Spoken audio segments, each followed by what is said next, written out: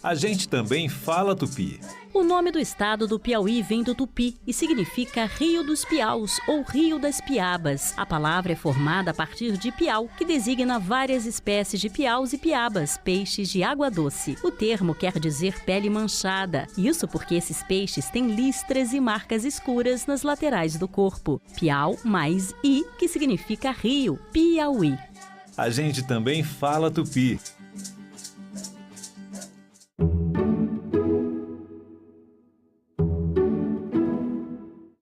O programa a seguir é livre para todos os públicos.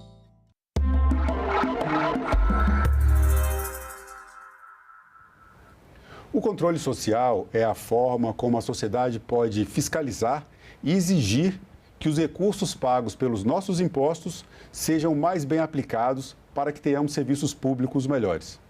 Saúde, educação, transportes públicos, segurança pública, meio ambiente, tudo o que o governo precisa cuidar e oferecer pode e deve ser fiscalizado por você, cidadã, por você, cidadão e por todos nós. Controle social é assunto de cidadania e é sobre isso que eu converso agora com o presidente do Tribunal de Contas do Distrito Federal, o senhor Manuel de Andrade. Presidente, muito obrigado pela sua presença em nosso programa. Seja bem-vindo ao estúdio da TV Senado. Eu agradeço a você, Marcelo, agradeço à TV Senado pela oportunidade de debater um tema tão atual e tão necessário. Então, a gente está falando aqui de controle social, a gente tem aqui o título da nossa entrevista, controle externo, e o senhor é presidente do Tribunal de Contas do Distrito Federal, que faz parte da estrutura do controle externo da administração pública. Primeiro, vamos explicar para as pessoas o papel, né, dos tribunais de controle externo e por que isso está relacionado à ideia de controle social. Numa linguagem bem direta e fácil, o tribunal cuida de fiscalizar a aplicação do dinheiro público. Em resumo, nós estaríamos dizendo que o Estado arrecada e tem que cumprir suas políticas de Estado. Educação, saúde, segurança pública, mobilidade, lazer, meio ambiente. E todo esse dinheiro aplicado precisa ser acompanhado para saber se o dinheiro aplicado corresponde. Se é uma correspondência com os fatos realizados com aquele dinheiro. E aí vem a questão do controle externo, no Tribunal de Contas, que, na verdade, o controle externo é feito pelo Poder Legislativo, mas que executa o Tribunal de Contas, porque tem as ferramentas, tem estrutura, tem pessoal gabaritado, capacitado, justamente para acompanhar a aplicação do dinheiro nas políticas públicas. O senhor é presidente do Tribunal de Contas do Distrito Federal. Cada estado tem um Tribunal de Contas para fazer essa fiscalização, além do Tribunal de Contas da União?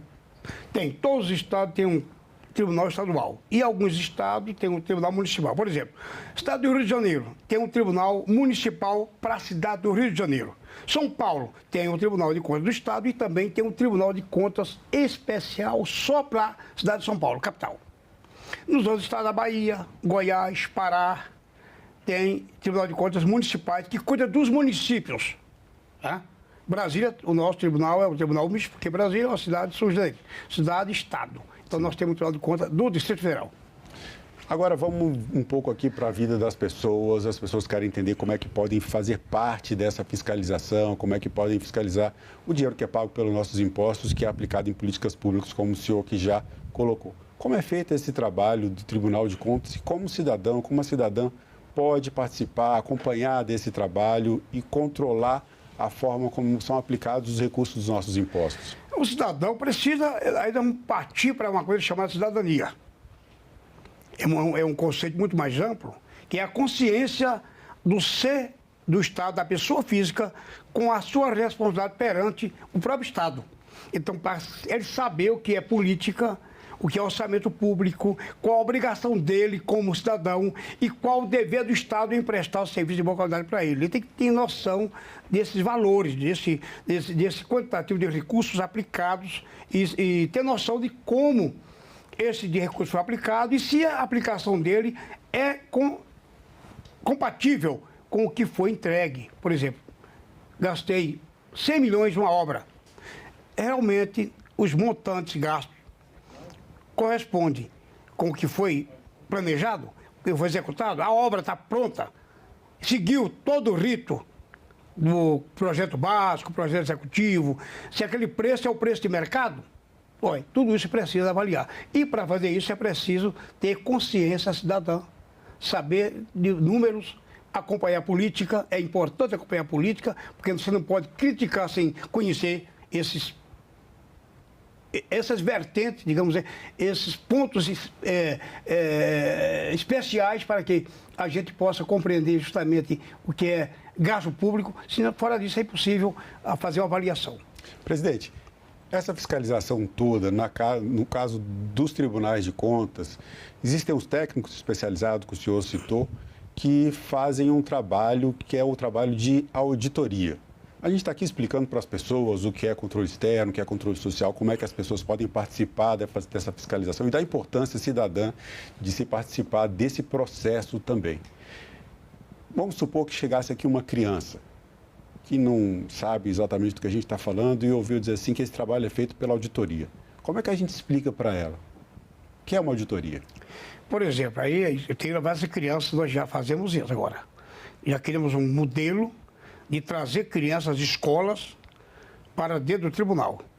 E ali no ensaio, primeiro uma palestra apresentando painéis, mostrando o que é o Tribunal de Contas, falando de orçamento, falando de gasto público, falando de contratos, minimamente para ele compreender, sim, e dizendo o que significa esse controle social que nós pregamos tanto.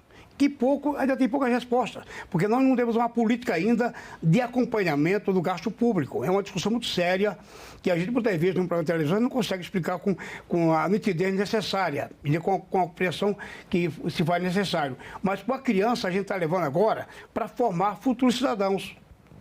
Lá nos anos 90, nós já tínhamos essa prática na Câmara Legislativa, de trazer escola para dentro da Assembleia Legislativa, da Câmara, justamente para mostrar a importância do cidadão do futuro.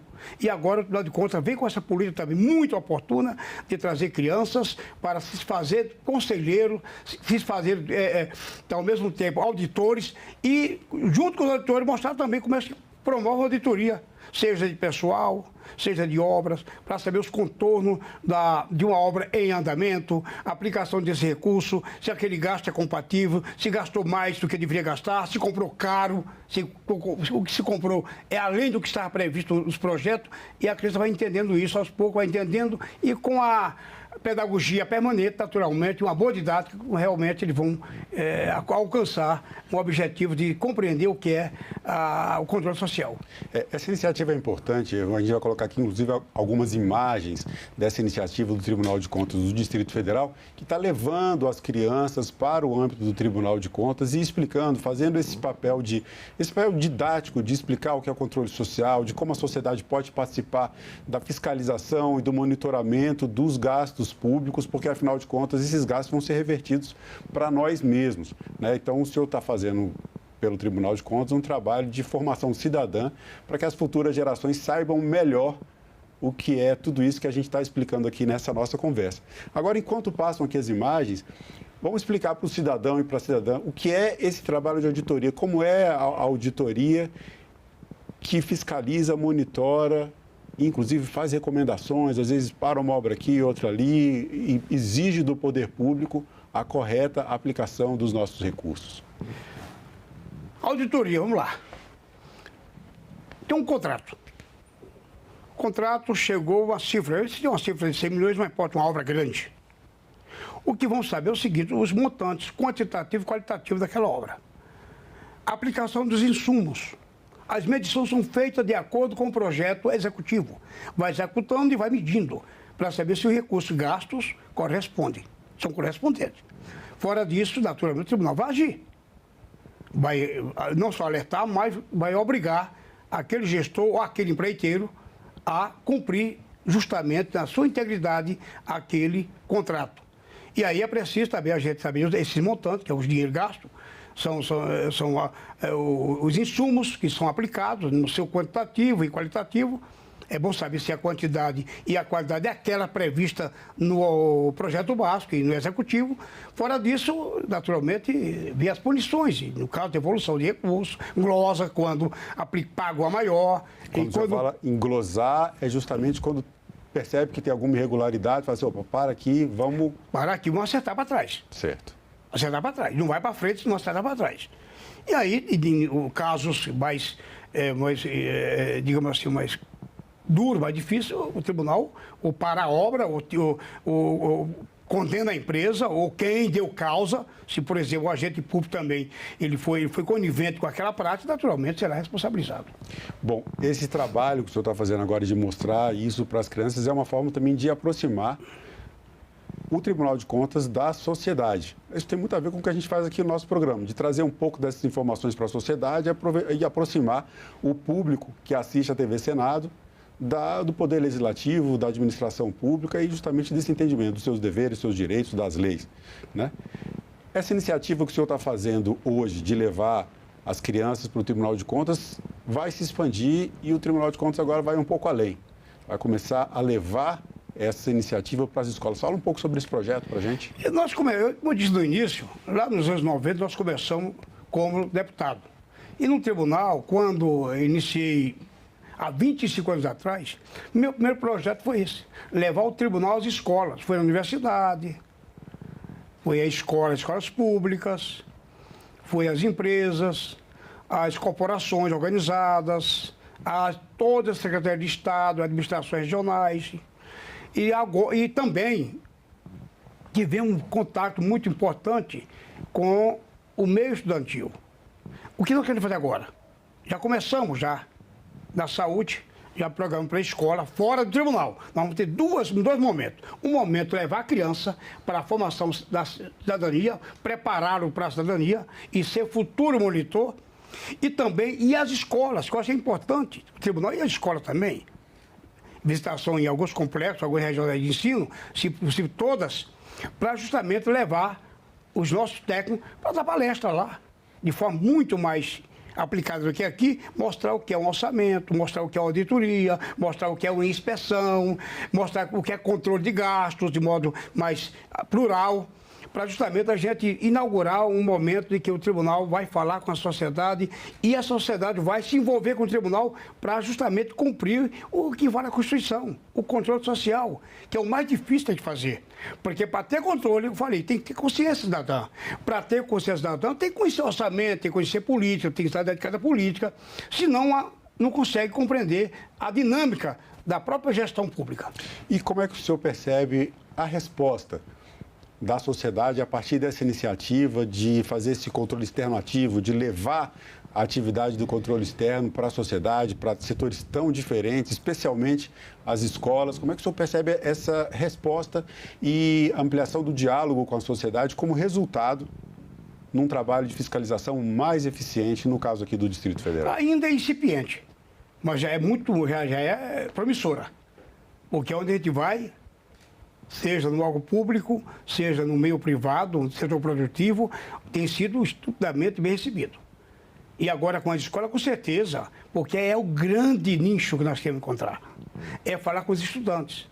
As crianças, os estudantes já de segundo grau, esse é importante, porque eles já compreendem mais ainda. Eu acredito que é uma coisa que o tribunal, ao fazer isso, aí cria justamente uma sinergia importante para uma compreensão maior do que exercer esse sentido do cidadão. Porque muito se fala de cidadania, mas precisa compreender responsabilidade. O que é que eu tenho que fazer? E o que eu fazendo tenho que cobrar? O cidadão tem que fazer a parte dele para cobrar do Estado. E o Estado tem que fazer a parte dele para dizer, cidadão, vocês precisam se enquadrar para justamente a gente fazer um gerenciamento público que seja compatível com o interesse da sociedade, que ele vai alcançar os objetivos de Estado. E só faz isso com consciência. Bom, para se chegar a essas pessoas, especialmente aos estudantes, às crianças, é necessário a transparência, é necessário a iniciativa e também é necessária uma linguagem mais simples, especialmente para os mais novos.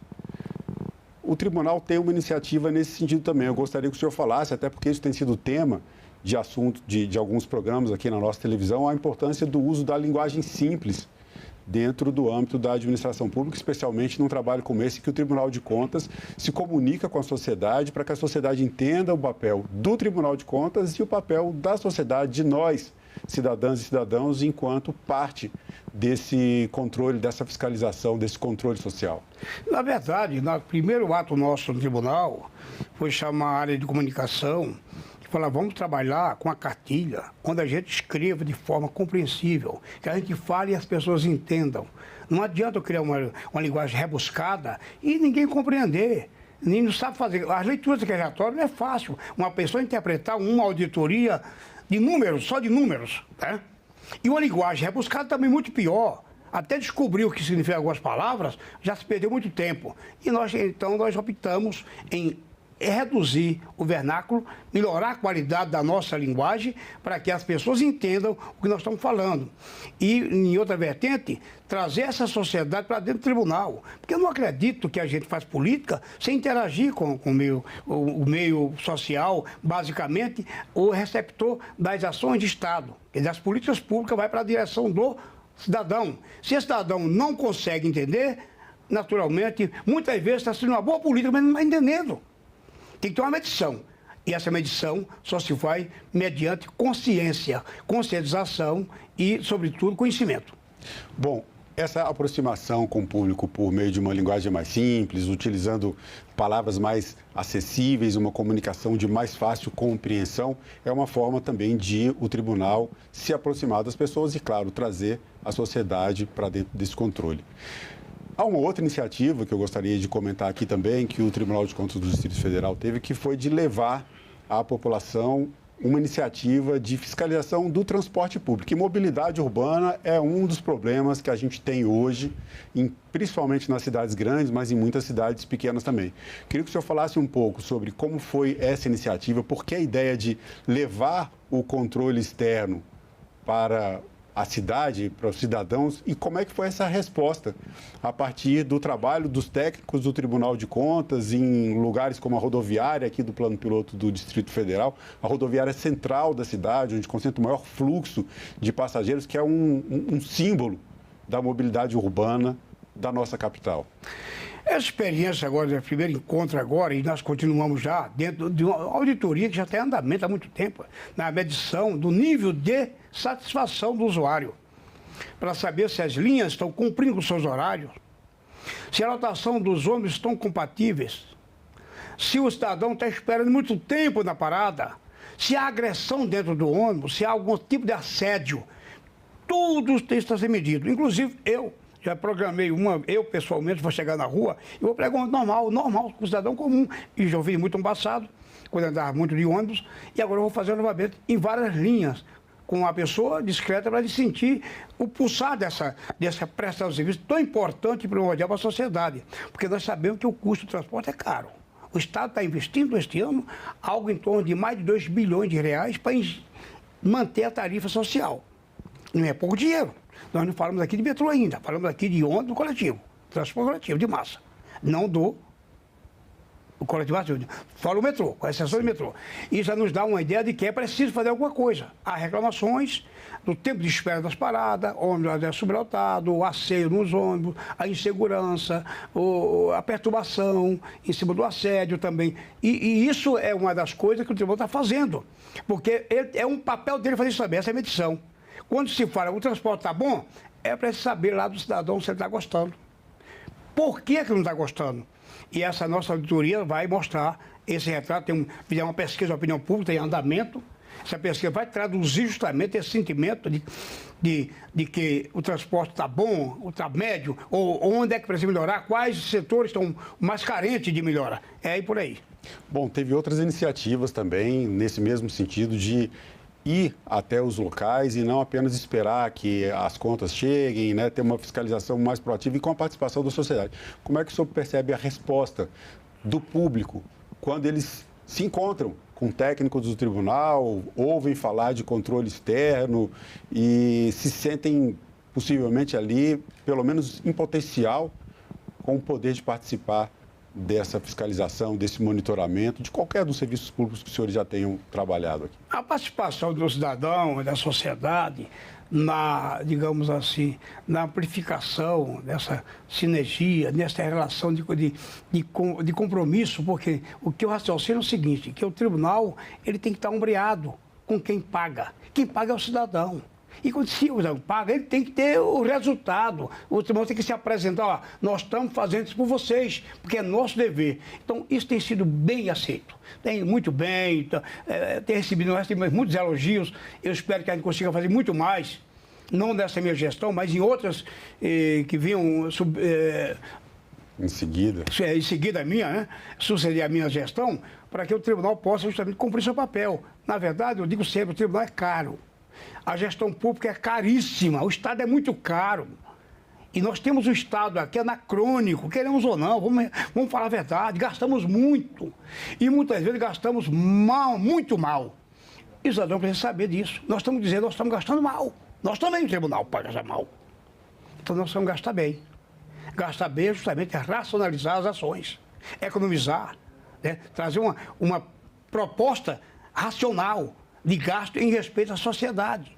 Não se pode pensar que eu vou ter salários, ter viagens locais, internacionais, ter diárias, ter gratificações, e o cidadão lá na beira do abismo, sem ver as políticas públicas acontecer, porque o órgão que deveria fiscalizar não fiscaliza a altura. Por isso que o tribunal está saindo da sua sede física e ao encontro da sociedade nas distâncias maiores, nas periferias da cidade, e vai justamente desses contingentes para sentir se a população está gostando, porque precisa gostar. A gente tem que fazer uma administração, o Estado, não é o Tribunal de Contas, não. O Tribunal é um órgão de controle que tenta zelar pela boa aplicação do dinheiro público. Mas ao cidadão, eu quero saber se a política de governança está na conformidade e se ela está alcançando justamente os interesses, basicamente, das comunidades mais carentes. É isso que interessa. Presidente, para a gente continuar explicando, para ajudar as pessoas a entenderem o papel dos tribunais de contas,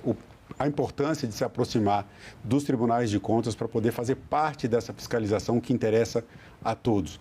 Os tribunais de contas, eles são autônomos? Como é que funciona essa estrutura? Qual é o grau de autonomia que esses tribunais de contas têm para fazer a fiscalização da aplicação dos recursos públicos e a execução das políticas públicas? Tem total autonomia no princípio da responsabilidade do servidor público. Ele está lá, previsão constitucional no artigo 37, dessa independência.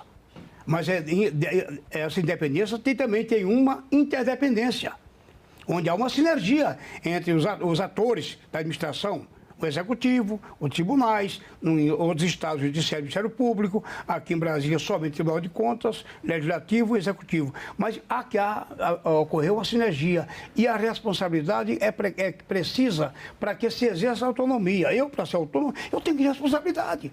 Eu sabia tanto é meu direito. Não pode ser uma autonomia desfreada, não. Tem autonomia conforme a lei prevê.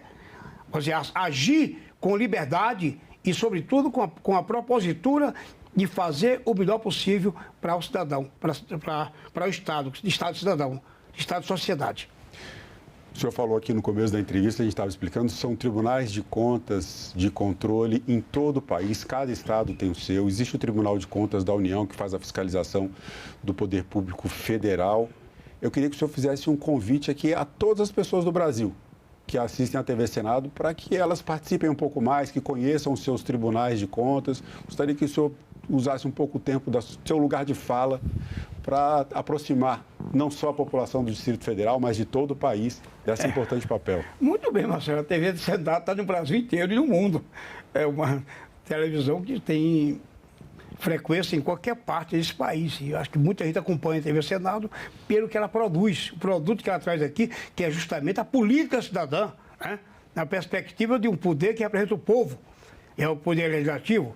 E o apelo que se faz é o seguinte, que cada um de per si, em seus tribunais, possa justamente levar avante propositura no sentido de interagir com a sociedade, abrir as portas dos tribunais, dizer o que é o tribunal, não ter medo de conversar com o cidadão, visitar as prefeituras, as comunidades mais carentes, nos mais diversos rincões, as mais diversas distâncias do país, que possa levar justamente a mensagem de envolvimento, que haja um envolvimento maior, que não tem aquele que é o julgador, que é o magistrado, que ele tira aquela beca dele e converse como cidadão. Claro, dentro do respeito. Eu falei aqui sempre respeito. E respeito dentro de responsabilidade, porque é muito importante a gente imaginar o relator de um processo com responsabilidade de analisar o processo. Não ter nenhuma vocação de atingir a pessoa física, mas sim os atos praticados, que são processuais. Eu acho que é muito importante fazer isso. E os tribunais de contas têm um papel relevante, porque são tribunais plurais. Né? Tribunais com uma sinergia muito forte. Por exemplo, eu fui garçom, chofer de táxi, cozinheiro, cobrador de ônibus, caminhoneiro, motorista de táxi. E depois deputado, professor, advogado. Mas eu não deixei de compreender o meu tempo do passado, aquele lugar de ônibus, durado um ônibus lotado com 200 passageiros. Então, o que é preciso é que cada um de per si faça esse trabalho de ir ao encontro das populações, fazer palestras nas cidades, conversar com o homem comum. É preciso conversar com o homem comum com esse linguajar fácil, direto, número fácil de compreender.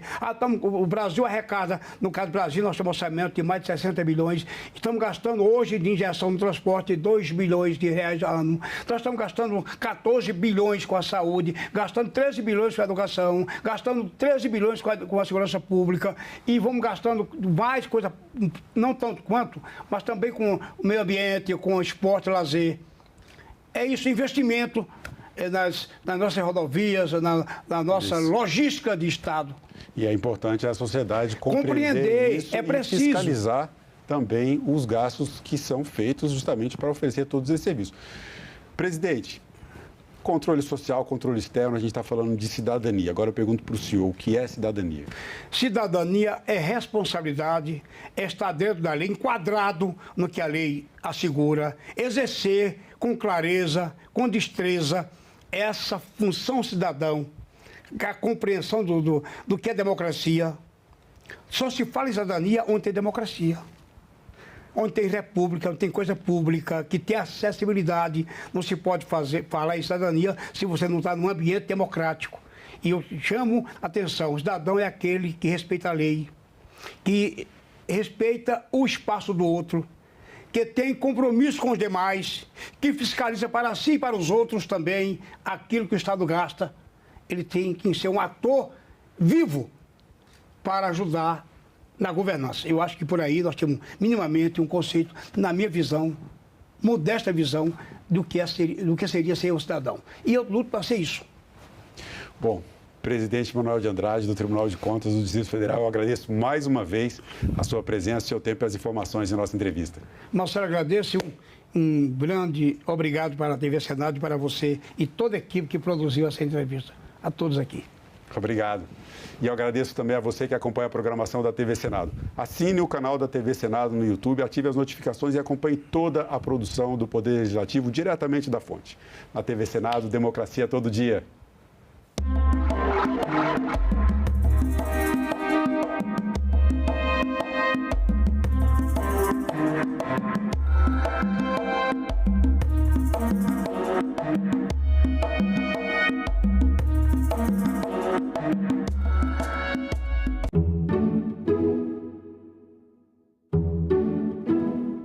Quem trabalha em escala 6x1 não tem vida. Você não vê seus filhos crescer, seus filhos são criados por outras pessoas. Não há impedimentos para um funcionário e um empregador chegarem a um número de dias. Se não tivesse o Estado hoje, a gente estava na escravidão até hoje. A luta pela redução de jornada sem redução salarial é uma bandeira histórica da classe trabalhadora. Qualquer debate sobre isso não paga. É sempre importante um debate sobre... Em Discussão, nesta quinta, 20h, aqui na TV Senado. Todo o material que foi coletado nessas escavações desses 40 anos, o pessoal então dizia, manda para São Paulo, manda para o Rio de Janeiro. Eu dizia, minha gente, o Brasil nunca vai se desenvolver no interior se nós continuarmos com esta coisa de mandar para as capitais.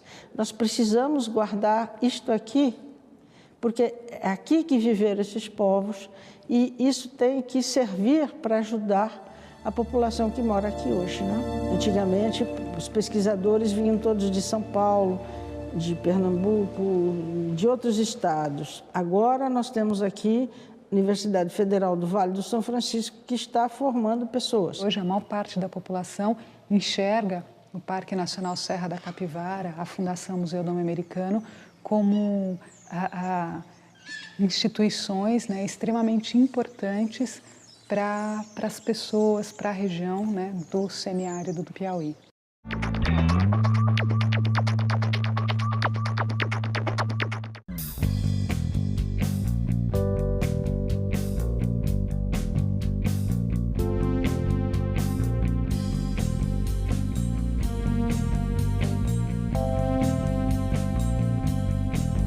A gente também fala tupi. Tocantins é uma palavra tupi que identifica uma etnia indígena e significa bico de tucano. Vem de tucã, como o pássaro é chamado em tupi, mais ti, que pode significar bico ou nariz. Já o nome tucano é formado por tu ou ti, que quer dizer bico, mais canga, termo para osso. Seria então a ave do bico feito de osso. A gente também fala tupi.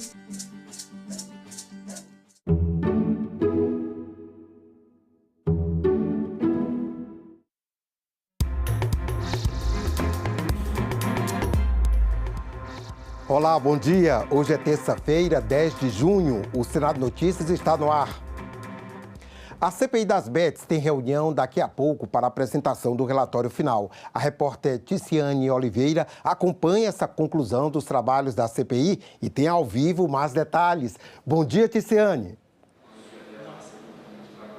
Oi, André, bom dia para você, bom dia a todos que nos acompanham. Agora chegou a hora da apreciação do relatório final da CPI das Bets.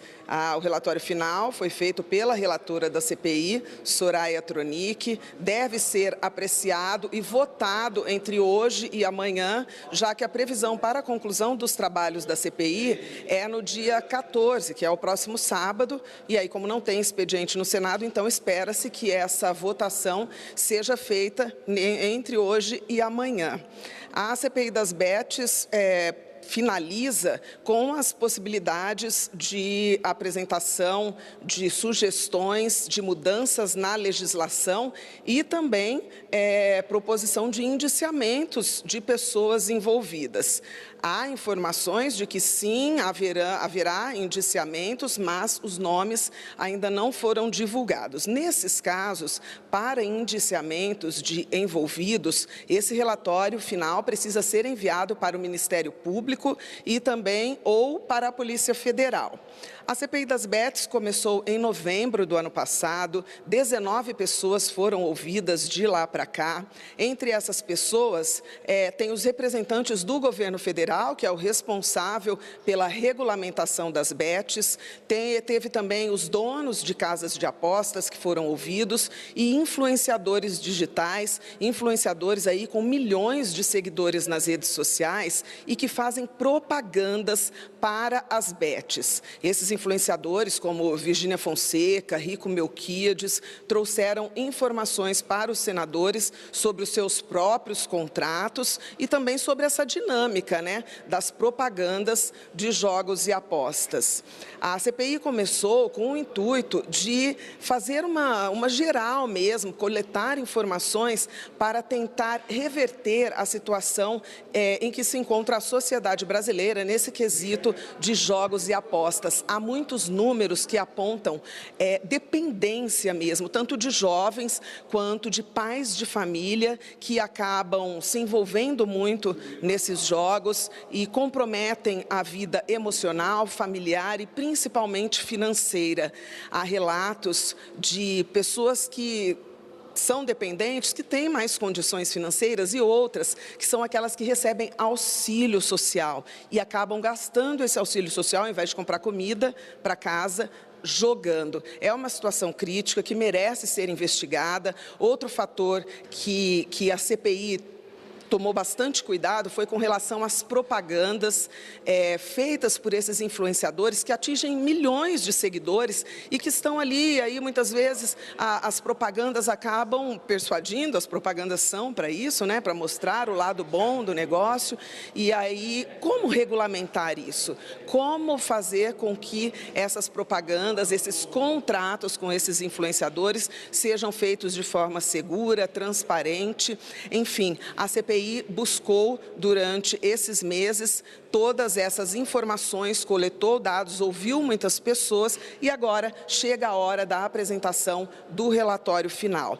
A reunião está prevista para logo mais, às 10 horas da manhã. Nós vamos acompanhar e vamos mostrar na TV Senado e também nas nossas redes sociais. André. Muito bem, obrigado, Ticiane, e bom trabalho hoje. Alterações no Código Penal devem ser analisadas nesta semana pelos senadores em plenário. 3 sessões estão marcadas. A primeira delas para hoje, a partir das 2 da tarde.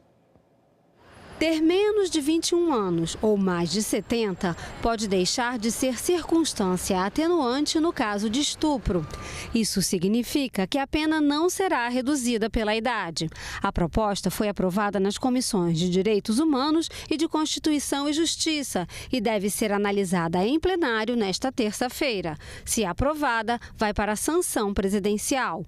O texto também proíbe a redução do prazo de prescrição da pena nesses crimes. Já os crimes praticados em escolas devem ter penas maiores. O plenário deve votar na quarta-feira projeto que altera o Código Penal e a Lei de Crimes Hediondos e aumenta a punição para casos como homicídio e lesão corporal dolosa. A pena para homicídios passa de 6 a 20 anos de prisão para 12 a 30 anos.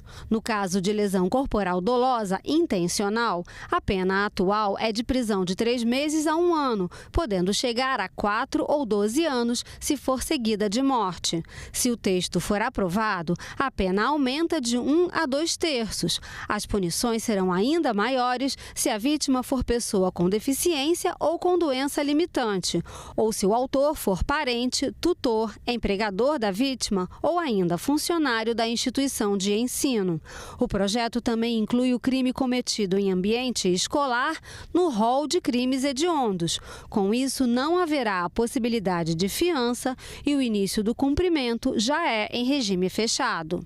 Aqui no Brasil, a gente colocando essa gravidade, essa penalização de um crime hediondo, é mais assim, esses meninos, essas pessoas que querem realmente promover esses atentados ao ambiente escolar, eles ficarem mais inibidos, temendo uma pena maior, realmente não ter benefícios progressivos na prisão.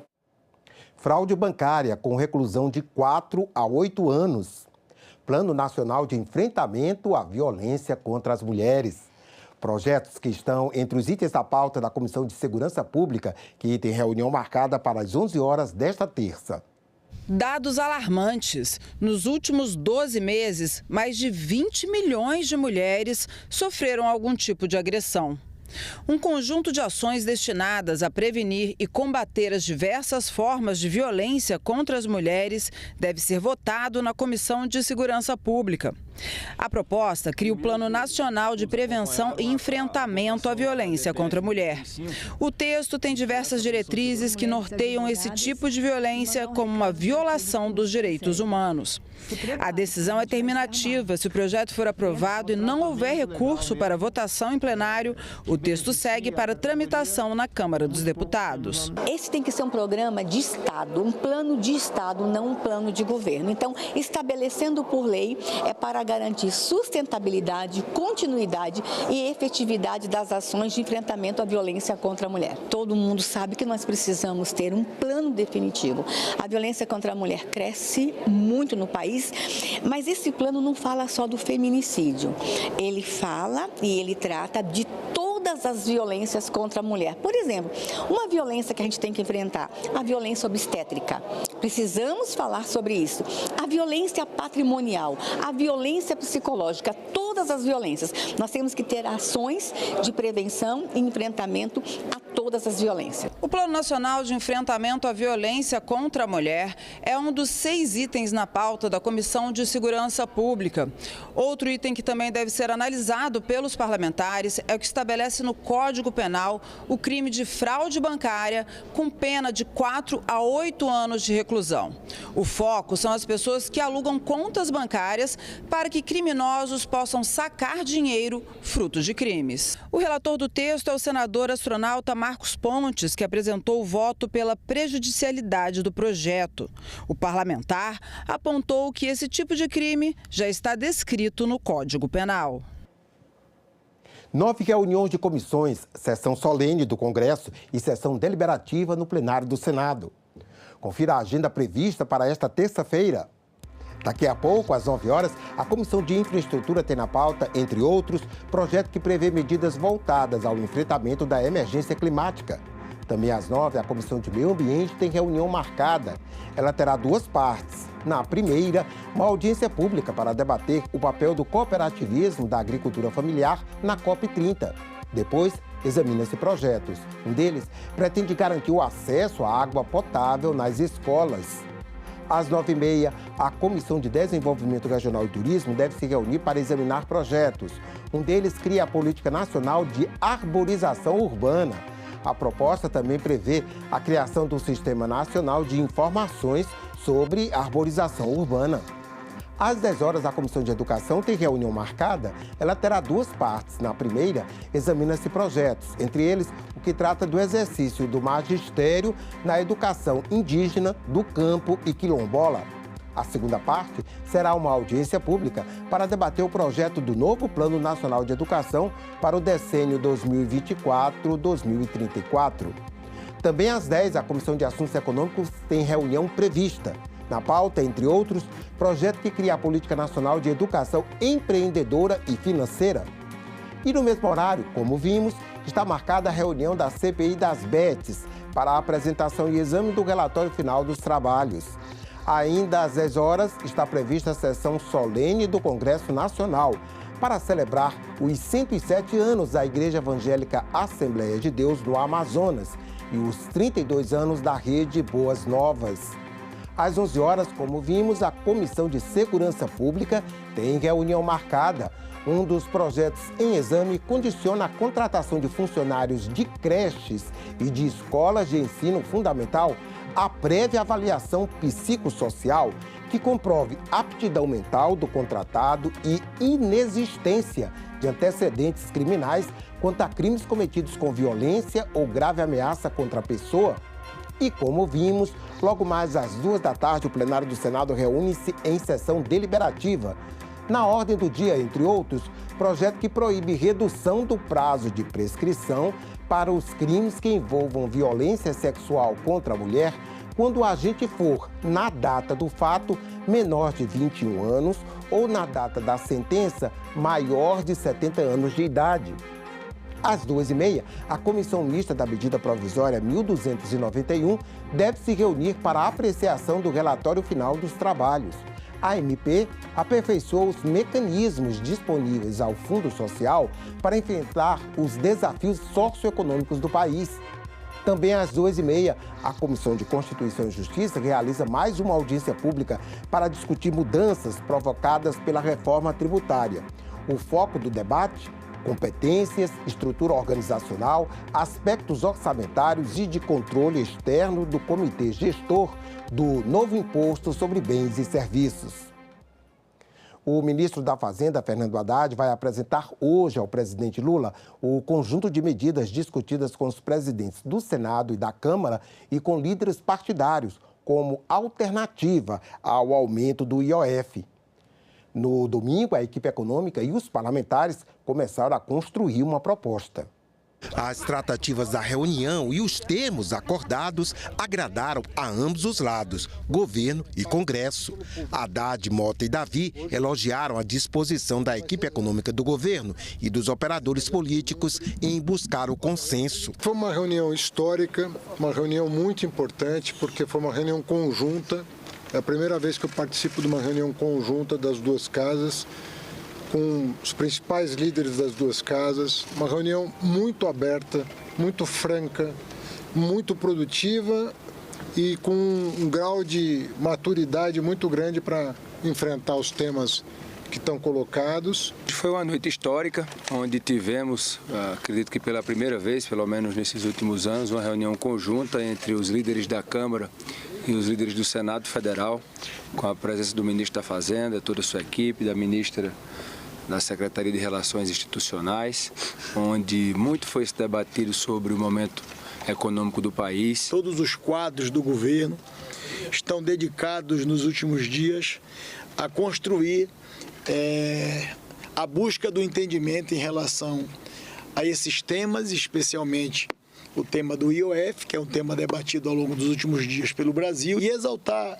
Hugo, essa relação produtiva para o Brasil.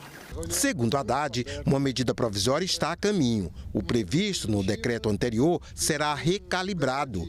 Títulos isentos passam a pagar 5% de tributação, redução de 10% dos gastos tributários não regulados pela Constituição.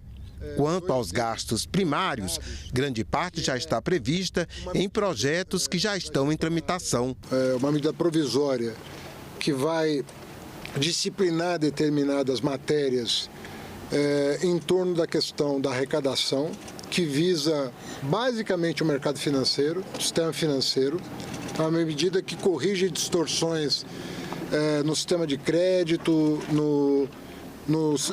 na cobrança de impostos sobre títulos, sobre rendimentos sobre títulos e temas afins. As bets entram na mira da Fazenda. A alíquota será de 18%, aplicada sobre a diferença entre o prêmio que é pago e o montante arrecadado pela empresa de aposta. Nós vamos apresentar os primeiros dados coletados da regulamentação das bets, apresentar para o país o tamanho desse mercado. Quanto à contribuição social sobre o lucro líquido paga pelas instituições financeiras, a ideia é extinguir a alíquota de 9%, deixando apenas 2%. 15% e 20%.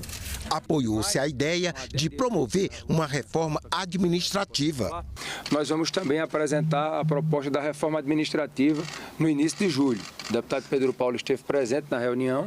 Início de julho, esse grupo de trabalho irá apresentar a sua proposta, já também dialogando com o Senado, para que a proposta já possa ir sendo dialogada nas duas casas e, a partir daí, possamos ter uma máquina pública mais enxuta, mais eficiente, com um menor custo e que possa entregar serviços públicos de qualidade à nossa população. O presidente do Senado disse que as isenções tributárias precisam ser enfrentadas. A possibilidade de iniciarmos um debate em relação às isenções tributárias do Brasil.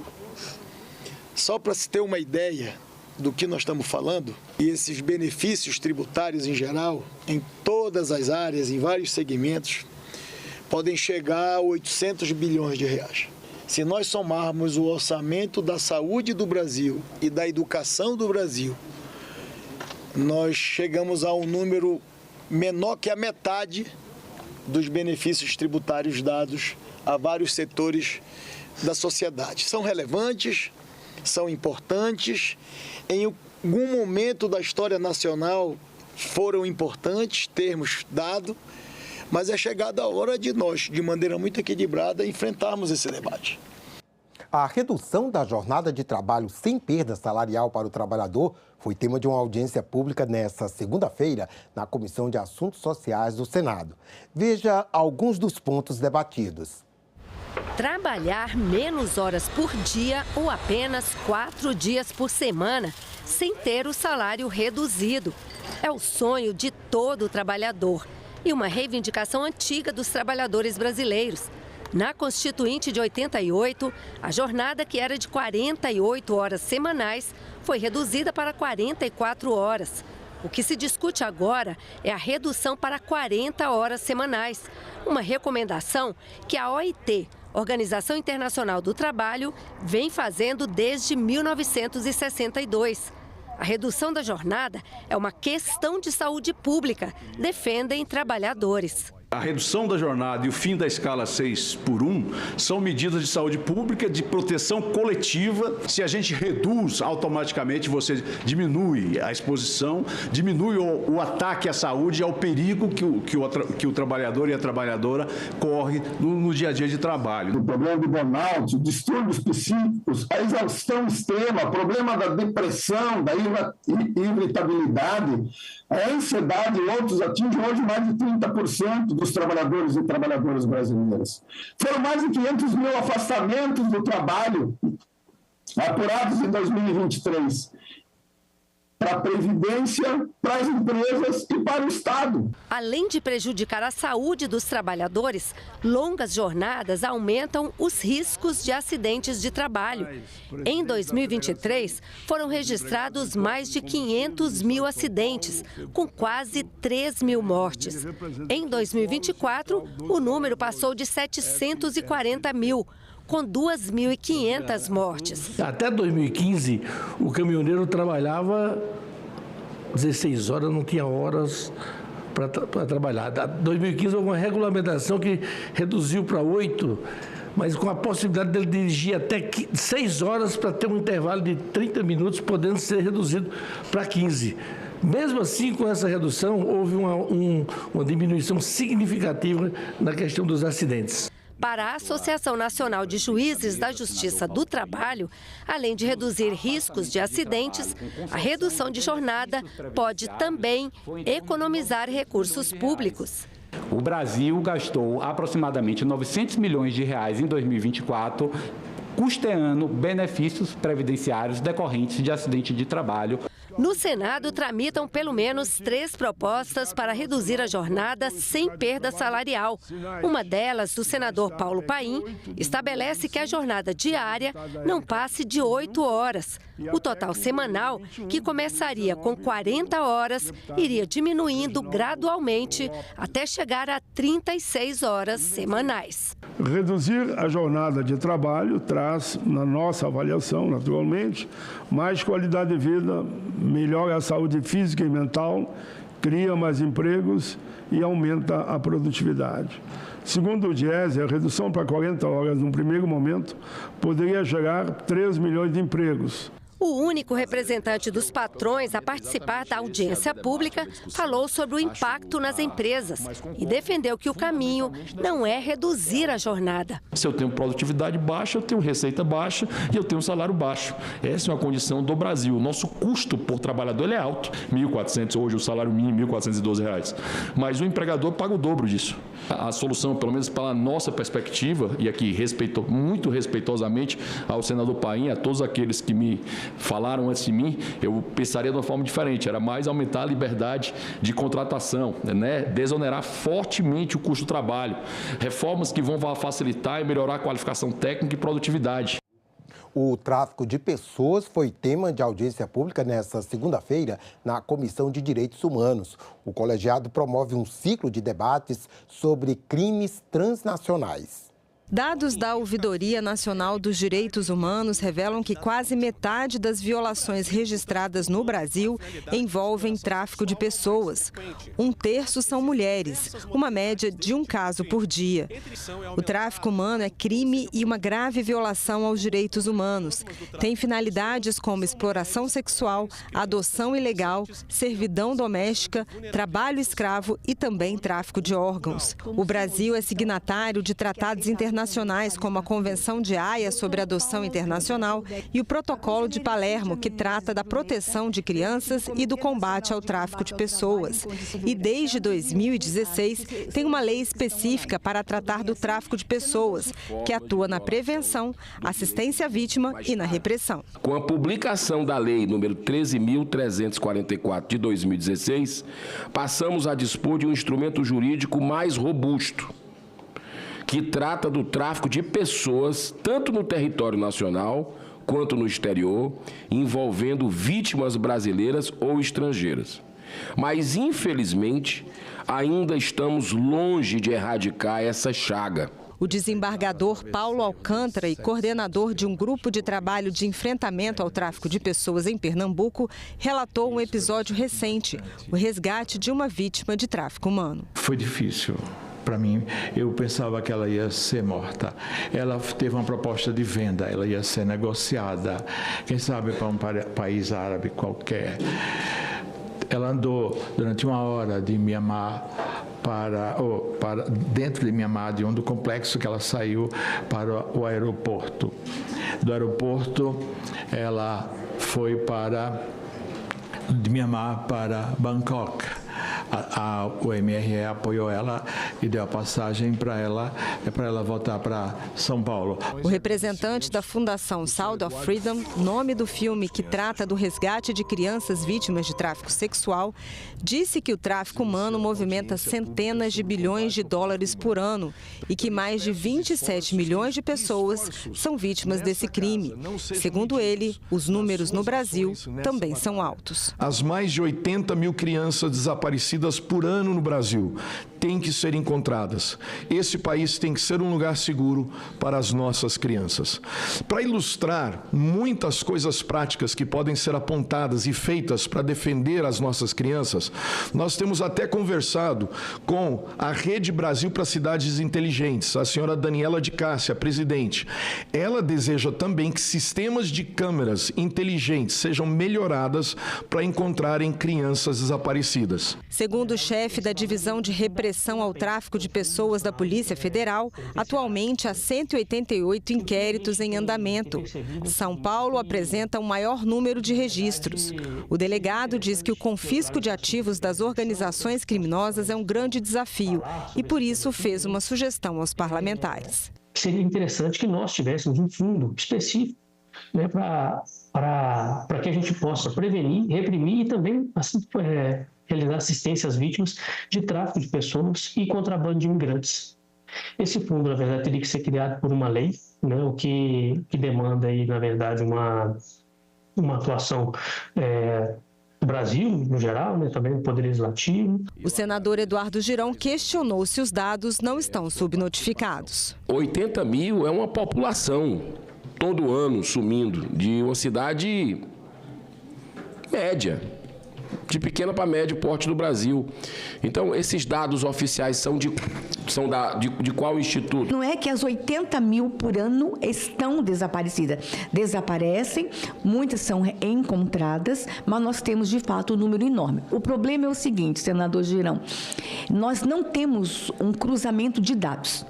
Nós temos o número do MPF, que é o Sinalid, que é um sistema. Sinalid diz uma coisa, aí o cadastro do Ministério da Justiça diz outro, aí o cadastro da polícia diz outro. Então, os dados nessa política ainda não foram cruzados. A política não tem que ser de governo, ela tem que ser de Estado, para que haja uma continuidade. Infelizmente, nós ainda pensamos em políticas de governo e não de Estado. E esses dados precisam ser compilados, CREAS, Polícia Civil, as instituições todas, para que a gente pense em começar a ter o enfrentamento. Sob a gestão do Ministério, um Comitê Nacional de Enfrentamento ao Tráfico, que vem sendo reestruturado, que vem sendo ampliado, para trazer de volta atores que são super relevantes nesse tema. A gente tem também, indo para o âmbito estadual, uma rede de núcleos de enfrentamento que precisa ser continuamente fortalecida, que precisa ser continuamente expandida, e eu acredito até que nesse ponto o Senado, o Congresso podem ser grandes parceiros nesse processo de fortalecimento e expansão dessa rede de enfrentamento nos estados. Vocês podem ver que, infelizmente, a gente ainda não tem esses equipamentos em todos os estados, mas também porque isso requer um acordo de vontades, requer que o Estado também entenda e priorize esse tema no seu território. O Senado fez, nesta segunda-feira, em plenário, uma sessão especial para homenagear as instituições que trabalham pela promoção e proteção da vida no Brasil.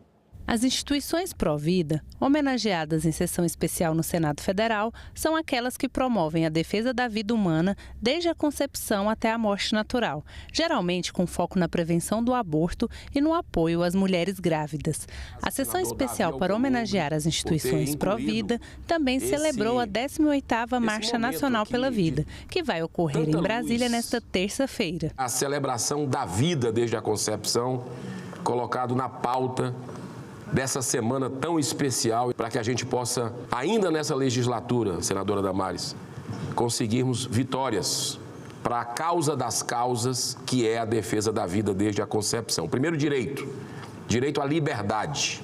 Liberdade para nascer. Jamais imaginava que há 20 anos atrás um dia o Senado fosse parar.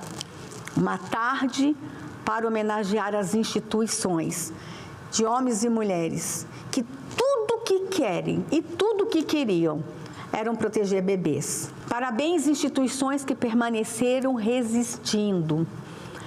Neste período de tanta perseguição, mesmo debaixo de tantas críticas, vocês salvaram milhares de crianças nesta nação. E resistimos bravamente. Se nós analisarmos o que os constituintes colocaram na Constituição, nós temos que realmente entender que todos os projetos contrários à vida desde a concepção são projetos rigorosamente inconstitucionais. Meus 90 anos não permite estar aí com o senhor, com todas as minhas limitações físicas, mas não uma limitação no sentido de me indignar cada vez que se defende o homicídio terreno, como se fosse um direito fundamental das mulheres de poderem fazer, e daqueles que defendem isto como uma segurança para a humanidade, daqueles que são protetores do ambientalismo, da proteção dos animais que estão em extinção, mas como o ser humano não está em extinção, ele pode ser descartável. Nós defendemos aquele feto indefeso. Eu sou obstetra há quase 5 décadas. Eu só fiz colocar vida no mundo. E como tal, Deus foi muito bondoso comigo e me guindar para a presidência do Conselho Federal de Medicina, defender aqueles fetos que estão vulneráveis no ventre das suas mães. Dizer para vossas excelências aqui presentes que enquanto eu estiver vida, enquanto eu estiver presidindo a maior autarquia federal do país, irei defender a vida.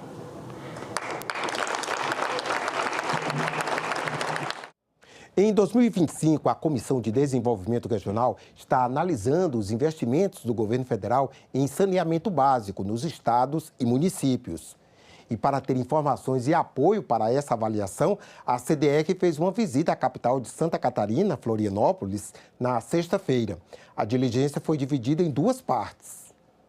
A primeira etapa foi uma reunião com representantes da Federação Catarinense de Municípios e do Ministério da Integração e Desenvolvimento Regional sobre os desafios das cidades para colocar em prática o novo Marco Legal do Saneamento e as possibilidades de apoio por parte do governo federal. Nosso objetivo foi claro: buscar soluções práticas e viáveis para levar mais água tratada e esgoto para quem precisa. Muitos brasileiros ainda não contam com esses serviços básicos. Na segunda parte, o senador Jorge Seife visitou as instalações de uma estação de tratamento para conhecer de perto o caminho que a água faz até chegar na torneira de uma casa. Essas informações todas, essas reuniões, essas diligências vão nos ajudar a propor novas políticas públicas que levem dignidade, saúde e desenvolvimento para Santa Catarina e para todos os brasileiros.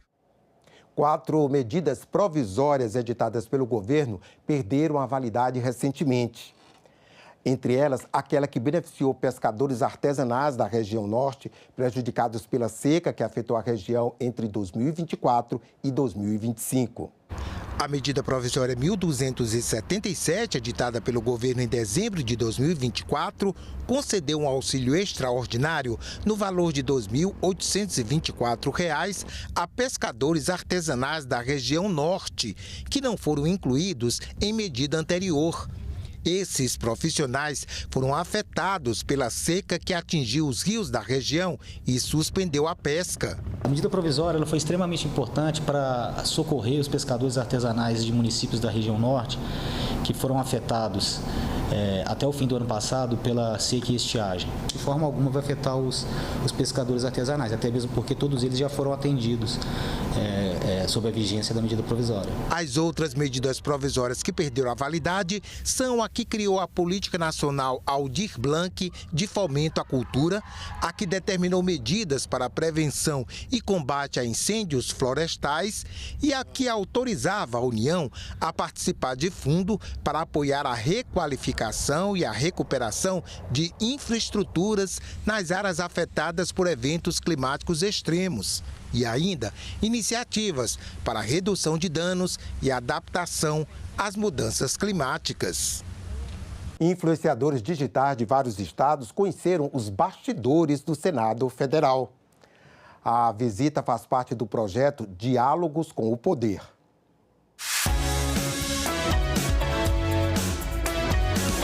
O Palácio do Congresso Nacional era novidade para a maioria.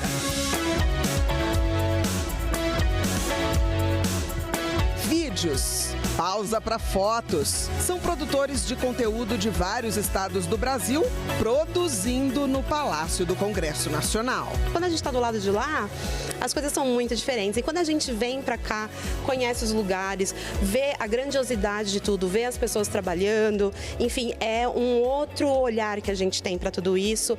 É uma magia, acaba sendo uma magia, né, que a gente vê como o nosso país, ele está sendo comandado, ele está sendo levado por essas pessoas, está sendo discutido. Teve recepção na sala da presidência do Senado, com direito a fotos com os presidentes do Senado e da Câmara.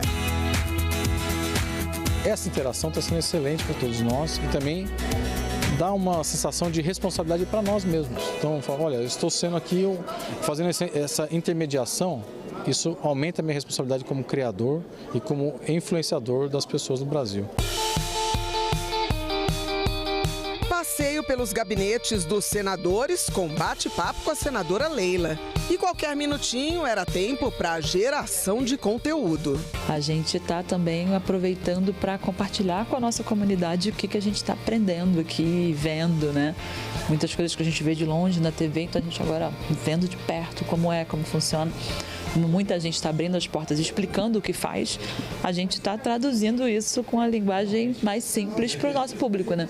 9 influenciadores digitais de vários estados do Brasil que alcançam milhões de seguidores, falando sobre os mais diversos temas, conheceram também os plenários da Câmara e do Senado. A visita é parte do projeto Diálogos com o Poder, uma parceria da ONG Redes Cordiais e o YouTube.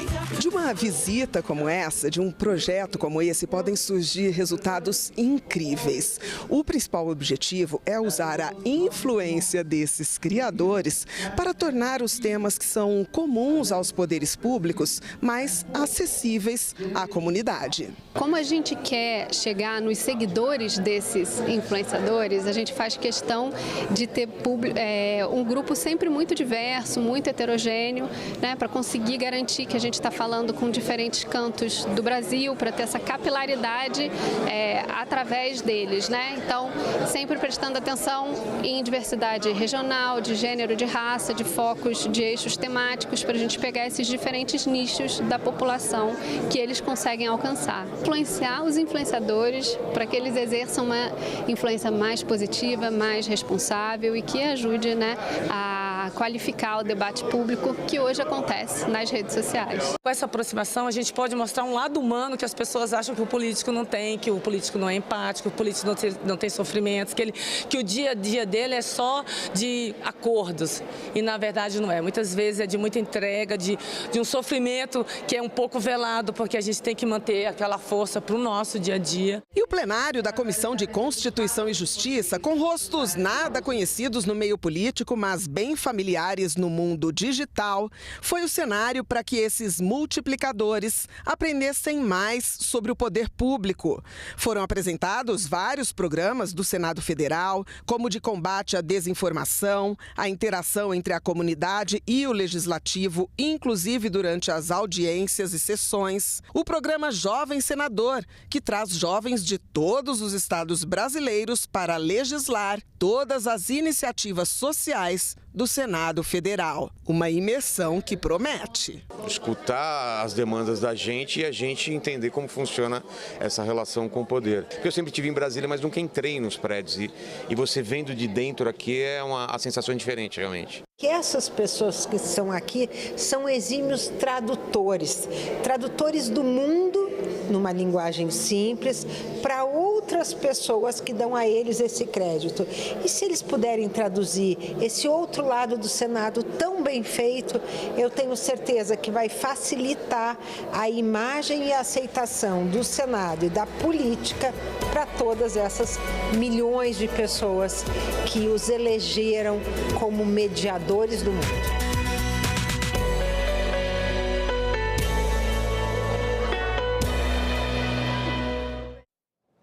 É isso, nós ficamos por aqui porque está começando nesse momento a reunião na Comissão de Meio Ambiente, que terá duas partes. Na primeira, uma audiência pública para debater o papel do cooperativismo da agricultura familiar na COP30. Depois eles vão examinar projetos e um deles é o que pretende garantir o acesso à água potável nas escolas. Acompanhe. Às vezes o tema é complexo, mas ele se estende. Se você se estender além dos 10 minutos, o convidado subsequente vai ficar prejudicado, porque aqui no Senado tem outras comissões, das quais eu também faço parte, que eu tenho que sair daqui no horário impreterível. Então, por gentileza, eu sei que às vezes a gente tem a necessidade de expor de forma mais detalhada um determinado assunto, mas eu pediria sensibilidade e compreensão dos expositores no cumprimento rigoroso do limite máximo de 10 minutos para a sua exposição. Vocês vão observar, os senhores irão observar que uma campainha acionará quando faltar 1 minuto. E então você faça a sua conclusão, por gentileza. Ao fim das exposições, a palavra será concedida aos parlamentares inscritos para fazer suas perguntas ou comentários.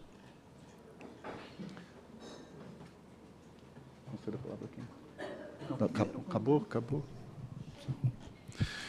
Neste momento, eu convido o senhor Alex Macedo, coordenador de meio ambiente do sistema OCB, Organização das Cooperativas Brasileiras, a quem eu de imediato agradeço a disponibilidade de se fazer presente e fazer sua manifestação nessa Comissão do Meio Ambiente do Senado. Muito obrigado, bem-vindo. Eu que agradeço, bom dia a todos. Inicialmente cumprimentar o senador Fabiano, a quem agradecemos o convite, a gentileza, para a gente estar nessa mesa e poder falar um pouco do papel do cooperativismo, acho que é muito importante. E aqui quero cumprimentar também o Aparecido e os demais colegas que vão poder falar sobre o papel do cooperativismo na agricultura familiar. Para a gente é uma honra enorme falar de um tema tão caro, que é o papel do cooperativismo na transição climática. Só antes de trazer algumas informações, eu como coordenador de meio ambiente, antes de estar nessa posição, sou filho de um agricultor familiar, lá de Minas. Nós trabalhei por muito tempo na agricultura do café, então eu me conecto muito com essa agenda e o impacto que essa agenda tem no dia a dia das nossas cooperativas. Então, quero aqui apresentar qual o papel que o cooperativismo pode ter nessa agenda e, especificamente, quais são as propostas que o Sistema OCB tem para a perspectiva da agricultura familiar. O Sistema OCB, para quem não conhece, é uma entidade de representação do cooperativismo brasileiro, que existe há mais de 50 anos. Nós somos uma entidade presente em todos os estados, mais o Distrito Federal, e a gente representa um conjunto significativo de cooperativas. São mais de 4.500 cooperativas de diferentes setores econômicos, com faturamento superior a 692 bilhões de reais, e que geram, em termos de emprego diretos, mais de 550 mil empregos diretos e 23 milhões de membros que fazem parte do cooperativismo brasileiro. E aí aqui já fica uma provocação. Se a gente tem esse conjunto, quase 10% ou mais da população brasileira filiada a uma cooperativa, por que o cooperativismo não está nas discussões climáticas como um ator, como um instrumento para apoiar e suportar esse conjunto de pessoas vinculadas às cooperativas no enfrentamento das mudanças climáticas? Então já fica aqui a primeira provocação. Em termos de ingresso, são 692 bilhões, um ativo de 1,6 trilhão de reais. E eu quero falar especificamente das cooperativas agrícolas, que é o setor que a gente está se atendo aqui.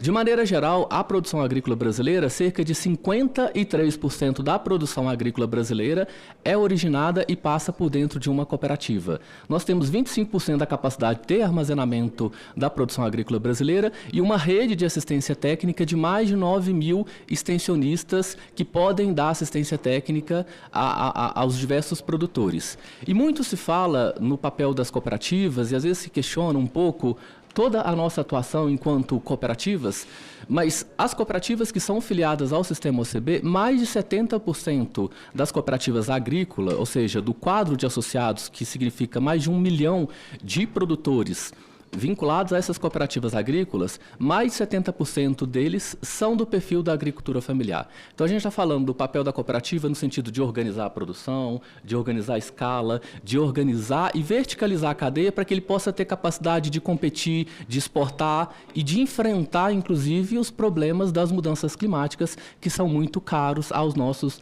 diversos produtores. Então, aqui, das diversas cadeias que a gente tem cooperativas que passam e são responsáveis por mais de 50%, por exemplo, no leite, na soja, no café. Então, dos diversos produtos que compõem a cesta da agricultura familiar, são originados ou têm parte da sua originação através das nossas cooperativas agrícolas. E pensando em todo esse aspecto das cooperativas agrícolas, a gente tem um ponto, a gente estava conversando nos bastidores com o Aparecido, a agricultura hoje ela é vista no debate da mudança climática como um vilão. A gente entende que, sim, parte das emissões, 25% das emissões brasileiras, advém da agricultura, mas ela também é parte da solução.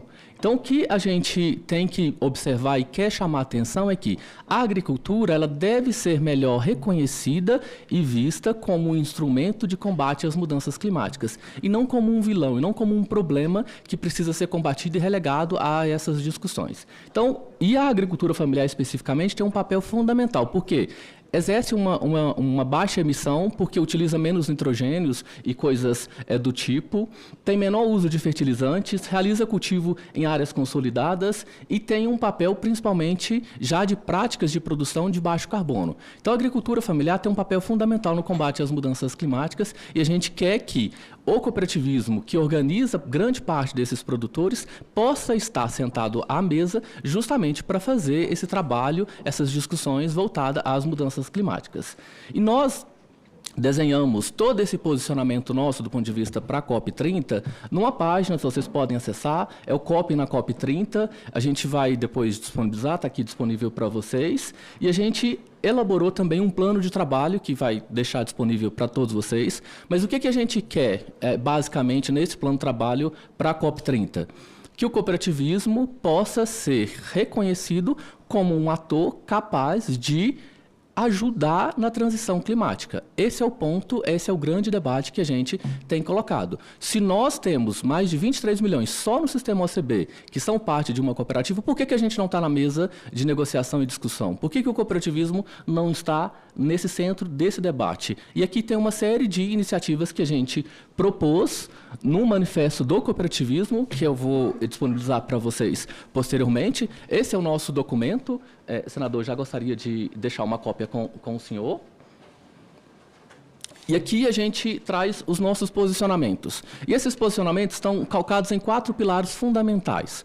Primeiro é entender que o verde ele precisa ser visto como um valor e não como um problema. Ou seja, o verde, o preservar, o cuidar da natureza, ou seja, aquilo que o produtor já faz a respeito de código florestal, o excedente, ele precisa ser valorizado, ele precisa ser reconhecido. E aqui vem uma proposta. Por que a gente não amplia os mecanismos de pagamentos por serviços ambientais para esses produtores que estão cuidando dessa adicionalidade? Então, o verde precisa ser visto como um valor. O clima como desenvolvimento e não como um custo, como uma barreira comercial. A gente tem visto uma série de questões de vários países utilizando da questão climática como uma barreira comercial. E as comunidades precisam ser entendidas como loco das ações. E o cooperativismo como instrumento de desenvolvimento. Então, a partir desses 4 pilares, a gente elencou um conjunto de iniciativas. Um deles é entender que a agricultura tem um papel fundamental na segurança alimentar mundial. E a agricultura familiar, especialmente, tem um papel riquíssimo na segurança alimentar e na agricultura de baixo carbono. Então, a gente elenca 5 temas: agricultura e segurança de baixo carbono, transição energética e o papel das cooperativas, financiamento climático, bioeconomia e adaptação e mitigação. Então, a gente elenca um conjunto de propostas. E aqui eu trago alguns dos temas especificamente para já ir concluindo a minha fala. Primeiro, é reconhecer e fortalecer o modelo cooperativista como aliado da transição climática. e a gente precisa integrar os agricultores e as cooperativas à implementação das NDCs. As cooperativas e os agricultores quase não participaram das discussões das NDCs que o governo brasileiro trouxe. Então, a gente precisa ampliar e colocar mais presença deles. A gente precisa priorizar a adaptação climática no agro, com foco na gestão hídrica. A gente já tem enfrentado vários problemas de seca e quebras de safras em função das secas, imprevisibilidade, ampliar a assistência técnica. Por mais que as nossas cooperativas tenham mais de 9 mil técnicos extensionistas, mas um conjunto ainda não tem capacidade de receber assistência técnica. E aqui um dado importante. No último censo agropecuário, cerca de 70% dos produtores vinculados às cooperativas recebiam assistência técnica. E aqueles que não eram vinculados às cooperativas, cerca de 20% não recebiam assistência técnica. Então, percebam, aquele que é vinculado, cerca de 70% recebe, e aquele que não é vinculado à cooperativa, aqueles que recebem é algo em torno de 20%. Então, a gente mostra que o papel das cooperativas funciona também para que ele possa receber orientação, assistência técnica. Imagina a gente fazendo isso do ponto de vista de levar conhecimento sobre adaptação e mitigação das mudanças climáticas. Levar técnicas e culturas mais adaptadas que esse produtor consiga fazer uma transição mais justa na sua propriedade. Então, a gente defende a adaptação, assistência técnica e, principalmente, aqui, questão dos seguros rurais. A gente precisa remodelar e pensar os seguros rurais, porque pequenos agricultores enfrentam diversos problemas de acesso a seguros rurais, por não ter condicionantes, por não ter, do ponto de vista, às vezes, garantia. Como é que ele vai cumprir e conseguir pagar um seguro rural? E defendemos também a valorização do conhecimento local e da inovação vinda do campo. Então, para isso, a gente defende o fortalecimento da certificação e da rastreabilidade, fortalecer a sociobioeconomia, a gente precisa avançar mais nessas discussões, e, principalmente, fortalecer os mecanismos de compras governamentais. A gente precisa avançar e garantir que os programas de aquisição de alimentos, PNAE e PA, possam ter cada vez mais previsibilidade orçamentária, porque isso é uma peça e é um aspecto muito importante para que esse agricultor consiga escoar a sua produção. E, para finalizar,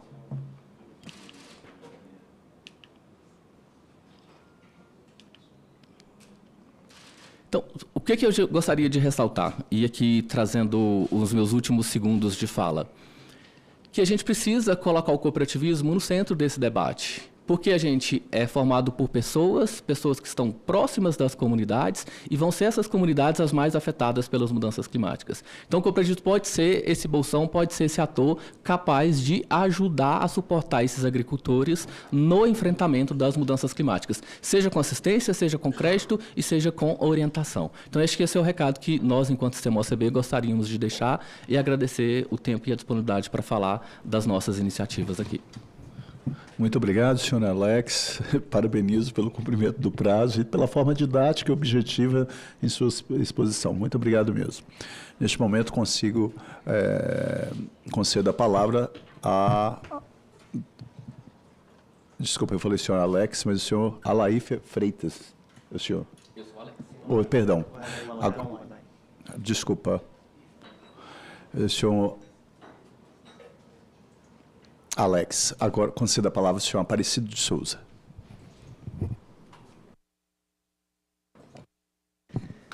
Bom dia a todos. Queria cumprimentar o senador Fabiano, agradecer por esse momento importante, né, da gente estar aqui fazendo esse debate tão importante com relação às mudanças climáticas, e também queria cumprimentar o Alex, né, da UCB, cumprimentar todo o plenário aqui presente. Queria cumprimentar também as pessoas que estão nos assistindo virtualmente. Queria destacar a importância, né, desse tema que a gente vem debatendo, né, tendo em vista que o cooperativismo da agricultura familiar e da economia solidária, ela tem um papel fundamental na produção de alimentos saudáveis, né, para a nossa população brasileira.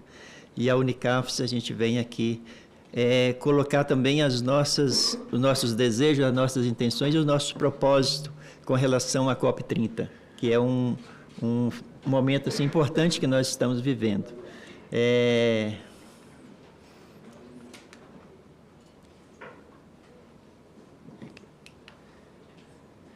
A Unicafs, a gente é uma organização, né, de cooperativas da agricultura familiar.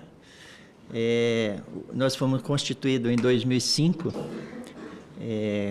somos uma organização de cooperativas que busca trabalhar o fortalecimento, né, do serviço, a garantia da infraestrutura, da representação dos valores, né, do cooperativismo, vinculado aos movimentos sociais, à luta pela terra, por os modos de vida, que dedica com a sustentabilidade e a qualidade e equidade no campo. Então, nós somos uma organização que temos uma atuação em 21 estados, né, no Brasil. A gente tem aí 1 milhão de cooperados, né, e representamos aí 1.500 cooperativas da agricultura familiar e da economia solidária que estão espalhadas em todo o nosso Brasil, em 21 estados. As nossas características, né, do cooperativismo, né, o cooperativismo que a gente faz essa atuação municipal, territorial, com a gestão, o controle dos agricultores familiares, os parceiros locais, né, fortalecendo ações com políticas públicas e o dinamismo econômico e a gestão democrática, né, das ações que a gente desenvolve.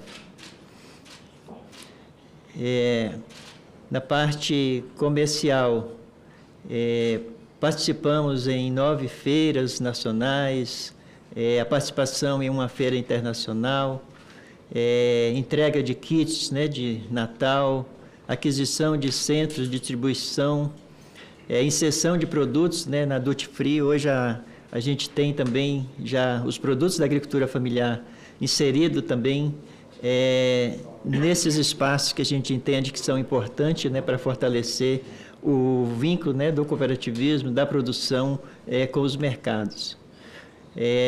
A gente vem aí desenvolvendo, né, os mais diversos produtos da agricultura familiar que estão vinculados aí a toda essa base social de povos, comunidades tradicionais, né, assentados da reforma agrária. Então, a gente tem um link de produtos hoje, né, pronto para o mercado, com a produção, né, de base agroecológica.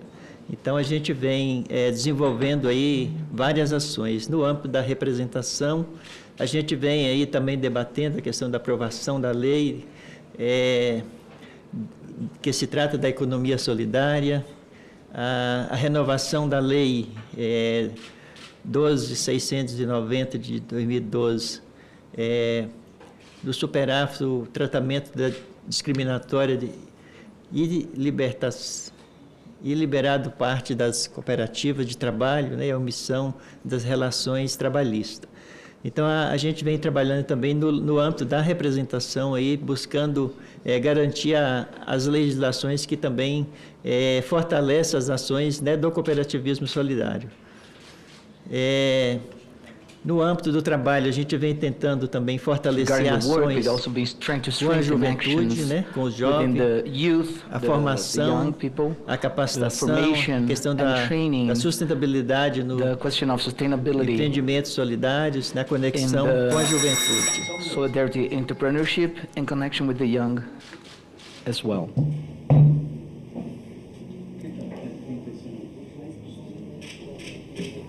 Eu pediria, por gentileza, quem tiver com o dispositivo de som ligado, pudesse desligar ou colocar no modo silencioso. I will kindly ask for those who are with the microphones open, please close it. De quem? This audio is for Andrea, it's in English.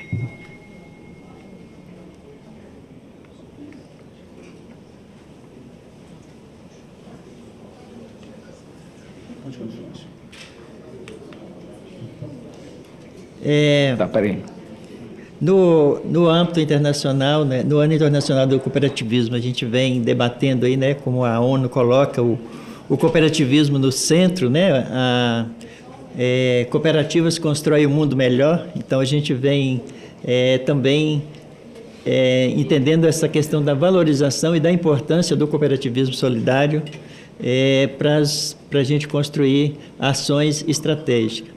Aqui está também o nosso manifesto, que a gente vem debatendo sobre a questão das mudanças climáticas, os nossos propósitos. Queria entregar aqui também para o nosso senador.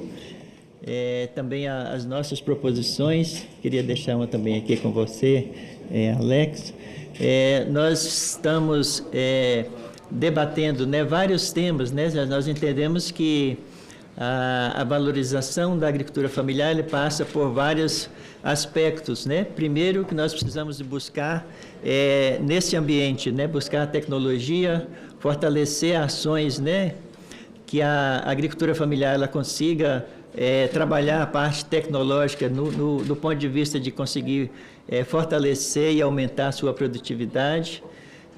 A questão do acesso aos microcréditos, né, familiares, a gente precisa garantir, né, linhas de crédito para as nossas cooperativas, para que a gente consiga aumentar a produção, trabalhar a agregação de valores.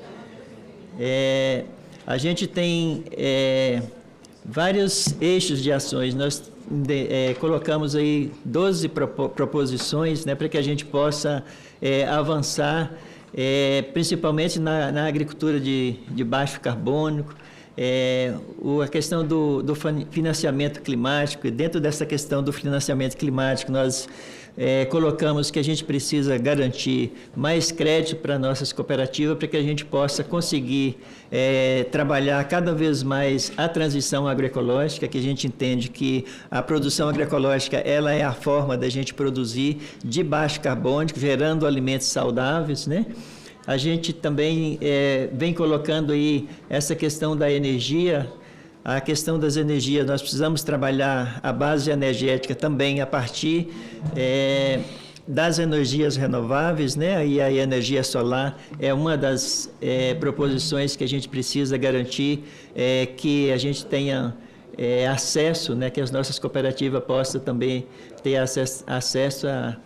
E a adaptação e mitigação dos riscos climáticos. Nós precisamos também garantir que a gente acesse os recursos também, né, dos fundos, que a gente possa ter os fundos climáticos para a gente poder garantir que os nossos agricultores e as nossas agricultoras tenham segurança na parte da produção, que a gente consiga fortalecer o cooperativismo de uma forma assim bem forte, porque esse tema ele é um tema muito importante. A gente também vem discutindo essa questão de como a gente garantir a inclusão socioprodutiva, né, para a questão da juventude, para as mulheres, políticas, né, que possam fortalecer essas ações, a questão da soberania e da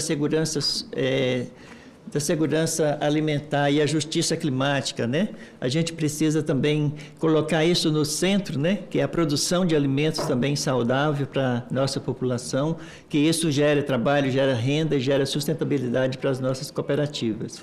E a questão da inclusão digital, que é uma outra questão importante que a gente coloca aí também, para que a gente possa também trabalhar a questão da tecnologia como um centro, né, de fortalecimento das ações. E a expansão da assistência técnica, né? Hoje a gente entende que a gente precisa avançar em vários aspectos, né, para poder você conseguir trabalhar a agregação de valor. A gente precisa do crédito, da assistência técnica e o fortalecimento das ações em torno das cadeias produtivas, das cadeias de valor das nossas cooperativas. Então, são várias proposições aí que nós vem colocando para que a gente possa garantir, né, que a agricultura familiar a gente possa fortalecer cada vez mais. E esse debate aqui da COP30, ele é fundamental, por isso nós entendemos que a agricultura familiar e a economia solidária, ela precisa ter esse espaço garantido na COP30 para que a gente possa participar desses espaços com os nossos produtos, né? Mostrar a grande diversidade de produtos que nós temos e também, ao mesmo tempo, garantir que a gente consiga também participar dessas mesas de debate que são fundamentais para a gente aprofundar esses temas vinculados à agricultura familiar, fomentar o cooperativismo solidário e a economia solidária.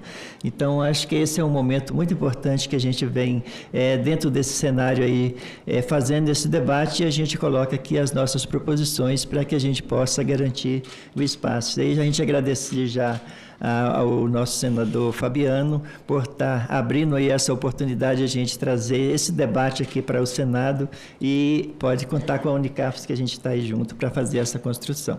Muito obrigado.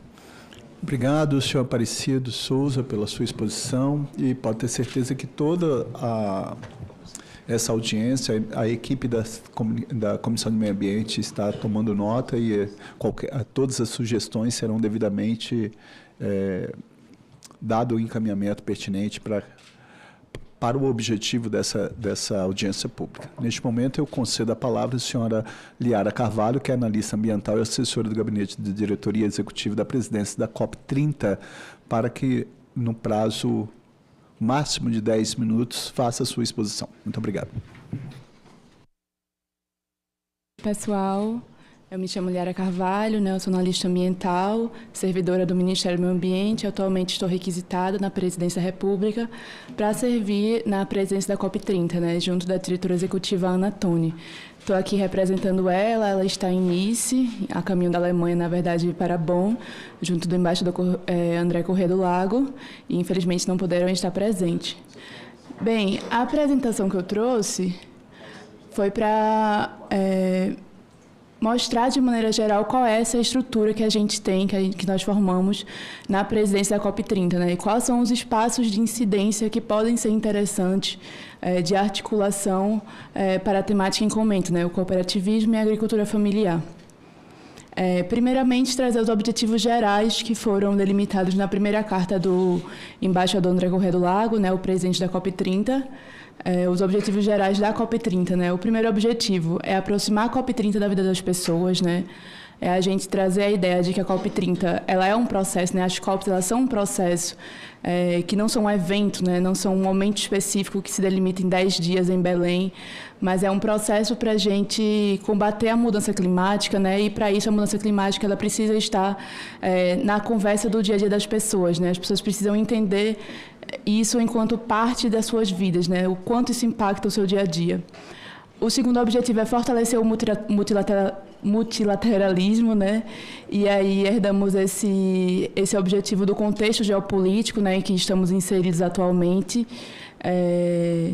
Entendemos que existem críticas pertinentes a serem feitas, né? Existem melhorias a serem feitas ao multilateralismo, mas entendemos também que colhemos já muitos frutos dessas negociações, né, dos acordos internacionais feitos entre os países, e que precisamos aprimorar e fortalecer o multilateralismo por conta disso.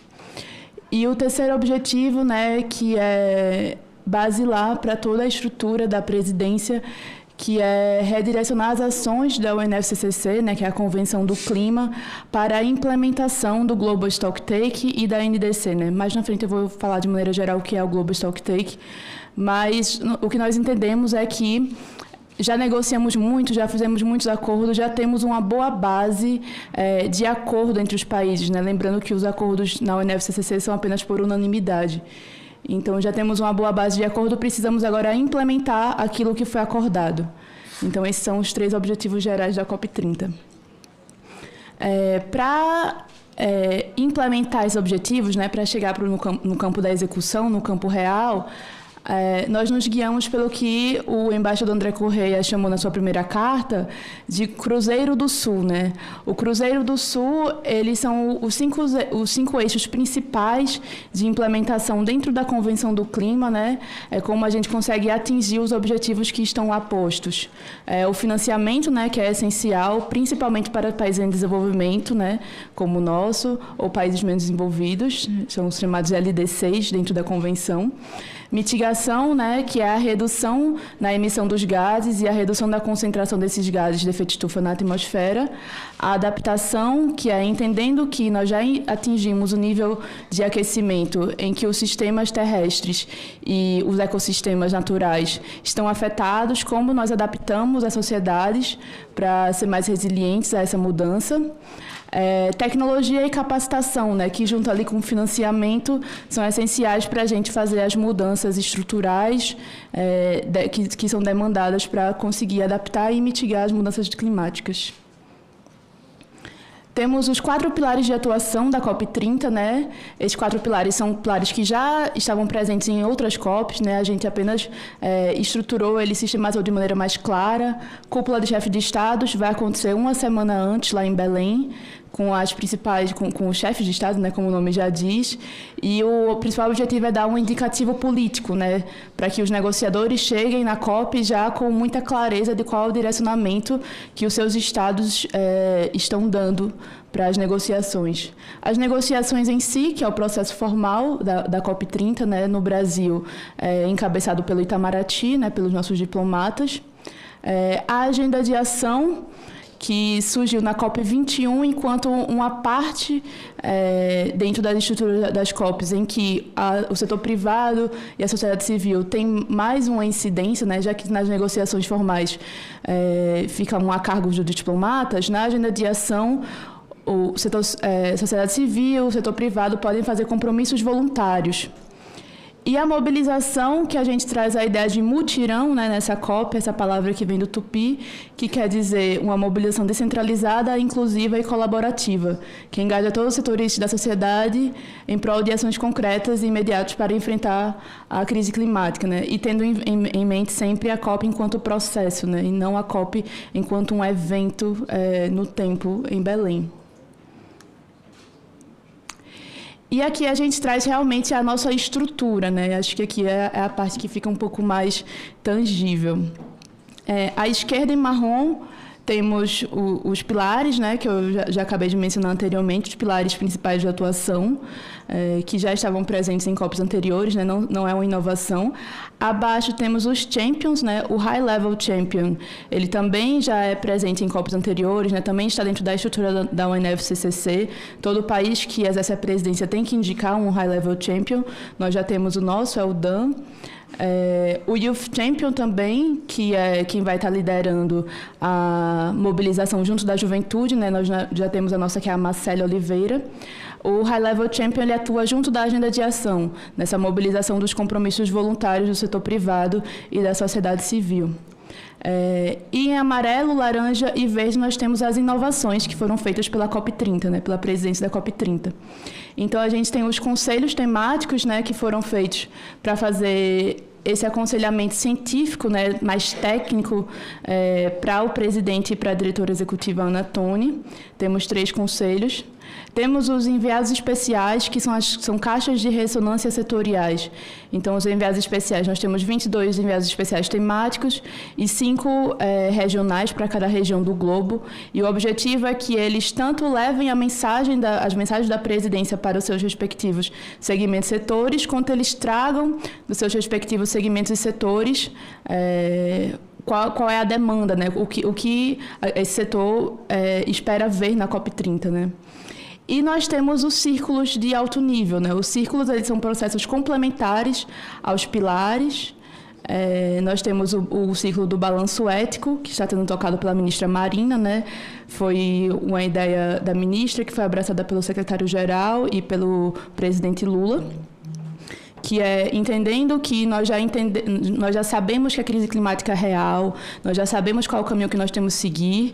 Então, a ministra aponta que existe uma questão ética também por trás do porquê não estamos caminhando rumo à limitação do 1,5. Né? Não é apenas uma questão técnica, é uma questão ética também. Então, essa é a ideia do balanço ético. Temos o círculo das presidências da COP, né? Que está sendo encabeçado pelo Laurent Fabius, que é o presidente da COP, foi o presidente da COP de Paris. Que é para a gente acumular esse conhecimento, né, das COPs anteriores, né, entendendo a COP enquanto um processo e não como um evento, né, o que os presidentes anteriores eles têm a trazer de indicativos para a nossa presidência. O círculo do ministro das Finanças, né, rumo à mobilização do 1,3 trilhões, que é o objetivo de financiamento que é trazido pela sociedade civil, mas que não foi atingido na COP de Baku. encabeçado pelo Fernando Haddad, e o Círculo dos Povos, né, que está encabeçado pela ministra Sônia, e que a gente consegue trazer mais específico para a pauta de agricultura familiar nesse círculo específico. Um pouco mais sobre o Círculo dos Povos, né, trazendo aqui um espaço que talvez seja interessante para incidência e articulação nesse tema que a gente está tratando hoje. O Círculo dos Povos é um espaço criado pela presidência... Estou terminando, só um minutinho. É um espaço criado pela presidência da COP30 para fortalecer a escuta e a articulação internacional dos povos indígenas. Então, todos os círculos eles são espaços de articulação internacional, né? Nós temos organizações nacionais e internacionais que estarão presentes. Com povos indígenas, comunidades tradicionais, agricultores familiares, quilombolas, pescadores e outros povos. Dentro desse círculo, nós temos 2 comissões, né? Uma comissão de liderança indígenas, que foi lançada na TL desse ano, e nós temos outra comissão com representantes de agricultores familiares, comunidades quilombolas e afrodescendentes, que está sendo coordenado pela ministra Aniele Franco, né? Está sendo elaborado um termo de referência para o processo de composição dessa comissão, e vocês podem acompanhar mais de perto com o ministério da ministra Aniele Franco. O Círculo tem o objetivo de criar espaços de diálogo internacional sobre o clima e territórios, trazer as preocupações e experiências dos povos para a agenda da COP30 e organizar atividades e eventos durante a COP30 para dar visibilidade a essas pautas. E, por fim, nós temos o nosso enviado especial de agricultura familiar, né? É o Paulo Peterson. Aí vocês podem ver o currículo dele. E, como eu disse quando eu introduzi a estrutura, né? Os enviados especiais eles são caixas de ressonância. Então, eles tanto vão levar a mensagem da presidência para os seus respectivos setores, quando eles vão trazer para a presidência demandas dos seus respectivos setores, né? Então, convido todos a entrar em contato, né, buscarem o senhor Paulo Peterson para fazer essa ponte de contato com a presidência. É isso, pessoal. Muito obrigada. Bom dia a todos. Muito obrigado, Liara Carvalho, que é analista ambiental e assessora da presidência da COP30. Neste momento, de forma de sistema remoto, eu concedo a palavra ao senhor Alaí Freitas, que é pesquisador em cooperativismo e agricultura familiar, para sua apresentação em até 10 minutos.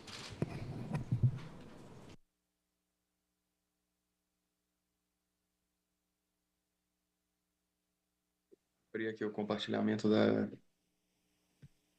tela. Só um minuto, por gentileza.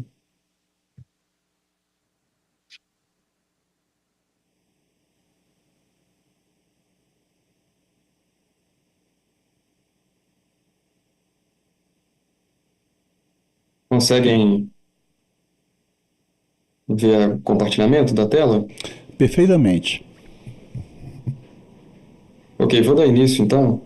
Primeiro, bom dia. Queria agradecer ao senador Fabiano, em nome dele, a composição da toda a mesa e a comissão, pela oportunidade de estar aqui apresentando, parabenizar a Comissão de Meio Ambiente e o presidente por essa proposição, e a Unicafes e a OCB que estão aí pelas iniciativas e o compromisso que tem assumido com a COP30 e com a agenda climática brasileira. Eu vou, nessa breve apresentação, refletir um pouco sobre como as cooperativas de crédito precisam ser assumidas como agentes estratégicos para a ação climática no Brasil. A grande pauta aqui é que não estamos tratando de qualquer cooperativa que trabalhe no setor agropecuário, são cooperativas da agricultura familiar, no caso da Amazônia, principalmente aquelas que trabalham nas cadeias da sociobiodiversidade. O cooperativismo é plural, a gente precisa compreender esse recorte. Quando nós estamos falando aqui sobre agricultura familiar, estamos utilizando o conceito normativo do Estado brasileiro, que envolve povos e comunidades tradicionais, pescadores, ribeirinhos. Então, é de fato um conceito alargado em relação ao que é agricultor familiar, especialmente no contexto amazônico de uma grande diversidade. E eu vou começar aqui com uma frase de uma cooperativa do povo Paité Suruí, né, que trabalha com cadeias da sociobiodiversidade. Ela vai falar que tem que dar condição para quem cuida da floresta. A gente tem que dar condição para esse povo se manter com dignidade. não vamos ficar passando fome lá no mato por causa da preservação da floresta. Isso não existe, não é obrigação do indígena ficar passando fome para proteger a floresta. Ele tem que ser valorizado pelo que ele pratica. E as cooperativas vêm para fazer isso. A diferença que a cooperativa faz para o povo Paité-Suruí é promover autonomia dos negócios, autonomia do território e é uma alternativa de geração de renda para continuar preservando a floresta. Essa é uma observação importante porque o que ela vem trazer não é especificamente um apelo, um lamento. É uma denúncia e, ao mesmo tempo, é uma proposta. É uma denúncia porque revela uma contradição ainda presente em muitas políticas ambientais, que é exigir conservação sem garantir dignidade e inclusão produtiva. Os povos indígenas, comunidades tradicionais, agricultores familiares em geral, cuidam cotidianamente dos seus territórios, que são estratégicos para a regulação do clima, não por obrigação, mas porque a sua sobrevivência depende disso. Então, as cooperativas que reúnem esses povos, comunidades e agricultores têm os seus modelos de negócio ancorados nessa premissa, e é uma proposta porque ela aponta um caminho, né? É possível proteger a floresta, gerando renda, fortalecendo a autonomia, mantendo os povos dos seus territórios, e as cooperativas estão na base dessa proposta, porque não há ação climática na Amazônia sem a sociobioeconomia, e não há sociobioeconomia sem organização coletiva, sem as organizações coletivas que estruturam na base sistemas produtivos, mercados sustentáveis e garantem a inclusão desses povos e comunidades. Vou apresentar rapidamente alguns dados que foram produzidos no âmbito de uma consultoria para o PNUD, para o Ministério da Indústria, do Desenvolvimento, Indústria e Comércio, serviço que é voltado para o cooperativismo na Amazônia. Só para começar, nós temos aí na Amazônia 80% dos estabelecimentos agropecuários formados por agricultores familiares. É um dado que mostra que a estrutura fundiária da Amazônia é basicamente predominante com agricultores familiares, e desses, mais de 70% estão enquadrados no PRONAF-B, que são os estabelecimentos com menor estrutura, menor capacidade de investimento. Então, isso mostra um perfil específico. Outro dado vem para mostrar a capilaridade do cooperativismo. Um mapa aqui da Amazônia: 85% dos municípios têm agricultura familiar cooperativada. Isso quer dizer que em 85% dos municípios da Amazônia nós temos pelo menos alguma família que é vinculada à cooperativa. Ou seja, as cooperativas estão presentes de forma marcante no território, em todo o território amazônico, e isso é muito importante. Apesar de nós termos apenas cerca de um pouco mais de 3%, ou 3,3% dos estabelecimentos da agricultura familiar vinculado a cooperativas, eles têm uma capilaridade importante no território nacional. E para reforçar e para mostrar como as cooperativas elas apresentam uma vantagem comparativa para a agricultura familiar, e o que demonstra que elas são importantes e é um instrumento a ser incentivado e promovido, tem alguns dados que mostram aqui algumas características muito relevantes. De um lado, a agricultura familiar que é cooperativada, vinculada à cooperativa; do outro lado, a agricultura familiar que não é vinculada à cooperativa na Amazônia. A gente pode ver aí números que mostram o desempenho. 88% contra 73% sabem ler e escrever. 84%, quase 85% dos agricultores familiares vinculados à cooperativa são proprietários da terra. 4% deles têm produção orgânica certificada. Quem não é da agricultura familiar é a metade disso. É um número muito pequeno de produção certificada, mas mostra que quem é de cooperativa tem mais oportunidade, maior certificação. E aqui os dados mais... com um respaldo ainda maior, que chamam ainda mais atenção, principalmente vinculado à questão da renda, da atividade técnica. 70% de quem é vinculado à cooperativa, a renda principal vem das atividades do estabelecimento. Quem não é vinculado à cooperativa é 56%, 57%. Isso mostra menos dependência de programas de transferência de renda, mais impulso para a atividade econômica dos seus estabelecimentos. E a finalidade da produção nos estabelecimentos, para quem é de cooperativa, é mais do que 83%. É a comercialização. E quem não é de cooperativa é 61%. Isso mostra uma oportunidade econômica maior para quem está vinculado à cooperativa. Recebe assistência técnica. Quem é da agricultura familiar vinculado à cooperativa, em torno de 28% recebe assistência técnica. Quem não é vinculado à cooperativa isso é 7%. E tem uma implicação direta para todos os outros indicadores. Sem assistência técnica, sem tecnologia, sem informação, isso repercute diretamente na renda, na atividade produtiva. Né? Adubação, a gente vê também praticamente a metade de quem tem a disponibilidade de uso de adubação. Então, nós podemos ver categorias aqui, indicadores que mostram como as cooperativas da agricultura familiar na Amazônia fazem a diferença para as famílias. Aqui, aqueles dados são do Censo Agropecuário, né, não chamei atenção. Aqui dados que são das DAPs, né, da Declaração de Aptidão Pronaf. Houve a transição para as CAFs, mas aqui é a base de dados que nós temos na pesquisa. Além de ser uma pesquisa realizada para o PNUD e para o MDIC, também nós temos dados com mais de quase 30 entrevistas em cooperativas em todos os estados da Amazônia, que foram feitas no âmbito de uma pesquisa realizada por um edital exclusivo para pesquisa com cooperativas, que foi financiado pelo CNPq e pelo SESCOP. Aqui nós temos dados das DAPs. Nós encontramos ali, no final de 2023, 561 DAPs, né, Declaração de Aptidão, registradas nos estados da Amazônia vinculada à cooperativa. Mas dessas, só 218 estavam ativas. Ou seja, só quem tem DAP ativa tem acesso ao rol de políticas públicas do governo federal. Então a gente já vê uma grande limitação aqui. E nós só tínhamos informações diretas das DAPs ativas. Eu vou mostrar aqui alguns dados. Aqui é um mapa que mostra municípios que são sede de cooperativas na Amazônia, para a gente ter clareza da capilaridade também. Apenas sede, não a área de abrangência das cooperativas. Nós temos aqui uma distribuição das cooperativas por estado da Amazônia, para a gente ver também a densidade dessa distribuição e a importância que alguns estados têm em relação à presença das cooperativas. E aqui, número de cooperados por estado, também uma distribuição para a gente perceber estados que têm um volume grande, como o Pará, mas também sua área territorial é enorme. O Acre, que nós temos aqui uma área menor, mas um número significativo de cooperativas e cooperados. Nós chegamos ali num número de quase 16 mil cooperados registrados nas cooperativas que tinham DAP jurídica ativa, né? Mas lembrem que a gente conseguiu um número de mais de 500 DAPs. Nós só tínhamos informações das ativas, mas se a gente fazer uma projeção básica da média de cooperados das cooperativas de DAP ativa e projetar isso para aquelas cooperativas totais, a gente chega em mais de 40 mil cooperados das cooperativas da agricultura familiar na Amazônia. Então nós temos vários dados que vão mostrar a presença marcante das cooperativas e a importância econômica e social das cooperativas para a Amazônia, que é um território que vive muitas desigualdades socioambientais.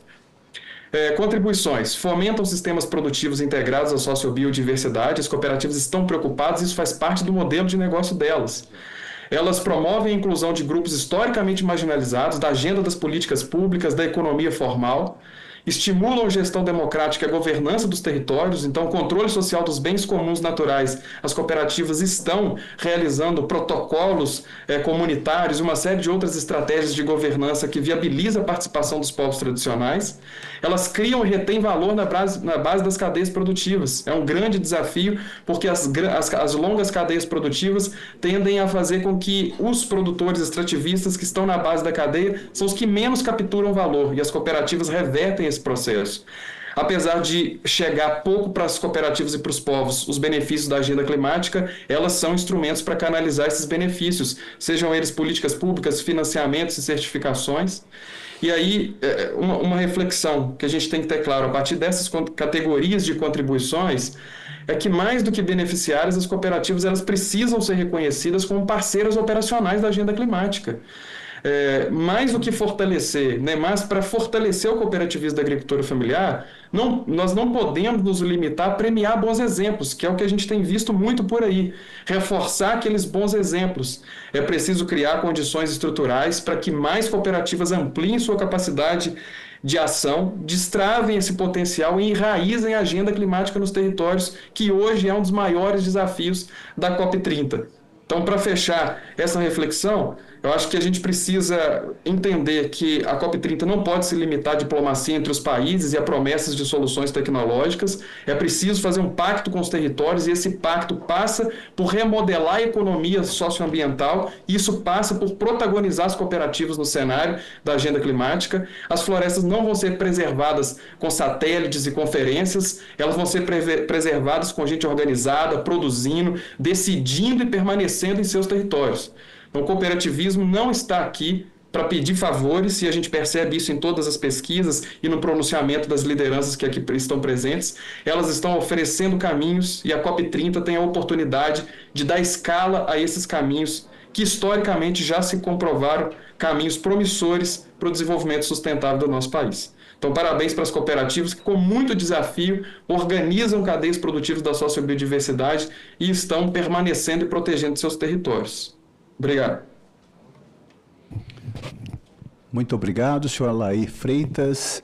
E agora, também pelo sistema remoto, conceda a palavra ao senhor André Porro, secretário-geral da Organização Mundial dos Agricultores, OMA.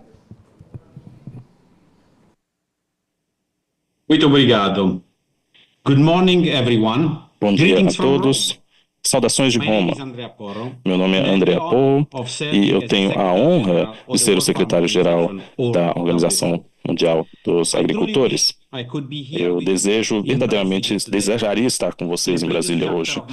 Em um capítulo anterior da minha vida, tive o privilégio de passar várias semanas trabalhando como agrônomo no seu lindo país, lá no norte. E eu nunca esqueci o calor, a hospitalidade e a generosidade do povo brasileiro. Isso me deixa especialmente grato à Comissão do Meio Ambiente do Senado Brasileiro pelo convite. Qualquer um com experiência na agricultura sabe que os agricultores dependem do meio ambiente, assim como ele depende dos agricultores. E, frequentemente, as discussões sobre agricultura e meio ambiente acontecem em caixas. Eu vejo esse convite como um passo adiante para abrir essas caixas. Deixe-me elogiar o senador Contarato e a Comissão do Meio Ambiente pela liderança na promoção de uma abordagem mais integrada. Uma que trata os agricultores não só como produtores de alimentos, mas como guardiões de recursos naturais. Eu também quero reconhecer a visão do presidente de Souza e da Unicafes por ligarem a experiência nacional no Brasil aos debates globais. Esse tipo de visão está no cerne do nosso mandato. Para aqueles que talvez não nos conheçam tão bem, a Organização Mundial de Agricultores é uma organização comprometida a garantir que os agricultores tenham opinião nas discussões globais que dão a forma ao futuro da agricultura. Nós somos relativamente jovens, mas ambiciosos. Quando fomos fundados em 2011, começamos com pouco mais de 12 membros. Hoje temos mais de 80 organizações de agricultores em mais de 50 países. Continuamos crescendo em diversidade e alcance. Desde o início, trabalhamos para estabelecer um grupo de agricultores dentro do processo da UNFCCC e estamos trabalhando bem próximos aos debates climáticos da ONU, com 3 objetivos principais: fortalecer o multilateralismo, dando aos agricultores a posse das decisões globais, conectar as discussões de alto nível sobre o clima com o que realmente está acontecendo nas fazendas e acelerar a ação por soluções lideradas pelos agricultores, com investimento, inovação e parcerias. Eu fiquei feliz de ouvir também que vocês concordam que os agricultores fornecem soluções. Esses objetivos se alinham completamente com os objetivos da presidência da COP30 e eles guiam o nosso trabalho no caminho para Belém. Nosso grupo de agricultores traz 70 organizações e redes credenciadas na UNFCCC, representando os agricultores em toda a sua diversidade, trabalhando juntos para dar voz aos agricultores nas discussões climáticas da ONU. Nós agimos como ponto focal, coordenando posições conjuntas, fazendo ligação com o grupo de agricultores e o secretariado da UNFCCC e as presidências residências da COP e garantindo a representação dos agricultores em espaços oficiais. Em reconhecimento à diversidade de negócios que podem ocorrer no setor da agricultura, nós construímos consenso, identificamos prioridades e garantimos que os agricultores não fiquem perdidos nesse processo grande e complexo das negociações climáticas. Na semana passada, finalizamos nossa declaração final para a SB 62, que será na próxima semana em Bonn, na Alemanha, e temos 3 prioridades. Vou compartilhar 3 demandas. Primeiro, envolver as organizações de agricultores no design, na implementação das novas NDCs, garantindo que as metas reflitam as realidades no solo e que sejam suportadas pelos métodos apropriados de implementação. Segundo, disponibilizar o financiamento climático para as fazendas, diversificando as ferramentas de financiamento, fortalecendo as parcerias público-privadas e empoderando as organizações de agricultores como canais de acesso direto. 3, elevar a adaptação e a recuperação, garantindo que as necessidades dos agricultores sejam centrais para o planejamento e financiamento. E eu gostaria de aqui ecoar as palavras do presidente da COP30, embaixador Correia do Lago, que destacou a importância da adaptação para alinhar nosso processo multilateral com as realidades das pessoas. Também temos grandes expectativas para o trabalho conjunto de agricultura Sharm el-Sheikh, o único fluxo de trabalho específico do setor na UniFCCC. Nos últimos 2 anos, algumas pessoas questionaram sua relevância. Mas a oficina que vai acontecer em Bonn na semana que vem é uma chance de mudar o foco para soluções práticas, abordar a necessidade de coerência de políticas e estimular parcerias justas na cadeia de valor e além dela. Porque a verdade é que os nossos sistemas são complexos, e o sistema da ONU também, mas a cooperação não é só possível, é necessária. Nós temos um pequeno grupo em um processo cada vez mais expandido. Durante as conferências climáticas, nós nos reunimos toda manhã antes das negociações começarem, alinhando nossas posições, compartilhando atualizações e garantindo que aqueles que falem, o façam em nome de toda a comunidade agricultora. No cerne dessa comunidade estão os agricultores familiares, trabalhando em todos os tamanhos, geografias e sistemas de produção, e juntos são responsáveis por produzir 80% dos alimentos do mundo. A agricultura familiar não é um hobby ou uma aposta, é uma profissão, uma responsabilidade e uma forma de vida. É alimentar as pessoas, cuidar da terra e garantir que a próxima geração possa fazer o mesmo. Mas muito frequentemente, os agricultores familiares são deixados fora das decisões que os mais afetam. E nós estamos querendo mudar isso, trazendo a energia dos agricultores para o debate e ajudando a direcionar a agenda climática de volta para onde deveria estar. O Manifesto de Cooperativas de Agricultura Familiar para a COP30, lançado hoje, é uma contribuição significativa desse esforço. Estamos honrados de ser parte dessa conversa e animados para trabalhar com a Unicafes e outras organizações de agricultores brasileiros para amplificar as vozes dos agricultores em todo o grupo. Nós honramos também o compromisso da senhora Ana Toni, a CEO da COP30, criando espaços significativos para o engajamento de agricultores, e nós estamos prontos a colaborar com a presidência para garantir que os agricultores sejam reconhecidos como atores-chave na ação climática. Como vice-diretor da década da ONU para a Agricultura Familiar, o parceiro organizador do grupo de parceiros no Conselho Social e Econômico da ONU e ponto focal do grupo de agricultores da UniFCCC, nós estamos numa posição única para conectar os pontos no processo multilateral. É por isso que a nossa Assembleia Geral vai realizar uma cúpula de agricultores em São Paulo, 6 e 7 de novembro novembro de 2025, aproveitando um momento criado pela Cúpula dos Líderes em Belém e dando destaque aos agricultores. Vemos essa cúpula como espaço para trazer debates de alto nível sobre sistemas alimentares sustentáveis na experiência vivida dos agricultores, fortalecer o engajamento entre agricultores e outros em toda a cadeia de valor e equipar as organizações de agricultores para liderar sobre o clima e o desenvolvimento pela capacitação e o diálogo global. Esse é um convite aberto. Esperamos que muitos de vocês se juntarão a nós nessa jornada de Brasília, Bonn, São Paulo e Belém para elevar o papel dos agricultores e especificamente agricultores familiares na criação de respostas inclusivas, pragmáticas e efetivas à crise climática. Mais uma vez, obrigado pela oportunidade de compartilhar essas reflexões. Eu aguardo as respostas às suas perguntas e continuar essa conversa importante. Muito obrigado.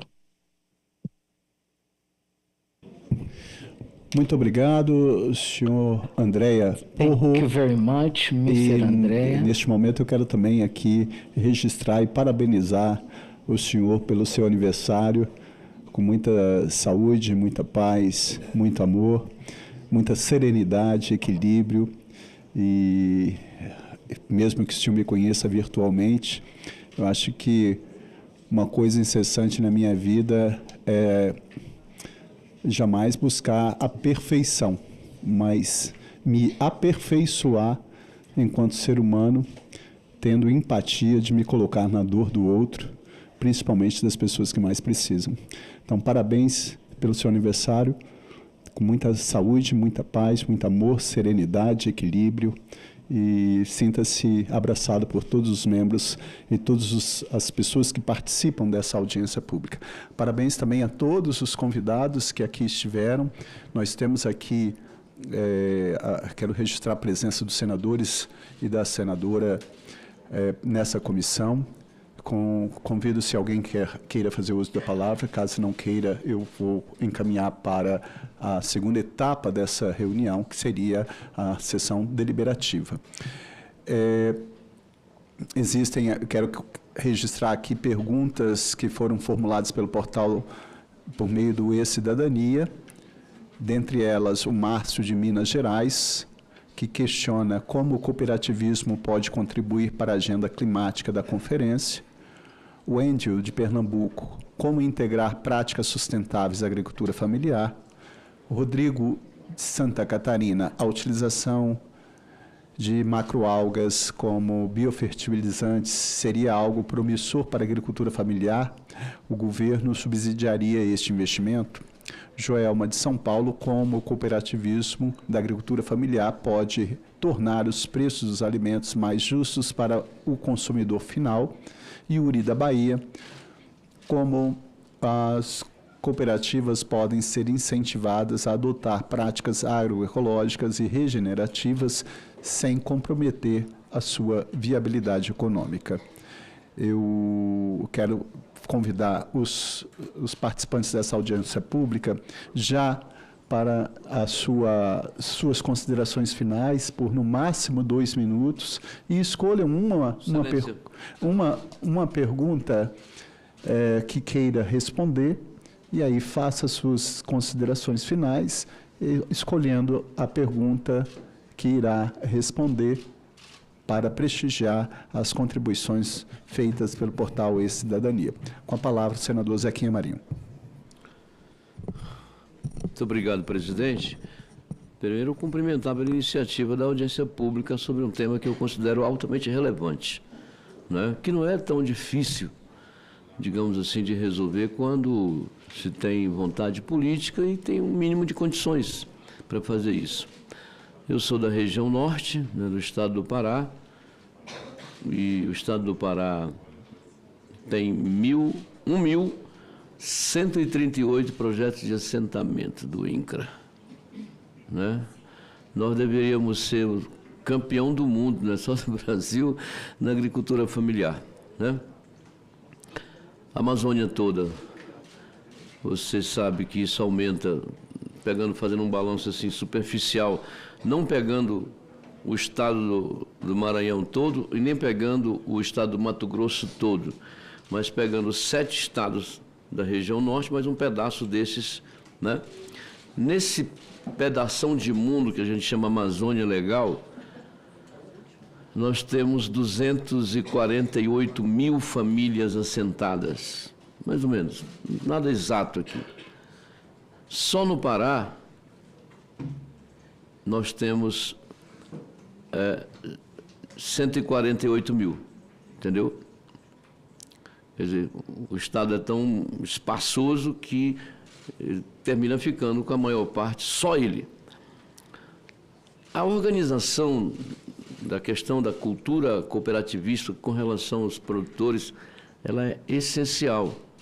Se um médio não dá conta do recado, tendo que comprar tudo sozinho, você calcula o valor dos equipamentos e implementos agrícolas, como são caros. Como é que um assentado tem acesso a um negócio desse, se não for um grupo, né, ou se não for uma cooperativa? Claro que isso, para a região norte, ainda é alguma coisa um tanto remota. Se a gente mudar de região e for para o sudeste, se for para o sul, até mesmo aqui no centro-oeste, essa cultura é muito mais profunda, né? E as pessoas já pensam coletivamente.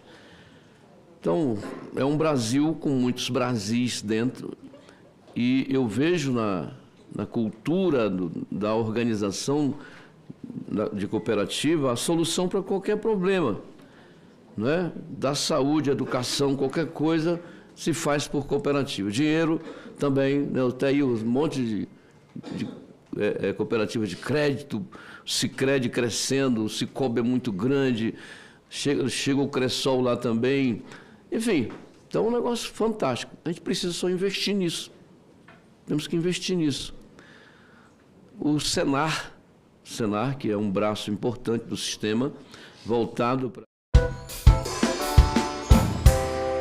Temos a deliberação hoje desta comissão, como item primeiro da pauta, requerimento para que seja convidada a excelentíssima senhora Simone Tebet, ministra de Estado do Planejamento e Orçamento, a comparecer a esta comissão, a fim de prestar informações sobre a avaliação daquele ministério quanto à eficiência dos subsídios tributários concedidos pela União. Nosso requerimento também visa que se discuta e se examine aqui na Comissão de Assuntos Econômicos do Senado Federal o cumprimento do disposto no artigo 4º da Emenda Constitucional número 109 de 2021, que determina ao governo a apresentação de plano de redução gradual de incentivos e benefícios federais de natureza tributária até o nível de 2% do produto interno bruto. De acordo com o documento Orçamento de Subsídios da União, 8ª edição de 2024, o Ministério do Planejamento e Orçamento, os subsídios concedidos pelo governo federal em 2023 foram da ordem de 650 bilhões, equivalentes a cerca de 6% do produto interno bruto. Estima-se que hoje ultrapasse o montante de 800 bilhões. Importante destacar que, numa visão histórica, o volume desses subsídios era da ordem de 3% do produto interno bruto em 2023. Esses subsídios, como todos sabem, são classificados em 3 categorias: subsídios tributários, ou gastos tributários, como comumente é chamado, subsídios creditício e subsídios financeiros. Os chamados gastos tributários, que somam 519 bilhões em 2023, representam renúncias de receita. Já os subsídios creditícios, que em 2023 totalizaram 83 bilhões, são despesas governamentais para baratear o custo de operações de crédito Por fim, os subsídios financeiros, com volume de 44 bilhões em 2023, são despesa com subvenções ou assunção de dívidas. Diante desse quadro de desafios fiscais no Brasil, temos de buscar todas as alternativas para a estabilidade das finanças públicas, exceto as que impliquem a elevação de tributos e da carga tributária, com prejuízos ao setor produtivo e principalmente aos cidadãos. Uma das alternativas, portanto, é justamente a redução gradual dos subsídios conforme determinação constitucional. É nessa perspectiva, portanto, que estamos requerendo à Comissão de Assuntos Econômicos o convite à excelentíssima senhora ministra do Planejamento, Simone Tebet, titular da pasta que coordena os trabalhos de monitoramento e avaliação dos subsídios da União, para que compareça a esta Comissão de Assuntos Econômicos com o objetivo de debatermos caminhos e soluções para a redução gradual dos subsídios, bem como para a melhoria da sua eficiência. Novamente, nós submeteremos à deliberação das senhoras e senhores senadores o item 2 da pauta, o PL 79 de 2020, de autoria do senador Wellington Fagundes, que tem como relator... Presidente, pela ordem. Pela ordem, conceda a palavra. Presidente, eu conversei há pouco aqui agora com a senadora Augusta Brito e ela quer apresentar uma emenda ao PL que eu estou relatando, que é o número 7. Eu vou pedir a Vossa Excelência para retirar de pauta e voltar na semana que vem. Perfeito. Para receber a emenda dela e fazer a correção que ela julga necessária e eu acho também pertinente. Portanto, será retirado de pauta como pede Vossa Excelência.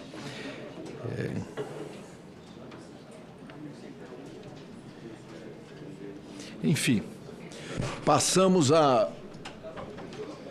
ordem do dia. Antes, porém, eu gostaria de... Cadê o comunicação? Não.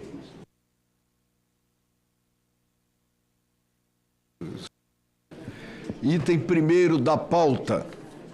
Requerimento da Comissão de Assuntos Econômicos, número 52/2025. Convite para a excelentíssima senhora ministra Simone Tebet, ministra de Estado do Planejamento e Orçamento, para comparecer a esta comissão a fim de prestar informações sobre 1. Avaliação da pasta quanto à eficiência dos subsídios concedidos pela União. 2. O cumprimento do disposto no artigo 4º da Emenda Constitucional 109 de 2021, que determina que ao governo a apresentação de plano de redução gradual de incentivos e benefícios federais. Senador Alessandro, em discussão, não havendo quem queira discutir, submetemos à apreciação o senador Fernando Farias. Os senadores e senadoras que aprovam permaneçam como se encontram. Aprovada. A votação foi, portanto, simbólica e está aprovado o requerimento e o consequente convite à ministra Simone Tebet. Senador relator, presente, senador. Item 4º da pauta. Altera a Lei 12.232 de 29 de abril de 2010 para destinar 10% das verbas de propaganda institucionais do governo federal para o financiamento de campanhas de prevenção ao uso de drogas. Esse projeto é de autoria do senador Marcos Pontes, a relatoria do senador Plínio Valério. Eu tenho a satisfação de conceder a palavra a Vossa Excelência. Obrigado, presidente Renan. Nós vamos tratar aqui, o projeto trata de destinar 10% da verba de propaganda institucional do governo federal ao financiamento de campanha de prevenção ao uso de drogas. Para tal, o artigo 1º do projeto insere o artigo 20º na Lei número 12.232, com o comando supracitado e parágrafo único, definindo como propaganda institucionais do governo federal todas as veiculações e divulgações em rádio, televisão, revistas, mídias sociais e informativos similares. O artigo 2º é a cláusula de vigência, determinando a entrada em vigor na data da publicação da lei. Na justificativa, o senador astronauta Marcos Pontes destaca que o uso de drogas é um problema de saúde pública e a prevenção é fundamental para combatê-lo. O governo federal possui recursos para realizar campanhas institucionais que geralmente visam promover sua imagem e políticas, e destinar parte desse recurso para a prevenção às drogas seria uma forma de cumprir seu papel de promover o bem-estar social. O autor destaca também que essa iniciativa não comprometeria as demais campanhas, pois o valor destinado seria relativamente pequeno, o valor de 10%. A matéria foi encaminhada em 3 de junho de 23 a esta comissão, cabendo a mim relatá-la. Em seguida, irá a decisão da Comissão de Comunicação e Direito Digital em caráter terminativo.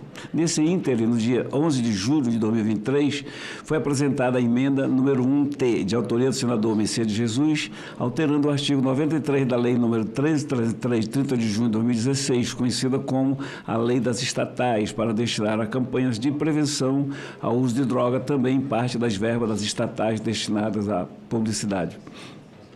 O artigo 93 da referida lei estipula limite em cada exercício de 0,5% da receita operacional bruta do exercício anterior para aplicação em despesas com publicidade e patrocínio. O parágrafo 1º permite que esse limite seja ampliado para até 2% da receita bruta do exercício anterior por proposta da diretoria, justificada com base em parâmetros de mercado do setor específico de atuação da empresa ou da sociedade aprovada pelo respectivo Conselho de Administração. A regra proposta pela emenda guarda semelhança com a regra constante do projeto original, porém aplicada ao contexto das empresas estatais. Destina 0,05% da receita operacional bruta do exercício anterior para o financiamento de campanha de prevenção ao uso de drogas, ou seja, 10% do limite original, constante do caput do artigo 93, e 0,2% da receita bruta do exercício anterior, na hipótese do parágrafo 1º supracitado, que é também 10% do limite original. Nos termos do regimento interno, competência da CAI, e a matéria se insere no campo de competência nossa aqui nesta comissão. A proposta não traz impacto econômico financeiro para a União, tendo em vista que não há aumento de despesas. Trata-se de regra para a utilização de recursos já previamente alocados pela Lei Orçamentária Anual, a LOA. Não se torna, portanto, necessário verificar o atendimento do disposto na legislação sobre finanças públicas, em especial as restrições impostas pela LRF para políticas que impliquem renúncia de receitas ou aumento de despesas. O uso de drogas é um problema grave para a saúde pública. Todos nós reconhecemos isso, daí a importância desse projeto. Além da componente citada, temos como aliada a prevenção ao uso mediante campanha de conscientização dos malefícios que podem ser provocados pelo uso de drogas. Infelizmente, a saúde pública hoje não tem recurso suficiente para lidar com toda essa demanda. No mesmo sentido, entendo que é pertinente a emenda número 1 do senador Mercedes Jesus, destinar um pequeno percentual das despesas que seriam direcionadas à propaganda para auxiliar no combate às drogas. Insiro, no entanto, mera alteração redacional no parágrafo único do referido dispositivo. Depreende-se do texto que o autor tenha intenção de definir como propagandas institucionais serviços de publicidade institucional em qualquer mídia, seja física ou digital.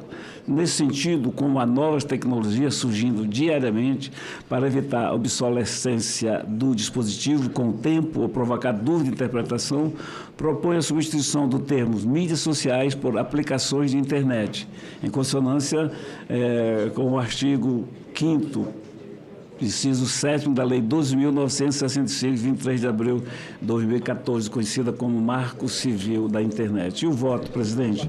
Diante do exposto, manifesto o voto favorável ao projeto número 3.172, 2023, bem como pela aprovação da emenda 1T e da seguinte emenda. Desse é o parágrafo único do artigo 1 do projeto, esse parágrafo único que leio agora. Entende-se propagandas institucionais do governo federal, serviço de publicidade nos termos do artigo 2º, caput veiculados em rádio e televisão, revista, aplicação da internet, informativos similares. Esse é o voto pela aprovação e elogiando o senador astronauta. Em discussão, matéria. Concedo a palavra ao senador Jacques Wagner, com a palavra, Vossa Excelência. Não, só para registrar, senador Plínio Valério, que, na minha opinião, senador Renan, há um vício de iniciativa aí. Minha opinião. Acho nobre a propositura de fazer propaganda antidroga, porque virou um mal no país, assim como a droga das bets, que virou outro mal para o país, mas só que lá é o contrário. Lá o pessoal está gastando fábulas de dinheiro para fazer propaganda em tudo que é jogo de futebol e levando muita gente ao desespero do gasto com aposta, todo mundo achando que vai ficar rico. Eu só acho que é nobre, mas tem um vício de iniciativa, porque eu entendo que quem originalmente tem que fazer esse tipo de propaganda é exatamente o Ministério da Saúde ou o Ministério de Ação Social. Eu não vou contestar, porque nós já pedimos vista, já chegamos ao final, então não temos mais recursos. Eu só queria registrar isso, porque eu entendo que é um engessamento. Isso deveria estar na LDO, na Lei de Diretrizes Orçamentárias, orientando nesse sentido. Eu não acho que há nenhuma aberração, que acho que é 0,05.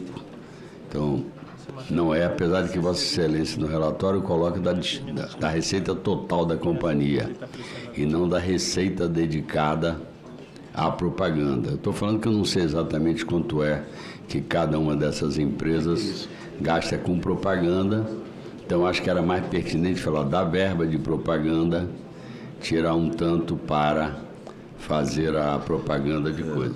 Mas eu não vou contestar porque não há mais instrumento, ainda temos uma outra comissão para ir e nós podemos aprofundar lá. Mas era só para dizer que eu acho que tem esse vício de iniciativa. Você está falando em relação às empresas. As empresas. A gente não posso aceitar a sua sugestão e colocar aqui para a gente evitar qualquer empecilho lá na frente. Se o senhor sugerir isso que sugeriu, não falar do bruto, mas colocar, eu aceito o que o senhor falou como emenda, presidente. Se é que é possível, isso eu aceitaria. Evitar empecilhos lá na frente, né? Perfeito. Não, na verdade, a assessoria está me dizendo que Vossa Excelência acolheu uma emenda. Uhum. O original, do ponto de vista nosso, estava mais próximo do que eu acho, vou chamar de razoável. Mas repare, como vai para outra, eu não quero criar nenhum tipo de constrangimento, não. Como vai para outra comissão, eventualmente a gente pode consertar lá. Antônio? A matéria será apreciada ainda em em decisão terminativa na Comissão de Comunicação e Direito Digital. Fica melhor para mim. Então deixar para lá, eu só peço que seja essa a sugestão lá, que a gente siga em frente com esse projeto. Eu repito, eu acho nobre a iniciativa, eu acho até que deveria ter para todas as empresas, porque óbvio que a gente não pode incidir sobre a empresa privada, mas a droga hoje perturba as famílias, a juventude, e nós precisamos fazer um trabalho de fôlego nas escolas, inclusive, no sentido de evitar isso. Então, eu não tenho nada contra, eu estou só falando da onde é que deveria tirar. Porque em termos de governo não altera nada em valor, né? Em termos institucional não altera valor. Eu nem sei se elas já fazem alguma ou não, mas eu acho nobre gastar uma parte com um trabalho educativo.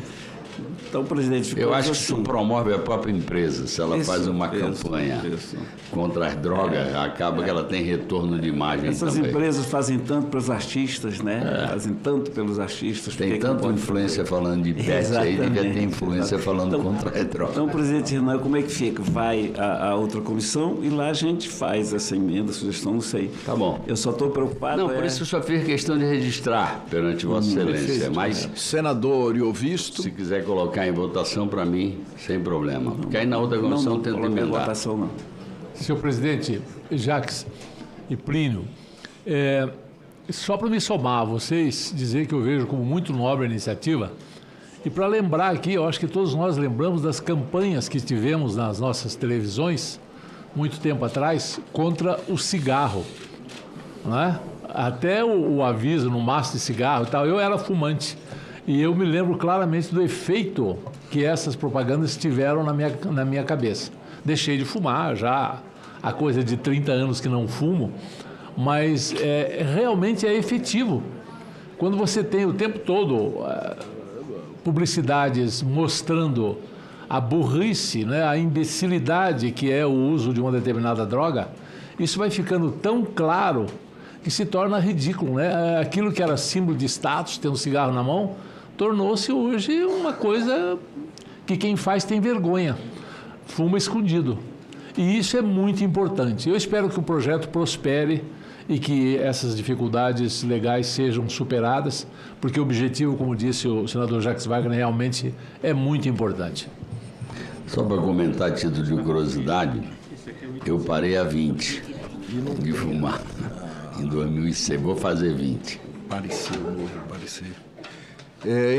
Encerrada a discussão, passamos à votação. As senadoras e senadores que aprovam permaneçam como se encontram. Aprovado. Item 3 da pauta. Projeto de lei número 135 de 2022, não terminativo nesta comissão. Modifica... Por favor... Modifica o salário mínimo dos médicos e cirurgiões dentistas, previsto na Lei número 3.999, de 15 de dezembro de 1961, e majora os valores da hora extra e do adicional noturno dos referidos profissionais. Esse projeto é de autoria da senadora Daniela Ribeiro, e tem como relator o senador Nelsinho Tradi, cujo parecer é favorável à matéria, com acolhimento parcial das emendas número 1T, nos termos da emenda substitutiva que apresenta. Em 27/5 foi concedida vista coletiva da matéria. Foi realizada em 12/3 de 2024 audiência pública para instrução da matéria. Em 30/1 de 2025 foi apresentado estudo de impacto orçamentário pelo MIDIC. Foram apresentadas emendas número 1T e número 2. Em 26/5 foi retirada a emenda número 2 a pedido do autor. A matéria será apreciada pela CAS, depois de tramitar aqui, em decisão terminativa. Presidente, eu fui informado que há um novo relatório do relator, que ele colocou à disposição no dia de hoje. Há um novo relatório do senador Nelsinho Tradi apresentado agora pela manhã. Como há um novo relatório, é regimental e eu serei obrigado, então, a pedir vistas. Nós ainda não chegamos a uma apuração final, até porque nesse segundo relatório o senador retira algumas categorias que estavam incluídas e, portanto, impacta naquilo que vai ser o impacto orçamentário. Eu quero só me dirigir também aos médicos e dentistas aqui presentes, com todo respeito, eu fui governador, é que a gente vive sempre o drama do cobertor curto. É meritório? É. Como é que está no orçamento? É o drama que a gente vive o tempo todo. Então se colocam alguns projetos que são meritórios, repito, que representam despesa, até porque a conta de estados e municípios está remetida para o Fundo Nacional de Saúde, e eu não sei exatamente quanto é o impacto, porque foi pedido ao Ministério da Saúde. Então eu vou registrar o meu pedido de vista. Eu não sei porque o senador Nelsinho não está aqui, Não sei se o senador Nelsinho, ele esteve viajando, inclusive solicitou para que nós realizássemos essa reunião amanhã, na quarta-feira. Mas em função de uma convocação que já havia sido anunciada, nós infelizmente tivemos que realizar a reunião hoje mesmo, que é o dia que ordinariamente a reunião é marcada. Pois é, eu não sei se Vossa Excelência vai retirar de pauta pela ausência de relator, que aí não caberia à vista. O senador Nelsinho Trade, ele tinha sugerido que nós pudéssemos designar, e nós faríamos isso com satisfação, mas o senador Exalci também não está presente à reunião.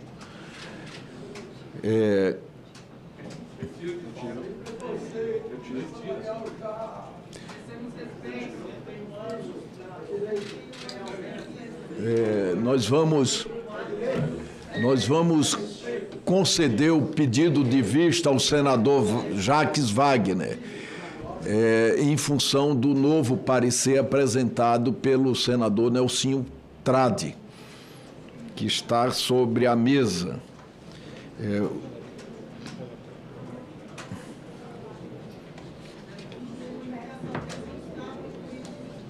Já está. Aqui o comunicado da retirada.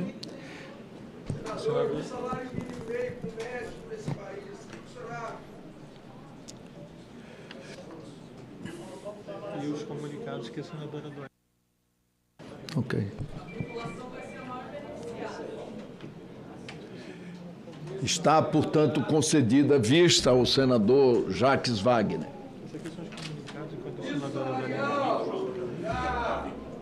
Pessoal, é com satisfação que nós recebemos todos aqui, mas não é permitido regimentalmente manifestação, infelizmente. O artigo 184, infelizmente, não permite. Os comunicados, senadora Dorinha. Os comunicados.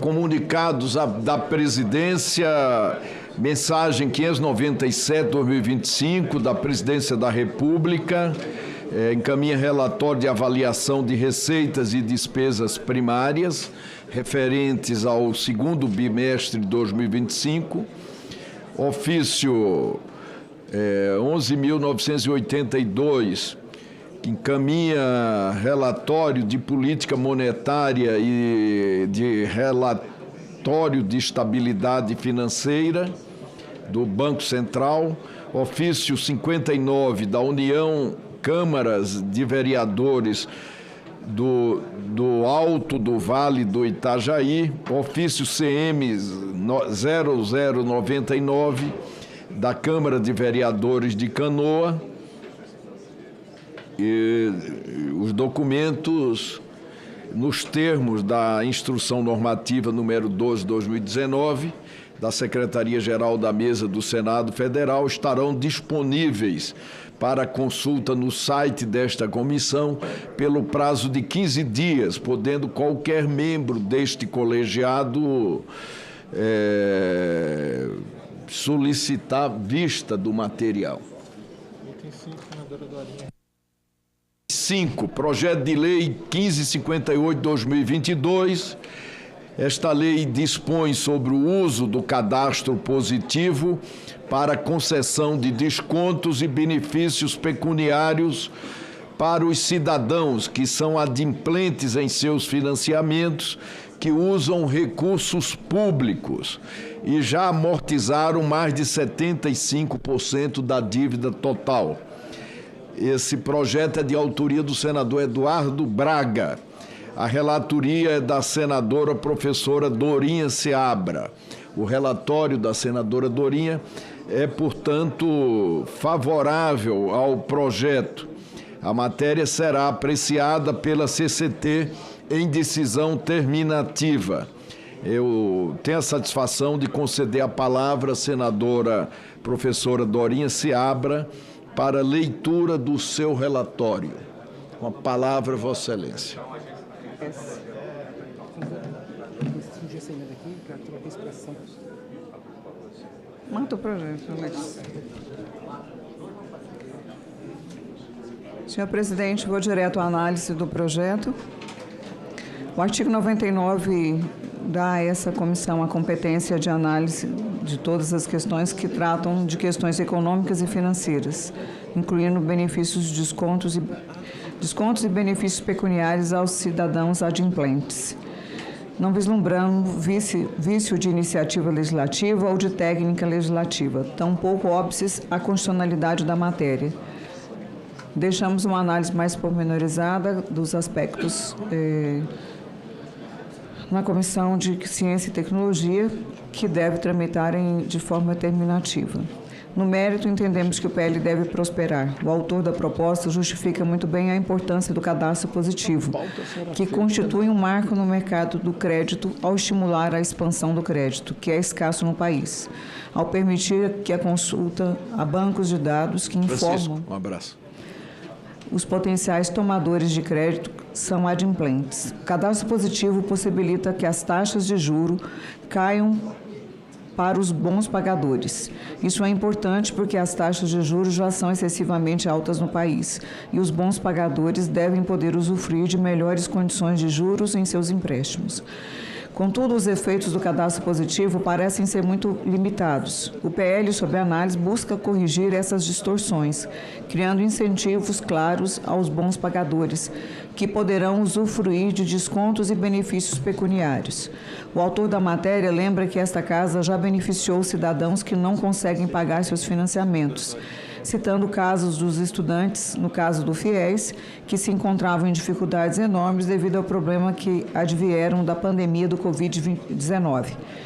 Tendo ainda os casos de projetos de refinanciamento de dívidas, os refis, que buscam aliviar os juros e multas de dívidas de cidadãos e empresas que estavam inadimplentes. Esse programa de perdão de juros e multas são importantes, uma vez que permitem que as empresas e cidadãos possam pagar suas dívidas e reestruturarem suas finanças.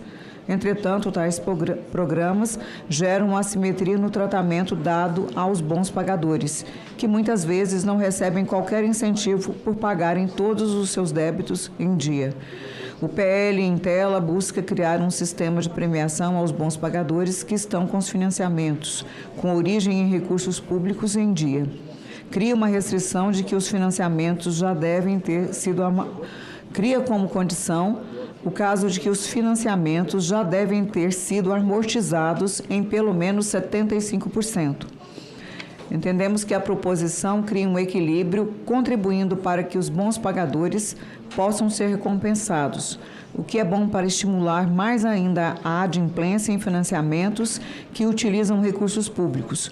Como boa parte dos recursos já foram amortizados, entendemos que essa medida não deve trazer maiores dificuldades do ponto de vista fiscal.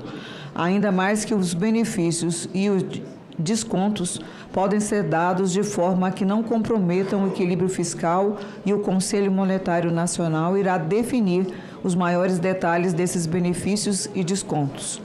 Diante do exposto, somos pela aprovação do PL 1588 de 2022. E a rejeição... Sim, eu não vou... O nome da emenda.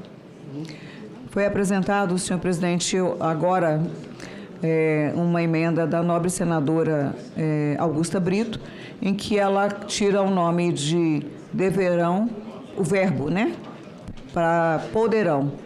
Eu não vou acatar essa emenda, sugiro que seja apresentada na próxima comissão de mérito, em virtude de que o texto é esse, né? O objetivo do projeto é justamente ter a determinação, obviamente o Conselho Monetário, como já está dito aqui, vai definir os critérios, tendo cuidado com o equilíbrio fiscal, mas ao mesmo tempo reconhecendo que 75% já tenha sido pago, e o percentual, o formato, vai ser definido posteriormente com todo o cuidado fiscal. Essa é meu voto. A matéria está em discussão. Senadora Augusta. Obrigada, senhor presidente.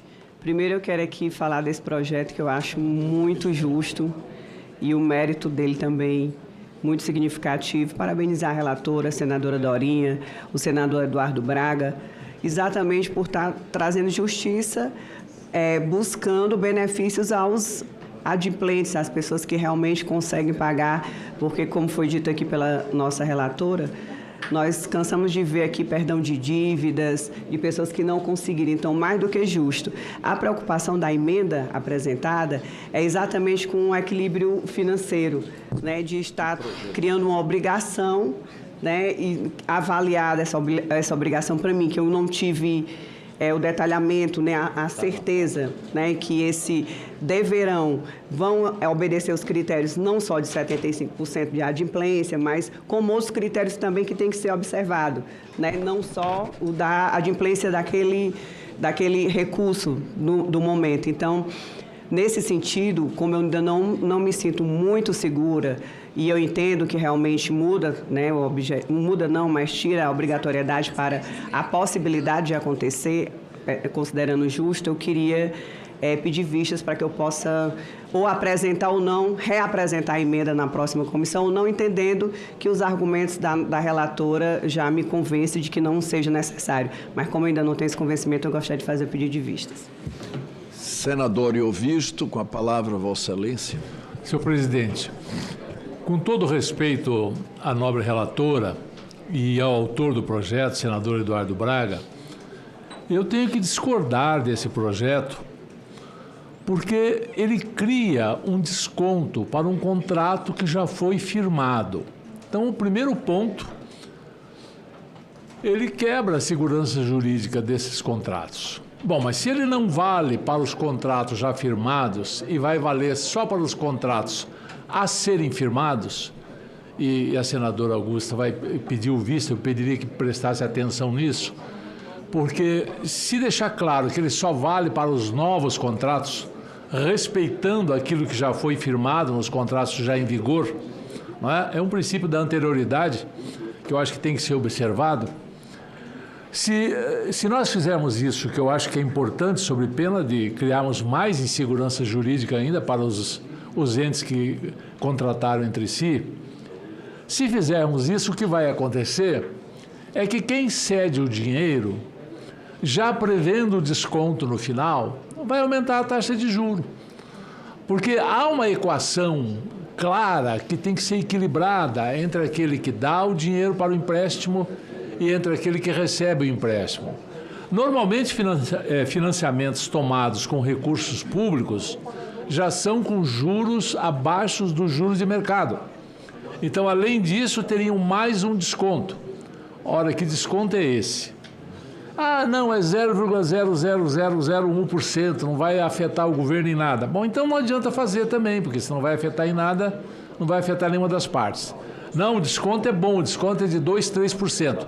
Se é de 2%, 3%, implica em gasto para a União, porque se vai dar o desconto, o dinheiro não retorna.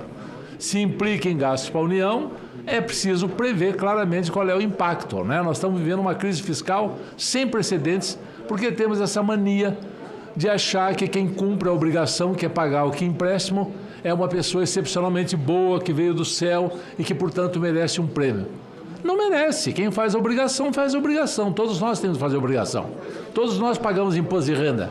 Nem por isso temos desconto. Né? Pagamos o que tem que ser pago. Então, eu sou contra esse projeto. Acho que ele não faz nenhum sentido. E, no mínimo, senador Augusto, eu fiquei muito aliviado com o seu pedido de vista, senão eu teria que pedir, mas foi muito bom que a senhora pediu. Acho que o poderão já ajuda muito.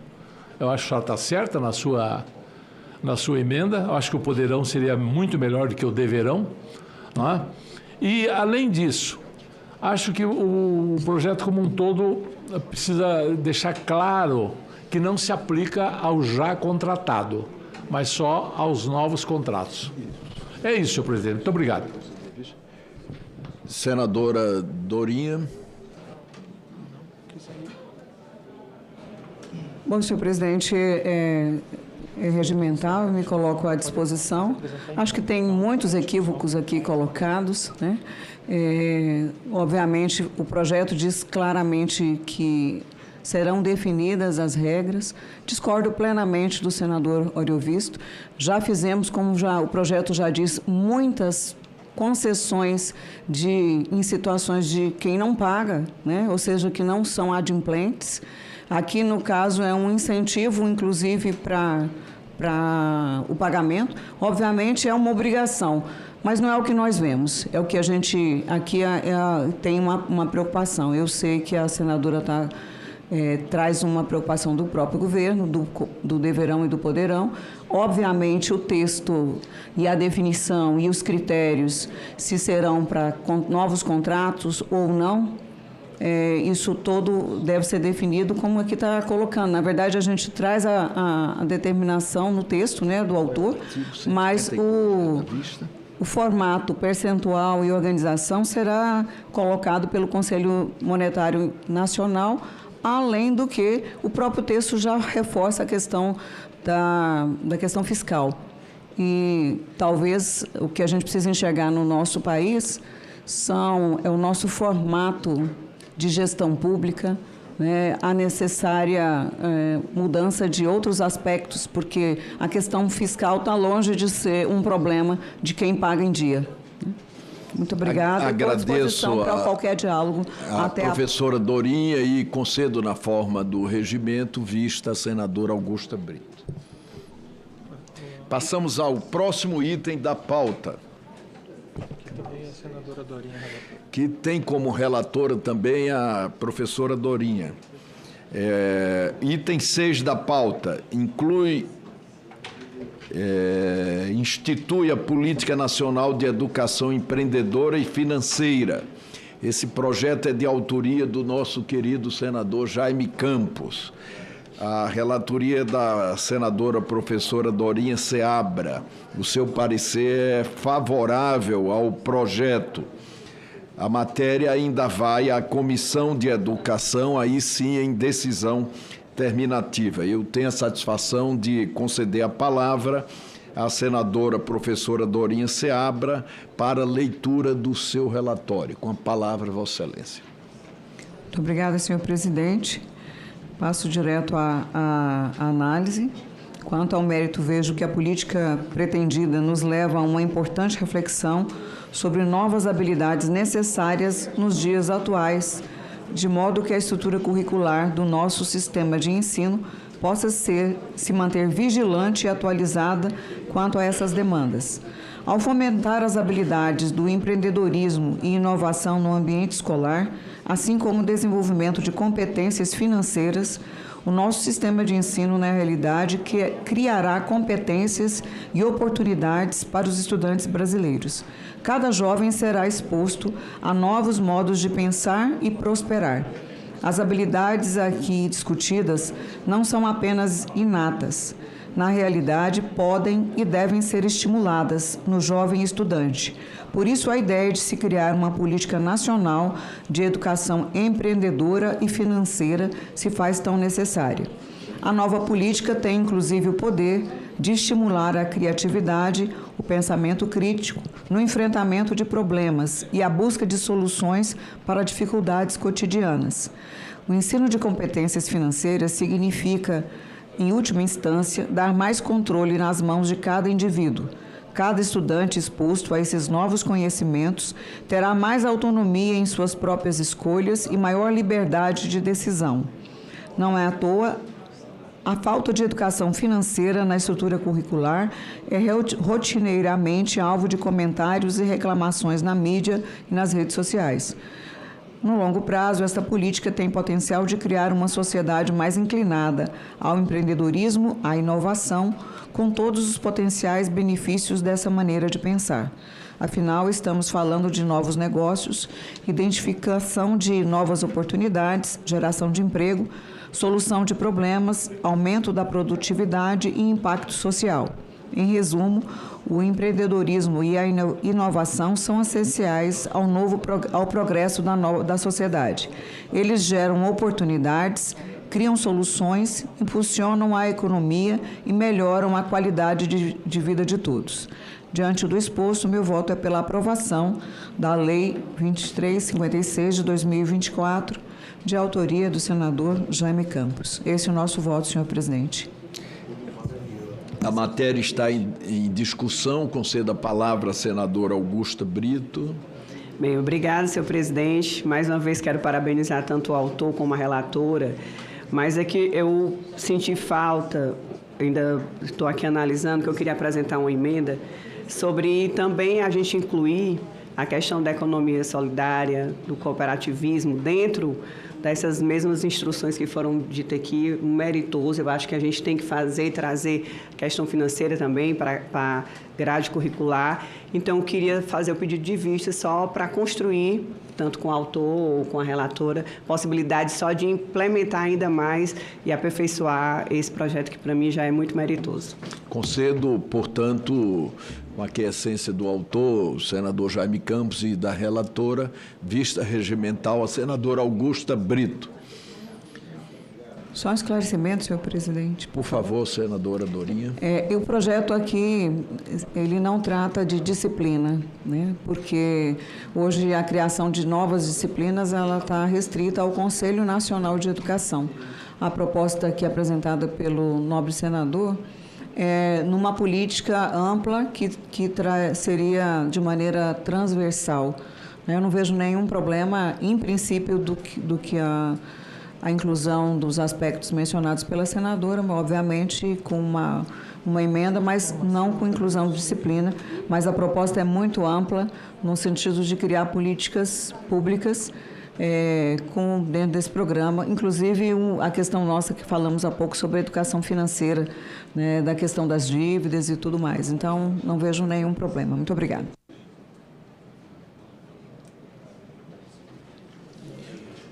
Está concedida a vista regimental.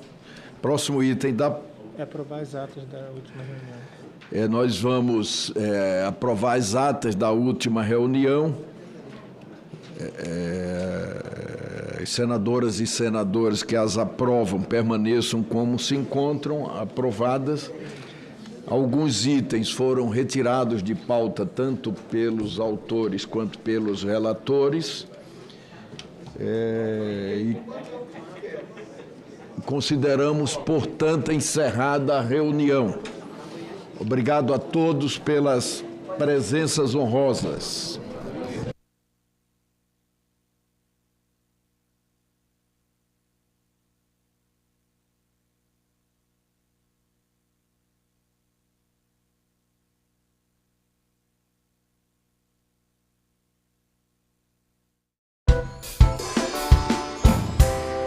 Incorporou diagnóstico, objetivos e metas específicos para a educação escolar indígena.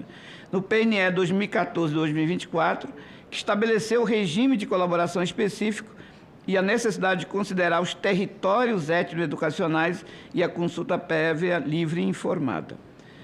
As propostas do PNE para o PLE número 2614-2024. Com base nesse cenário, o FNE já apresentou isso ao Congresso Nacional, contribuições fundamentais que devem ser incorporadas ao texto final do novo PNE. Primeiro, reconhecimento legal e explícito da educação escolar indígena como modalidade específica, bilíngue e intercultural. 2, manutenção e fortalecimento do regime de colaboração específico, articulado aos territórios étnico-educacionais, como condição para a pactuação federativa em respeito à autonomia e à consulta prévia das comunidades indígenas. Terceiro, financiamento público adicional, considerando a diversidade linguística, a distância territorial e as realidades socioculturais das escolas indígenas, quilombolas e do campo. Existem regiões muito remotas em que os recursos hoje disponíveis per capita nacional são absolutamente insuficientes. Eu, inclusive, já fui secretário de Educação de um município bem distante, São Gabriel da Cachoeira. Universalização da educação diferenciada também fora das terras indígenas, reconhecendo que mais da metade da população indígena hoje vive em áreas urbanas. 63% da população indígena vive nos centros urbanos ou ao redor. Isso muda completamente o tipo de planejamento para atendimento a essa população. Isso não é simples, né? Criação de metas específicas para a formação de profissionais indígenas, elaboração de materiais didáticos em línguas indígenas e fortalecimento da gestão escolar indígena. Sexto, instituição de indicadores próprios de qualidade, definidos em diálogo com os povos indígenas para garantir que a avaliação da aprendizagem respeite os seus modos próprios de ensinar e aprender. Essas propostas fortalecem o que o próprio texto do PL 2614 e 24 já reconhece em parte, como nas metas de universalização, meta 8D e 8G, com cursos específicos, meta 8.H e autonomia curricular, estratégia 8.1. Conclusão. Encerrando minha fala, quero reafirmar o que a FNE tão bem expressa. Fórum Nacional de Educação Escolar Indígena, o coletivo dos educadores indígenas expressa. A educação é um direito indígena, mas tem que ser do nosso jeito, tem que ser do jeito indígena. Isso significa dizer que o direito à educação só se concretiza plenamente quando respeita as línguas indígenas, as culturas indígenas, os territórios indígenas, os calendários próprios indígenas, os saberes ancestrais e formas de organização dos povos indígenas. É esse compromisso que deve orientar a redação final do novo Plano Nacional de Educação. Um plano que enfrente o racismo institucional, que promova a justiça curricular e que garanta os recursos financeiros, técnicos e políticos para uma educação que seja emancipadora, libertadora e construída com os próprios povos indígenas. Muito obrigado, senadora. Nós aqui agradecemos, Jensen, realmente são pontos muito fundamentais da sua abordagem, né, para a gente assegurar o direito, né, dos povos indígenas tão múltiplos, uma diversidade tão grande e, ao mesmo tempo, uma unidade naquilo que é uma base de sustentação dessa educação escolar indígena. Nossa tradição, né, nossa origem territorial, os nossos ancestrais da terra, aqueles que ainda hoje zelam por nós, guardando as nossas florestas, as nossas águas com tanta dificuldade, né? Sem sombra de dúvidas, muito importante a sua abordagem. Vamos passar agora para Maria Auristela, representante do Interfórum de Educação Infantil, o MIEIB, para seus 10 minutos iniciais. Bom dia. Bom, o Movimento Interfórum de Educação Infantil do Brasil parabeniza pela iniciativa e agradece profundamente pelo convite de estarmos aqui fazendo essa discussão tão importante, tão necessária. E nesse agradecimento a gente saúda a senadora e a todos os parlamentares, bem como a todas as pessoas que se dispuseram a essa discussão, quer presencialmente, quer via online. Bom, e aí a gente tem esse olhar específico para a educação infantil e inicia lembrando que, diferentemente da lei anterior, né, que se encerra neste ano, do Plano Nacional de Educação, que priorizava a universalização da pré-escola e a oferta de matrícula de creche para 50% dos bebês brasileiros, este novo plano busca garantir o acesso universal e lança um olhar para a qualidade da educação para bebês e crianças de 0 a 5 anos, estabelecendo metas e estratégias para ampliar vagas, melhorar a infraestrutura e qualificar profissionais. O projeto enfatiza a importância da intersetorialidade. E aí, para a nossa etapa, a gente sempre evoca um provérbio africano que diz que é preciso uma aldeia inteira para educar uma criança. E, sem sombra de dúvidas, esse aspecto é muito importante para a gente precisa do apoio e da colaboração de diversos setores da sociedade para que a gente, de fato, eduque os bebês e as crianças brasileiras. Além disso, há um foco na equidade e na inclusão. Diversos dos comentários e perguntas que chegaram aqui pelo YouTube têm essa preocupação com a inclusão. Então, para o que diz respeito às metas e estratégias da educação infantil, a gente se sente feliz com a recorrência de estratégias que buscam contemplar a equidade e a inclusão dos bebês e das crianças, considerando a diversidade do nosso país, que é tão gigantesco, garantindo que crianças em situação de vulnerabilidade tenham acesso a uma educação de qualidade.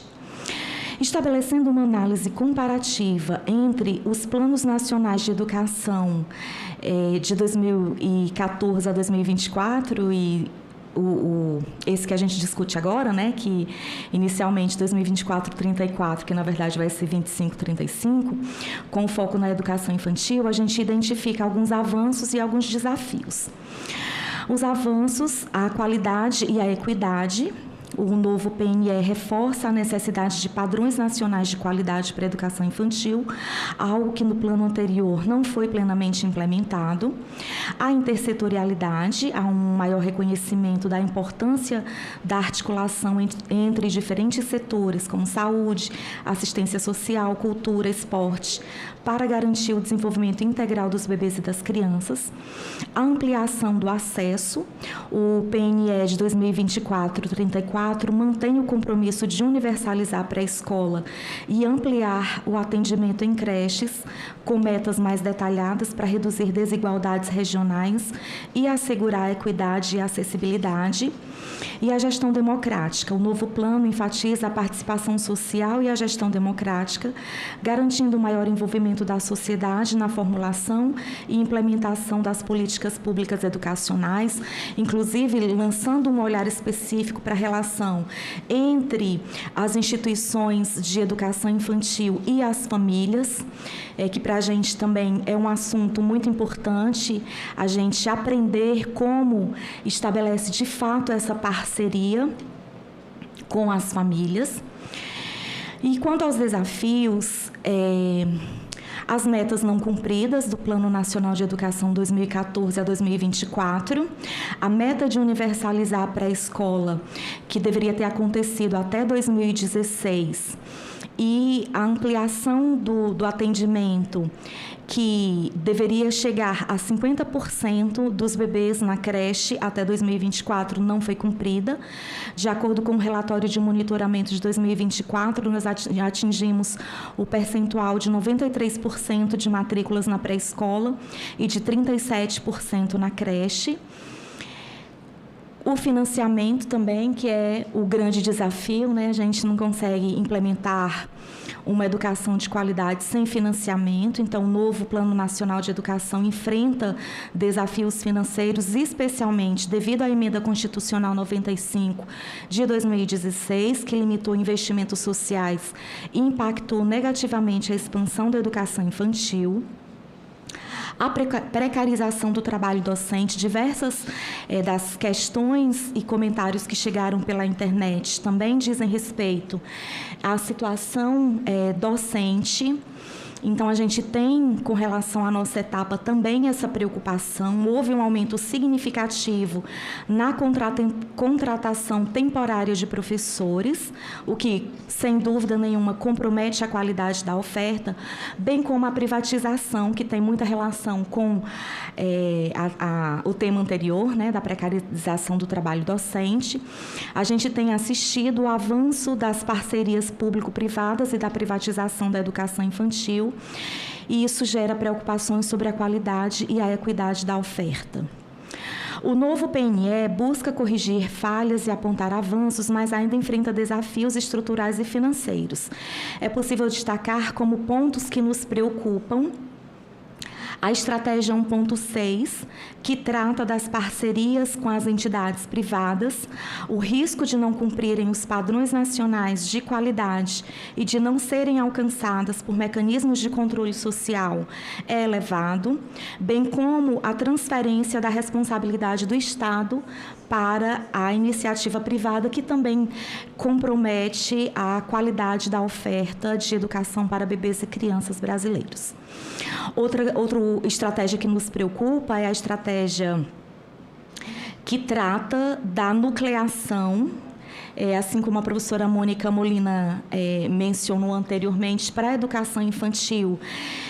A gente solicita que essa estratégia seja suprimida, porque, em geral, esses processos de fechamento de escolas, com a ideia de escolas que recebam uma quantidade maior de crianças, cerceiam o direito à especificidade territorial, cultural, alimentar e violam o direito da criança de ser matriculada em escolas próximas à sua residência. E bem como a professora Mônica Molina mencionou, esse aspecto de elas passarem muito tempo no transporte escolar também é bastante prejudicial. A estratégia 2.13 também nos preocupa, ela trata da regulamentação dos profissionais que auxiliam os professores, e para nós da educação infantil, esse é um ponto bastante sensível, porque as diretrizes curriculares nacionais para a educação infantil e, em consequência das diretrizes, a Base Nacional Comum Curricular da Educação Infantil traz como questões indissociáveis o educar e o cuidar. Então, para a gente, é impossível ter um profissional que cuide e outro profissional que eduque.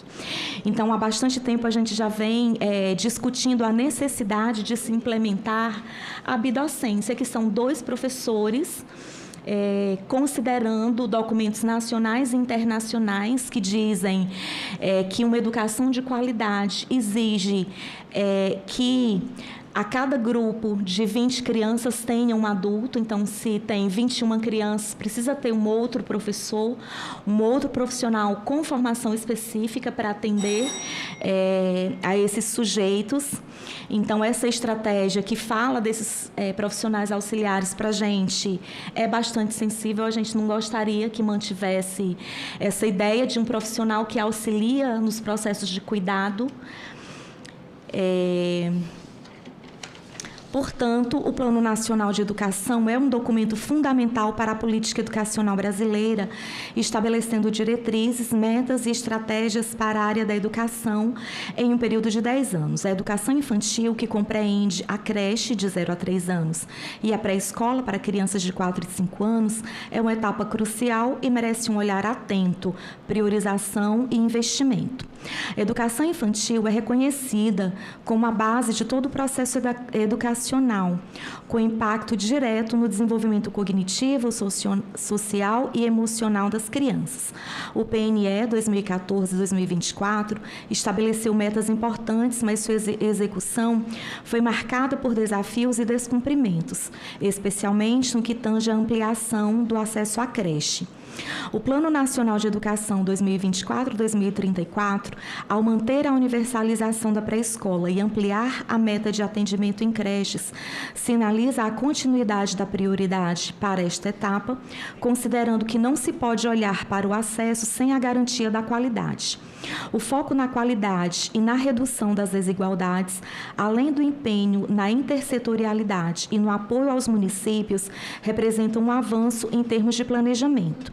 No entanto, o sucesso do novo Plano Nacional de Educação dependerá de um engajamento político efetivo, de um financiamento adequado e de uma governança robusta que garanta o monitoramento, a responsabilização e a coordenação entre os diferentes níveis de governo.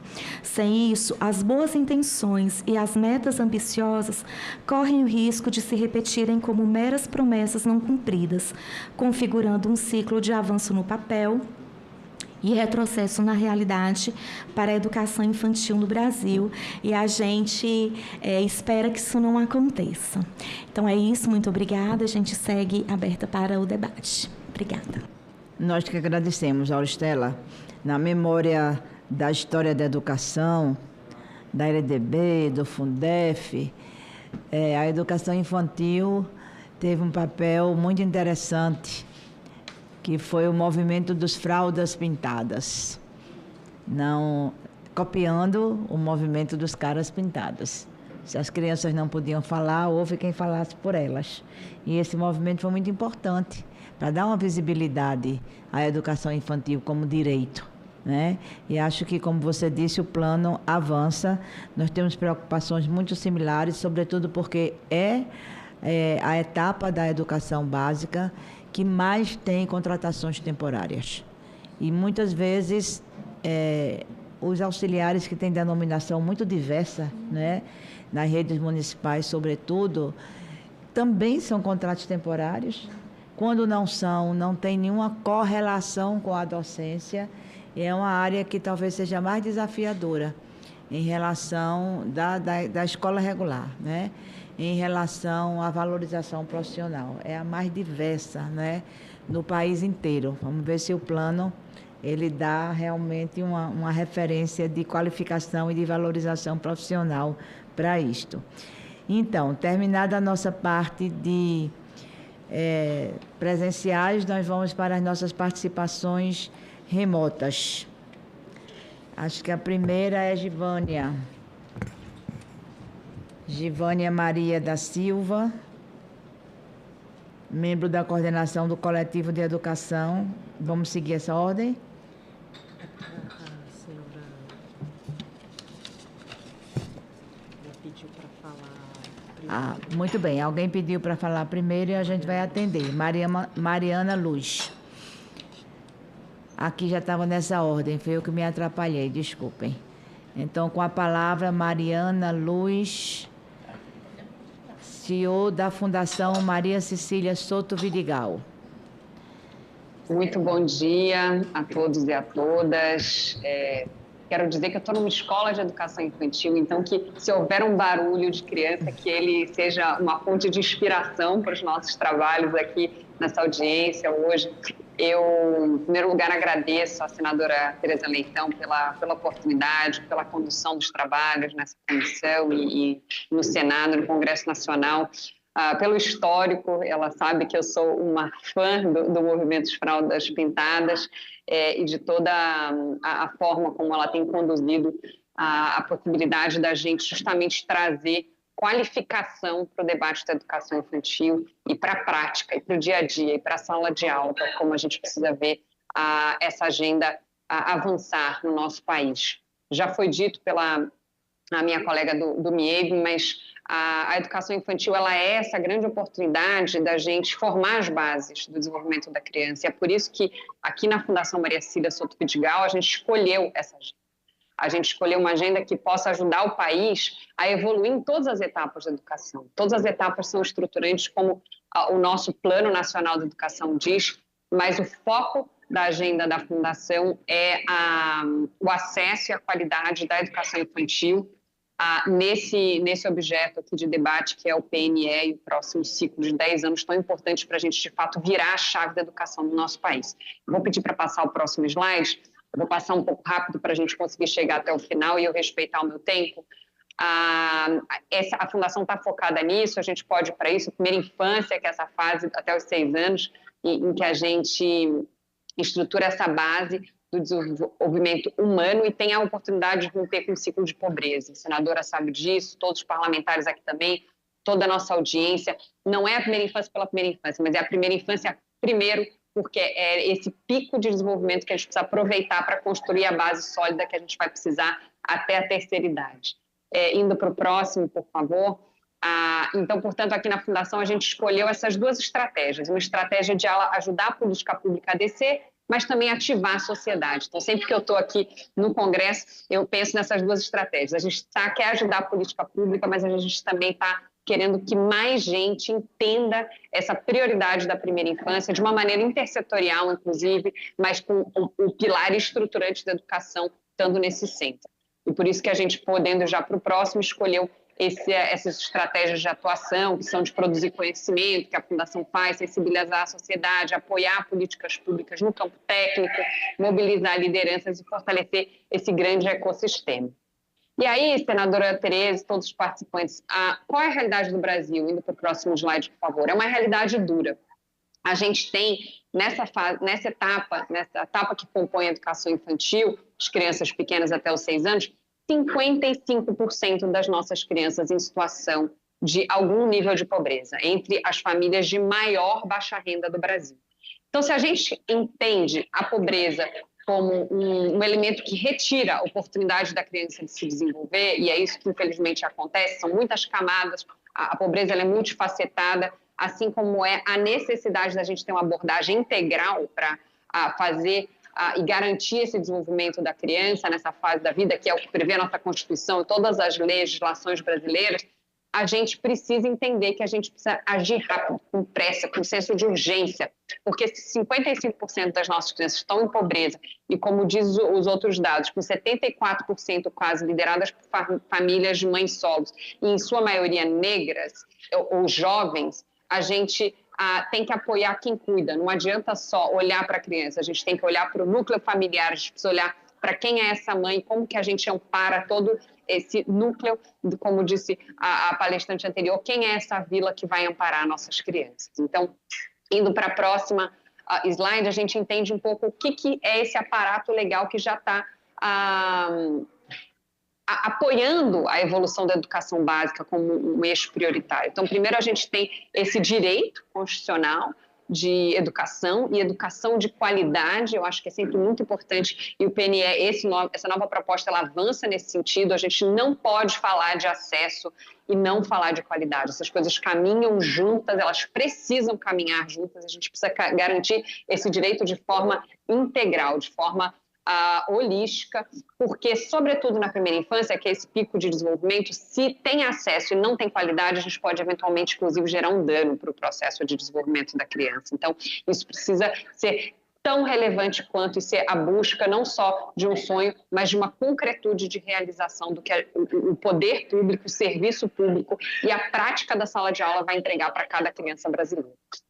Lembrando aqui, a creche do 0 aos 3 anos é uma opção das famílias, ela é uma etapa voluntária, ao passo que na pré-escola, 4 e 5, a gente está falando de um direito e uma obrigatoriedade de matrícula, embora 2 já na educação básica.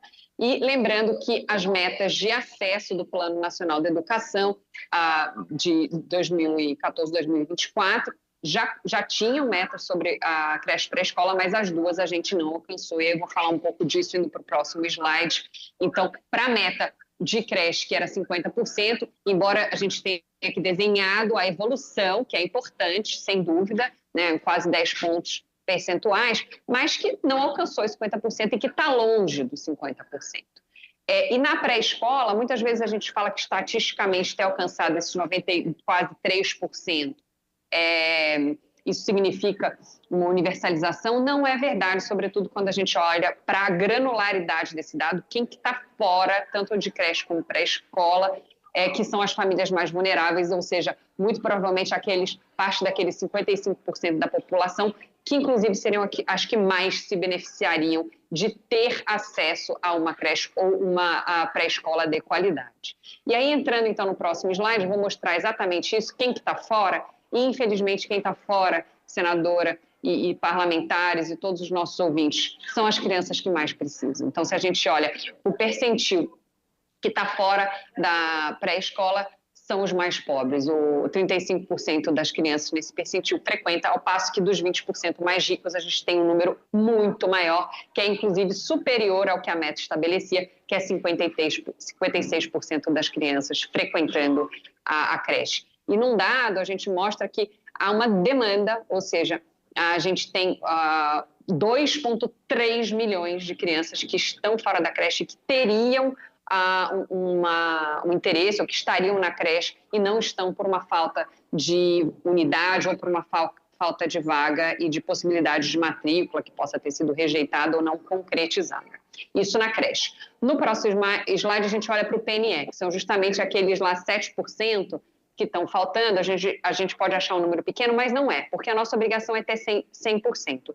E quando a gente olha que número é esse, a gente está falando de 441 mil crianças fora da pré-escola.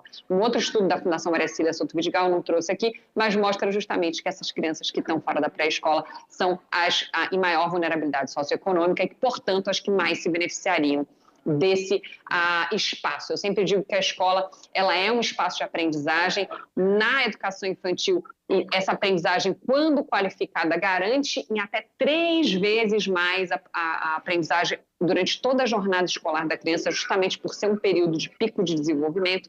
Agora, o que infelizmente acontece, e eu gosto de dizer, é que a escola também é um espaço intersetorial, porque ela é um espaço de combate à violência, ela é um espaço de combate à insegurança alimentar, uma vez que a criança na escola tem uma segurança alimentar garantida, com muitas vezes, se o ensino for integral, até 5 refeições por dia, e ela é esse espaço de socialização, de desenvolvimento. Então, a gente precisa entender a escola também como esse espaço integral. Muitas vezes ela é um espaço da saúde, onde há monitoramento da vacinação e de outros marcos de necessidades de atendimentos do sistema de saúde. Então, a gente precisa ter na escola esse locus intersetorial de garantia de desenvolvimento. Acho que isso foi dito aqui na primeira fala, justamente para as zonas rurais e mais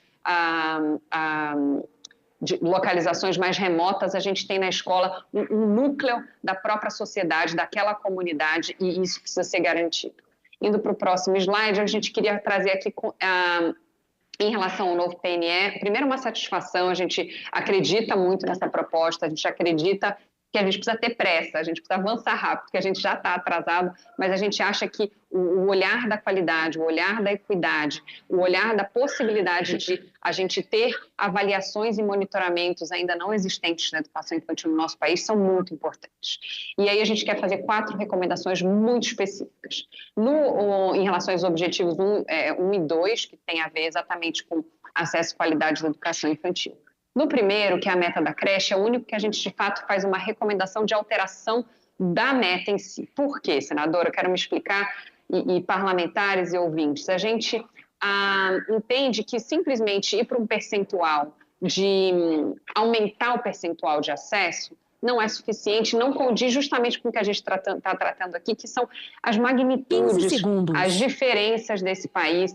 Então, a gente define um percentual de 90%, com uma demanda manifesta, que já existe uma lei para amparar isso, que todo município declare a sua demanda, e que a gente possa alcançar a demanda. Às vezes isso vai ser menor do que 50% ou de 60%, e às vezes pode ser maior, mas a gente entende que é isso que com maior condiz com a realidade. A gente também define aqui instrumentos de como alcançar isso. Então, o levantamento da demanda previsto na lei do ano passado, a busca ativa e comunicação com as famílias, porque muitas vezes as famílias ainda não compreendem a importância da etapa da creche. E isso precisa ser comunicado para que a gente ative esta vila, para que ela queira cuidar da criança.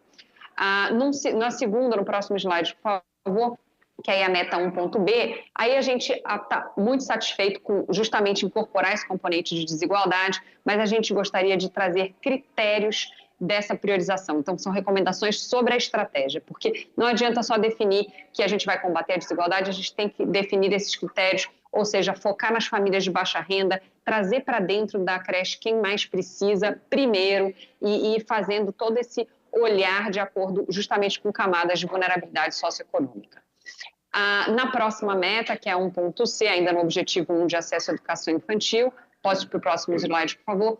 Também estamos muito satisfeitos justamente com a gente olhar para essa universalização da pré-escola e eliminar esse percentual dos 7% que estão fora, mas também a gente entende que falta e podemos qualificar ainda mais as estratégias, incluindo busca ativa das crianças que estão fora e a assistência técnica financeira para expansão dessas vagas nas reuniões com menor índice de acesso para pré-escola. Então, justamente oferecer mais recurso para onde há menos vaga e a gente conseguir ampliar aonde há mais defasagem e aonde a gente mais precisa. E, por fim, nossa 4ª contribuição muito específica, indo para o próximo slide, por favor, tem a ver com a qualidade da educação infantil. Então, a gente está muito feliz de ter essa possibilidade de assegurar a qualidade, só que, como diz o grande chavão da avaliação, não se pode melhorar e não se pode ter qualidade no que não se pode mensurar. E, infelizmente, o Brasil hoje não tem dados ou monitoramentos amplos de alcance nacional que ofereçam as dimensões que estão previstas na meta. Então, a gente recomenda que as estratégias sejam muito específicas e ofereçam os caminhos concretos para que a gente possa alcançar essa meta, portanto, criar um índice de qualidade para todos os municípios, a partir do SAEB, a partir do censo escolar, implementar a implementação das diretrizes operacionais de qualidade e equidade da educação infantil, desenhando ações responsáveis, prazos, ou seja, um plano de ação concreto para que a gente possa fazer e monitorar isso ao longo dos próximos 10 anos. Acho que é muito importante, inclusive, esse monitoramento do PNE antes que ele acabe, né, nos próximos 10 anos, porque isso não foi feito no plano anterior,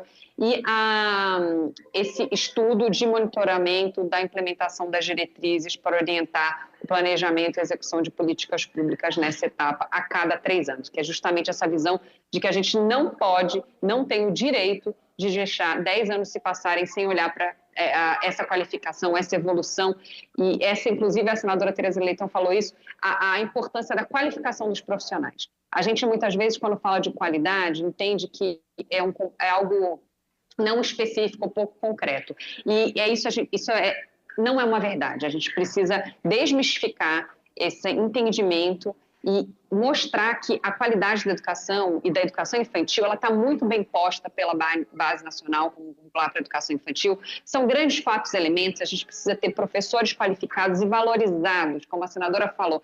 Se quem está no dia a dia da sala de aula não tem o entendimento da importância dessa etapa, não tem a qualificação para conduzir essa relação lúdica das crianças, essa intencionalidade pedagógica, esse processo de autonomia, a gente não vai conseguir gerar essa qualidade. Então, o professor está sempre ali no topo desse grande conjunto de importância do que é qualidade, mas a gente precisa ter materiais qualificados, a gente precisa ter práticas pedagógicas qualificadas e com intencionalidade pedagógica, justamente para que esses materiais sejam bem aplicados por esses professores valorizados. E, por fim, a gente precisa de infraestrutura. Mas a gente precisa saber que a infraestrutura, embora seja importante, ela sozinha não gera qualidade. E isso está comprovado por inúmeros estudos e, infelizmente, por experiências que não geraram qualidade para as nossas crianças. E aí, por fim, o último slide, a gente traz aqui um QR Code de todo esse nosso posicionamento da Fundação Maria Cília Souto Vidigal, completo aqui, de todas as propostas, que inclusive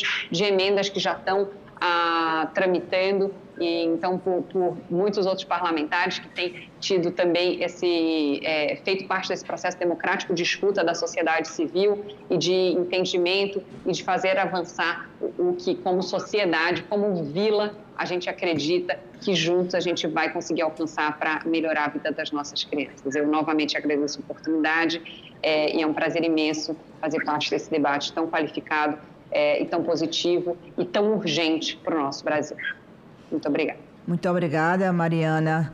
A questão da primeira infância está sendo tratada também na frente parlamentar da primeira infância, né? E esse foco que Mariana levantou do tratamento da desigualdade, que termina por prejudicar o acesso das nossas crianças na primeira infância à escola, também tem sido muito destacado nas nossas discussões, e estamos tentando fazer justamente esse paralelo entre a frente da primeira infância e a tramitação do PNE. Vamos passar a palavra agora para a nossa próxima convidada, que também falará por via remota. É a nossa quinta convidada, Givânia Maria da Silva, membro da coordenação do Conselho de Educação da Coordenação Nacional de Articulação de Quilombos, a CONAC. Muito obrigado, senadora. Bom dia a todos que estão nos assistindo.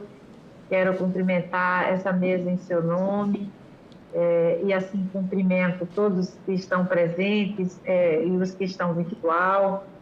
Era meu desejo estar aí nesta casa hoje, mas infelizmente a gente não conduz tudo e tive um problema muscular essa semana, uma distorção aqui, e aí fui impossibilitada de viajar, mas não quis deixar de estar nesse momento, porque eu acho muito importante a gente debater e o quanto eu tenho aprendido aqui já hoje nas primeiras falas que iniciaram essa reunião. Dizer que eu fui ajudada demais aí pelas companheiras e companheiros que me antecederam, o companheiro Gessen, a Molina, nossa querida Molina, sempre muito admirada, sempre tenho uma admiração muito grande por você, pelo seu trabalho, e as demais pessoas que aqui já falaram. E eu queria, dando sequência, fazer um cumprimento especial à senadora Tereza Leitão.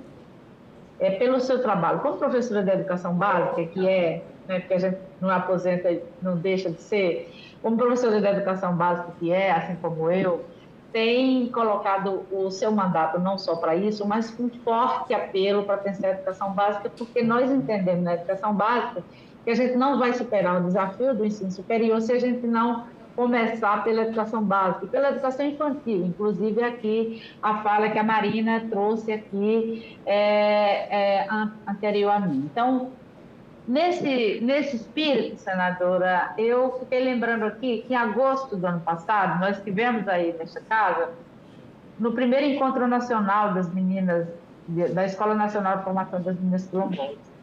E uma das pautas que as meninas levaram, meninas de 21 estados do Brasil, era a necessidade de se ter uma atenção mais específica para os professores e também a questão dos concursos públicos. E eu me lembro que, em seguida, nós fomos procurados pela sua assessoria com um estudo para entender quais eram exatamente os problemas, não que a senhora não soubesse, mas os que estavam adicionais àquilo. E hoje, ter a notícia de que o projeto foi aprovado, para mim é uma alegria, e saber que não só o debate sobre a questão quilombola, mas sobre a questão do campo, como esse campo plural, com quilombola, com assentado, com ribeirinho, com indígenas, com quebradeira de coco, com esse campo tão diverso que às vezes a gente fala do campo como se ele fosse uma coisa única, mas ele tem suas especificidades, essa notícia me deixou muito feliz. A segunda coisa, então, eu te parabenizo por isso. Temos enfrentado esse debate, temos encontrado no seu mandato esse amparo. Há menos de um mês nós estivemos aí debatendo também com várias organizações da sociedade civil, organizações negras, com o tema por um PNE antirracista. A senhora não só nos ajudou a fazer um seminário, como fez audiência pública, então apresentamos propostas.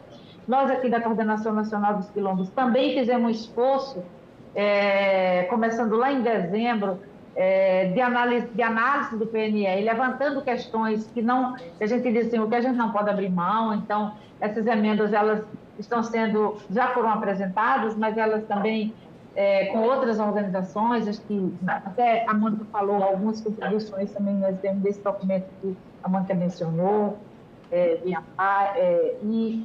além disso, lá no CNE, hoje, o tempo em que estava um pouquinho esperando começar, estava ouvindo a deputada Tabata, que também está no CNE agora, finalizando a sua apresentação, debatendo e contando para os conselheiros, senadora Tereza, quais foram os acordos, tempos e os combinados que o Senado e a Câmara fizeram para agilizar a votação, considerando o tempo tão curto que se tem para a gente não atrasar mais ainda a votação. Mas me preocupa também olhar sobre os estados do município. Então, eu vou abrir mão de algumas questões que havia levantado aqui, porque tanto o Jéssica como a Molina, a Marina, já trouxeram. Então, eu vou me ater aqui mais em alguns pontos que eu queria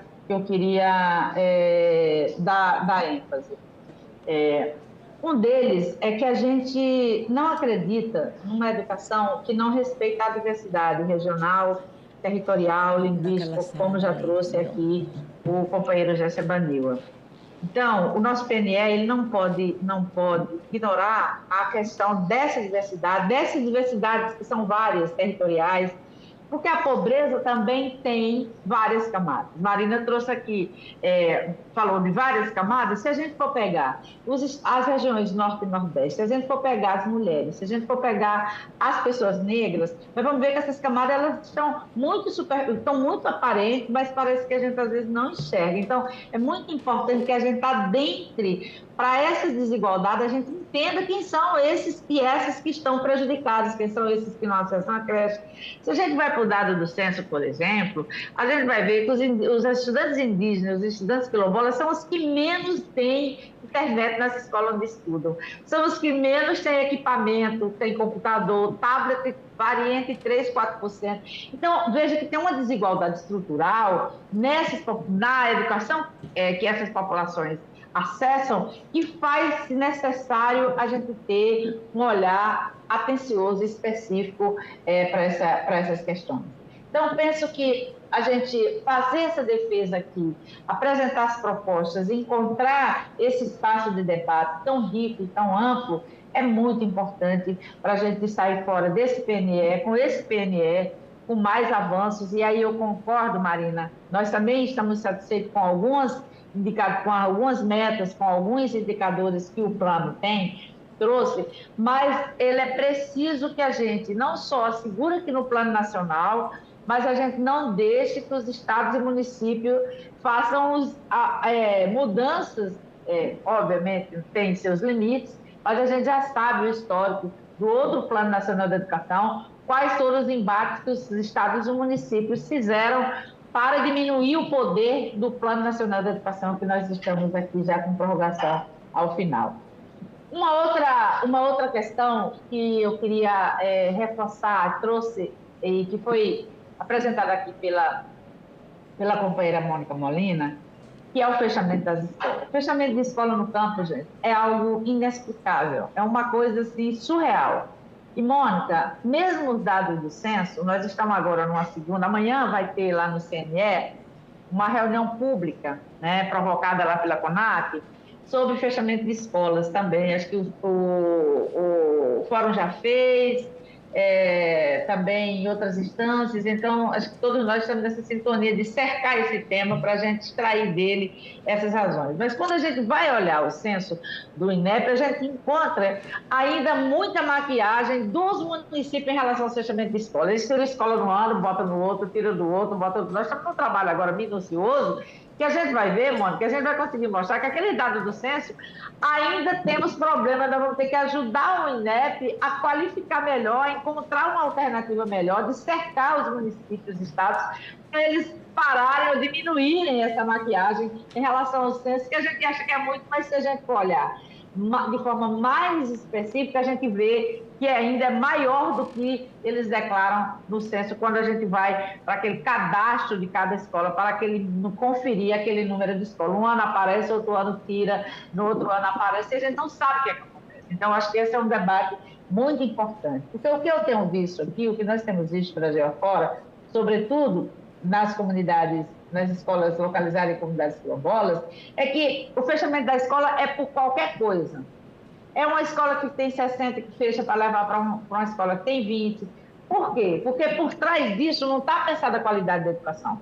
Está pensado, o que está se pensando não a indústria do transporte escolar, utilizar uma política tão importante como o transporte escolar para fins eleitoreiros. Quem tem mais transporte escolar tem mais gente disponível em suas campanhas. E isso é grave. Aqui no Nordeste, Tereza sabe como a gente tem combatido isso aqui em Pernambuco.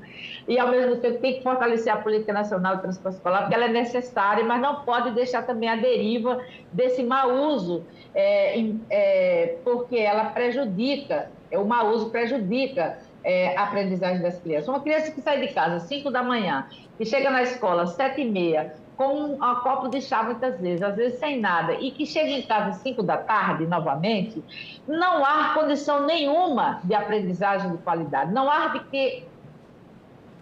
como falar qualidade de ensino numa situação como essa. A questão do financiamento, tinha marcado aqui para falar, mas eu acho que tanto Marina como a Mônica já trouxeram. Eu queria só destacar aqui, enquanto a gente não combater essa ideia de que a educação é um custo, e o presidente Lula, né, Tereza, assim como o ministro Camilo, tem falado muito sobre isso, para a gente não pensar a educação como custo, mas como investimento, mas nas bases ainda não é assim. Então, essa é uma coisa que o plano precisa estar atento a isso. E já caminhando para o final, mas ainda querendo dar um destaque, a questão dos professores. Gente, é desastroso. Os estados chegam a ter quase 60% do seu quadro de funcionários, de professores contratados. E eu brinco, Tereza, que professor contratado, ele não come nem em dezembro, nem em janeiro, nem em fevereiro. Ele só come de março a novembro. Por quê? Porque os contratos começam em fevereiro, em março, muitas vezes, e terminam em dezembro. Então, esses 3 meses, o que o professor contratado faz? O que ele vai ficar trabalhando de graça em casa porque ele não conseguiu terminar todo o seu trabalho, mas ele não pode comer, ele não pode adoecer. Então, essa prática, ela pode ser bastante combatida se a gente focar o Plano Nacional de Educação para essa ideia de fortalecer os concursos públicos e os concursos públicos específicos. Porque estes segmentos, se a gente olhar o quanto os trabalhadores do campo, desse campo diverso, tanto indígena, assentado, quilombola, têm investido na formação dos seus, nós não temos mais, né, Jéssica, nenhum argumento para dizer que não faz concurso específico para os povos indígenas, para assentados, para quilombolas, porque não tem a mão de obra qualificada, não tem os profissionais qualificados, não existe mais isso. Pode ser que em algumas situações ainda exista, mas essa não é mais uma realidade do Brasil, porque nós temos muito. Mas o que acontece é que muitas vezes contratam um professor por uma questão eleitoral de fora da comunidade, em detrimento dos profissionais, do próprio povo, dos profissionais que conhecem a realidade, que estão comprometidos com a luta, porque isso enfraquece o processo de luta das comunidades. E a escola ela não é um elefante branco no nosso território, nós não queremos escola elefante branco, nós queremos uma escola ativa, uma escola que tenha a posição, que tenha lado, e o nosso lado é da democracia. Então, a escola tem que ser realmente, ela tem que cumprir o que a Constituição determina por ela. Por fim, além disso, a gente destaca que teve inovação no plano. É verdade que pensar a qualidade, não só a qualidade, mas tentar pensar a equidade, a questão desses novos formatos de aprendizagens. Nós estamos num debate no CNE muito arraigado em relação às novas tecnologias. Não dá para os nossos professores estarem ainda na época aprendendo a usar o computador ainda, e os meninos estarem em 3 séculos para frente. Então, tudo isso tem que ser visto, tem que ser assegurado nesse nosso plano. Eu quero, por fim, dizer da nossa alegria, do nosso empenho, alegria de estar aqui compartilhando nessa manhã de hoje, do nosso empenho tanto lá no Conselho. E aí, Mônica, você trouxe na sua fala a questão do sistema. O Sistema Nacional de Educação é algo que tem nos preocupado, vou concluir, tem nos preocupado bastante.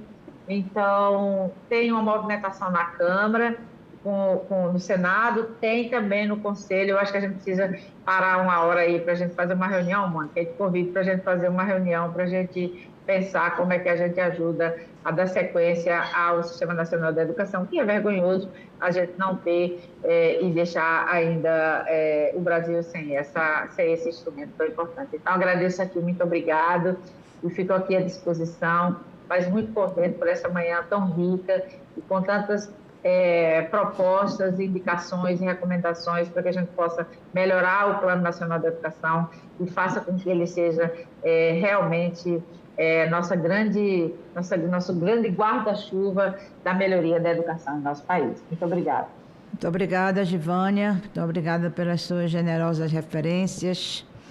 Vejam, essa questão que Givânia levantou, do debate que a deputada Tabata Amaral também está realizando, a gente fez uma reunião com a Frente Parlamentar em Defesa da Educação, com a presidência da Comissão Especial do PNE lá na Câmara, que é a deputada Tabata Amaral, com o presidente da Frente Parlamentar, o deputado Brito, né?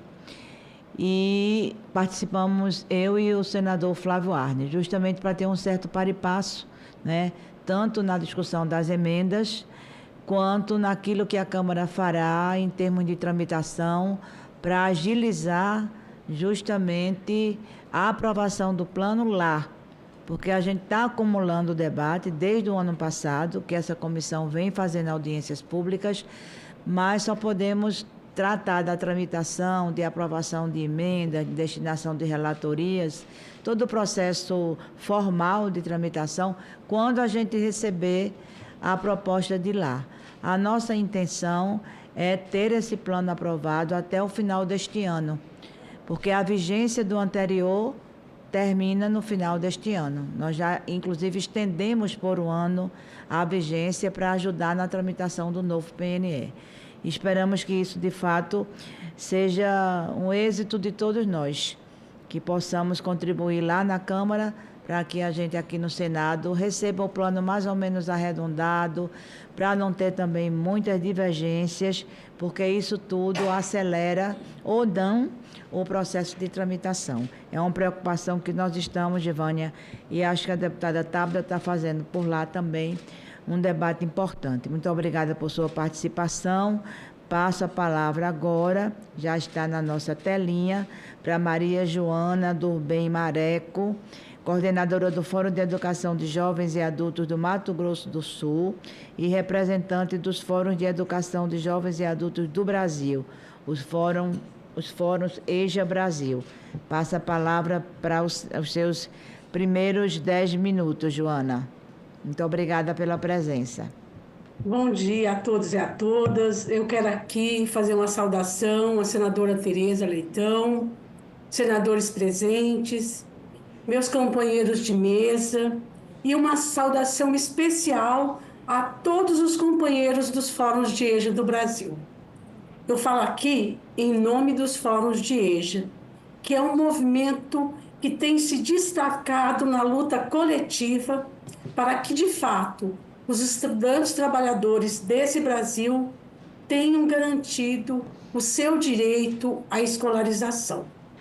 O nosso coletivo ele esteve atuante nas conferências municipais, nas conferências estaduais, distrital, e tivemos uma participação significativa também na CONAI, que foi um grande evento. Bom, para iniciar, eu quero iniciar apontando o cenário da educação de jovens e adultos no Brasil. Hoje, nós temos 11 milhões de pessoas acima de 15 anos de idade que não foram alfabetizadas. E em torno de 70 milhões de pessoas, jovens, adultas e idosas, que não concluíram a educação básica. São pessoas em ocupações de baixa qualificação, na informalidade, marcados por diversidades de gêneros, como esses que a mesa já apresentou aqui, de etnia, de aspectos geracionais, territoriais, culturais, pessoas com deficiências, os privados de liberdade e outras especificidades que estão presentes na população jovem, adulta e idosa. Segundo dados da última edição do INAF, dados agora de 2024, 29% da população entre 15 e 64 anos não possui habilidades básicas de leitura, escrita e matemática, que é o mesmo índice registrado na edição anterior do INAF. Os dados do INEP, o último censo agora de 2024, ele aponta que o número de matrículas na educação de jovens e adultos diminuiu entre os anos de 2020 e 2024 20,4%. A queda nesse último ano, em 2024, foi de 7,7%. Foi mais intensa no ensino fundamental, com 10,2% de redução, e no ensino médio, 3,7% de redução. Então, senadora, esses números, eles acenam para lugares que pretendemos chegar. Hoje aqui, mobilizados nessa audiência para um novo PNE, discutindo o PNE como uma efetiva política de Estado para a educação e, sobretudo, para a educação de jovens e adultos. Então, os Fóruns de EJA do Brasil, nós fizemos 3 grandes destaques para o novo PNE. Tá? E começo destacando financiamento. Dentro de tudo que eu apontei, os números que eu apontei, nós iniciamos com financiamento. E fizemos para o novo PNE, dentro da estratégia 18.15, uma sugestão de modificar, que nessa estratégia aponta suplementar com recursos oriundos da União a melhoria de condições de oferta da EJA. E aí a gente fala em chamada pública, ampliação das matrículas, convocação de professores, uma infraestrutura escolar, equipamentos, mobiliário, alimentação, transporte, tecnologia digital, entre outros. E apoiar a valorização e formação dos profissionais da educação básica pública, considerando a definição de um CAC-EJA como necessário para sanar essa dívida histórica com a população que não concluiu a educação básica. E aqui vale lembrar que entre os anos de 2011 e 2021, houve uma significativa redução dos recursos para a EJA, caindo de 1,38 bilhão em 2012 para 8 milhões em 2020, o que equivale a uma redução de 1,372 bilhão de financiamento. Em 2023, o Ministério da Educação elevou o fator de ponderação da EJA de 0,8 para 1. Essa é uma medida positiva e que nós já esperávamos há 10 anos. Mas é necessário avançar, é necessário prever recursos financeiros adicionais às escolas para serem estimuladas a ofertarem educação de jovens e adultos. Precisamos também, de uma forma, garantir a equalização das oportunidades educacionais e superar as vulnerabilidades econômicas, sociais, ambientais, raciais, de sexo, regional, tão presentes nesses sujeitos da educação de jovens e adultos. Ainda é fundamental que possa ser assegurado que os entes federados tenham recursos adicionais para que essa oferta realmente aconteça, como condição para que nós possamos mudar esse cenário que ora eu apresentei. Também dentro do financiamento, nós destacamos a estratégia 10.4, que é instituir em nível federal, estadual, municipal e distrital política orçamentária de apoio financeiro a todos os estudantes a fim de garantir acesso, permanência e conclusão na modalidade de EJA nos níveis fundamental e médio. Nós enfatizamos não só garantir o acesso, mas a permanência e a conclusão desses estudantes na educação de jovens e adultos. Da mesma forma que consideramos importante a política de pé de meia do governo federal, onde inclui jovens de 19 a 24 anos como um recurso, como uma bolsa. E aqui eu destaco que ainda é baixo o número de estudantes do ensino médio que recebe essa bolsa, em torno de 161 mil estudantes que recebem o pé de meia. É necessário ainda que o poder público propicie ações de apoio financeiro para garantir o acesso e a permanência desses estudantes em todas as etapas da educação, sem limite de idade. Então, esse é o desafio que está posto para o novo PNE. E aí, um segundo destaque que nós fazemos é a oferta da educação de jovens e adultos na forma presencial. Fizemos também na estratégia 10.1 uma emenda que é instituir em regime de colaboração entre a União, os estados, Distrito Federal e os municípios, política nacional de alfabetização de jovens, adultos e idosos, de forma a garantir continuidade, conclusão dos estudos na educação básica, na modalidade EJA, nas redes públicas, na forma presencial.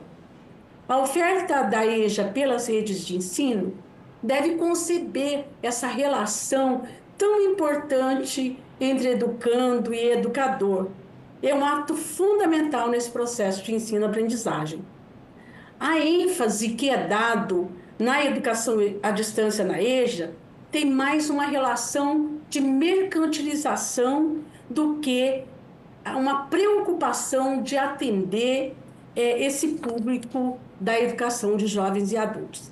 Numa outra audiência, a própria senadora apresentou aqui, a senadora Tereza Leitão, a aprovação da resolução do Conselho Nacional de Educação no dia 8 de abril de 2025, a nova resolução da EJA, que foi também, fizemos um grande movimento enquanto Fórum de EJA do Brasil, para que essa resolução fosse 15 segundos. E atendesse as nossas pautas. No artigo 2º, ela traz, com o objetivo de possibilitar o acesso, a permanência e a continuidade dos estudos de todas as pessoas que não iniciaram ou interromperam o seu processo educativo escolar, a oferta da modalidade da EJA poderá se realizar nas seguintes formas. E aí traz, no ensino médio, tá? A resolução aponta 50% da carga horária na forma presencial. A resolução anterior, ela precarizava o atendimento desses estudantes, porque abria a possibilidade para uma oferta também no ensino fundamental. Então, tivemos um avanço na nova resolução da EJA. E aí, um último destaque, consideramos também importante que seja contemplado no novo Plano Estadual Nacional de Educação, que é a educação de jovens e adultos integrada à educação profissional. Na estratégia 10.6, colocamos como uma emenda, né, fortalecer e ampliar em 25% a oferta de EJA integrada à educação profissional e tecnológica, com os objetivos de garantir a qualidade da educação e de ampliar o acesso dos estudantes ao mundo do trabalho. Essa é uma estratégia que é um desafio que nos apresenta, porque no plano anterior essa meta não foi atingida, né? Então nós defendemos essa proposta como fortalecimento, a gente mantém um percentual de 25%, porque essa meta ela só foi atingida até agora, conforme o 5º relatório de monitoramento do Plano Nacional de Educação, em 4,7% das matrículas, permanecendo muito distante daquilo que estava previsto. Por essa razão, reiteramos a defesa da oferta da EJA integrada à educação profissional desde o ensino fundamental, com a formação inicial e continuada até o ensino médio, de modo a garantir uma base sólida de formação geral e técnico profissional, conforme explicitado na concepção do trabalho como um princípio educativo. Então, para dar conta de toda essa demanda de 70 milhões de trabalhadores que não concluíram a educação básica, são esses destaques que os fóruns de EJA do Brasil apresentam. Muito obrigada, Joana. Agradeço para os próximos debates. Grata. Muito obrigada, Joana, pela sua participação. Eu acho que aqui na mesa também foi citado isso, o que a gente está vendo, e a educação de jovens e adultos isso se revela fortemente, é a diversidade da exclusão ao longo da vida, pela situação territorial, de raça, de cor, de gênero, tudo isso deságua, né, na necessidade da gente ainda ter educação de jovens e adultos. Eu digo que a nossa meta, o nosso horizonte, devia ser para deixar de existir. Educação de jovens e adultos e idosos, como agora está conceituado, mas ainda temos um longo caminho pela frente. E ontem também foi pedido, nessa reunião que eu participei, essa questão do pé de meia para a educação de jovens e adultos. Pé de meia é uma política, é uma lei já, não é? Acho que não foi fácil a gente aprovar aqui. tivemos alguns entraves, tivemos que ir ao Tribunal de Contas da União, inclusive, para destravar o processo, mas é uma política que eu acho que vai dar certo, né? Vai dar certo na escola regular e possibilidade de ampliação, não adianta a gente dizer que é para já, né? É uma coisa também para a gente colocar no nosso horizonte. Mas muito obrigada, Joana, por sua participação. Nós vamos para a nossa última convidada, que já está na tela, vai participar também de forma remota, a Alzerina Mello, representante da Coordenação das Organizações de Educação Indígena da Amazônia Brasileira, a COIAB. Passa a palavra para a Alzerina para os seus 10 minutos iniciais. Muito bom dia a todas e todas. Eu me chamo Alzerina Makuxi, pertenço ao povo Makuxi, e estou hoje em representação da Coordenação das Organizações Indígenas da Amazônia Brasileira, qual seja a COIAB. Gostaria muito de agradecer esse momento de audiência pública entregue para esta organização da sociedade civil. Cumprimento a mesa na pessoa da senadora. E eu trago hoje um pouco sobre esse debate do projeto de lei número 2614 de 2024, e eu vou apresentar 5 pontos positivos e 5 pontos de atenção. As pessoas que me antecederam na pessoa do professor Gessen Baniwa já trouxe pontos importantes que eu pensei em trazer, me sinto contemplada. De toda forma, eu vou fazer uma certa repetição do que ele falou. O projeto de lei ele representa um avanço importante ao reconhecer em seu texto principal e no anexo de metas e estratégias a diversidade sociocultural do Brasil e a necessidade de políticas específicas para garantir o direito à educação dos povos indígenas, conforme os princípios constitucionais e os tratados internacionais de direitos humanos. Os pontos positivos, eu vou começar elencando de 1 a 5. Esse primeiro, ele trata de um reconhecimento da educação escolar indígena como modalidade específica e diferenciada. O plano afirma o direito à educação intercultural, bilíngue e comunitária, multilinguística. Ele valoriza as línguas e as culturas indígenas. Apresentou-se aí nessa parte da meta 8D e estratégia 8.5 sobre a universalização do acesso à educação para crianças indígenas. Prevê metas claras de universalização do acesso à pré-escola, ensino fundamental e médio para populações indígenas. No item meta 8.D, estabelece metas de ampliação da cobertura de creches. Na meta 8A, o que pode contribuir para combater a desigualdade desde a primeira infância. A valorização dos currículos e materiais didáticos específicos, há diretrizes para a produção de materiais que respeitam as línguas maternas e cosmovisões, conforme traduz também o artigo 231 da nossa Constituição Federal, e ele foi especificado aí na estratégia 8.3, e também tem essa previsão na OIT 169, reforça a obrigatoriedade da temática indígena nos currículos das redes de ensino, na estratégia 8.2, e traz agora no ponto 4º, o apoio à permanência e à formação dos professores indígenas, prevê políticas de assistência estudantil na estratégia 8.6 e criação da categoria de professor indígena, na estratégia 8.5, aspectos essenciais para o fortalecimento da autonomia educacional dos povos. Um ponto 5º e último que eu considerei como importante, porque se apresentou aqui nesse PL, é a proposta de currículos pautados na pedagogia de alternância, que busca respeitar o tempo e a realidade das comunidades, na estratégia item 8.4. Eu considerei que trouxe uma inclusão da pedagogia da alternância e do ensino contextualizado, mas senti falta do que trouxe também o Dr. Gessen Baniwa. Ele colocou sobre os calendários indígenas.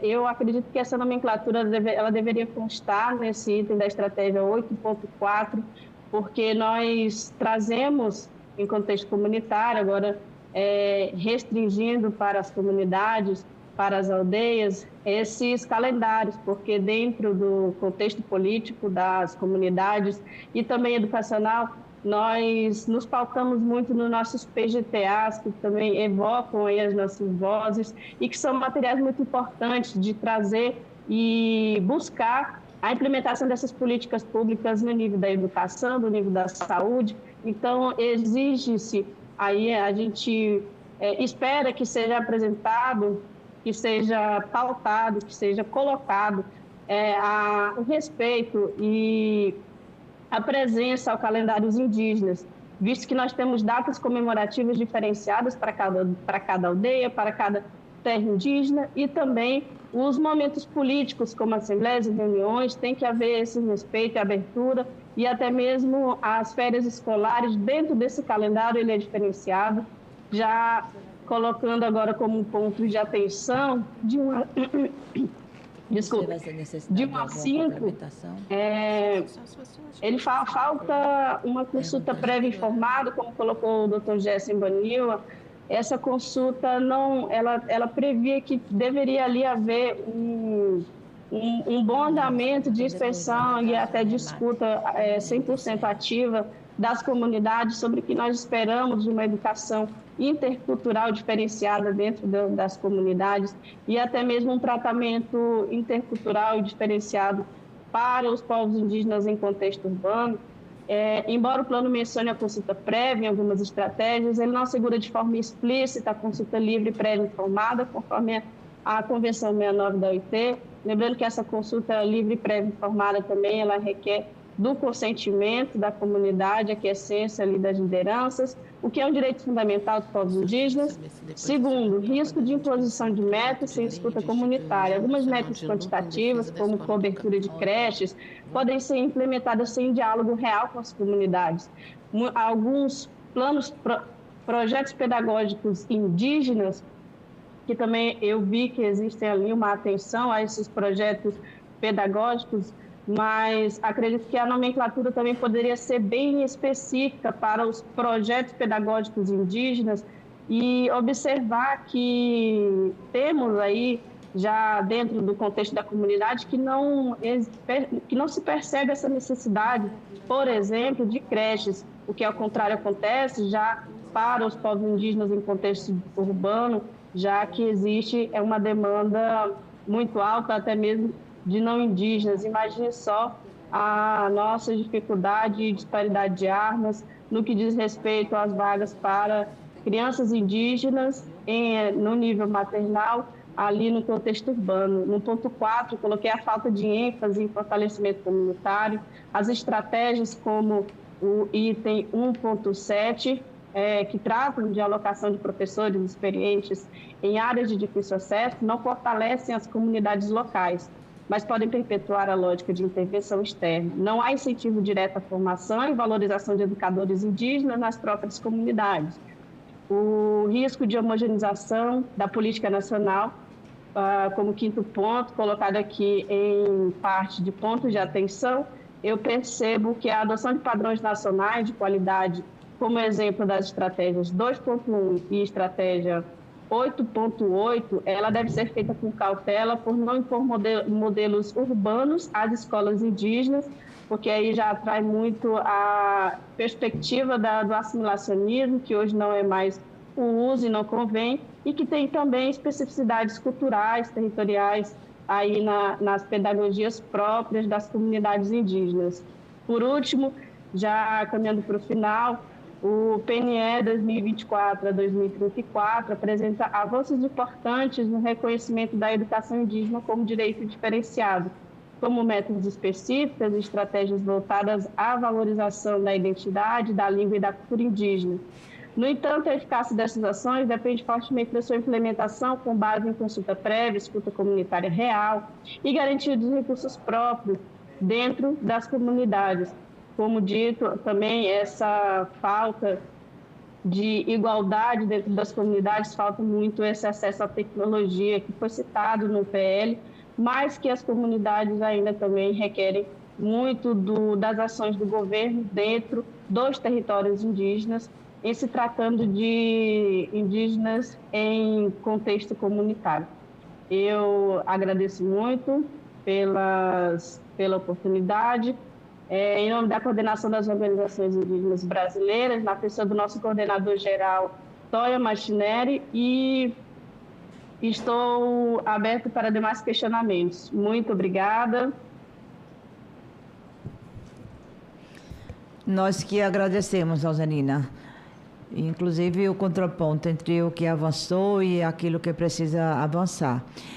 Muitas dessas questões, como você disse, já haviam sido colocadas, mas o realce é importante na pedagogia da alternância, no calendário indígena específico, no tratamento intercultural diferenciado. Sobre as emendas, eu queria dar uma sugestão geral. O prazo de emendas para a tramitação na Câmara já está esgotado. Eu não sei, Bruno, foram 4.000 emendas, não foi? Ao relatório, não é? Foram cerca de 4.000 emendas e a gente vai ver se a relatora vai encampar ou não, mas uma vez apresentado o relatório, haverá novo prazo de emenda. Então, é bom que as instituições que não tiveram tempo de encaminhar ou que não se sentirem contempladas, fiquem atentas a isto, porque eu acho que o debate aqui tem sido realmente muito positivo e a gente muito agregador. E depois tem o prazo aqui, né, Bruno? Tem o prazo de emenda aqui no Senado também, quando o plano chegar para cá. O importante é que a gente guarde, não é, uma linha estruturadora do plano, que as emendas não funcionem como remendo, que elas tenham, de fato, um foco naquilo que é essencial para a gente ter um plano nacional de educação emancipatório, libertador e que assegure a educação como política de Estado. Eu combinei aqui com quem está na mesa para a gente encerrar, que ninguém teria mais complementos. E queria pedir essa compreensão também de vocês que estão online. Eu tenho uma reunião no Ministério da Inovação, do MGI, né? E aí isso vai requerer um pouco mais de aperto no meu horário. Se a gente retornasse, a gente ultrapassaria às 12h30, que foi o horário que a gente pensou em terminar. Peço a compreensão, repito que a comissão está aberta, não é?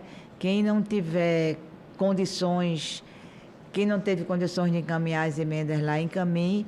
E a gente está fazendo esse ciclo de debates muito separado, assim, por situação das entidades. As entidades que participaram hoje são entidades da educação infantil, da educação de jovem e adulto, da educação do campo e da educação indígena. Etapas referenciadas na lei, né? Proclamadas, digamos assim, na lei como direito, mas que entre a lei e a prática, o processo de exclusão ainda é muito marcante. Os dados que vocês apresentaram aqui são dados que exigem, de fato, um tratamento de equalização muito estratégico. Um dos pontos que aqui também veio ao debate e que tem sido recorrente é na relação às metas. Tem se pedido muito para que a gente apresente metas no plano, e algumas tendem a ser modificadas, que sejam mais objetivas e que apontem para serem, de fato, execuíveis. Para a gente não gerar uma frustração, como o plano anterior gerou. É verdade que nós tivemos várias intercorrências nesses 10 anos de plano. Vocês sabem disso, porque a conjuntura não se apaga, não é? E que repercutiram, essas intercorrências repercutiram na implementação do plano, chegando a ser realmente esquecido em determinado período recente. Então, é importante que a gente calibre mesmo essas metas, para que elas sejam perseguidas, para serem, de fato, executadas e a gente não tenha uma frustração ao final do plano. Então, muito obrigada a todas, não é? O nosso querido Gesten garantiu a cota, não é? A cota dos homens aqui. A nossa mesa, tanto aqui quanto a remota, foi majoritariamente feminina, e isso na educação também traduz a nossa presença na educação que é majoritariamente de mulheres. Muito obrigada, desculpem a gente precisar encerrar, mas nas próximas audiências contamos também com a participação de todas essas entidades. Muito obrigada e uma boa tarde.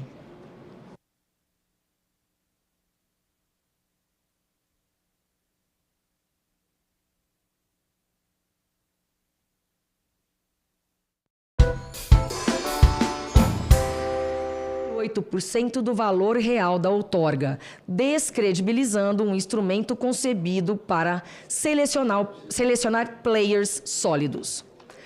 A defasagem traz custos sociais e econômicos concretos.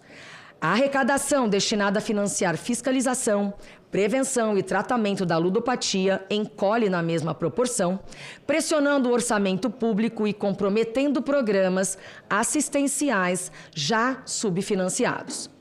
Essa assimetria aprofunda o risco de captura regulatória suave, pois a SPA passa a depender de valores cuja relevância decresce diante do poder econômico dos fiscalizados. O ordenamento atual contém a omissão normativa que explica esse problema. O artigo 12 da Lei nº 14.790, de 23, fixa o teto da outorga sem prever reajuste. Não há reajuste periódico aplicável somente às taxas de fiscalização, nem delega competência expressa para a SPA atualizar valores conforme a inflação ou custo real de supervisão. Assim, a própria agência, que deveria garantir a idoneidade do mercado, vê-se obrigada a operar com orçamento progressivamente defasado. Para eliminar a vulnerabilidade, propõe-se inserir no artigo 12 da Lei 14.790, de 23, parágrafo que determine a correção anual do valor teto da outorga pela inflação. A CPI das apostas, investida de competência constitucional para apontar lacunas regulatórias, tem legitimidade para propor a alteração legal e, ao fazê-lo, demonstra compromisso com fiscalização eficaz, justiça concorrencial e financiamento transparente das políticas de saúde vinculadas ao jogo. Medida 17. Retenção do imposto sobre a renda diretamente na fonte e apuração mensal do imposto devido. O modelo atualmente em vigor, que atribui ao próprio apostador a responsabilidade pela apuração anual e pelo pagamento do imposto, é complexo para o cidadão comum e apresenta um elevado potencial de evasão fiscal, gerando perdas de arrecadação e incerteza para o Estado. A experiência tributária demonstra que a retenção na fonte é o mecanismo mais eficiente para garantir o cumprimento das obrigações fiscais em operações massificadas e de ampla base.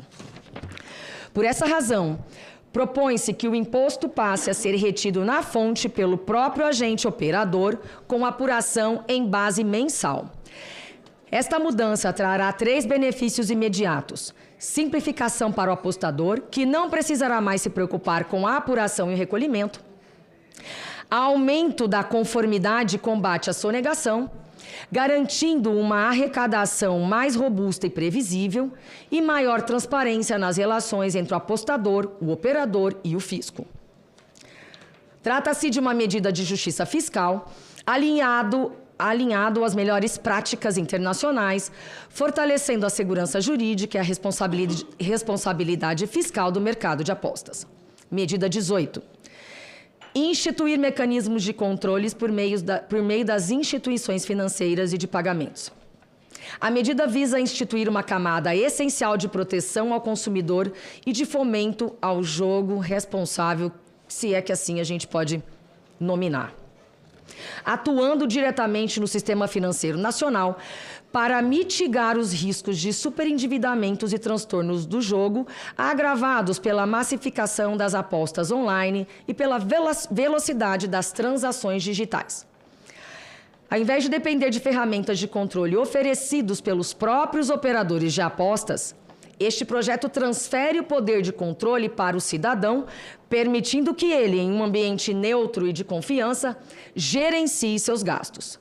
Para isso, a proposta obriga as instituições financeiras e demais instituições autorizadas a funcionar pelo Banco Central a funcionar pelo Banco Central a ofertarem, de forma gratuita e acessível, uma funcionalidade de autolimitação que se baseia em princípios de economia comportamental.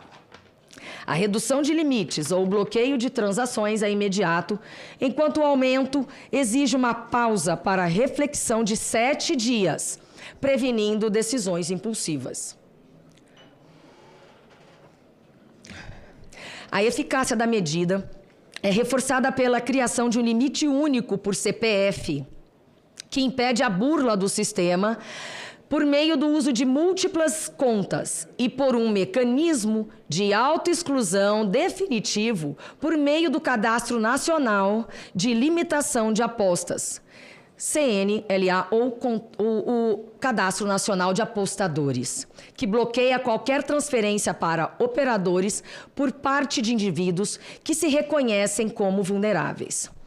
Alinhada ao Código de Defesa do Consumidor e ao dever de cuidado do Estado com a saúde pública, esta medida representa uma evolução necessária para a regulamentação, capacitando o cidadão com ferramentas eficazes para o engajamento seguro e consciente com o mercado de apostas. Medida número 19. Estabelecer a obrigação dos operadores de oferecer recursos educativos sobre os riscos do jogo. Diante dos depoimentos e dados trazidos a esta CPI, o projeto estabelece a obrigação das plataformas de apostas de disponibilizarem em seus sites e aplicativos material contendo recursos educativos e informativos sobre os perigos das apostas excessivas e do vício em jogos de azar. O objetivo da proposição é mitigar os potenciais danos sociais e de saúde pública decorrentes do aumento da acessibilidade às apostas online. A CPI evidenciou a crescente prevalência do vício em apostas no Brasil e seus impactos negativos na saúde mental, financeira e social dos cidadãos. Mencione-se, por exemplo, o depoimento do senhor André Rolim, ex-ludopata, ou como o alcoolista, como dizem também, que nunca pode dizer ex, né? O doutor que é médico. Sempre a pessoa pode estar vulnerável, né? É sempre um perigo. Enfim, o senhor André Rolim, que participou dessa CPI, ilustrou de forma contundente as consequências devastadoras do vício em apostas, reforçando a urgência de medidas preventivas e de conscientização. No mesmo sentido, a própria diretora do Departamento de Saúde Mental do Ministério da Saúde, senhora Sônia Barros, em sua participação na CPI, destacou a importância da prevenção, da redução de danos e da oferta de suporte para indivíduos e comunidades afetadas pelo jogo compulsivo. Desse modo, propõe-se a obrigatoriedade de os agentes operadores de apostas de cota fixa disponibilizarem em seus canais eletrônicos recursos educativos e informativos sobre os perigos das apostas excessivas e do vício em jogos de azar. Medida número 20. Proposta de criação da Plataforma Nacional de Auditoria e Monitoramento de Jogos de Azar. A experiência desta CPI revelou que a legalização dos jogos de azar online, embora promissora do ponto de vista arrecadatório, impõe uma série de riscos sociais, econômicos e de saúde pública que não podem ser ignorados. Para que o marco legal brasileiro alcance efetividade e responsabilidade social, é imperativo que o poder público disponha de instrumentos modernos de monitoramento e fiscalização. Propõe-se, portanto, a criação da Plataforma Nacional de Auditoria e Monitoramento de Jogos de Azar, uma estrutura público-privada de tecnologia avançada e evolução contínua, com a participação e supervisão constante do Estado, com capacidade para auditar em tempo real a atuação das plataformas licenciadas e proteger de forma proativa e preditiva a população brasileira contra os efeitos deletérios do jogo problemático.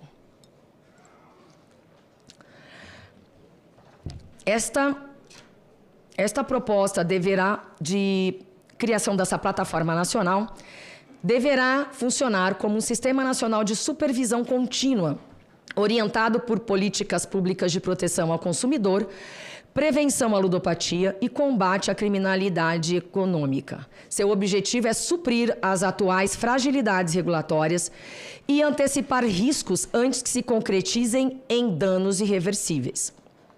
Diferentemente da fiscalização reativa e pontual, este modelo possibilita um acompanhamento preventivo, automatizado e baseado em evidências.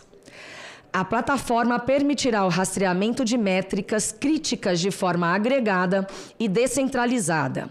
Tempo de sessão, volume de apostas, padrões de depósito, frequência de jogo e comportamentos indicativos de compulsão. Integrada ao futuro Sistema Nacional de Registro de Apostas e Autoexclusões, este programa, essa plataforma nacional será capaz de identificar usuários que ultrapassam limites saudáveis, alertar os operadores, impor bloqueios temporários e acionar canais de apoio psicológico e terapêutico.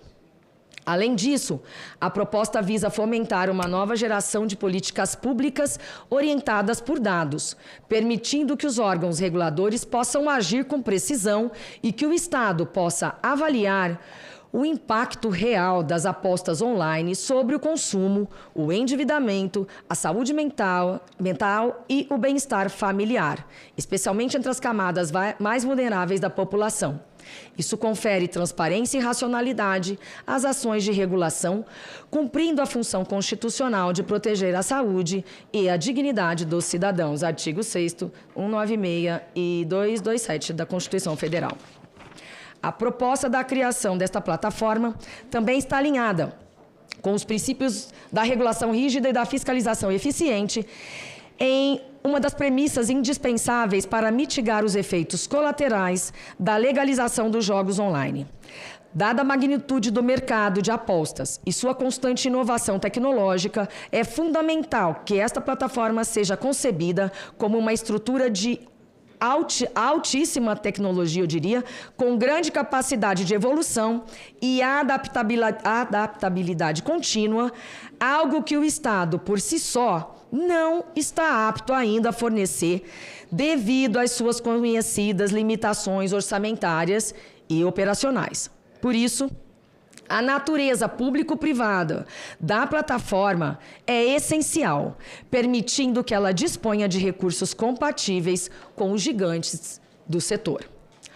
Do ponto de vista tecnológico, a plataforma será construída com arquitetura de microserviços, integração com bases públicas como SERPRO, CAD Único e Receita Federal, mecanismos de aprendizado de máquina, que é o Machine Learning, para detectar padrões atípicos e blockchain permissionado para auditoria de resultados e rastreio de transações. A robustez dessa infraestrutura técnica exigirá a liderança de uma entidade sem fins lucrativos de grande porte, capaz de reunir os maiores players da área de tecnologia e ciência de dados, sob rigorosa supervisão estatal. A medida responde ainda à necessidade de implementação de mecanismos obrigatórios de autoexclusão e controle de gastos, já identificados pela CPI como condição essencial para proteger apostadores vulneráveis. A partir da plataforma, será possível operacionalizar um cadastro único de autoexclusão e aplicar limites financeiros automáticos por CPF, com especial atenção à população inscrita no CAD Único, conforme previsto na medida número 14 deste relatório.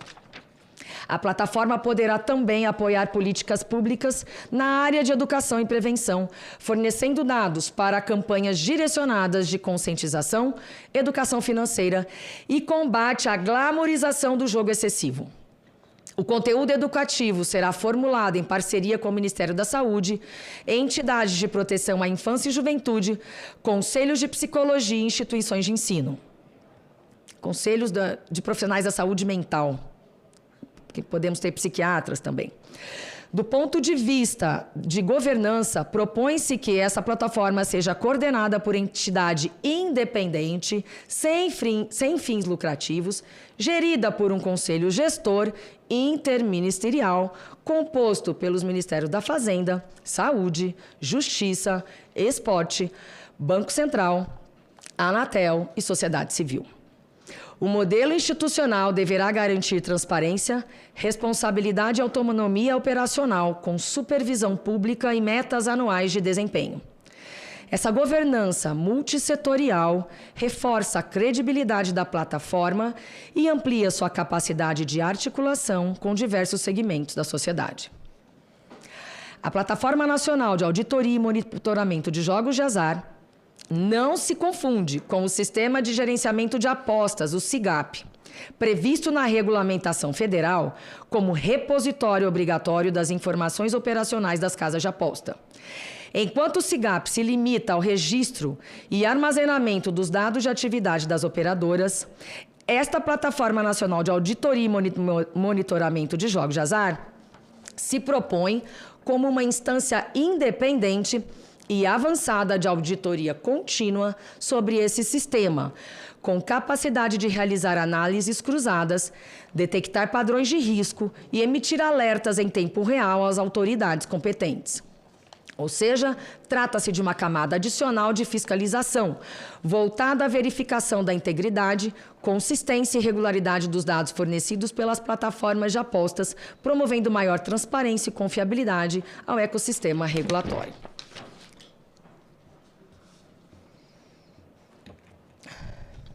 Dessa forma, a plataforma atuaria como um mecanismo de controle externo e permanente sobre o funcionamento do SIGAP, reduzindo a assimetria informacional entre os operadores e o Estado e fortalecendo a governança pública sobre o setor.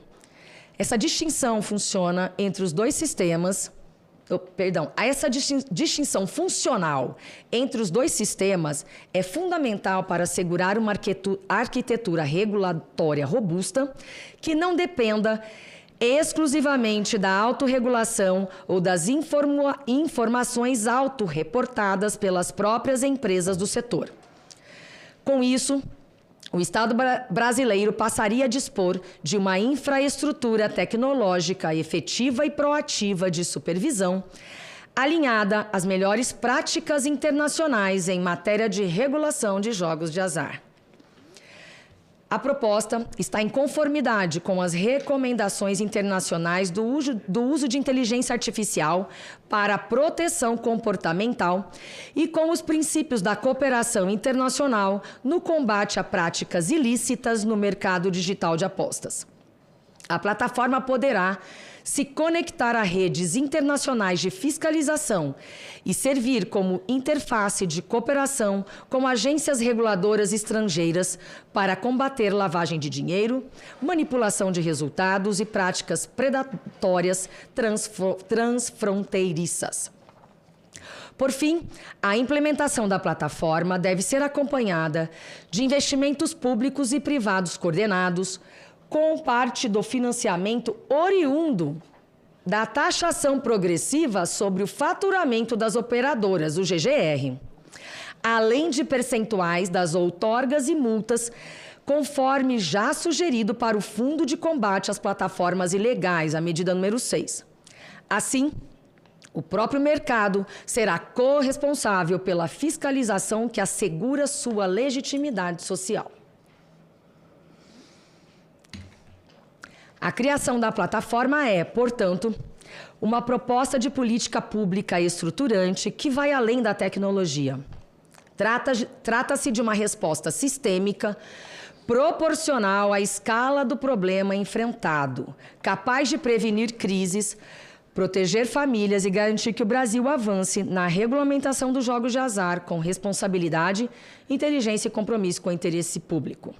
Concluindo, portanto, senhor presidente, além das medidas apresentadas por esta CPI, por meio de projetos de lei e indicações ao Poder Executivo, propomos os seguintes encaminhamentos. 1.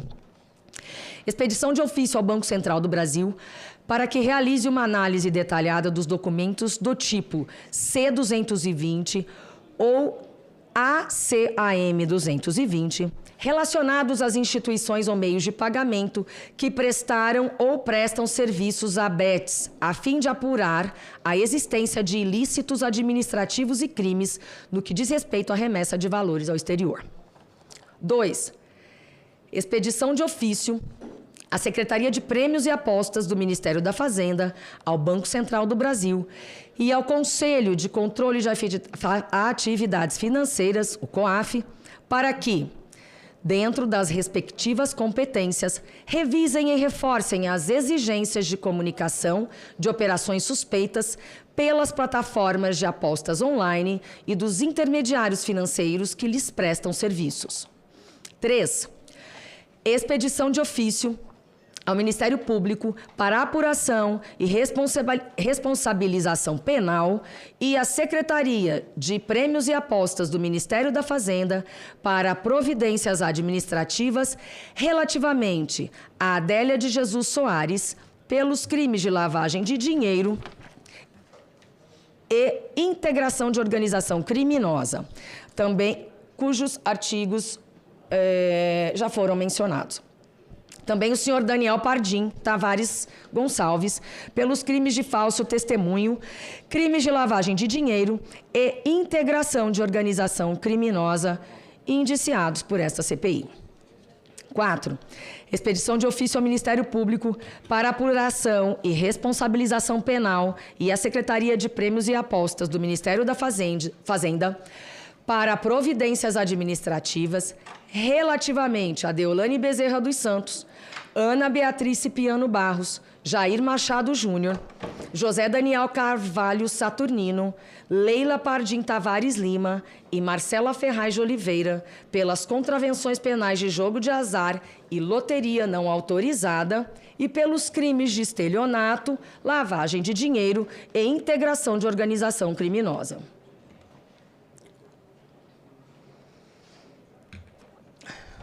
Número 5. Expedição de ofício ao Ministério Público para apuração e responsabilização penal e à Secretaria de Prêmios e Apostas do Ministério da Fazenda para providências administrativas relativamente a Deolane Bezerra dos Santos, Ana Beatriz Cipriano Barros, Jair Machado Júnior, José Daniel Carvalho Saturnino, Leila Pardim Tavares Lima e Marcela Ferraz de Oliveira, pelas contravenções penais de jogo de azar e loteria não autorizada e pelos crimes de estelionato, lavagem de dinheiro e integração de organização criminosa. Número 6. Expedição de ofício ao Ministério Público para apuração e responsabilização penal e à Secretaria de Prêmios e Apostas do Ministério da Fazenda e à Receita Federal do Brasil para providências administrativas relativamente a Pamela de Souza Drude pelos crimes de publicidade enganosa previstos no artigo 67 do Código de Defesa do Consumidor e de estelionato, tipificado no 171 do Código Penal, bem como para que verifique a possível existência de omissões fiscais ou incompatibilidades patrimoniais diante da discrepância entre os valores movimentados e a renda formalmente declarada pela investigada às instituições financeiras. Número 7. Expedição de ofício ao Ministério Público para apuração e responsabilização penal e à Secretaria de Prêmios e Apostas do Ministério da Fazenda e à Receita Federal do Brasil para providências administrativas relativamente a Erlan Ribeiro Lima Oliveira, Fernando Oliveira Lima e Tony Macedo da Silva Rodrigues pelos crimes de lavagem de dinheiro e associação criminosa, bem como para que verifique a possível existência de omissões fiscais ou incompatibilidades patrimoniais. Número 8. Expedição de ofício ao Ministério Público para apuração e responsabilização penal e à Secretaria de Prêmios e Apostas do Ministério da Fazenda e à Receita Federal do Brasil para providências administrativas relativamente a Marcos Vinícius Freire de Lima e Silva pelas práticas dos seguintes crimes: lavagem de dinheiro, sonegação fiscal, exploração de jogos de azar,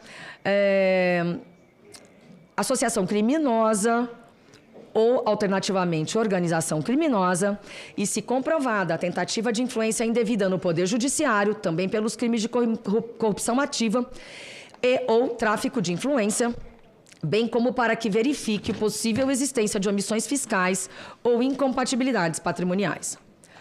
Número 9. Expedição de ofício ao Ministério Público para apuração e responsabilização penal e à Secretaria de Prêmios e Apostas do Ministério da Fazenda e à Receita Federal do Brasil para providências administrativas relativamente a Jorge Barbosa Dias pelos crimes de lavagem de dinheiro, organização criminosa, sonegação fiscal, exploração ilegal de jogos de azar e verificar também a possível existência de omissões fiscais ou incompatibilidades patrimoniais. Número 10. Expedição de ofício ao Ministério Público para apuração e responsabilização penal e à Secretaria de Prêmios e Apostas do Ministério da Fazenda para providências administrativas relativamente a Bruno Viana Rodrigues pelos crimes de lavagem de dinheiro, organização criminosa, exploração ilegal de jogos de azar, bem como para a Receita Federal para que verifique a possível existência de omissões fiscais ou incompatibilidades patrimoniais do indiciado e da Brax Produção e Publicidade Limitada. 11 e último, expedição de ofício ao Ministério Público para apuração e responsabilização penal e à Secretaria de Prêmios e Apostas do Ministério da Fazenda para providências administrativas relativamente à empresa Paybrokers EFX Facilitadora de Pagamentos S.A. e seus responsáveis pelos crimes de lavagem de dinheiro, organização criminosa, sonegação fiscal e exploração ilegal de jogos de azar. Finalizamos, presidente, o nosso trabalho conclamando o Parlamento, Poder Executivo, Ministério Público, a imprensa, a sociedade civil organizada, para que todos estejamos juntos e saibamos que é hora de mudar o rumo dessa história. Que a CPI das Bets seja um marco divisor, que esta seja a última vez que o Estado brasileiro se veja surpreendido por uma atividade econômica com efeitos tão deletérios e escassos controles. Que possamos, juntos, restaurar a soberania legislativa e regulatória diante de interesses poderosos e opacos. O Brasil merece mais. O povo brasileiro não pode mais pagar a conta de cassinos viciantes travestidos de diversão, ou até mesmo na seriedade de investimento. Chega de impunidade, chega de descontrole, que se cumpra a lei, que se cumpra a proteção ao cidadão, que se preserve, acima de tudo, o bem comum. É para isso que estamos aqui. É esse o nosso compromisso. E a mensagem final, presidente, após um período de verdadeiro faroeste no universo das apostas online, exige-se realmente um freio de arrumação. A amplíssima gama de problemas diagnosticados por essa CPI impõe ao Congresso Nacional, tanto em sua função legislativa, como na função fiscalizatória, os deveres de corrigir as lacunas legais existentes, demandar a reparação dos elevados danos já causados, mitigar os sérios riscos ainda persistentes, prever sanções pesadas para os futuros infratores e exigir a punição exemplar dos responsáveis por crimes difusos contra milhões de cidadãos brasileiros. Este é um resumo do relatório. Agradeço a atenção. Quero destacar aqui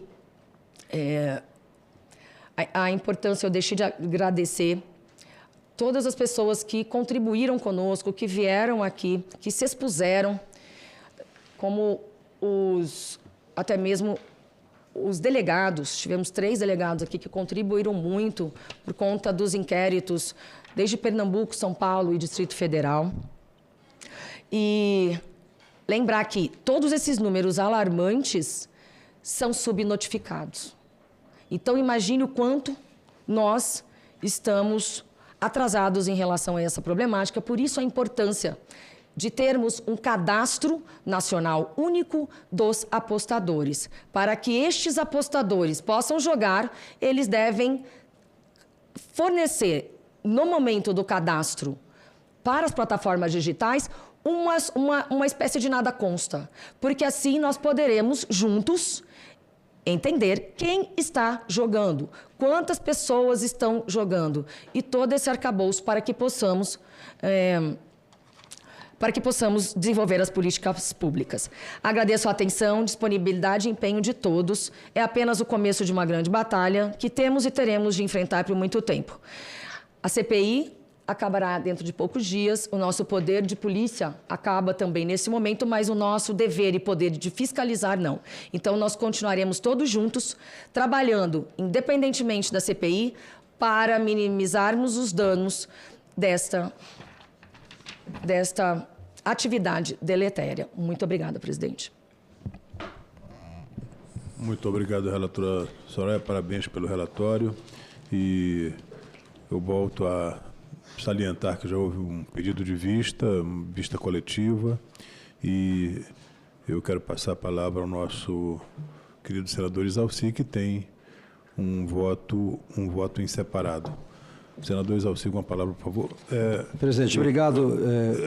Senador Isalci, eu acho que, como vai ser uma manifestação mais rápida, eu posso passar a palavra ao senador Efraim e em seguida passo a Vossa Excelência. Quero dizer que esse voto é um adendo, será um voto complementar, não é um voto separado.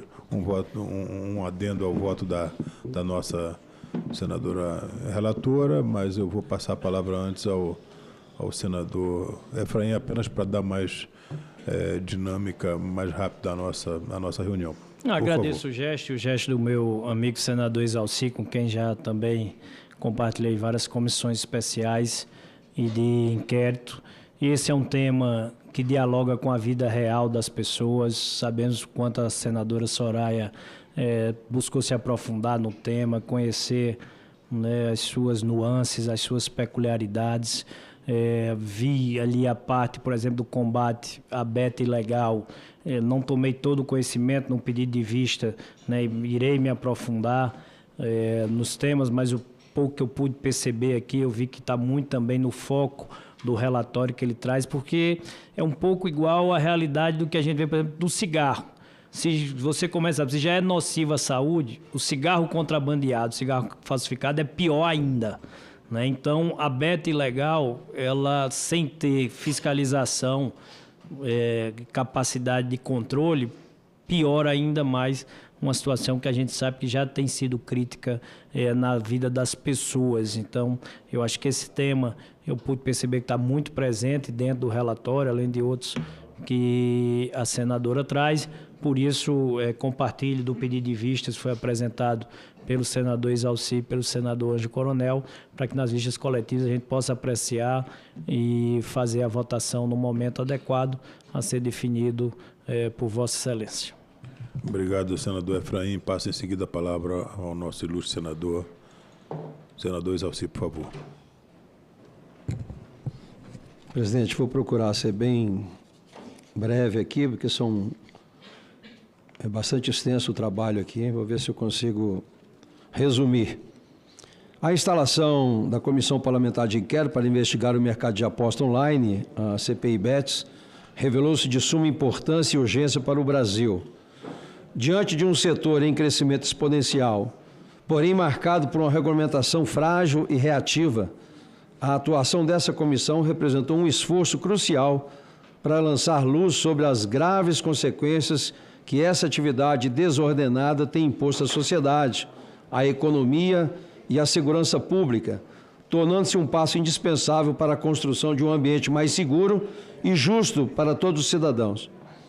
Instalada após a aprovação do requerimento 680/2024, a Comissão Parlamentar de Inquérito transcorreu de novembro de 2024 a junho de 2025.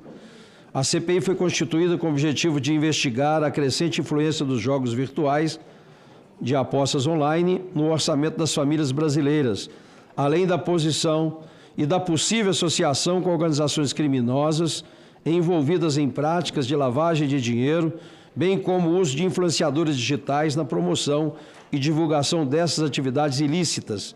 Neste contexto, oportuno ressaltar que a investigação aprofundada, conduzida por mim, materializada no voto complementar, será incorporada ao relatório final da CPI Bets com um adendo. Tal medida justifica-se pela total convergência de objetivos entre as apurações, unindo esforços para apresentar um diagnóstico completo e propostas robustas para enfrentar os desafios impostos por esse setor.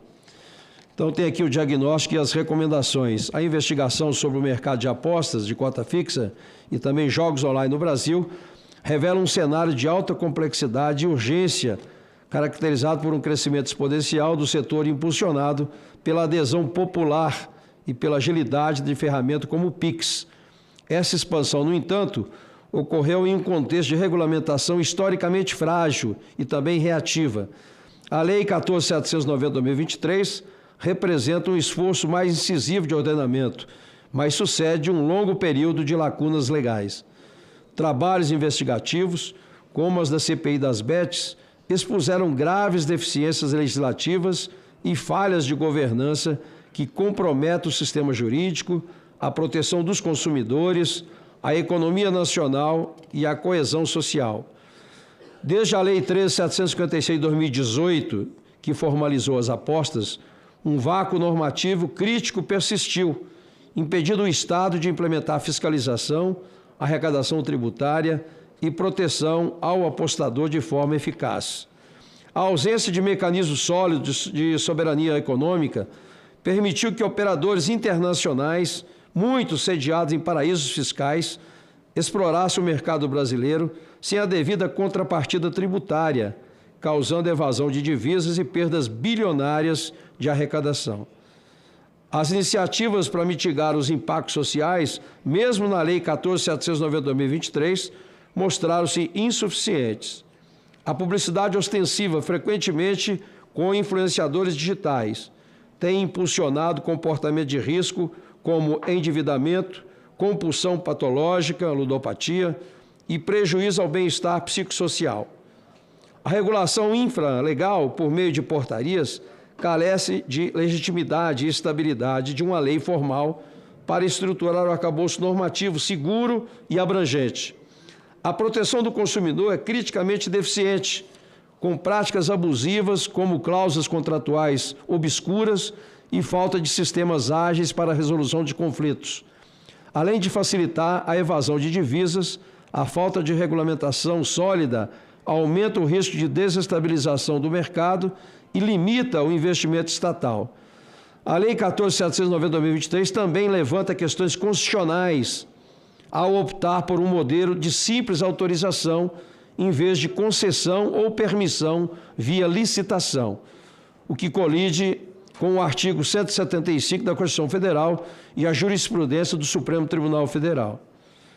As investigações revelaram esquemas sofisticados de promoção de jogos de azar clandestinos, com influenciadores usando contas de demonstração manipuladas para simular ganhos irreais, induzindo seguidores vulneráveis a perdas financeiras e danos emocionais.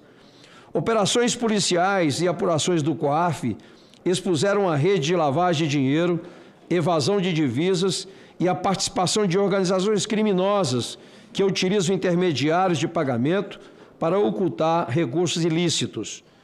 Dados do Banco Central e do Tribunal de Contas da União acenderam um alerta máximo ao demonstrarem o comprometimento de recursos de programas sociais, como Bolsa Família, em jogos de azar.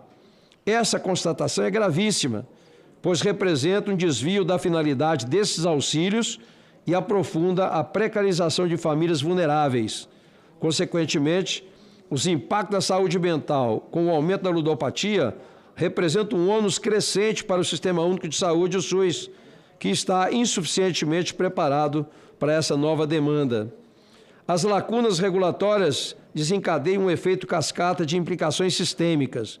No âmbito jurídico, a crônica instabilidade normativa fomenta a profunda insegurança jurídica, desestimulando operadores éticos e desamparando consumidores. A opção por modelos de ortoga simplificada e a delegação excessiva de poder regulatório ao Executivo compromete a transparência e a eficiência na fiscalização, enquanto a descentralização das loterias estaduais, sem um marco nacional harmonizador, gera risco de guerra fiscal. Na esfera econômica financeira, a falta de controle estatal resulta em vultosa evasão de divisas, subtraindo do país bilhões que poderiam financiar políticas públicas essenciais.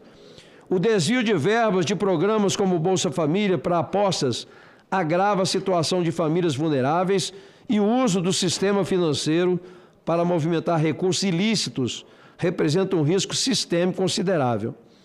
As projeções de arrecadação com a nova legislação, embora bem-vindas, mostram-se modestas e podem ser neutralizadas pelos elevados custos sociais.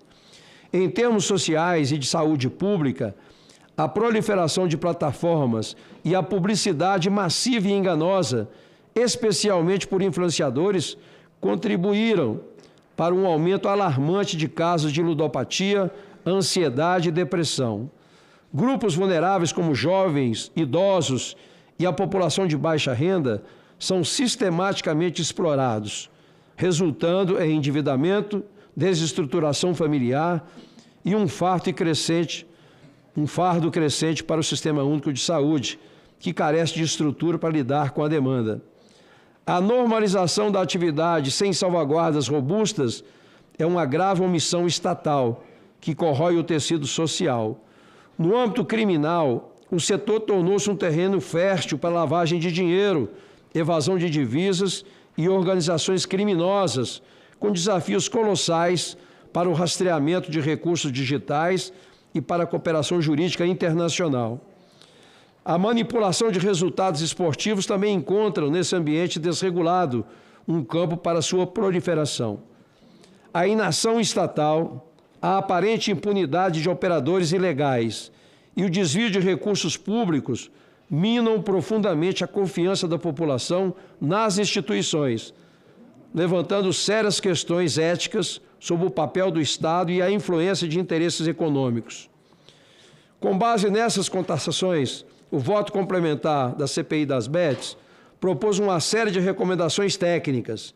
Primeiramente, sugere-se uma revisão urgente do marco legal para sanar inconstitucionalidades, substituindo o modelo simples de autorização pelo de concessão ou permissão, precedido de licitação. Recomenda-se a elaboração de uma legislação abrangente, com critérios rigorosos para o licenciamento, fiscalização contínua e sanções severas, um modelo tributário justo e eficaz, com destinação de recursos para as áreas impactadas e regras restritivas para a publicidade, proibindo peças enganosas e exigindo alertas de risco. Pede-se o detalhamento de medidas de proteção ao jogador e a tipificação penal específica para a exploração de jogos não autorizados, com agravantes para o envolvimento de influenciadores digitais.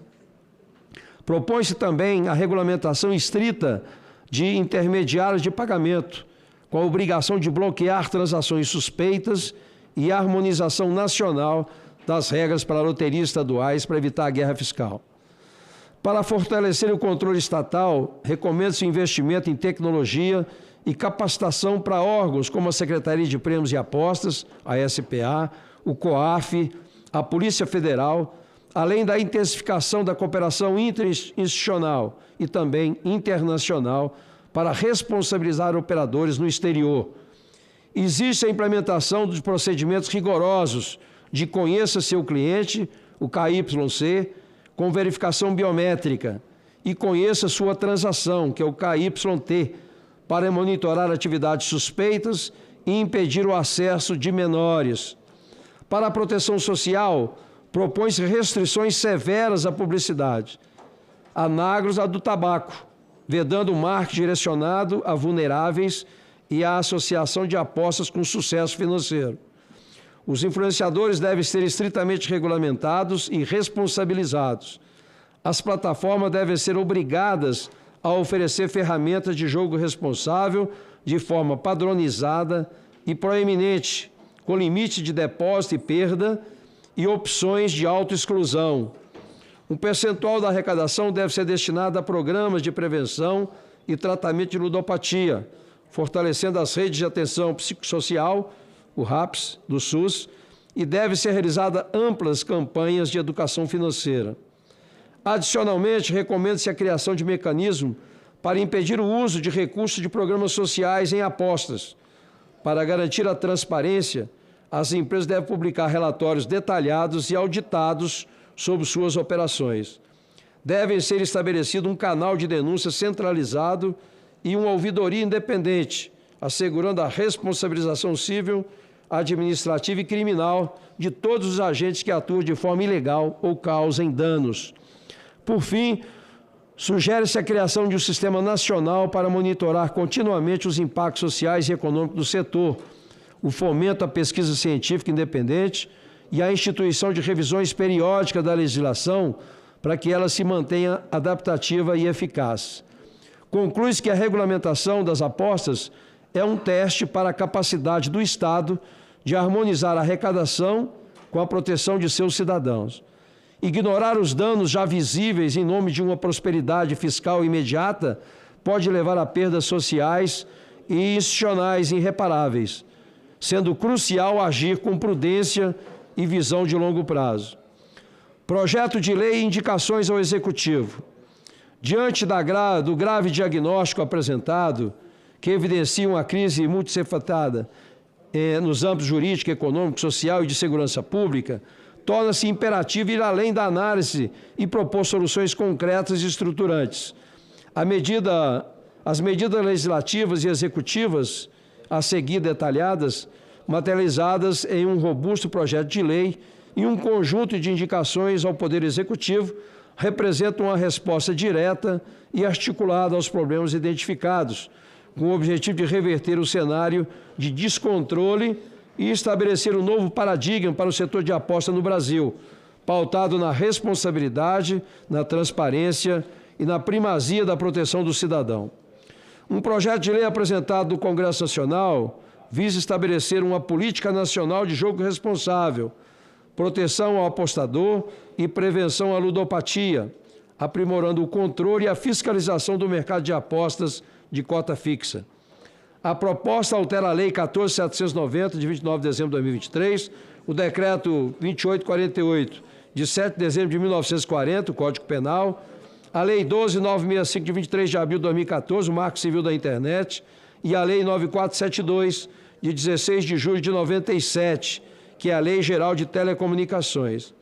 Seus princípios norteadores incluem a prevenção como eixo prioritário, a proteção de grupos vulneráveis, a responsabilidade do operador com inversão do ônus da prova, a transparência, a produção de conhecimento para políticas públicas e a preocupação com a saúde pública e a soberania nacional.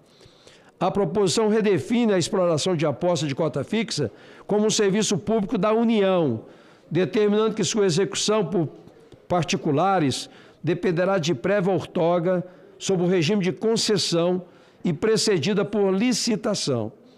O edital de licitação deverá combinar critérios de maior oferta financeira com a melhor proposta técnica, que obrigatoriamente incluirá planos de jogo responsável e prevenção à lavagem de dinheiro.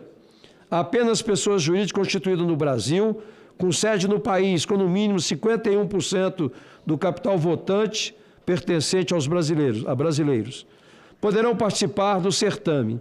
As empresas deverão apresentar a identificação completa de seus beneficiários finais e comprovar a reputação ilibada de seus controladores. O projeto institui no âmbito do Ministério da Saúde o Observatório Nacional dos Impactos da Aposta. A atribuição dessa organização inclui fomentar estudos sobre impactos socioeconômicos e de saúde mental das apostas, consolidar dados sobre a prevalência da ludopatia, monitorar o perfil dos apostadores, com foco nos grupos vulneráveis, e publicar relatórios anuais para subsidiar políticas públicas. No quesito de proteção ao apostador, o texto obriga as operadoras a implementarem mecanismos mandatórios, com a configuração de limites máximos de depósito, perdas e tempo de sessão no ato do cadastro. A redução desses limites terá efeito imediato, enquanto solicitações de aumento exigirão um período de reflexão de 7 dias.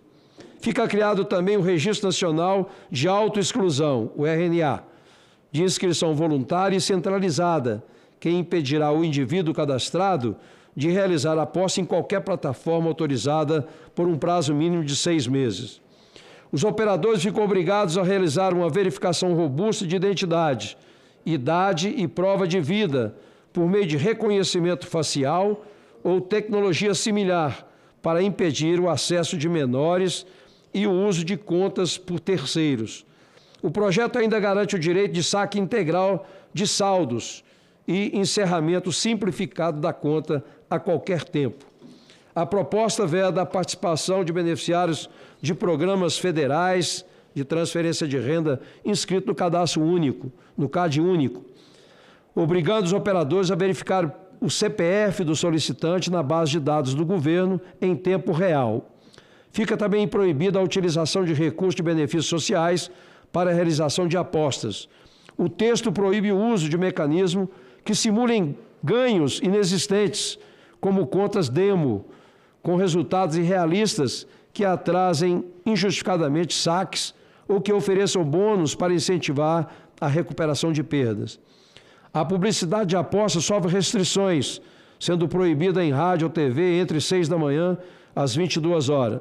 Toda peça publicitária deverá destinar no mínimo 20% de sua área para mensagem de advertência sobre os riscos de ludopatia, com conteúdo definido pelo Ministério da Saúde. Anúncios não poderão ser protagonizados por personalidades com apelo público, infanto-juvenil. Sugerir que a aposta é um investimento ou solução para problemas financeiros, ou associá-las a sucesso pessoal. Influenciadores digitais e as plataformas que os contratam serão solidariamente responsáveis por danos causados por publicidade abusiva, sendo nula as cláusulas contratuais que prevejam remuneração baseada nas perdas dos apostadores. No campo da fiscalização financeira, as instituições de pagamento ficam proibidas de processar transações para operadores não autorizados, respondendo solidariamente em caso de descumprimento com sanções aplicadas pelo Banco Central. Os participantes diretos do PIX serão corresponsáveis pela atuação de participantes indiretos que facilitem pagamentos para operadoras ilegais. O projeto também exige o cumprimento integral da Lei de Lavagem de Dinheiro e das normas do COAF. Para apostas virtuais, torna-se obrigatória a comprovação da localização física do apostador por meio de sistema de geolocalização de alta precisão. O tratamento da ludopatia será integrado à rede de atenção psicossocial do Sistema Único de Saúde, que deverá atualizar os seus protocolos clínicos em 180 dias e desenvolver programas de capacitação para profissionais da saúde. Fica instituída a CID Apostas, uma contribuição de 10% sobre a receita bruta de contrato de publicidade, cujos recursos serão destinados ao Fundo Nacional de Saúde para tratamento da ludopatia e ao órgão fiscalizador para custeio de suas atividades. Por fim, o projeto tipifica como crime o Código Penal a exploração de jogo de azar online não autorizado, com pena de reclusão de 2 a 6 anos, aumentada se o crime for cometido por pessoas com influência sobre o público, como artistas ou influenciadores. O texto também altera o Marco Civil da Internet e a Lei Geral das Telecomunicações, para responsabilizar provedores de conexão e de aplicações que não tornem indisponível o acesso a conteúdo ilegal após ordem judicial ou notificação extrajudicial, conforme o caso. A justificação do projeto de lei argumenta que a regulamentação anterior da Lei 14.790/2023 foi insuficiente, pois priorizou aspectos econômicos em detrimento da saúde pública e da proteção do consumidor. A proposta se fundamenta na premissa de que a liberdade econômica não é um direito absoluto e precisa ser ponderada com a defesa da saúde e segurança pública. As fragilidades que o projeto visa sanar incluem a crise de saúde pública gerada pela ludopatia, para o qual o SUS não está preparado. A publicidade agressiva que normaliza uma atividade de alto risco, a vulnerabilidade do setor à criminalidade financeira, com lavagem de dinheiro, desvio de recursos de programas sociais, como Bolsa Família para apostas, e a inconstitucionalidade do modelo de autorização da lei vigente, que viola o artigo 175 da Constituição Federal, e de não exigir licitação para um serviço público. Adicionalmente, uma série de indicações são feitas ao Poder Executivo. A primeira sugere ao Ministério da Fazenda e ao Banco Central a criação de uma regulamentação estrita para a instituição financeira que processa pagamentos para o setor, obrigando-as a implementar mecanismo de diligência para identificar e bloquear as transações para operadores não licenciados, sob pena de corresponsabilização. Outra indicação propõe à Secretaria de Prêmios e Apostas que desenvolva um sistema de governança nacional para que as loterias estaduais, estabelecendo padrões mínimos uniformes para a geolocalização, a proteção ao apostador e a prevenção à lavagem de dinheiro, a fim de evitar uma guerra fiscal e a insegurança jurídica. Sugere-se também a alocação de recursos orçamentários para adotar a SPA, o COAF e a Polícia Federal e outros órgãos de controle de tecnologia de ponta e capacitação contínua para fiscalizar o complexo ambiente digital. Para lidar com o caráter transnacional do setor, uma indicação pede o fortalecimento de protocolos de cooperação entre os órgãos de fiscalização nacionais e a busca ativa por acordos de cooperação jurídica internacional com países onde se localizam as operadoras para viabilizar a troca de informações e a responsabilização efetiva. Outra indicação à SPA sugere a exigência, via regulamentação, de que as plataformas licenciadas implementem procedimentos robustos de conheça seu cliente, o KYC, com a verificação biométrica, e de conheça sua transação, KYT, para monitorar padrões de apostas e comunicar atividade suspeita ao COAF. Sugere-se também a implementação de restrições severas à publicidade, como a proibição de marketing direcionado a vulneráveis, a exigência de alertas de risco e a regulamentação estrita de influenciadores digitais. Adicionalmente, indica-se a obrigatoriedade de todas as plataformas oferecerem de forma visível e padronizada ferramentas de jogo responsável, com limites de depósito, perdas e tempo de sessão, além de opções de autoexclusão. No campo social, uma indicação propõe a destinação de um percentual fixo de arrecadação de impostos do setor para custear programas de prevenção e tratamento da ludopatia, fortalecendo a rede de atenção psicossocial do SUS. Outra sugere o desenvolvimento de campanhas educativas de larga escala sobre os perigos de endividamento e do vício, direcionadas especialmente a jovens e populações vulneráveis. Recomenda-se a implementação de mecanismos tecnológicos para impedir, na origem, o uso de recursos de programas sociais em plataformas de aposta. Para aumentar a transparência, indique-se a obrigação de empresas publicarem relatórios periódicos, detalhados e auditados sobre suas operações. Sugere-se a criação de um canal de denúncia unificado, seguro e anônimo, vinculado a uma ouvidoria independente. Por fim, são propostas a garantia de mecanismos ágeis para a responsabilização civil, administrativa e criminal de empresas e influenciadores, a criação de um observatório nacional para monitorar continuamente os impactos do setor, o fomento à pesquisa científica independente sobre o tema e a instituição de um mecanismo de revisão periódica de toda a legislação, baseada em evidências, para garantir que o marco regulatório permaneça adequado e dinâmico. Encaminhamentos. A complexidade e a profundidade dos esquemas investigados por essa CPI e BETS revelaram uma teia de interesses que ultrapassa os limites temporais e estruturais do Poder Legislativo. Ao longo dos trabalhos, esta comissão enfrentou pressões de diversas ordens, tanto internas quanto externas, que buscaram de forma inequívoca cercear a plena elucidação dos fatos e impedir o aprofundamento de todas as linhas investigativas que se mostravam necessárias. Diante desse cenário, e para que o trabalho realizado por essa comissão não seja em vão, torna-se um dever cívico e legal encaminhar o vasto conjunto probatório colhido aos órgãos de controle e persecução penal do Estado. Essa medida não representa uma renúncia às prerrogativas do Parlamento, mas sim o reconhecimento de que a fase seguinte da apuração demanda instrumentos e competências específicas, como a quebra de sigilos mais profundos e cooperação jurídica internacional, que são de titularidade do Poder Judiciário e do Ministério Público. A Constituição Federal e a Lei 1579, de 18 de março de 1952, não apenas permitem, mas determinam que as conclusões de uma comissão parlamentar de inquérito sejam remetidas ao Ministério Público, para que esse promova a responsabilidade civil e criminal dos infratores. A presente remessa, portanto, não representa o fim, mas continuidade necessária para a apuração, transferindo aos órgãos com competência e estrutura permanente para tal a tarefa de finalizar as investigações, desmantelar as organizações criminosas e levar os responsáveis à justiça.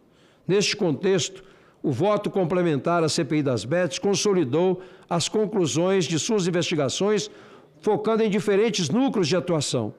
O primeiro núcleo investigado foi o da família Bezerra e seu círculo próximo, suspeito de um complexo esquema financeiro envolvendo lavagem de dinheiro, sonegação fiscal e promoção de jogos.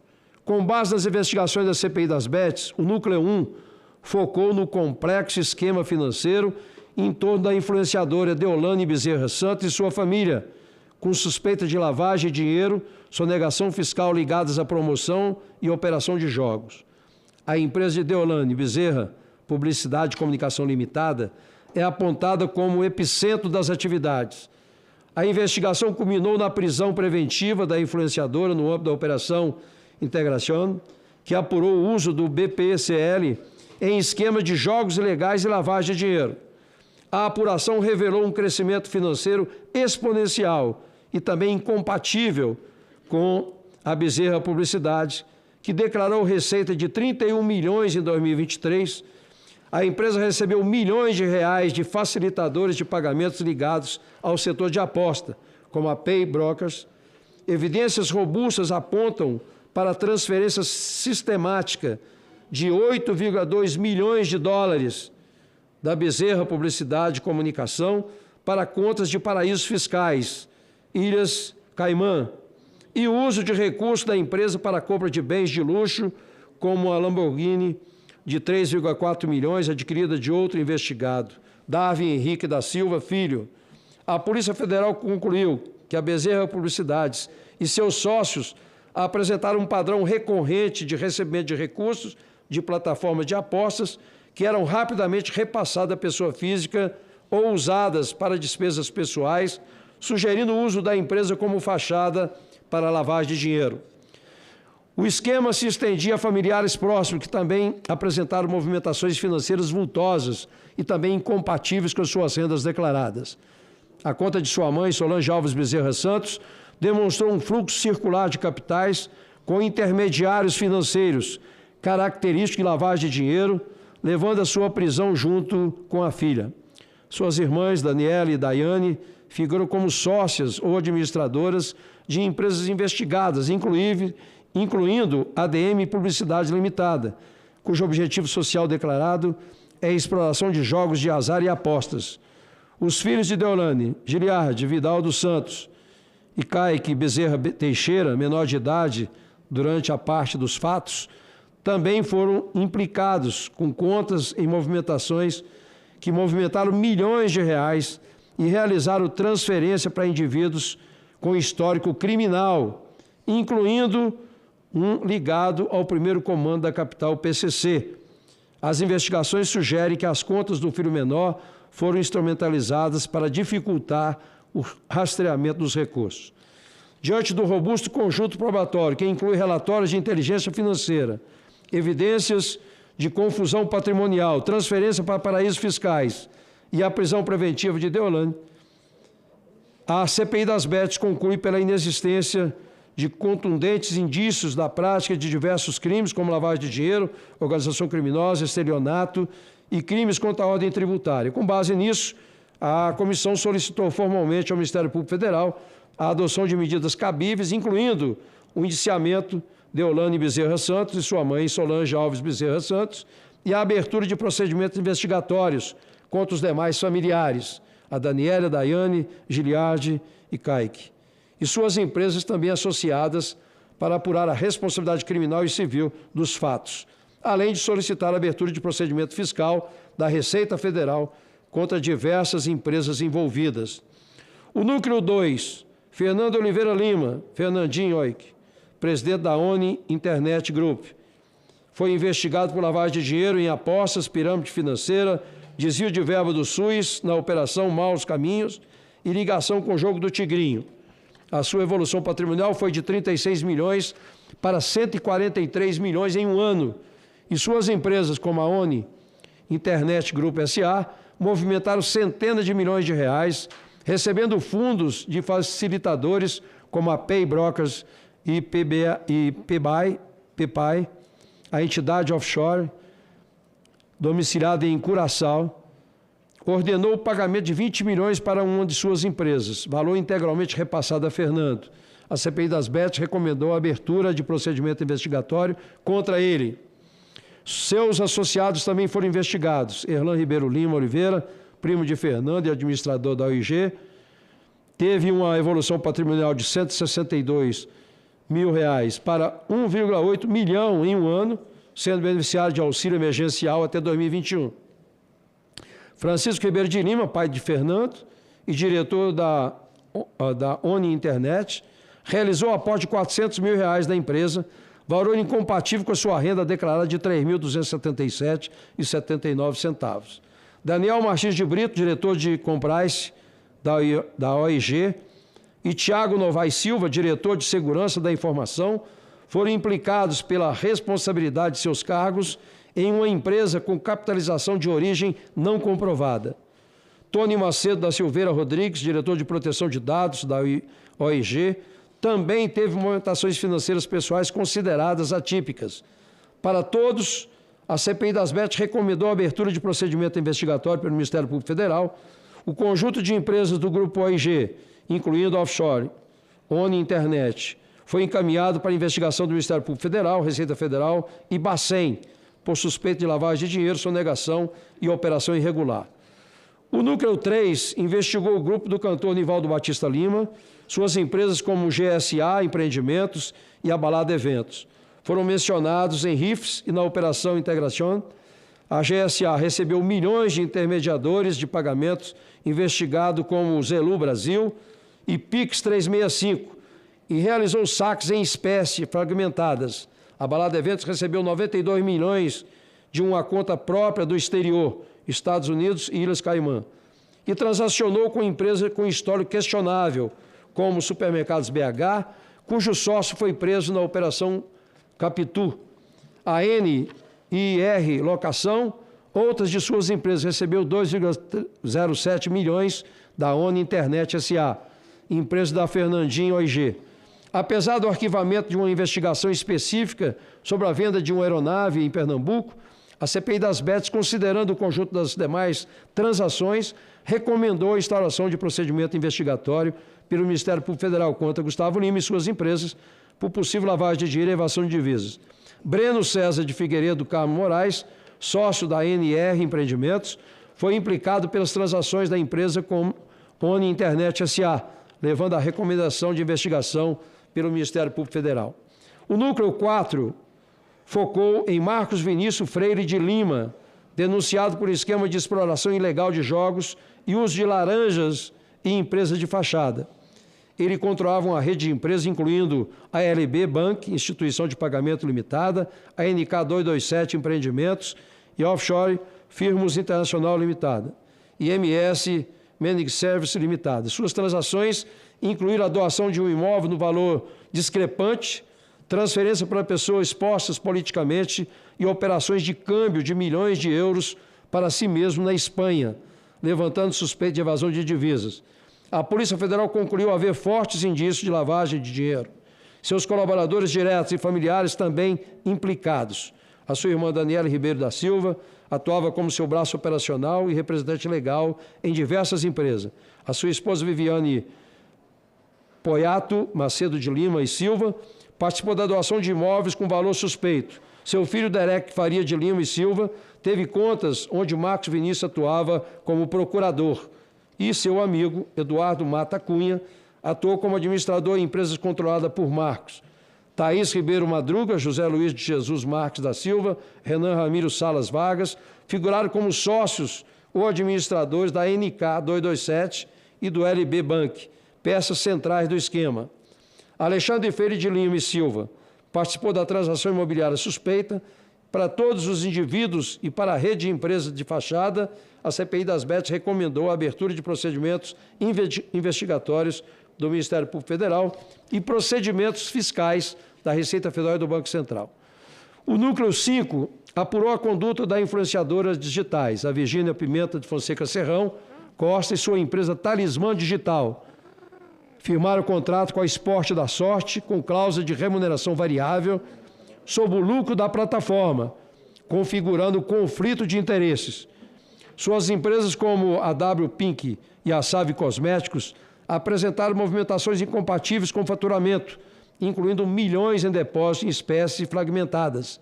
A Talismã Digital recebeu 17,7 milhões da AMP Pay, empresa suspeita de ser meio de pagamento para jogos de azar.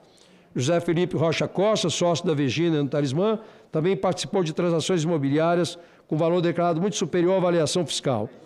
Luiz Ricardo Melquides Santiago, Rico Melquides, movimentou dezenas de milhões em suas contas, abastecida por diversas processadoras de pagamento, e firmou acordo de não persecução penal no Ministério Público de Alagoas por promover o jogo do Tigrinho. A XP Investimento encerrou sua conta devido aos processos criminais graves.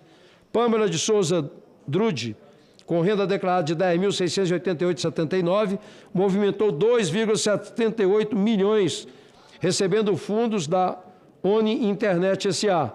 e transferindo para a OIG Capital Limitada.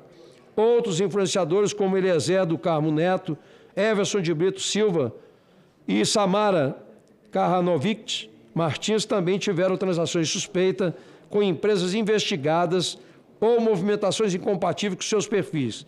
Para todos os influenciadores e suas empresas, a CPI BETS recomendou a abertura de procedimentos investigatórios pelo Ministério Público Federal, Fiscalização da Receita Federal e Secretaria de Prêmios e Apostas. A investigação também debruçou sobre outros grupos e empresas. O Núcleo 6, focado em Jorge Barbosa Dias, revelou uma rede de empresas com transações vultosas e depósitos em espécie, incluindo interações com a Loterge e a Prefeitura de Taquaritinga do Norte, Pernambuco. O Núcleo 7 detalhou o esquema PayFlow, uma fraude de 2,5 bilhões, usando documentos falsos e CPF de falecidos, operado pela Playflow, processadora de pagamentos limitada, e suas controladoras offshore, com Adélia de Jesus Soares e Daniel Pardim como figuras centrais. O Núcleo 8 aprofundou-se no esquema HSF, Esporte da Sorte, Vai de Bet, ligado à Operação Integração, que investigou a lavagem de dinheiro do jogo do bicho por meio de plataformas de apostas, envolvendo Darwin Henrique da Silva Filho e José André da Rocha Neto. O Núcleo 9 investigou o caso Corinthians, que envolveu uma rede de empresas de fachada, como a rede social Media Design e NeoEye, soluções para movimentar recursos do patrocínio da Vai de Bet. O Núcleo 12 investigou empresas com suspeita de ligação com o PCC, como o GR6 Eventos, que transacionou com empresas ligadas a líderes da facção. Para todos esses núcleos e suas respectivas empresas e indivíduos, a CPI das BETs recomendou a abertura de investigação pelo Ministério Público Federal e procedimento de fiscalização da Receita Federal, Bacen, SPA, conforme o caso. Os núcleos 10, 11, 13, 14 e 15 focaram em grupos de empresas que atuaram como facilitadores ou tiveram participações específicas. O núcleo 10 agregou dezenas de facilitadores de pagamento, como a Paybrokers, Zelu Brasil, Vitec e BPay, que processaram transações para os esquemas investigados, muitas vezes operando sem autorização do Banco Central ou com falhas de comprais. O Núcleo 11 investigou corretoras de câmbio como a Bex, Frente Corretora, Advance e Wise, que intermediaram operações suspeitas de evasão de divisas para os grupos Zelu Brasil e Fernando Lima. O Núcleo 13 analisou as contas de Boris Maciel Padilha, que recebeu milhões de Fernando Lima e Day Henrique da Silva Filho, sendo suas contas suspeitas de operarem como conta de passagem. O Núcleo 14 agrupou outras plataformas de apostas, como a Black Sports e a Seven Game, por transações com investigados e movimentações atípicas. E, por fim, o Núcleo 15 reuniu entidades diversas, como a Federação Nacional das APAES, utilizada como esquema com a EDS Cap, Esportes da Sorte, e a Mundo Digital Holdings, que intermediava criptomoedas sem autorização. Para todas essas entidades, a CPI-BETS recomendou investigação pelo Ministério Público Federal, Receita Federal, Bacen ou SPA, ou SPA, visando apurar a responsabilidade por lavagem de dinheiro, operação irregular e outras infrações. Um adendo final ao relatório da CPI-BETS incluiu novas informações recebidas da Polícia Federal, agora, dia 5 de junho de 2025, referente aos RIFs 116295, 123313 e 116441. O RIF 116295 detalhou movimentação de 434 bilhões, envolvendo o banco BS2 SA, incluindo transações bilionárias com distribuidoras de combustível e uma transferência de 371 mil a José André de Rocha Neto, Vaidebet. O RIF 123313 consolidou 426 comunicações suspeitas, totalizando 50 bilhões, envolvendo instituições como IUGU, Fitbank e Cellcoin, muitas delas atuando como intermediadoras para sites de apostas ilegais. O RIF 116441 focou em Nivaldo Batista Lima, detalhando 22 comunicações que somaram 403 milhões em movimentações envolvendo empresas e familiares. A CPI-BETS concluiu o adendo recomendando o encaminhamento dessas novas informações ao Ministério Público Federal, à Polícia Federal, à SPA, Bacen, Receita Federal para investigação complementar. Reflexão final. Ao final dessa exaustiva investigação, uma verdade se impõe de forma inequívoca: ninguém ganha das bets. A promessa de dinheiro fácil e rápido, ostentada pelas publicidades milionárias e por influenciadores digitais, nada mais é do que uma isca de um sistema predatório, meticulosamente arquitetado para o enriquecimento de poucos e o empobrecimento de muitos. O que se ganha na realidade são dívidas, famílias destruídas, saúde mental comprometida e um rastro de criminalidade que corrói o tecido social. As verdadeiras perdas não estão apenas no saldo bancário dos apostadores, mas no futuro de sua juventude ludibriada e na soberania de uma nação que vê as suas riquezas e a dignidade do seu povo serem drenadas por um jogo de cartas marcadas. A única aposta segura é aquela contra a exploração e a favor de uma regulamentação que proteja o cidadão, pois no jogo contra as bets, o Brasil não pode se dar ao luxo de perder. Era esse meu voto complementar, presidente. Obrigado, senador Exalci. Eu concedo vista ao relatório final e ao seu adendo e mantenho suspensa a reunião, que deverá acontecer ou na quinta-feira ou o presidente autorizando que façamos na próxima terça-feira. Faremos na próxima terça-feira e eu informo antecipadamente a todos os senhoras e senhores. Está encerrada essa reunião com a manutenção do quórum. Muito bem. Está suspensa a reunião, está suspensa.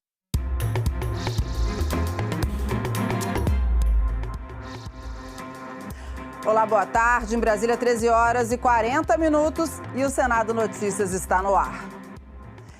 Pedidos de indiciamento e várias propostas de mudanças na legislação. Foi apresentado hoje o relatório final da CPI das Bets. 16 pessoas deverão ser indiciadas. Influenciadores digitais, empresários, donos de casas de apostas, proprietários de empresas facilitadoras de pagamentos estão entre os indiciados. Eles são acusados de crimes como estelionato, lavagem de dinheiro, organização criminosa, entre outros. As influenciadoras digitais, que somam mais de 50 milhões de seguidores nas redes sociais, Virgínia Fonseca e Deolane Bezerra, estão entre os possíveis indiciados. O relatório acusa Virgínia Fonseca de publicidade enganosa e estelionato por simular ganhos com contas demo. Já Deolane Bezerra é suspeita de estelionato, lavagem de dinheiro e organização criminosa. A CPI identificou abusos claros com influenciadores simulando apostas falsas, propagandas apresentando as apostas como meio de investimento ou de ficar rico facilmente, uso de bônus e prêmios para viciar os consumidores, uso de memes que atingem especialmente crianças, entre outras práticas abusivas. O relatório propõe a proibição total dos jogos de azar, os chamados caça-níqueis online, como o jogo do tigrinho, por exemplo. Seja em atendimento ao sentimento da esmagadora... Nós vamos acompanhar agora a entrevista do presidente da CPI das Bets, o senador Dr. Irã. E nós suspendemos temporariamente a nossa reunião porque houve um pedido de vista coletivo e vamos deliberar sobre a matéria, vamos analisar, porque o relatório é um relatório muito grande e os senadores resolveram pedir vistas para se inteirar do inteiro teor do relatório e faremos uma reunião ou na quinta-feira ou, se o presidente Davi Alcolumbre autorizar que nós possamos adiar para a próxima terça, isso será feito. Os indiciados, você já tem conhecimento de todo, o relatório foi apresentado a vocês um pouco mais cedo hoje. Eu acho que foi um trabalho muito grande da comissão e eu quero aqui agradecer a todos os assessores, a todas as entidades, ao COAF, a Receita Federal, ao Ministério Público, Polícia Federal, que trabalharam para que nós pudéssemos ter todos esses relatórios, essas informações para nos dar mais consistência ao trabalho da CPI. Basicamente isso. Levar esse pedido ao presidente Alcolumbre? Não, já houve uma conversa prévia entre a nossa relatora e o presidente Alcolumbre, quando ela colocou que a gente poderia repor os dias que nós ficamos parados em relação aos BRICS. A semana passada nós não funcionamos aqui. Então eu acredito que o nosso presidente não vai ter nenhum óbice em conceder mais uma semana de prazo, porque possamos dar tempo aos membros da comissão para se debruçarem sobre o relatório e seu adendo e que possamos aprová-lo na próxima semana. Para terça-feira da semana que vem. Se Deus quiser. E nós voltamos agora a exibir a matéria sobre a CPI das Bets. Acompanhe. Influenciadores digitais, empresários, donos de casas de apostas, proprietários de empresas facilitadoras de pagamentos estão entre os indiciados. Eles são acusados de crimes como estelionato, lavagem de dinheiro, organização criminosa, entre outros. As influenciadoras digitais, que somam mais de 50 milhões de seguidores nas redes sociais, Virgínia Fonseca e Deolane Bezerra, estão entre os possíveis indiciados. O relatório acusa Virgínia Fonseca de publicidade enganosa e estelionato por simular ganhos com contas demo. Já Deolane Bezerra é suspeita de estelionato, lavagem de dinheiro e organização criminosa. A CPI identificou abusos claros com influenciadores simulando apostas falsas, propagandas apresentando as apostas como meio de investimento ou de ficar rico facilmente, uso de bônus e prêmios para viciar os consumidores, uso de memes que atingem especialmente crianças, entre outras práticas abusivas. O relatório propõe a proibição total dos jogos de azar, os chamados caça-níqueis online, como o jogo do tigrinho, por exemplo. Seja em atendimento ao sentimento da esmagadora maioria da população brasileira, seja diante do maior potencial viciante, das maiores dificuldades técnicas de controle e da maior capacidade criminógena desse tipo de jogos, entendemos que a sua absoluta proibição é a medida mais adequada a ser proposta por esta CPI. Sugerimos, assim, manter a legalidade da atividade de plataformas que oferecem jogos de apostas em eventos reais de temática esportiva, com as diversas medidas de regulação mais rígidas propostas por esta CPI, mas proibir-se a forma mais viciante e menos controlável de apostas online, ou seja, os cassinos.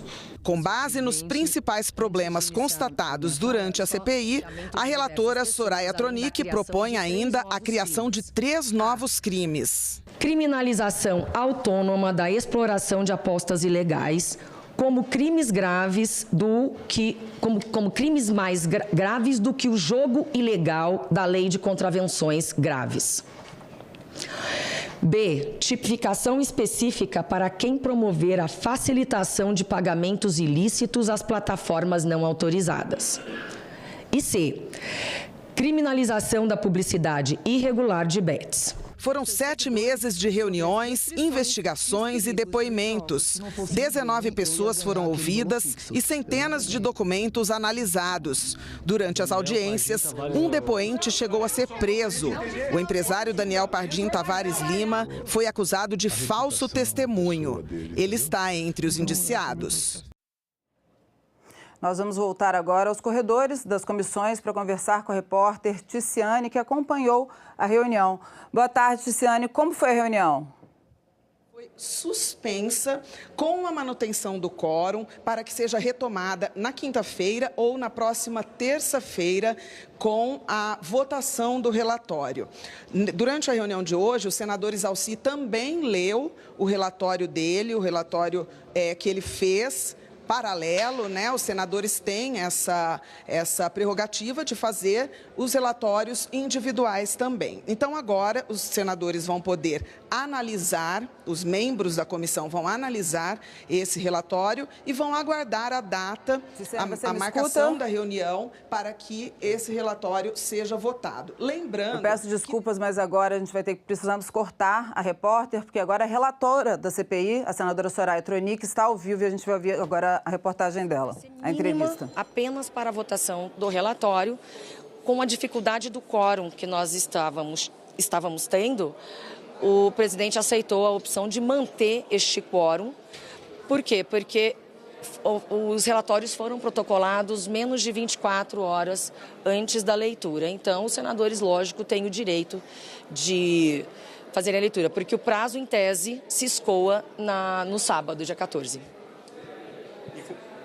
Senadora, o quórum não ficou na sua totalidade nem hoje. Como que a senhora espera a votação, seja na quinta ou seja na sexta-feira? Olha, eu já não espero nada diante de tudo o que eu vi.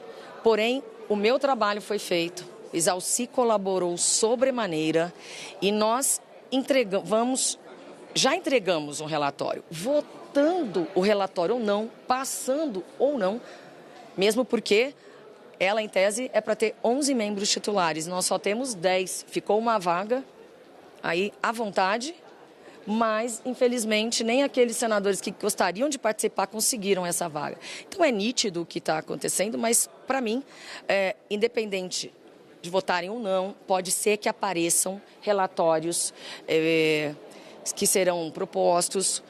O do Exalci eu incorporei, então nós estamos trabalhando numa forma conjunta. Porém, eu acredito que venha algo por aí, alguma novidade. E aí vamos votar, mas o Brasil vai saber quem é quem. Independente de qualquer coisa, eu entregarei, eu e Exalci, e quem quiser, dos colegas, nós entregaremos o relatório para o diretor-geral da Polícia Federal, Andrei Rodrigues, para o PGR, Paulo Gonet, para o presidente da STF, ministro Barroso, e também para o ministro da Justiça, Ricardo Lewandowski, com o ADI, que é o secretário dos Direitos dos Consumidores, que eu entendo ser importante que eles estejam incluídos nessa seara, porque é muito transversal esse assunto, mas a Justiça precisa estar presente, também para o ministro Haddad, Regis Dudena e para o presidente Lula. De qualquer forma, nós iremos entregar este trabalho, porque, além de tudo, trouxemos algo que pode ajudar na regulamentação por parte do Poder Executivo. Então, é uma soma de esforços e que, independente do resultado, nós faremos. Senadora, a CPI pediu o indiciamento de Deolane Bezerra e de Virgínia Fonseca. Qual a motivação? Nós temos indícios mais do que suficientes, porque aqui é um indiciamento, como acontece nos inquéritos da Polícia Civil, Polícia Federal. Então, a partir dos fortes indícios, nós estamos indiciando ambas. E, enfim, aí, a partir disso, quem continua com as investigações serão os órgãos competentes. E aí, eu repito, Polícia Federal e PGR.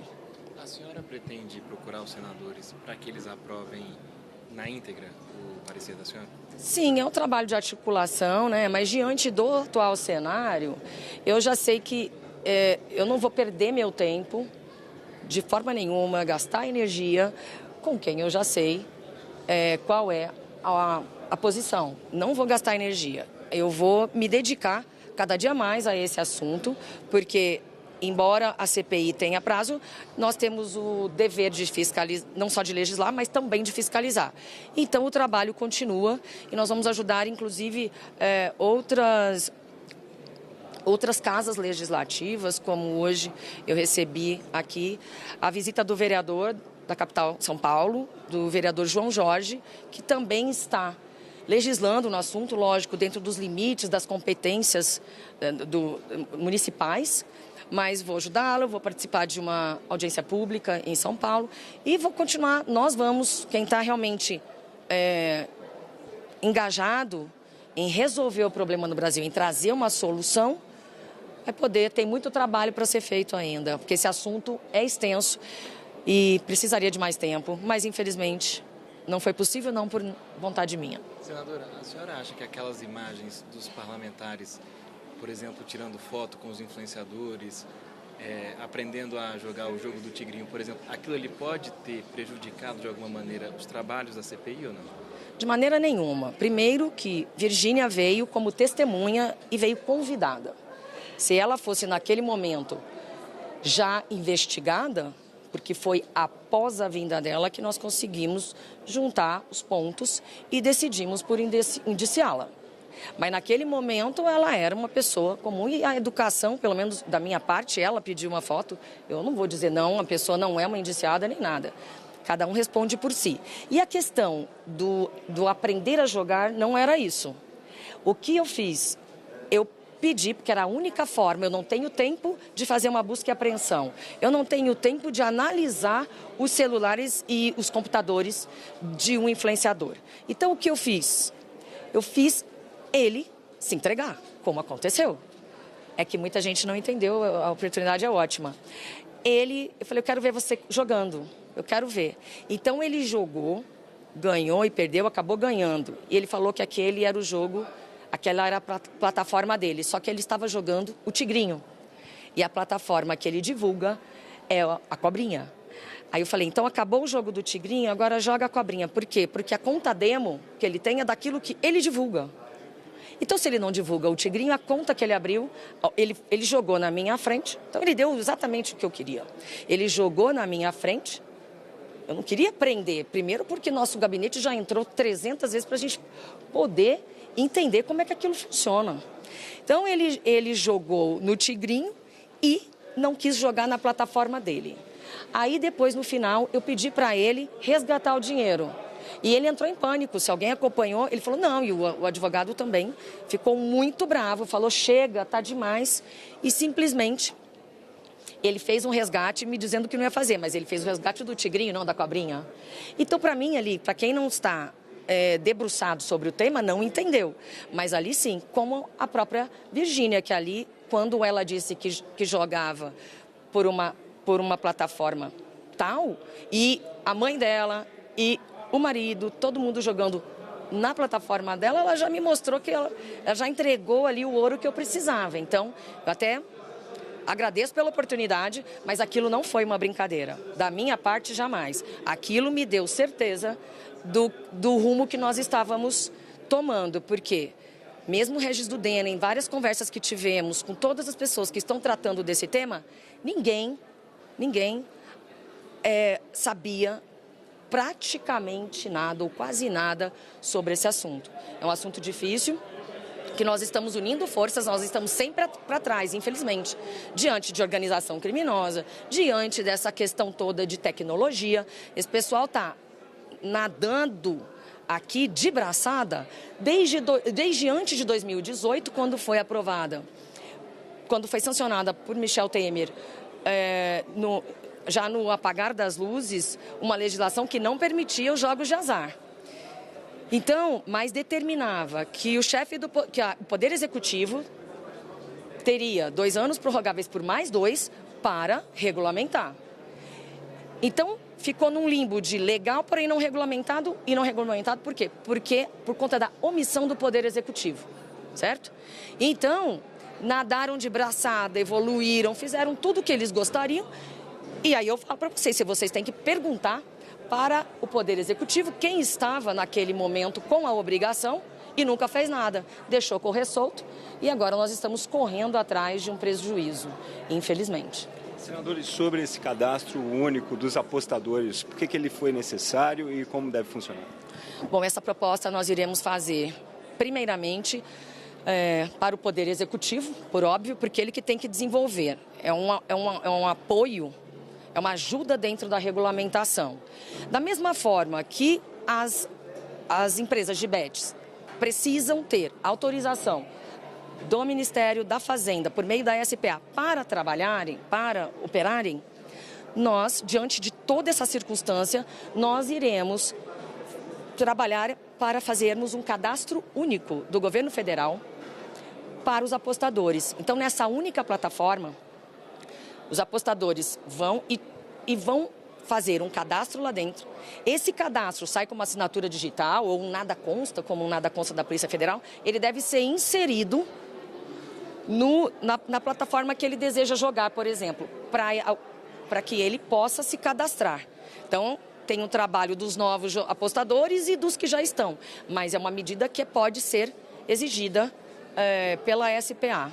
E ali nós conseguiremos analisar todas essas temáticas. Primeiro, quantas pessoas estão jogando no Brasil verdadeiramente. Depois, qual é a idade, qual é a renda, qual é o ticket médio. Porque nós sabemos que o menor número são as pessoas 60 a mais. Porém, o ticket médio é 3 vezes maior do que os jovens. Então, são pessoas, são aposentados, a gente precisa entender essa situação. E outra, durante o período do cadastro, são coisas que nós desenvolvemos e vamos passar para o Poder Executivo, mas durante o período de cadastramento, enquanto o apostador está se cadastrando na plataforma do governo federal, ele vai receber os avisos. Você sabia? Você tem certeza que você quer jogar? E terá, na minha opinião, uma renovação, ele tem que renovar o cadastro a cada 6 meses. E uma ideia que eu sugeri é que a cada 180 meses, renovando, 3 vezes renovando, 6 meses, 12, 18, né, 180 meses, 18 meses renovando, um período de 7 dias, não sei se vocês perceberam, mas um período de 7 dias de abstinência praticamente, mas para que a pessoa tenha um fôlego.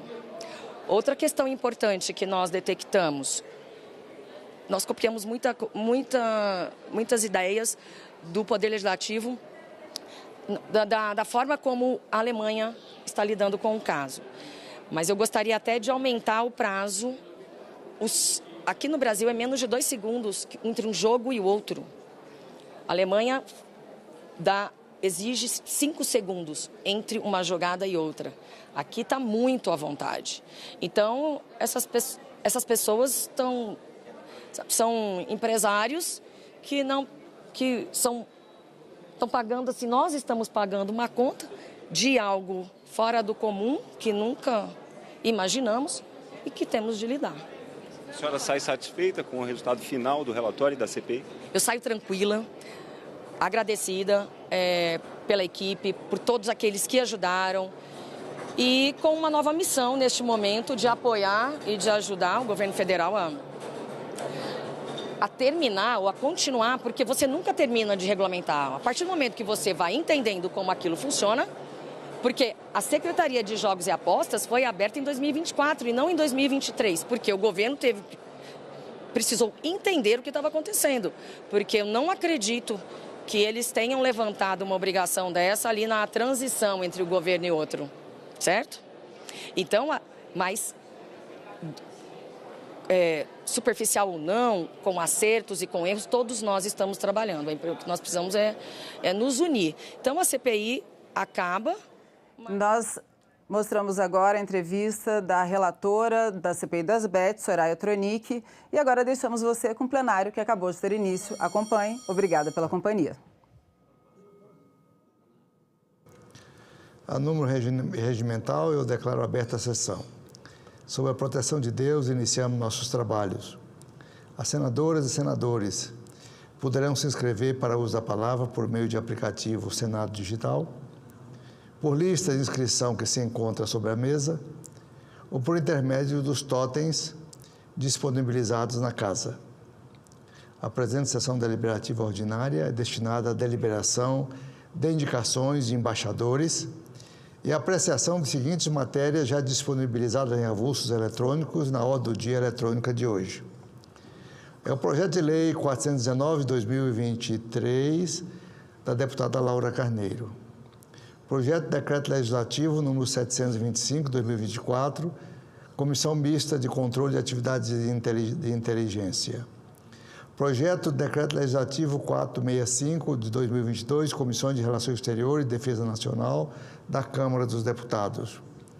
Projeto de resolução número 11/2025 da Comissão de Assuntos Econômicos. Passamos aos oradores inscritos, que terão prazo de 10 minutos para o uso da palavra.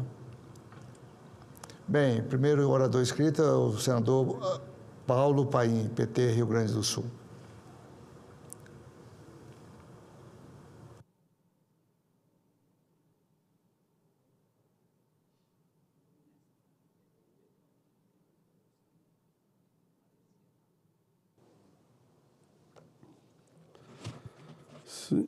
Senhor presidente Confúcio Moura, senador Marcos Altronauta, que está aqui no plenário.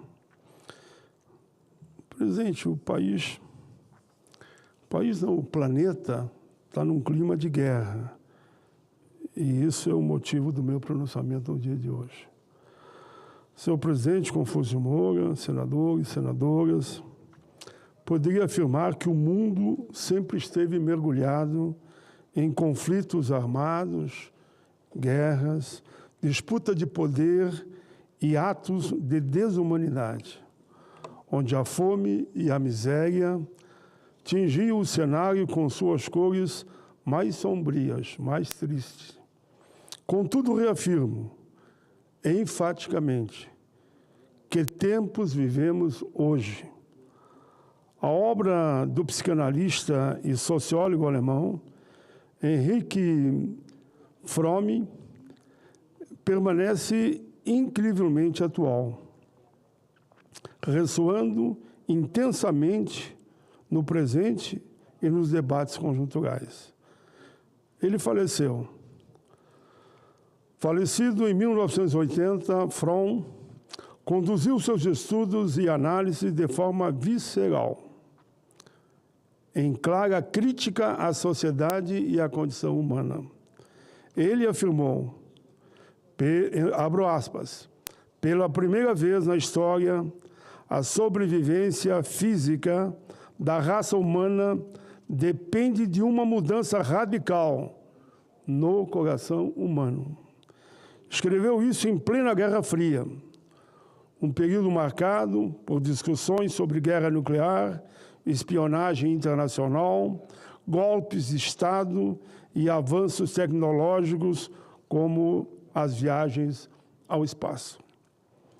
Hoje, presidente, senador Marcos Pontes, segundo estimativas da Organização das Nações Unidas, ONU, e de outras instituições que monitoram os conflitos no planeta, há mais de 50 guerras em confrontos armados em curso no mundo, motivados por disputas territoriais, interesses econômicos, diferenças ideológicas, rivalidades políticas, questões étnicas e religiosas, além da luta por recursos naturais como o petróleo, água, sobrinho, aqui a geopolítica. Em várias partes do planeta, vidas são ceifadas em disputas pela posse da água. Esses conflitos geram milhões de refugiados e imigrantes, não apenas em razão da violência, mas também devido a crises ambientais, como enchentes e secas. Destacam-se regiões que não tem como não citar. Nós estamos assistindo Ucrânia e Rússia, Palestina, Israel, Iêmen, Síria, Gaza, e aí vamos. Poderíamos citar aqui uma dúzia de países africanos. Podíamos falar da Caxemira, disputado por Índia e Paquistão. O número de conflitos flutua ao longo do tempo, conforme surgem novas tensões ou, tão falados, mas não acontecem, acordos de cessar-fogo. Com o desespero e as mortes, vem o quê? Vem a fome e a miséria. As imagens do Oriente Médio, especialmente na faixa de Gaza, são estarrecedoras. Crianças mortas ou mutiladas, famílias inteiras destruídas. A ONU estima que uma criança morre a cada 10 minutos na região. As que sobrevivem enfrentam a ausência, repito aqui, de água potável, alimentos, pão, remédios, medicamentos, sucumbindo e morrendo com a força da fome e a destruição. Dados globais são alarmantes. Entre 2019 e 2022, no mundo todo, 12.193 crianças foram mortas em conflitos armados. Vejam, entre 2019 e 2022. E vamos agora. Somente entre outubro de 2023, outubro, e fevereiro de 2024, na faixa de Gaza, 12.300 crianças perderam a vida. 12.300 crianças perderam a vida. Vejam, em praticamente menos que um ano, 12.300 crianças perderam a vida. Isso sem contabilizar as vítimas de outras faixas etárias, as maiores vítimas. Invariavelmente, são crianças, mulheres e idosos. Por isso, senhoras e senhores, os líderes empreendem muitas ações que lhes permitem fingir que estão fazendo algo eficaz para evitar uma catástrofe maior. Não é verdade. É uma luta pelo poder.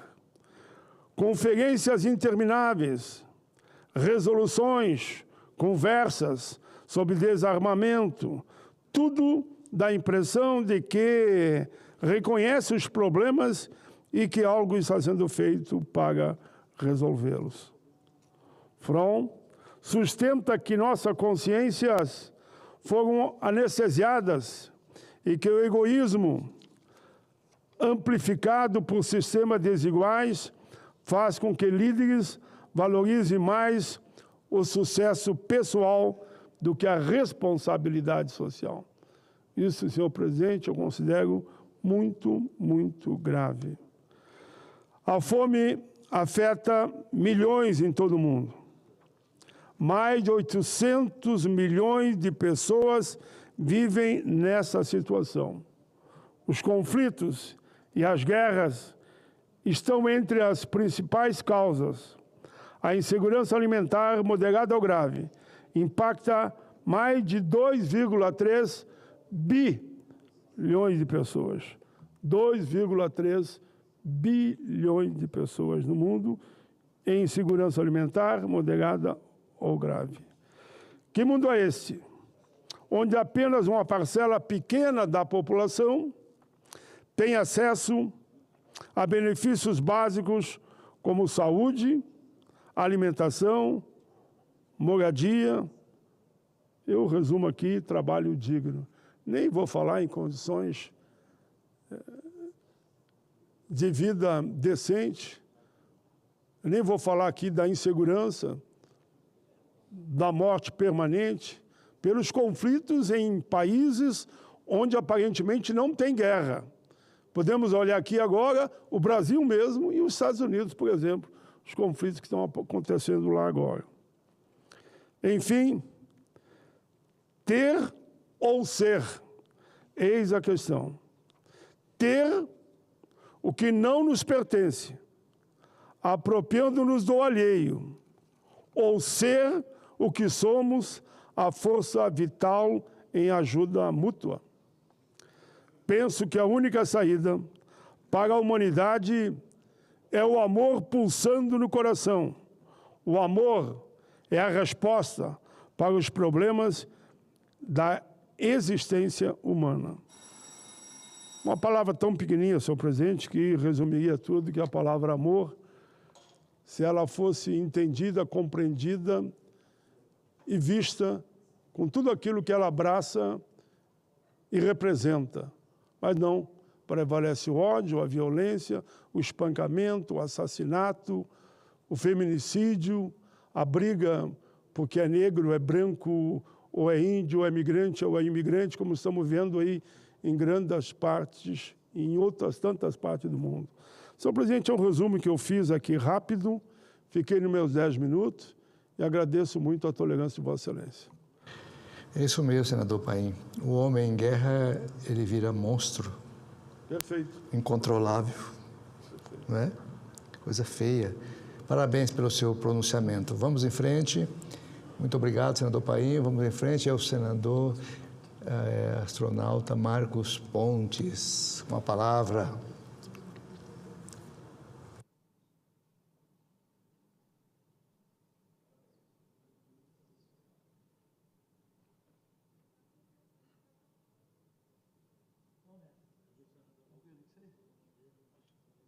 Acabou a sessão?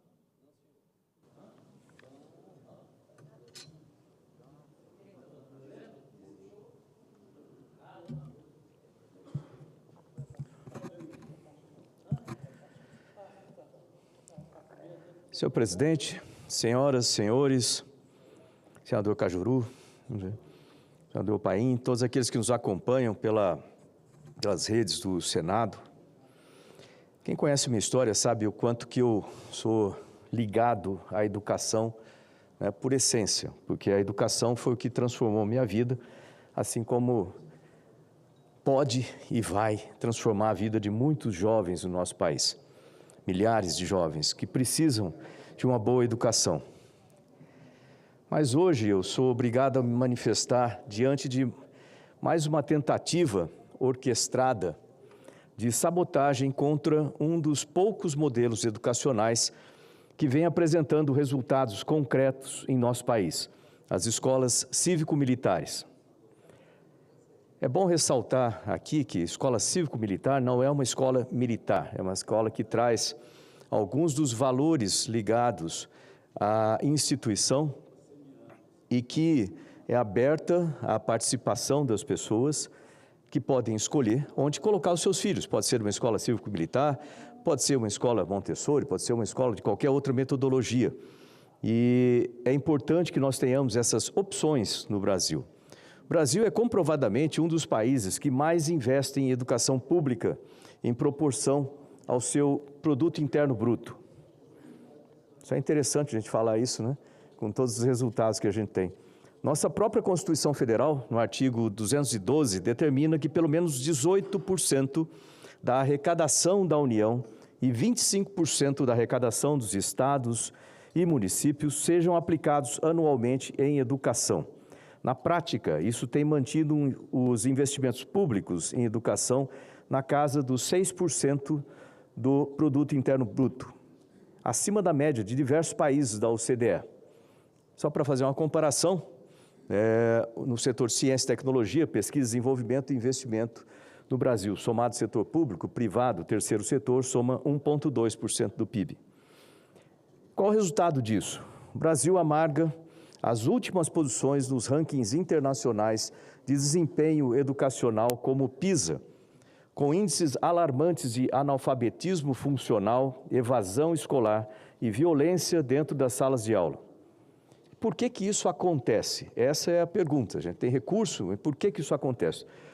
Então, certamente, a gente vê que o problema não é a falta de recurso, ou a falta de dinheiro. É falta de responsabilidade, é falta de mérito, é falta de, muitas vezes, verdade dentro do sistema.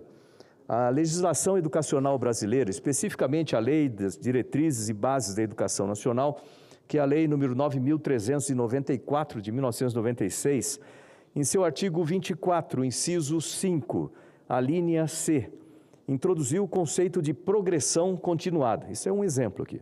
Progressão continuada, permitindo que o aluno avance de ano sem o devido domínio dos conteúdos estudados durante aquele ano. Na prática, isso foi interpretado, e muitas vezes implementado, como proibição de reprovação, com consequências catastróficas para a formação básica dos estudantes. A ideia não é você ter um sistema que vai aprovar de qualquer forma para se manter índices. O índice mais importante é o sucesso desses alunos no futuro deles. Essa lógica destruiu a autoridade dos professores, eliminou o senso de responsabilidade dos estudantes e plantou uma pedagogia do fracasso, travestida de, entre aspas, pedagogia do afeto. Diante desse colapso, surge um modelo diferente. Modelo em que a disciplina anda junto com o respeito, o ensino com a autoridade e a família com a escola. Esse é o modelo cívico-militar. E é interessante quando a gente fala de disciplina, que muitas vezes as pessoas associam disciplina a alguma coisa que tolhe a própria liberdade. Muito pelo contrário, disciplina é necessária a vida inteira. Para qualquer pessoa que queira ter sucesso em qualquer coisa que vai fazer na vida, é necessário disciplina, desde emagrecer, disciplina na sua dieta, disciplina nos exercícios, até a disciplina dentro do seu trabalho, para que faça da melhor maneira possível, com excelência, né? Então, disciplina, na verdade, ela liberta, ela não prende ninguém. O modelo que resgata a escola cívico-militar é o modelo que resgata o senso de pertencimento, melhora os índices de desempenho e, acima de tudo, é buscado pelas próprias comunidades escolares. Pais, mães e alunos querem esse modelo. A fila é enorme. Eu vejo no meu estado, lá de São Paulo. E é exatamente por isso que ele incomoda tanto. Segundo a avaliação do Ministério da Educação, em 2022, escolas cívico-militares participantes do programa de escolas cívico-militares apresentaram redução, esse é um ponto importante para prestar atenção aqui, redução de 82% na violência física, redução de 75% na violência verbal, queda de 82% nos danos ao patrimônio. Quem já foi em uma universidade pública em alguns estados já deve ter percebido, né, o que a gente está referindo aqui também. A redução de quase 80% na evasão escolar, 85% de aprovação pelas comunidades escolares. No estado do Paraná, levantamento recente mostra que 64% das escolas cívico-militares melhoraram o IDEB do ensino médio entre 2021 e 2023, contra 56% das escolas da rede regular. No ensino fundamental, nos anos finais, 67% das escolas cívico-militares melhoraram o IDEB, frente a 57% de escolas comuns. Dá para notar um padrão aí. Em um estudo baseado no modelo estatístico de diferenças em diferenças, utilizado por Callaway e Santana, constatou-se que a adoção do modelo cívico-militar reduziu taxas de abandono e reprovação e aumentou significativamente as taxas de aprovação, mesmo diante do período lá de pandemia. Incomoda uma parcela da esquerda mais radical e militante que prefere manter o ensino público como uma ferramenta ideológica do que como um instrumento real de transformação social. Incomoda quem não quer ver os alunos brasileiros aprendendo valores, civismo, respeito e ciência também ao mesmo tempo. E a ofensiva contra este modelo chega ao cúmulo de inventar narrativas que não têm qualquer respaldo documental. É o caso da alegação, repetida por setores da mídia, na semana passada agora, de que a ONU, e eu sou embaixador da ONU para Desenvolvimento Industrial, teria recomendado o fim das escolas cívico-militares no Brasil. Isso é mentira.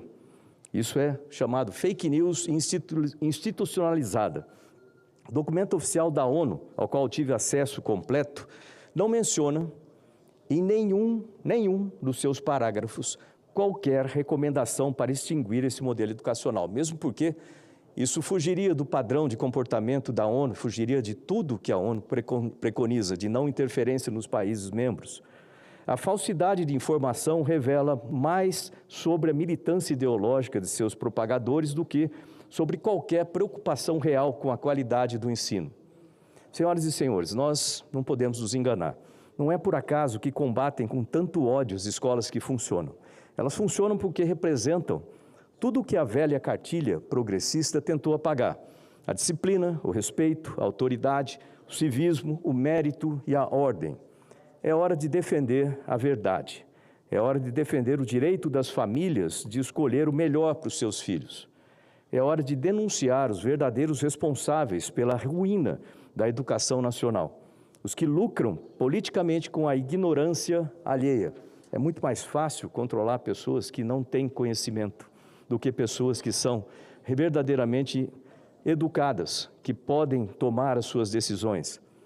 Que sejamos firmes, sejamos claros e que sejamos a voz de milhões de brasileiros que, do alto da sua dignidade e do fundo da sua esperança, ainda acreditam que a educação pode ser o caminho, como aconteceu na minha vida. Mas não essa educação falida que aí está. Uma nova educação, com ordem e progresso. Por acaso está na bandeira. Com valores e verdade, com liberdade e responsabilidade. Obrigado, presidente. Vossa Excelência poderia ocupar aqui para mim, por gentileza? Claro.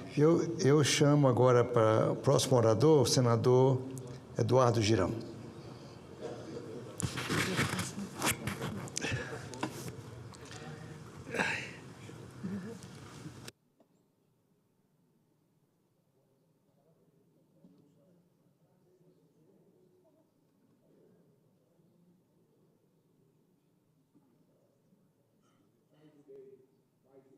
Querido irmão, senador Confúcio Moura, senador Marcos Pontes, astronauta Marcos Pontes, senador Jorge Cajuru, senador Plínio Valério, senador Espiridião Amin, demais senadoras, demais senadores, funcionários dessa casa, assessores e brasileiras e brasileiros que nos acompanham nesse momento, pelo trabalho exímio da equipe da TV Senado, Rádio Senado, Agência Senado. Senhor presidente, eu começo esse meu discurso hoje destacando uma manchete que seria impossível de ocorrer num país com democracia sólida e instituições respeitadas. Abro aspas, olha a manchete. O ministro do STF, Flávio Dino, vai julgar o próprio ministro Flávio Dino. É algo surreal, mas isso está acontecendo no Brasil. Isso foi a manchete de alguns meios de comunicação na semana passada.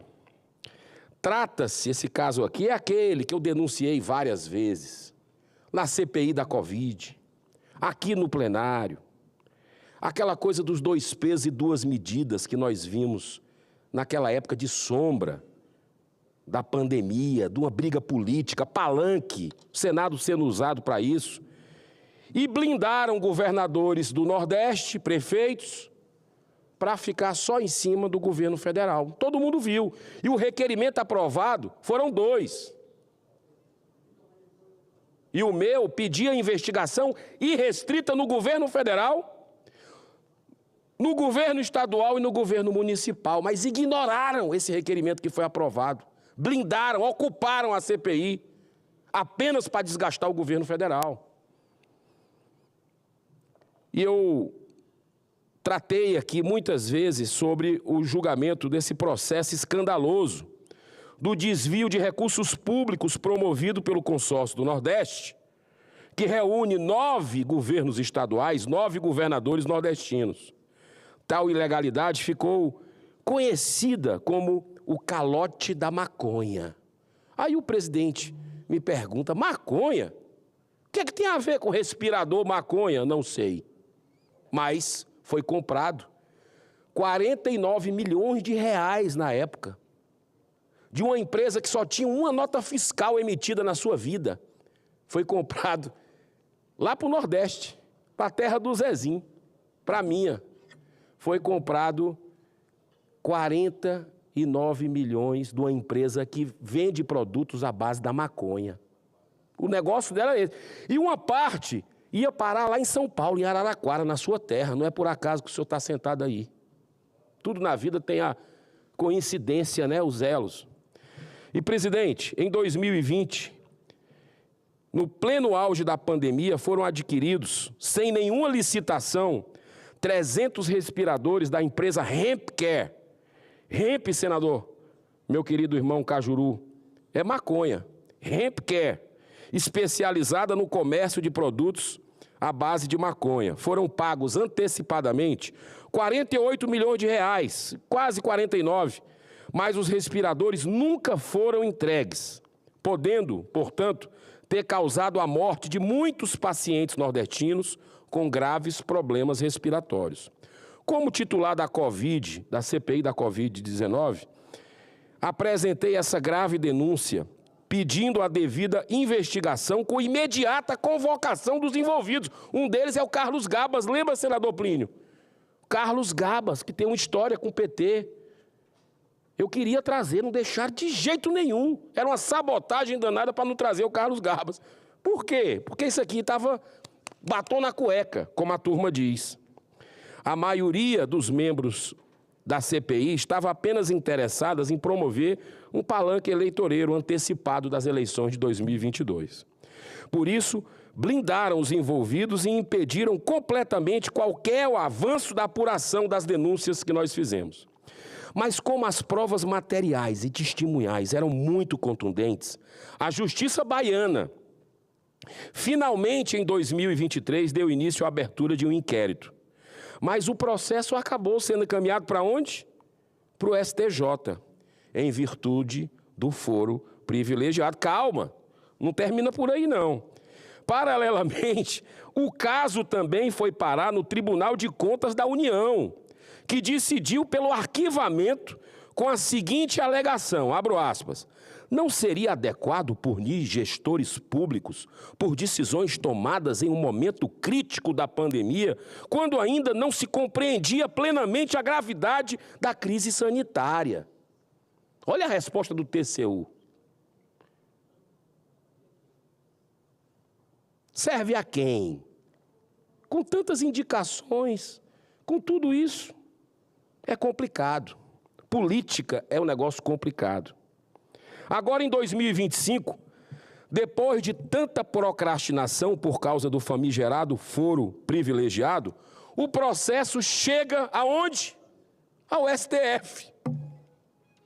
E o presidente Luiz Roberto Barroso nomeou, justamente, entre aspas, Flávio Dino, para ser o relator do caso. é a repetição daquela coisa. A raposa tomando conta do galinheiro.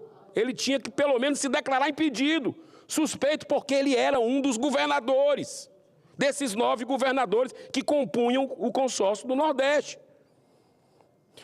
Num tribunal marcado por forte ativismo e abuso de autoridade, estamos assistindo um verdadeiro festival de irregularidades com julgamentos feitos por ministros com elevado e explícito nível de suspeição. Parece aquela história dos sorteios, de tudo que é do 8 de janeiro, de censura, cai para quem? Cai para o Alexandre de Moraes. Ô homem sortudo! Cai tudo para ele. Como a questão lá da CBF caiu para o Gilmar Mendes, que tem uma empresa, um instituto, que tem contratos milionários com a CBF.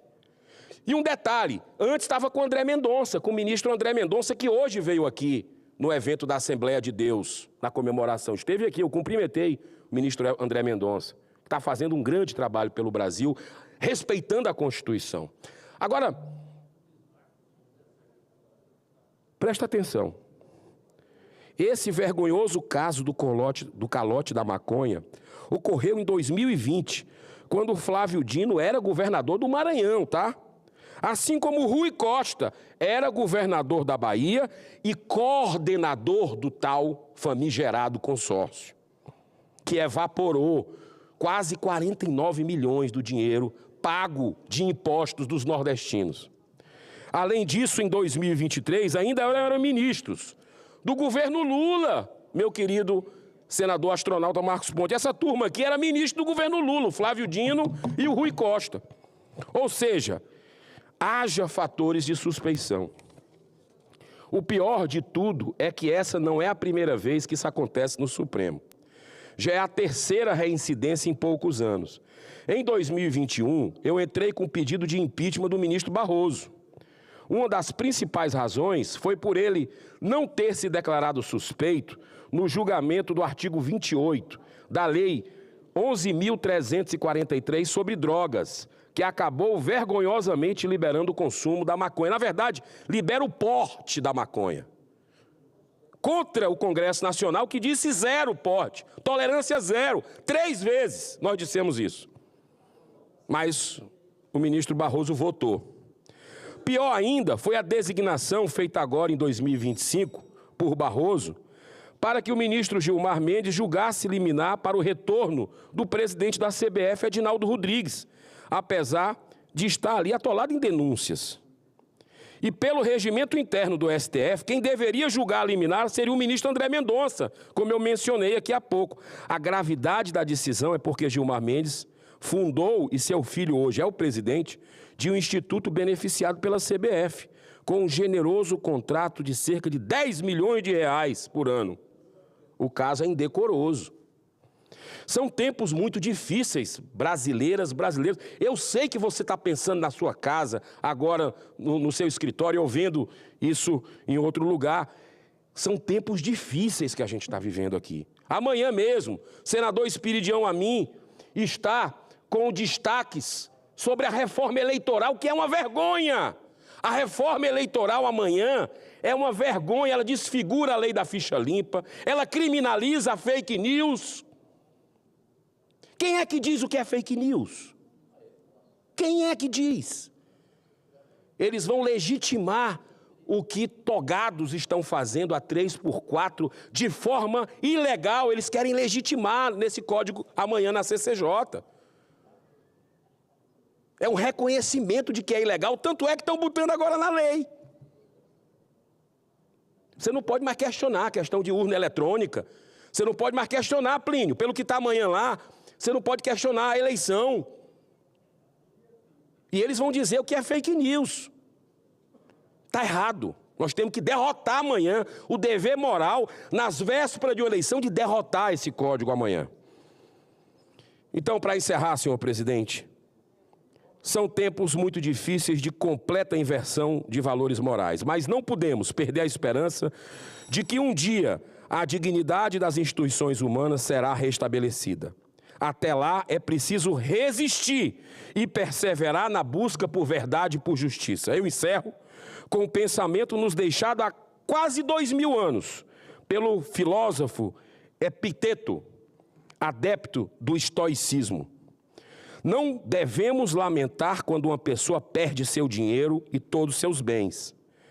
Devemos lamentar quando uma pessoa perde sua mais preciosa posse, a sua dignidade. Que Deus abençoe a nossa nação. Muito obrigado pela tolerância. Desculpe, colegas, eu ter me excedido um pouco. Realmente isso é algo que toca profundamente a alma. Muito obrigado. Obrigado, senador. Senador, aliás, né, isso é uma coisa importante a gente citar aqui. O senador Eduardo Girão falou aqui com relação a esses absurdos que acontecem no país. Eu preciso fazer um comentário, desculpe, mas... A gente vê essa proteção de aliados, vamos chamar assim, ou de comparsa, se fosse na linguagem mais correta. Agora, no caso do INSS mesmo, né, as instituições mais suspeitas, que arrecadaram mais dinheiro de maneira irregular, elas ficaram fora da investigação. Uma investigação é seletiva, né? Aos amigos, tudo, aos outros, nada, investigação. Então, isso é muito importante que seja feito. A gente precisa mudar essa situação aqui. Aliás, essa questão do STF também, 2 pontos que eu vejo como essenciais. Primeiro, a maneira como são escolhidos os ministros por um presidente diretamente, isso se torna basicamente um acordo de política, porque ela vem da política. Segundo, é o foro privilegiado, que coloca grilhão nos pés de todos os senadores que têm algum processo lá. Portanto, isso aí deveria ser quebrado, né? Como na PEC do Lazier Martins, né, para justamente mudar isso aí. Muito obrigado, senador. Pela ordem, presidente. Pois não. Presidente Pontes, querido, senador, primeiro Deus, saúde a você e sua família. O senador Amin, o senador Girão, o senador Plínio, por coincidência, participaram do início do meu mandato em 2019. Eu não tinha bancada na época ainda, né? A minha bancada sempre foi o meu convívio prazeroso com vocês. E me lembro do Girão, do Stevenson, do Amin, do Plínio, quem mais? Mais alguns. Eu sei que eu não obtive êxito às assinaturas, porque está até hoje. E teria que voltarmos, igual aquele projeto que eu falei do senador Álvaro Dias, de transformar a seleção brasileira num patrimônio cultural. Você deu entrada, eu já dei também. E fazer com que a CBF vire uma empresa normal, perfeito? E não uma empresa que esconde o patrimônio, esconde o que ela recebe, o que ela gasta. E aí eu entrei com um projeto em cima do que o seu raciocínio foi apresentado aqui na mesa diretora desta sessão. Qual? Era muito simples. 1. Acabaria a decisão monocrática do presidente de escolher um ministro. Haveria um colegiado nacional com pessoas probas, reconhecidas, que entregariam a nós uma lista tríplice para a sabatina final aqui no Senado Federal. A idade mínima seria de 55 anos para o ministro, e não o que aconteceu com o Toffoli, por exemplo, que antes dos 40 anos virou ministro, perfeito? E a discussão nossa, entre nós aqui, era o tempo de mandato. E eu comecei com 10 anos, outros queriam 12, outros queriam 8. Portanto, a sociedade só não pode ignorar que teve muita gente aqui no Senado que quis a discussão desta apresentação e propositura minha e que, consequentemente, para a gente discutir audiência pública, colocar em votação, a gente teria dado um passo histórico ao país em 2019. Nós estamos em 2025 e nada disso aconteceu porque os presidentes, tanto o Davi como o Rodrigo Pacheco, não concordavam e não davam sequência e nós ficamos esperando. Diferente do que agora representa a PEC Cajuru, o fim da reeleição no Executivo, que hoje trouxe uma pesquisa, não sei se vocês leram, da Quest, que dá 60% de aprovação do Brasil para o fim da reeleição. 60%.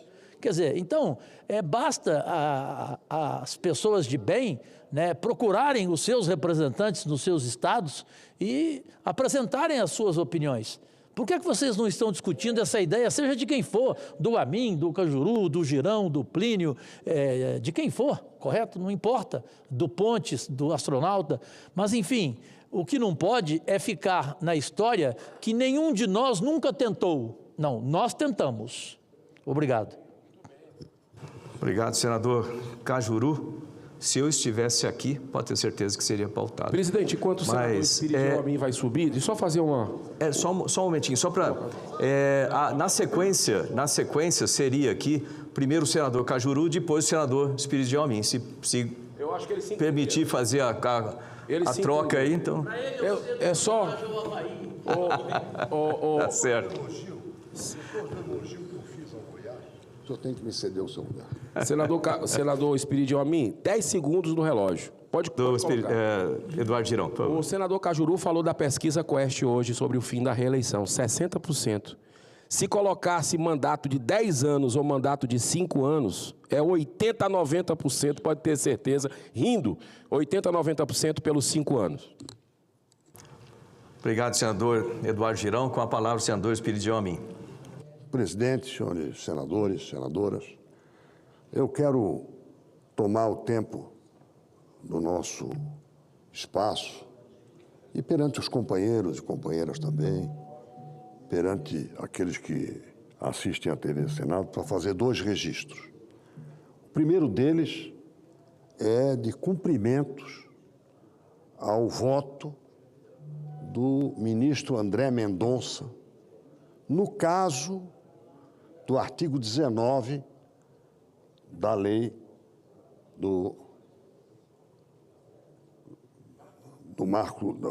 na lei do direito digital, na lei do marco da internet.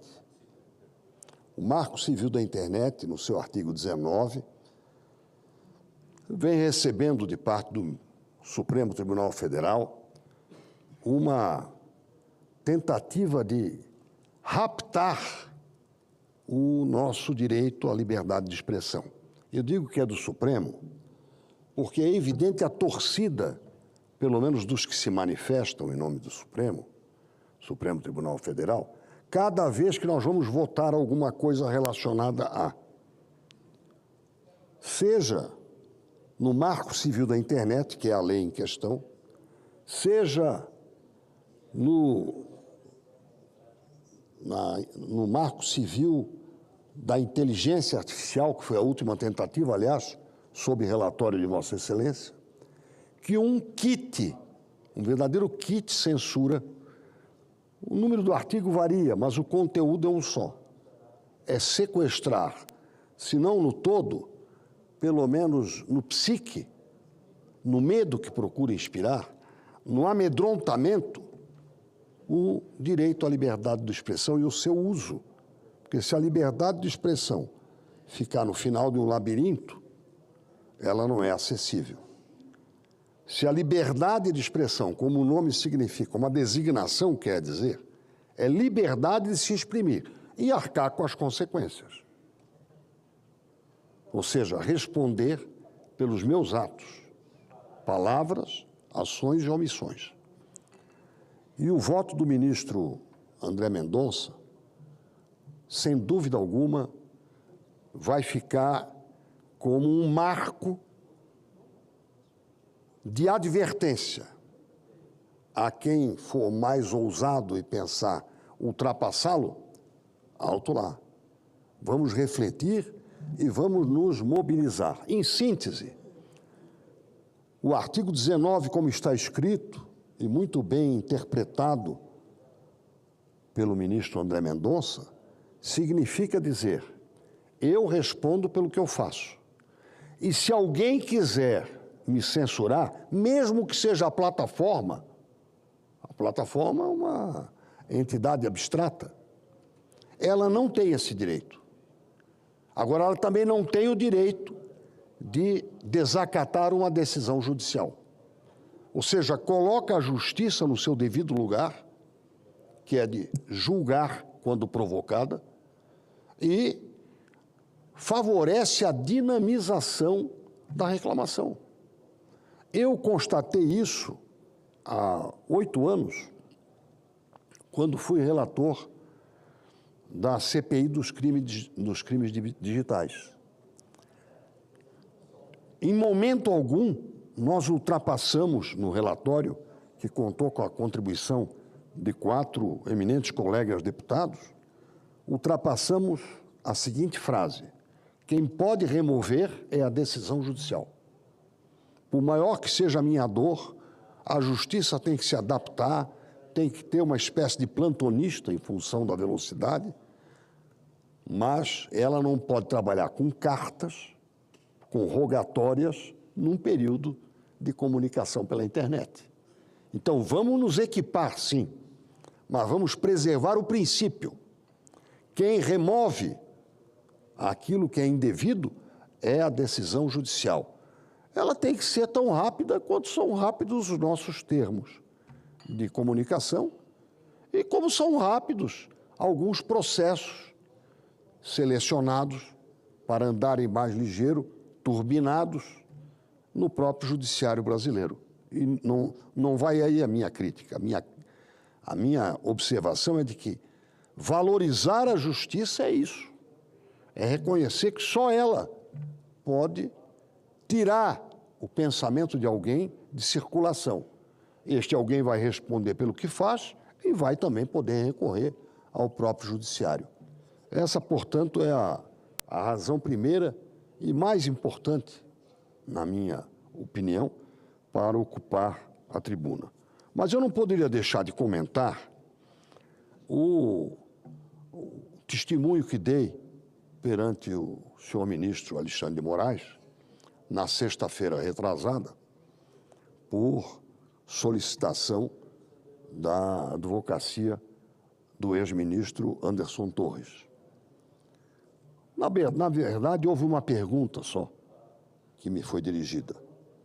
Se, numa sessão de debates temáticos, no dia 27 de setembro de 2021, ainda no bunker, quando nós estávamos em plena Covid, eu havia lido ou não um texto da Polícia Federal, endereçado à Justiça Eleitoral, a respeito do voto auditável. E já falei naquela ocasião que dentro de menos de 2 semanas eu iria defender o voto auditável na Comissão de Constituição e Justiça. E o farei amanhã, quando nós vamos votar o Código Eleitoral. A emenda, senador Marcos Pontes, eu apresentei em 5 de junho de 2024, já fez mais de um ano, quando o Código Eleitoral começou a tramitar. Naqueles primeiros 5 dias, creio eu, de prazo para a emenda. Ela pode ser rejuvenescida, mas é a mesma emenda, senador Plínio Valério, o mesmo texto. Há algum aperfeiçoamento que eu possa apresentar que o deputado Jair Bolsonaro apresentou em 2015, na votação da chamada mini-reforma eleitoral. O então deputado Márcio Bittar se lembra disso. E que foi aprovada pelo Congresso, vetada esta emenda pela presidente Dilma e foi derrubado o veto na Câmara dos Deputados por mais de 400 votos a 20. E passou a ser lei. E o Supremo, Procuradoria-Geral da República, entendendo que isso poderia prejudicar o sigilo do voto, derrogou, não aceitou, considerou inconstitucional. É o mesmo texto, só que durante o meu depoimento, e o senador Márcio Bittar há pouco fez menção a ele, eu não reproduzi qual é a tal recomendação da Polícia Federal. E é isso que eu vou ler aqui. São 2 recomendações muito interessantes que a Polícia Federal preparou para o TSE, enviou para o TSE, no dia 2 de outubro de 2019. E eu mencionei no dia 27 de setembro de 2021, lendo o seguinte. Recomendação número 14. Recomendamos que sejam envidados todos os esforços para que possa existir o voto impresso para fins de auditoria. Por mais confiável que sejam todas as pessoas envolvidas no processo do sistema eleitoral e por mais maduro que sejam os softwares, eles sempre possuirão possíveis vulnerabilidades e necessidades de aperfeiçoamentos. Um software não basta ser seguro. Ele precisa parecer seguro e transparente para o cidadão comum. Sem conhecimentos tecnológicos, um meio físico de auditar a segurança deste brilhante projeto nacional, que são os softwares do sistema eleitoral brasileiro, consiste em um fator que trará mais confiança da população neste processo e servirá como um meio mais seguro de auditoria de processo eletrônico de votação. Repito, isto faz parte do relatório da Polícia Federal, enviado ao TSE. Enviado para o TSE em 2018. Eu o li em 2021, mas melhor do que eu, e talvez com mais prestígio, certamente com mais prestígio do que eu, junto ao Supremo, foi o uso da recomendação número 5. A recomendação número 5 foi utilizada pelo ministro Luiz Roberto Barroso no dia 16 de novembro de 2020. Lembram?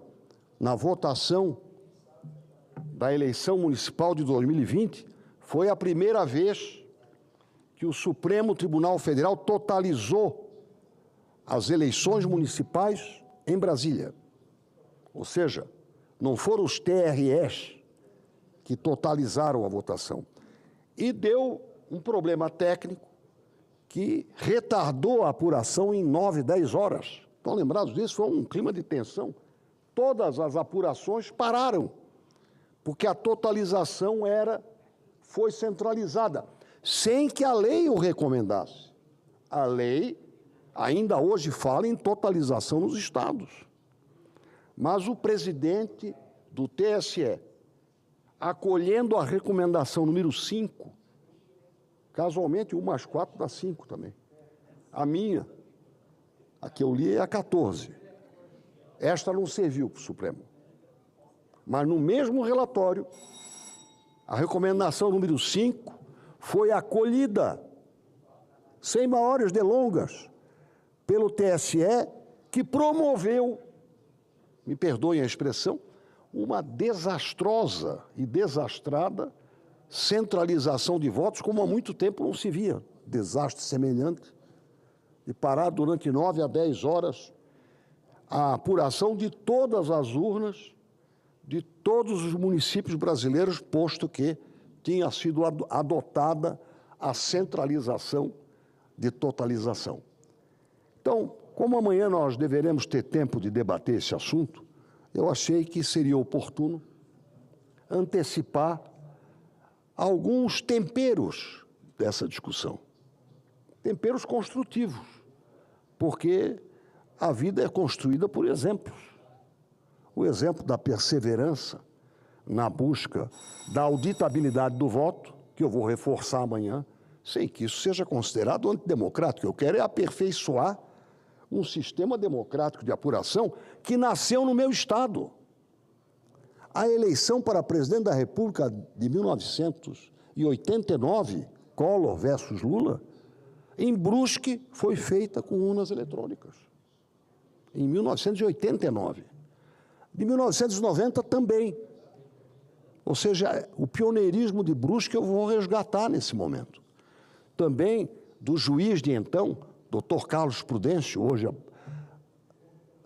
desembargador aposentado do estado de Santa Catarina, a nossa coerência na busca da auditabilidade do voto. Lembrar que nós tivemos uma eleição em Içara em que houve um crepe, um problema numa urna.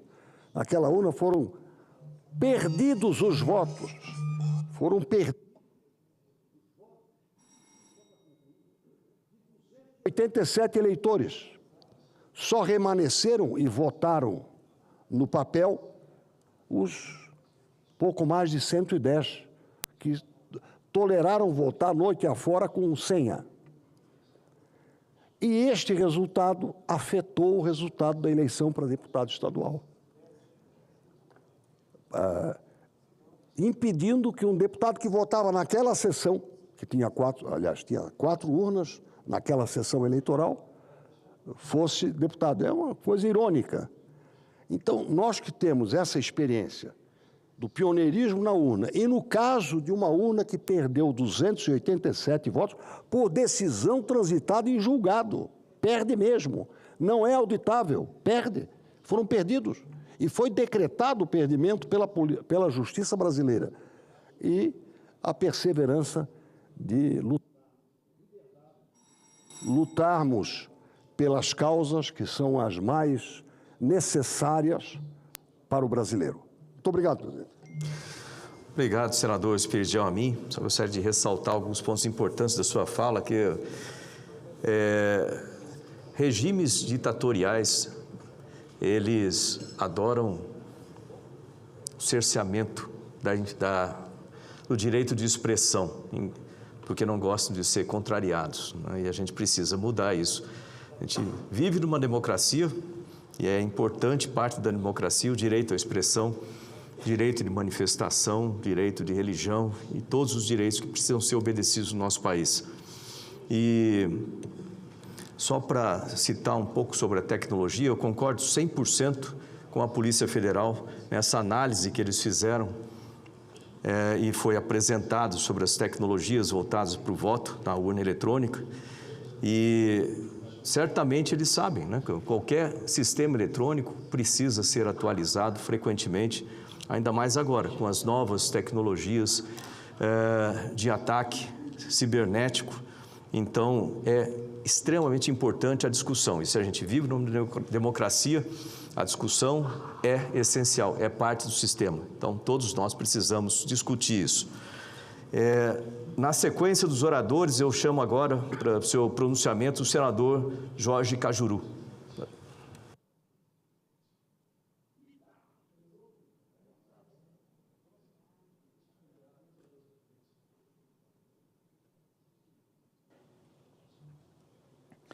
Querido amigo senador astronauta Marcos Pontes, voz consagrada do nosso amado estado de São Paulo, onde evidentemente eu nasci, senhoras e senhores que estão no plenário, representando a ala feminina do nosso Senado Federal, a mulher mais preparada e mais feliz do Ceará, que é a senadora Jussara, né? Você nunca viu a senadora Jussara? Eu nunca vi. Mal-humorada, sempre sorrindo, não é verdade? O Cid Gomes, de vez em quando, está mal-humorado. O ministro Camilo Santana, de vez em quando, está mal-humorado. A Augusta, que é isso? Eu falei, o Girão Jussara... quase sempre. O Girão quase sempre. É verdade. O Girão está ensinando até o Amin passar do tempo. Bom, você viu? Eu vou procurar... Brasileiras e brasileiros, minhas únicas vossas excelências, eu sei que é um assunto também da senadora Augusta, do Plínio, do Bittar, do Amin, do Pontes, enfim, do Brasil inteiro, prioritariamente, em relação aos assuntos da saúde. Eu subo à tribuna nesta terça-feira, 10 de junho de 2024, para lamentar que o Brasil sofra, neste momento, um surto de influenza, com a multiplicação dos casos de síndrome respiratória aguda.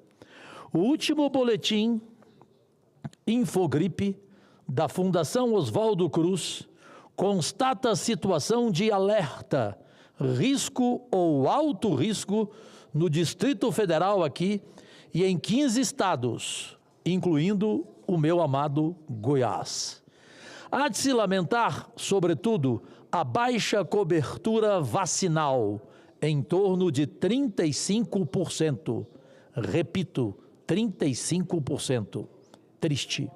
Apesar da ação efetiva do poder público, é justo lembrar que, por causa do aumento da circulação de vírus respiratórios no país, o Ministério da Saúde este ano antecipou para o mês de março o início da campanha de vacinação contra a gripe.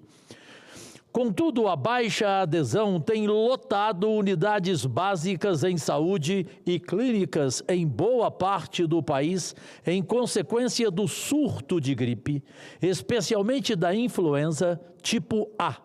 É lamentável ver pais com crianças no colo e idosos correndo às UBS sofrendo com gripe, quando poderiam ter comparecido antes em busca da vacina que ameniza os efeitos da doença.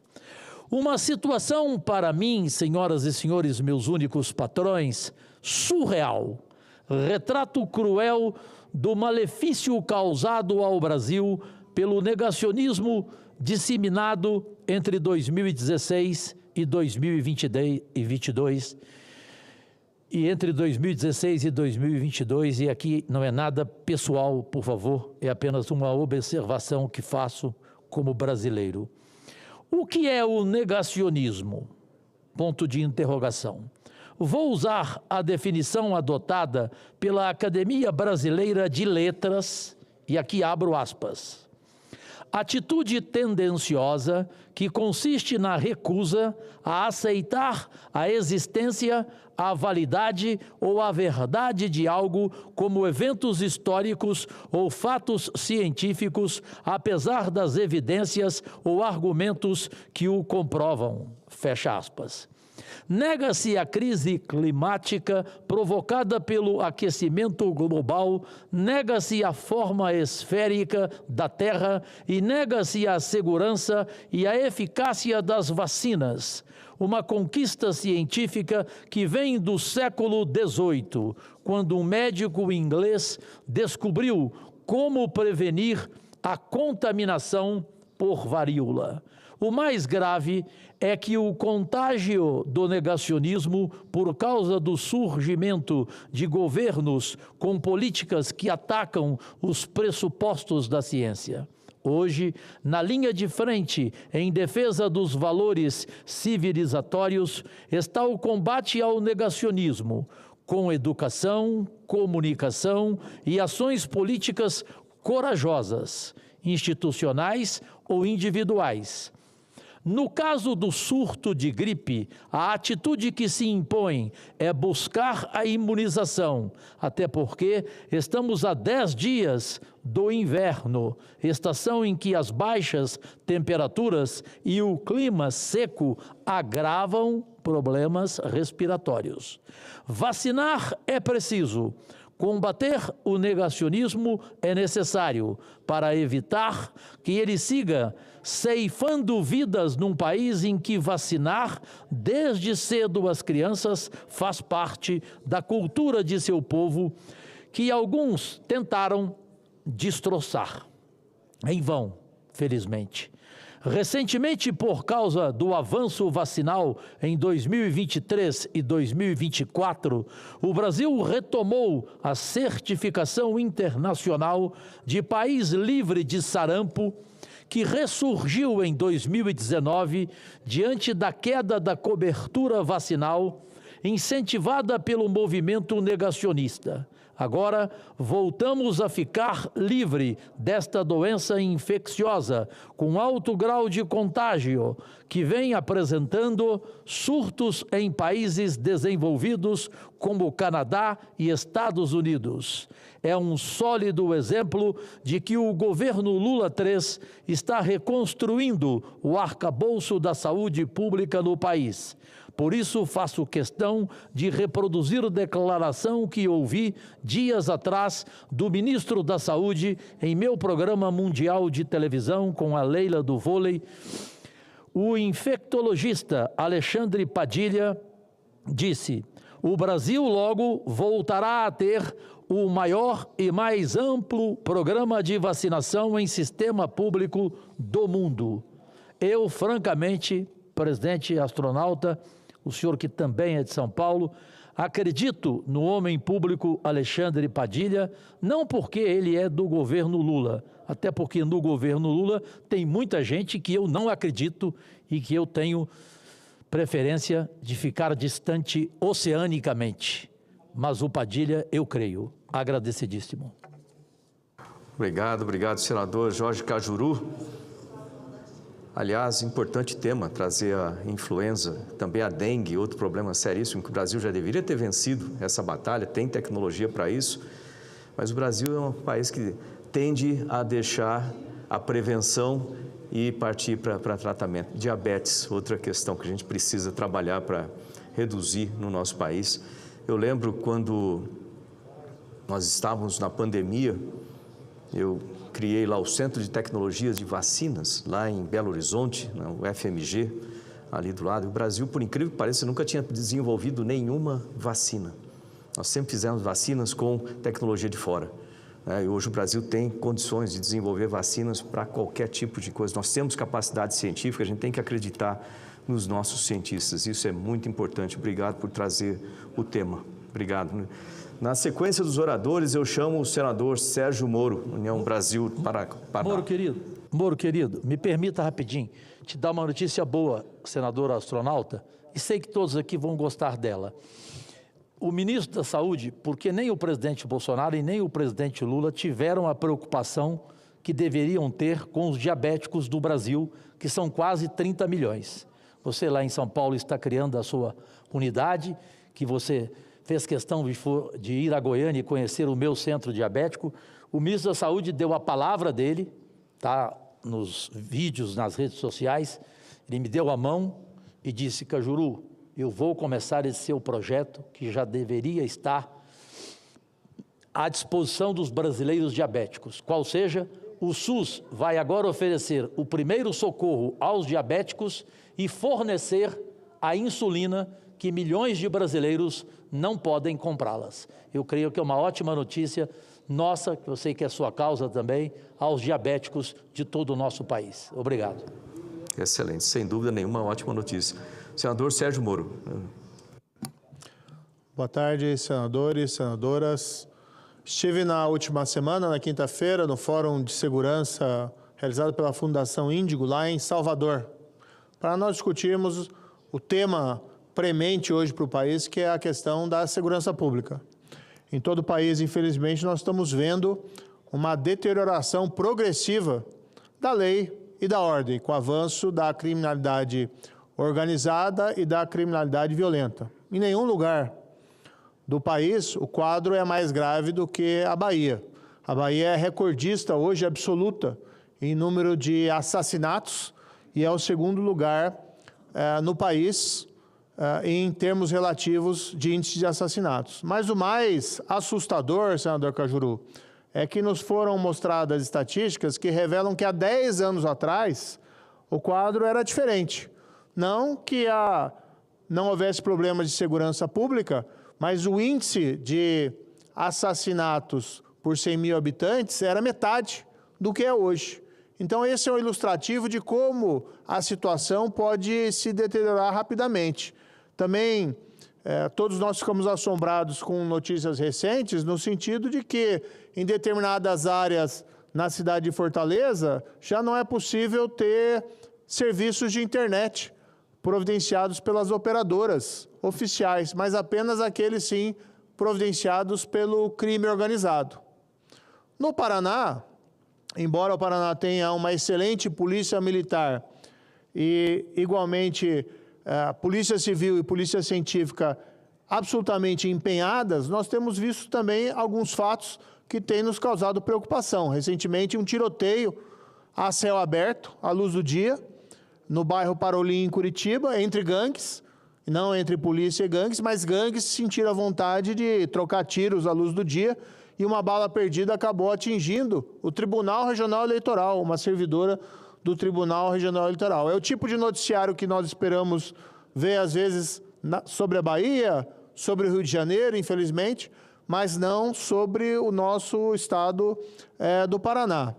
Nós precisamos dar, sim, passos fortes e robustos no sentido de melhorar não só a segurança pública no dia a dia, investindo e valorizando as polícias e adotando estratégias robustas contra o crime organizado, mas nós também temos uma missão aqui no Congresso Nacional de robustecer a legislação.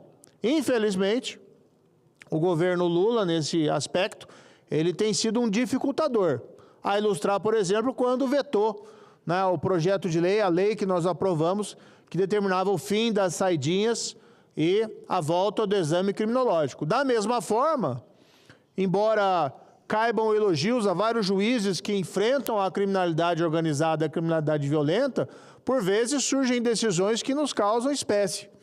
Na semana passada, a notícia de que um juiz absolveu um piloto de avião que transportava lá 340 quilos de cocaína, sob o argumento que não havia fundada suspeita a justificar aquela busca e apreensão. Eu li a sentença e tem uma conclusão absolutamente diversa desse juiz. Havia, sim, causa para busca e apreensão e mais. A droga foi encontrada, foi apreendida e o piloto confessou a sua responsabilidade criminal. Então, esse tipo de decisão desmoraliza a justiça e desmoraliza a segurança pública. No fundo, é um recado ao mundo do crime de que ele pode agir à vontade para praticar os seus delitos. Se nós não tomarmos cuidado, esse é o caminho da final desgraça do Brasil. Porque hoje nós já temos um cenário de deterioração econômica, a dívida pública crescente, juros nas alturas, inflação muito acima da meta. Nós temos um cenário no qual a roubalheira voltou e o roubo aos aposentados, pensionistas do INSS está aí para comprovar isso, e a segurança pública a cada dia pior. Aprovamos hoje, na Comissão de Segurança Pública, um projeto de minha autoria, o 5510 de 2023, relatoria do senador Efraim Filho, que é um projeto muito simples, senador Girão, mas, a meu ver, importante, que estabelece que no plantão judiciário não pode ser conhecido e deferido o habeas corpus, aquele habeas corpus que foi artificialmente apresentado no plantão judiciário para fugir ao juiz natural. E é até baseado em um caso real, que menciono na exposição de motivos, envolvendo um líder criminoso chamado Edinaldo Freire Ferreira, que foi exatamente libertado por uma liminar concedida por um habeas corpus em plantão judiciário. O caso foi tão gritantemente artificioso que esse juiz foi afastado pelo Conselho Nacional de Justiça, que dessa vez, sim, fez a coisa certa de afastar um juiz com suspeitas de ter favorecido um traficante, um criminoso. O juiz natural assumiu dias depois, revogou a liminar, mas era tarde. O criminoso já era foragido e ninguém sabe onde ele se encontra atualmente. O projeto simplesmente estabelece que não pode ser conhecido e deferido o habeas corpus em plantão judiciário se esse habeas corpus pudesse ter sido já impetrado anteriormente e se não há uma causa que surgiu no próprio plantão judiciário. Então, vamos supor, um preso sofre um agravamento ou uma grave crise de saúde durante o plantão judiciário, por exemplo, uma hemorragia, tem que ir para o hospital, ou alguma coisa dessa espécie, perfeito, pode ser atendido. Agora, não dá para soltar esses criminosos se já havia os motivos para impetrar o habeas corpus anterior e simplesmente se resolveu esperar um juiz mais favorável ou até, como há infelizmente em alguns casos, um juiz cooptado pelo mundo do crime. Então, aprovamos na CSP, vai agora para a CCJ e, quiçá, possa ter um trâmite também acelerado na Câmara para que nós possamos moralizar o plantão judiciário e evitar esse tipo de expediente, que de fato não é regra, mas essas exceções acabam também desmoralizando o judiciário.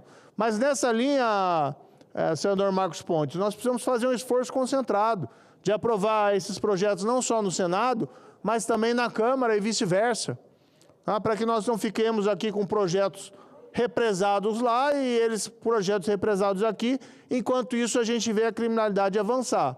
Falta, no entanto, e isso é, a meu ver, muito óbvio, uma estratégia de combate à criminalidade do governo federal, que deveria ser o grande condutor do processo legislativo.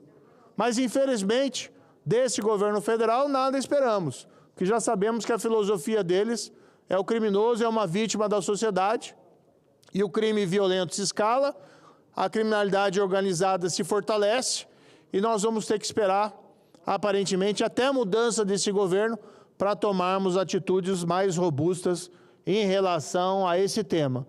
Certeza e rigor da punição funcionam sim.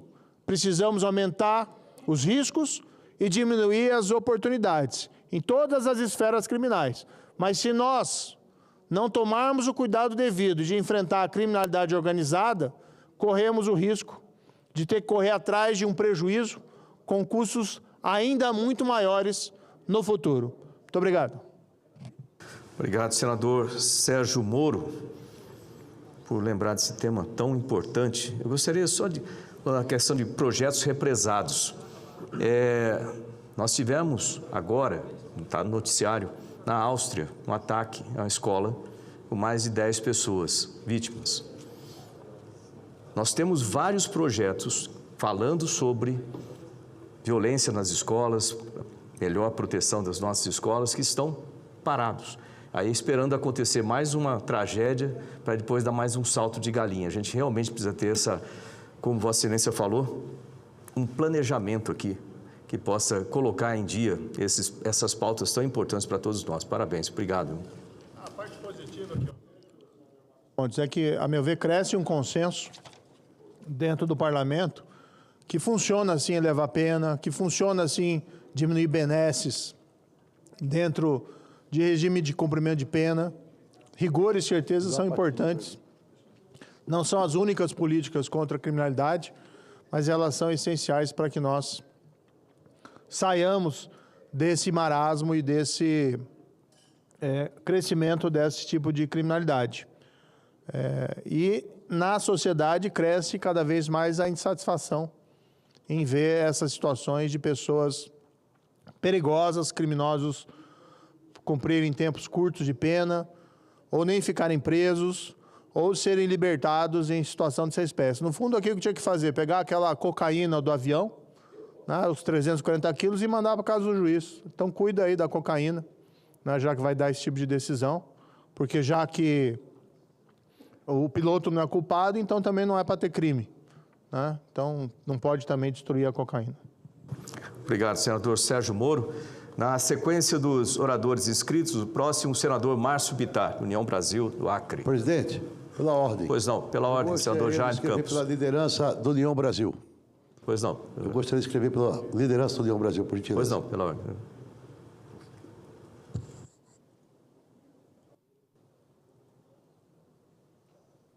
Pois não? Pois não. Senhor presidente, querido senador Marcos Astronauta, colegas aqui no plenário, eu estava ali ouvindo o meu querido, sempre muito gentil, muito educado, nosso Cajuru, senador Plínio Valério. E a turma começou a cunhar a expressão negacionista, tentando ligar essa expressão à direita. E quando, na verdade, quem nega a ciência de forma histórica é a esquerda. E aqui eu vou ler o que Karl Marx, o pai da teoria comunista, escreveu. Marx argumentava que a introdução de máquinas no processo de produção, embora aumentasse a produtividade, não beneficiaria a classe trabalhadora. Isso é o Marx. Ao contrário, mecanização permitiria que os capitalistas extraíssem mais lucro dos trabalhadores, diminuindo o tempo de trabalho necessário para a produção de um determinado valor e aumentando a quantidade de mais-valia. Isso era Marx. Então, isso aqui é negacionista. Ridículo, porque aconteceu o contrário. Quem era contra Uber? Lembra disso?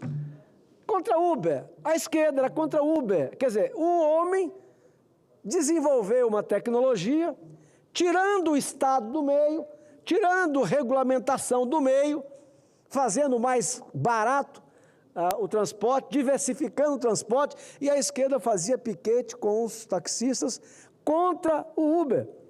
Eles eram contra a globalização. Presidente, eles discutiam no século passado se era bom ou ruim a globalização, como se dependesse deles, como se dependesse de uma ideologia. Portanto, quando se fala em negacionismo, uma olhada na história vai ver que aqueles que eram contra máquinas, contra a invenção, eu lembro quando o deputado federal, um deputado do PT ou do PCdoB, da esquerda, entrou com um projeto para proibir a mecanização das bombas de combustível nos postos, porque, segundo ele, aquilo ia acabar com o posto de trabalho. Os postos de trabalho, com a invenção tecnológica, migram de um lugar para o outro. O que o país deve fazer é preparar, ajudar com técnica, com curso profissionalizante para absorver a mão de obra. Portanto, se você for estudar um pouco a história, vai ver que negacionista mesmo é a turma que teima em adular Cuba, Venezuela, China e Rússia, né? Mas, senhor presidente, o assunto do Acre, mas que é nacional. A partir de domingo, quando a Rede Globo de televisão descobriu a dificuldade de levar saúde e educação para o interior da Amazônia, mostrando uma improvisação de uma sala de aula, onde as crianças e os pais preferiram aquele local, porque dali para ir para a escola seriam mais 10 quilômetros a pé. É bom lembrar que esse ramal limoeiro, fruto desta matéria, fica a 143 quilômetros de ramal. Isso aí é intrafegável. Para o senhor ter uma ideia, sexta-feira, o governo do estado mandou uma geladeira num carro traçado. Ele não conseguiu chegar, porque atolou no meio do caminho, não sabe até agora se chegou. E aí, o Ministério Público de Contas, e aí o TCE do Acre, pedem numa interferência indevida, numa ameaça, pedem que aquela escola improvisada não tem água encanada. Presidente, bem-vindo à Amazônia! Quem é que acha que leva água encanada para os ribeirinhos da Amazônia? E tu acha que é de que jeito, rapaz? 143 quilômetros de ramal intrafegável. Uma Toyota 4x4 para levar uma geladeira atolou no caminho. Então, Rede Globo, bem-vindo à Amazônia. Quem não conhece a Amazônia real, eu que sou homem do norte da Amazônia, bem-vindo à realidade. E aí vem a estupidez, perdoe a franqueza, estupidez. O Ministério Público, com todo respeito, não foi eleito para governar o Estado. O Tribunal de Contas do Estado, com todo respeito, não foi eleito para administrar o Estado. Eu estou aqui para apoiar a decisão do governo do Estado de não retirar o secretário de Educação, porque se for para tirar o secretário de Educação da Amazônia brasileira, porque as escolas da área rural não tem água encanada, quem que sobra, Plínio? Qual é o município, o estado da Amazônia em que as escolas da área rural funcionam no sonho que não existe? A realidade do interior do Acre é a mesma do Amazonas, aliás, até pior no Amazonas, que as distâncias são mais monumentais ainda. No estado do Amazonas, quem pode anda no avião bimotor, anda 2 horas, não sai do estado. Não é isso, Plínio? Portanto, é um absurdo. E se fez escola quando o Ramagem foi indicado, e a interferência do Supremo Tribunal Federal no Executivo Nacional fez com que o presidente Bolsonaro voltasse atrás naquela nomeação. Foi um erro, porque agora está aí. Imagina se isso pega. Se isso aqui pega, prefeito eleito, governador eleito, primeiro tem que mandar a lista de quem ele quer montar a equipe para o Tribunal de Contas do Estado, para o Ministério Público de Contas. E é bom dizer, senhor presidente, eu já falei aqui uma vez, vou repetir. Veja, Tribunal de Contas para fiscalizar as contas. Todos nós sabemos que a maioria esmagadora dos conselheiros não vivem com o seu salário. Eu já disse sobre a justiça. Quem constitui o poder para zelar da Constituição, para zelar das leis que o Congresso Nacional, e é sua obrigação, e é o seu direito, as leis que nós fazemos, quando eles não respeitam o teto, que no Brasil o teto virou piso, então não cuida da conta deles. Eles furam o teto, quando era para zelar pelo teto, e ainda por cima querem governar o Acre. Não, senhor presidente, isso está errado. Portanto, a minha solidariedade ao secretário de Educação, Aberson, por mim, é uma pessoa que deve ficar no cargo, pode sair por outra razão, menos porque a Rede Globo descobriu uma realidade que existe, e aí é o único episódio positivo nisso, é para o Brasil, uma parte do Brasil, Plínio, olhar mais uma vez para a Amazônia e ver que aquele romantismo, que as pessoas vivem no interior da Amazônia, todo mundo bem, isso é uma brincadeira de mau gosto. Portanto, eu repito, quando se descobre que tem uma escola na área rural da Amazônia, Ribeirinho, que não tem água encanada, bem-vindo à Amazônia. Quantas vezes Aldo Rebelo disse isso? Quantas vezes eu vejo isso? Fui agora no Rio Jurupari, há 2 meses atrás, o prefeito Railson de Feijó patrocinou a nossa ida, patrocinou do ponto de vista que ele fez a caravana, o itinerante, e me convidou para ir. Rio Jurupari, vi escola com 10 alunos. Como é que faz escola para cada aluno? Tem aluno que mora 2, 3 horas, um do outro. Dá para fazer escola para cada um? Não, então tem que transportar. E como é que transporta? Se tem época que o rio está seco e não tem estrada porque não pode fazer, porque a Marina proíbe.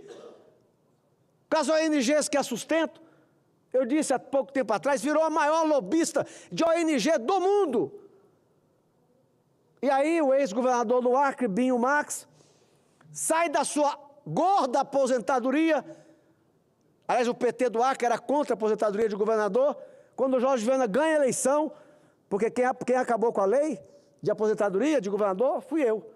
Eu apresentei o projeto quando fui deputado estadual, foi aprovado na Assembleia e o ex-governador Orley sancionou.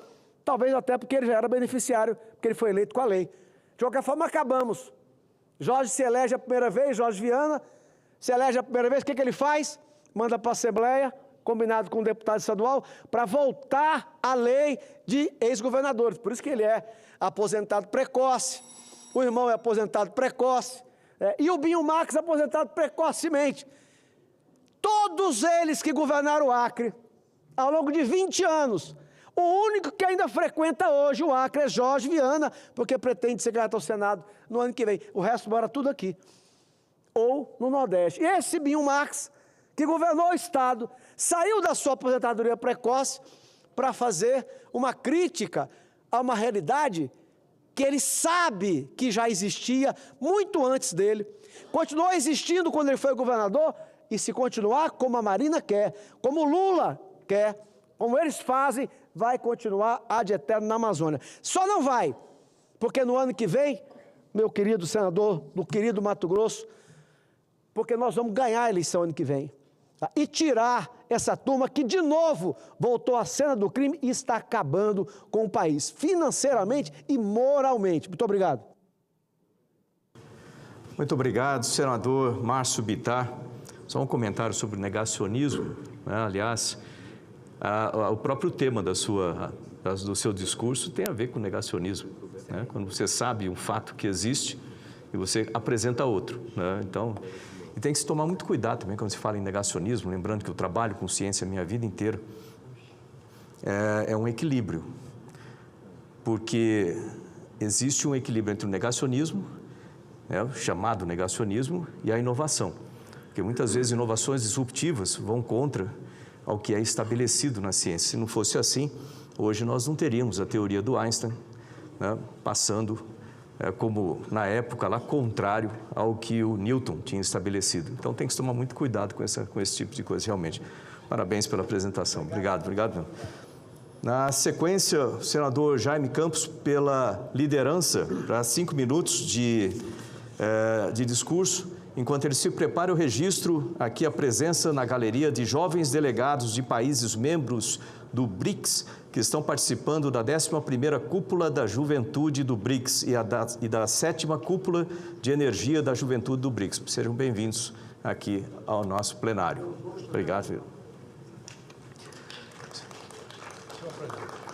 Senador Jaime Campos. Senhor presidente, senhoras e senhores senadores, ouvintes da Rádio Senado, telespectador da nossa televisão, amigos e amigas do Brasil que me ouve e me vê na televisão no dia de hoje. Mas, senhor presidente, o que me traz aqui na tribuna nesta tarde aqui é para falarmos do Imposto de Operações Financeiras, o IOF, que infelizmente o governo quer sobretaxar e com certeza vai pesar sobremaneira nos ombros e nas costas da população brasileira de uma maneira geral. O povo brasileiro está cansado de pagar tanto imposto, cansado de custear um Estado ineficiente e gastador. Além da confusão envolvendo o aumento do imposto das operações financeiras IOF, enxergo com grande preocupação a proposta da tributação em 5% dos rendimentos das letras de crédito imobiliário, letras de créditos do agronegócio, também LCA, hoje isentos para pessoas físicas. É uma taxação que vai encarecer a compra da casa própria e o preço dos alimentos, impactando toda a cadeia da construção civil e do agronegócio. A medida compromete uma fonte essencial do crédito rural, especialmente para médios produtores e cooperativas. As LCAs são base do financiamento agropecuário e estruturam o Plano Safra. A tributação tende a afastar investidores e encarecer o crédito para quem produz. Mas, senhoras e senhores senadores, é um erro focar o ajuste fiscal apenas na arrecadação, sem enfrentar despesas obrigatórias e nem revisar privilégios. Até porque a solução não é gastar mais. A solução, senhor presidente, é gastar melhor. A crise em que vivemos afeta as famílias, o setor produtivo, o agronegócio. Uma crise que deve ser enfrentada com medidas que tornem os gastos públicos mais eficientes e não com a elevação de tributos, que sempre recai sobre os nossos trabalhadores. É necessário passar um pente fino nos gastos públicos, encerrando subsídios que não faz sentido e que consomem bilhões de reais todos os anos, sem retorno para a sociedade. Somente em 2025, o total das renúncias fiscais deve chegar a 544 bilhões. No âmbito desta agenda, é necessário discutir a reforma administrativa. Os brasileiros já não aguentam que essa discussão seja postergada. Reforma administrativa é uma questão de justiça. É modernizar o serviço público, é valorizar quem trabalha com seriedade, é fazer a máquina pública funcionar com eficiência. A reforma orçamentária também é urgente. O povo precisa saber, com a devida transparência, como são gastos os altíssimos tributos que paga. Também é preciso que os agentes públicos sejam responsabilizados por seus gastos ineficazes. Só assim, com o povo tomando conhecimento e tendo como cobrar dos responsáveis pela essa gastança injustificável, é que alcançaremos mais eficiência nos nossos gastos públicos. Só assim, senhor presidente, teremos alguma folga orçamentária para que o governo priorize as demandas mais urgentes para a sociedade. Senhoras e senhores senadores, o poder público precisa enfrentar os problemas de frente, precisa garantir o equilíbrio das contas públicas. O desafio é gastar e investir melhor. Priorizar as demandas é oferecer aos brasileiros que realmente é necessário. Escolas boas, hospitais funcionando, estrada em condições decentes, creches equipadas, farmácias públicas que atendem a demanda do nosso povo. O Brasil não precisa de mais impostos. O que o Brasil precisa é de mais gestão, mais seriedade e mais respeito com o dinheiro público. Seguiremos firme na defesa de um país que produz, que trabalha e que quer crescer com liberdade, equilíbrio fiscal e justiça social. O que quer dizer, senhor presidente? Muito obrigado. Obrigado, senador Jaime Campos. Parabéns por ele. Realmente é um tema extremamente importante agora, esse aumento de imposto do LCA, LCI, vai prejudicar muita gente, vai prejudicar o próprio governo. Só para fazer contribuir com Vossa Excelência, presidente. Ontem mesmo eu estava vendo nos canais de televisão, ali um grupo de pessoas que naturalmente têm conhecimento profundo na matéria, no assunto, vai prejudicar particularmente os mais pobres também. Sem dúvida. Desde a casa própria que o cidadão poderá adquirir, vai pagar mais, porque está subindo hora. Isso vai repercutir na indústria, no agronegócio, na questão das habitações, etc, etc. Não é possível, né? Já pagamos imposto demais, Girão. Até quando? Ninguém aguenta ver essa gastança que está aí. Porque o governo corta aí, tem 39 ministérios, se não me faz memória, nem sei o número. Tem ministro, acho que nunca teve acesso nem com o próprio presidente da República, né? Nunca teve nenhuma audiência com o presidente. Ora, pode diminuir, cortar em ministério, os gastos supérfluos, muitas das vezes desperdiçando dinheiro público, né, em coisa que não tem nenhum retorno para a sociedade brasileira, particularmente para os mais humildes. Eu fico muito preocupado. É quem paga a conta é o cidadão trabalhador que está ali trabalhando, levantando 4h30 da manhã, 5 horas da manhã, andando de ônibus velho, alguns imensos países, algumas cidades, e esse cidadão não tem nada. Sem segurança? Sem segurança, educação, não tem nada. Sem saúde. Como que vamos tocar? Infelizmente, está mandando para trás. Obrigado, senhor presidente. Obrigado, senador Jaime Campos. Senador Girão, pela ordem. Enquanto o senador Plínio sobe à tribuna, eu quero só fazer um comunicado aqui e pedir para a nossa Secretaria-Geral da Mesa, que é sempre muito atenciosa, se o senhor permitir, presidente, para incluir no meu discurso, feito agora há pouco, um adendo importante, né? Eu falei do escândalo da maconha, do calote da maconha, né, daqueles respiradores lá do consórcio Nordeste. Agora, olha onde é que foi parar o dinheiro. Foi parar em compras de veículo SUV Volkswagen Touareg. Foi parar num caminhão Mercedes-Benz Acelo 815, Mitsubishi ASX. Sabe o que mais? Fatura de cartão de crédito. Dinheiro roubado, inclusive mensalidade de escola de um dos filhos dos investigados. Fizeram uma pagelança, uma coisa louca com esse dinheiro, e eu gostaria de pedir ao senhor que inclua no meu discurso, porque o dinheiro evaporou, mas evaporou para esse tipo de coisa, respirador, que com certeza morreu gente por causa disso. Obrigado, senador Eduardo Girão. Peço à mesa para incluir, então, essa parte no discurso. Lembrando que o Brasil, durante a pandemia, com todo aquele caos acontecendo, nós conseguimos juntar as nossas empresas, universidades, instituições de pesquisa.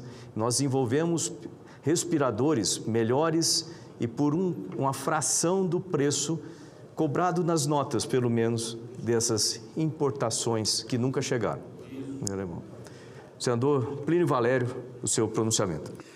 Presidente astronauta, primeiro parabenizá-lo.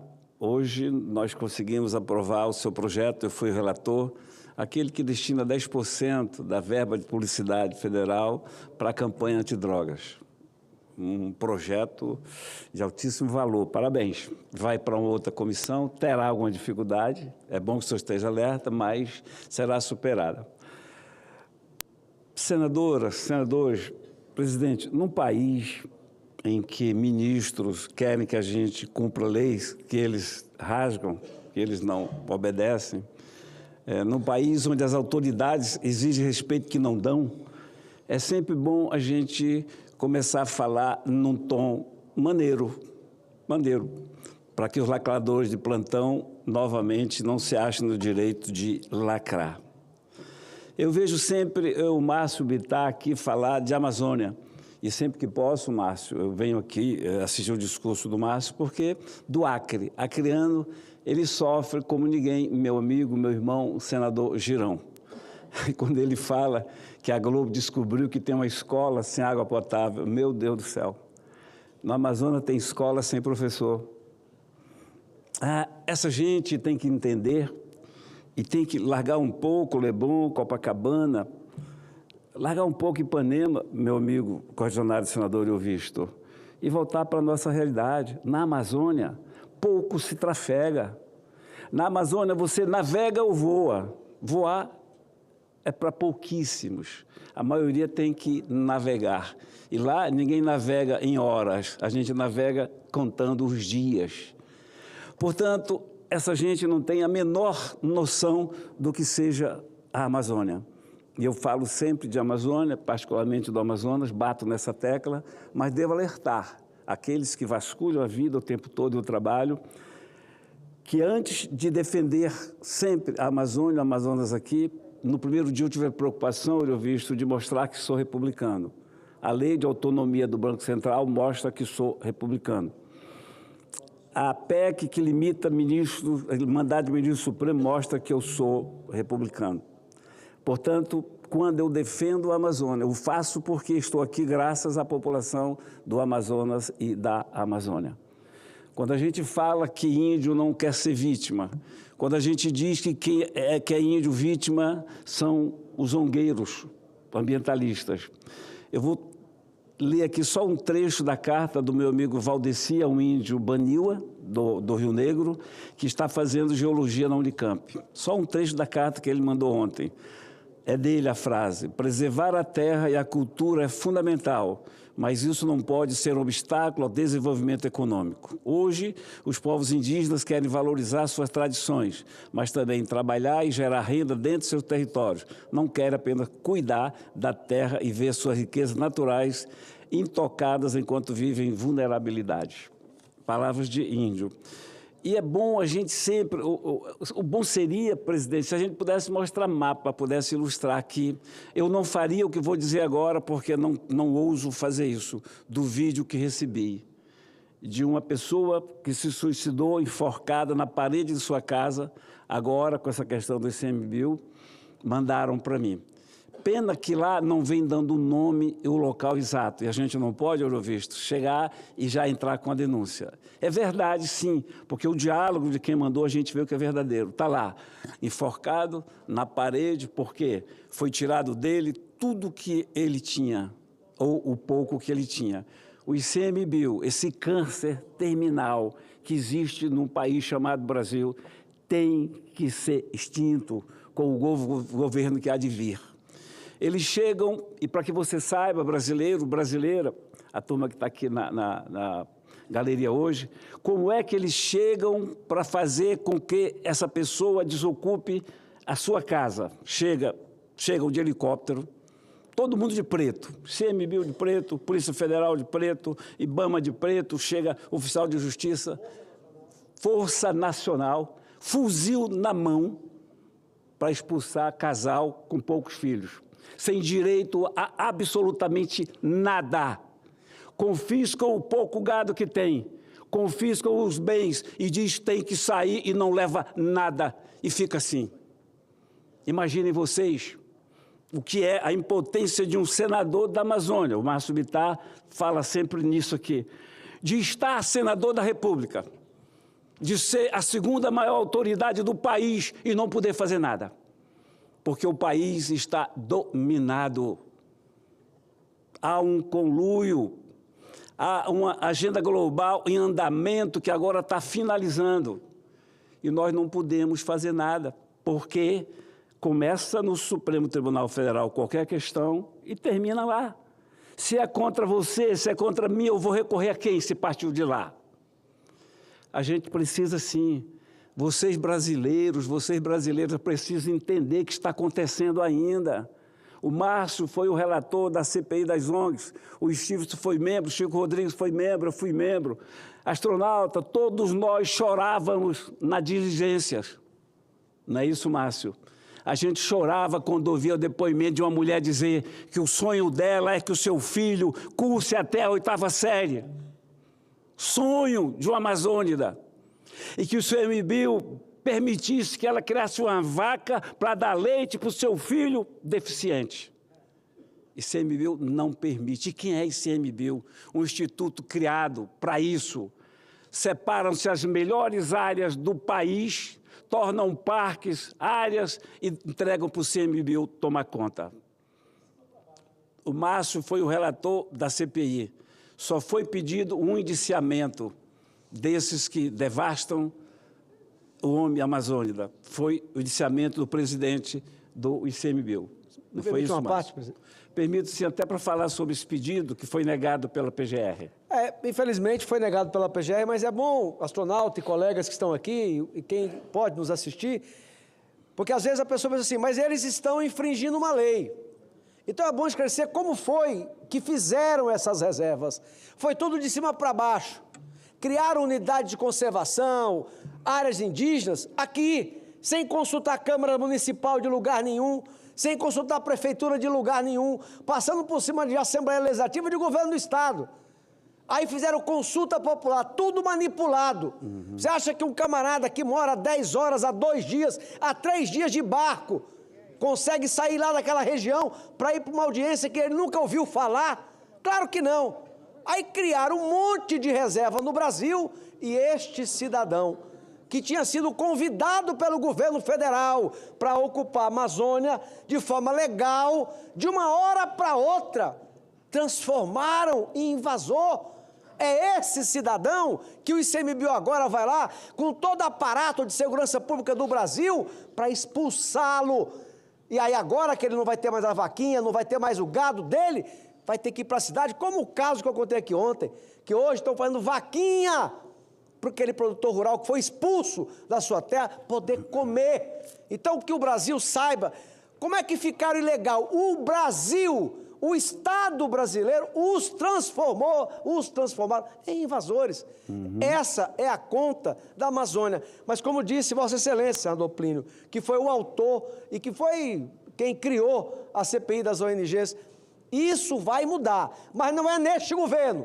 Vai mudar o ano que vem, porque o ano que vem está logo aí. Muito obrigado e parabéns pela sua exposição. Obrigado, Márcio. Eu peço paciência comigo um pouquinho, senador.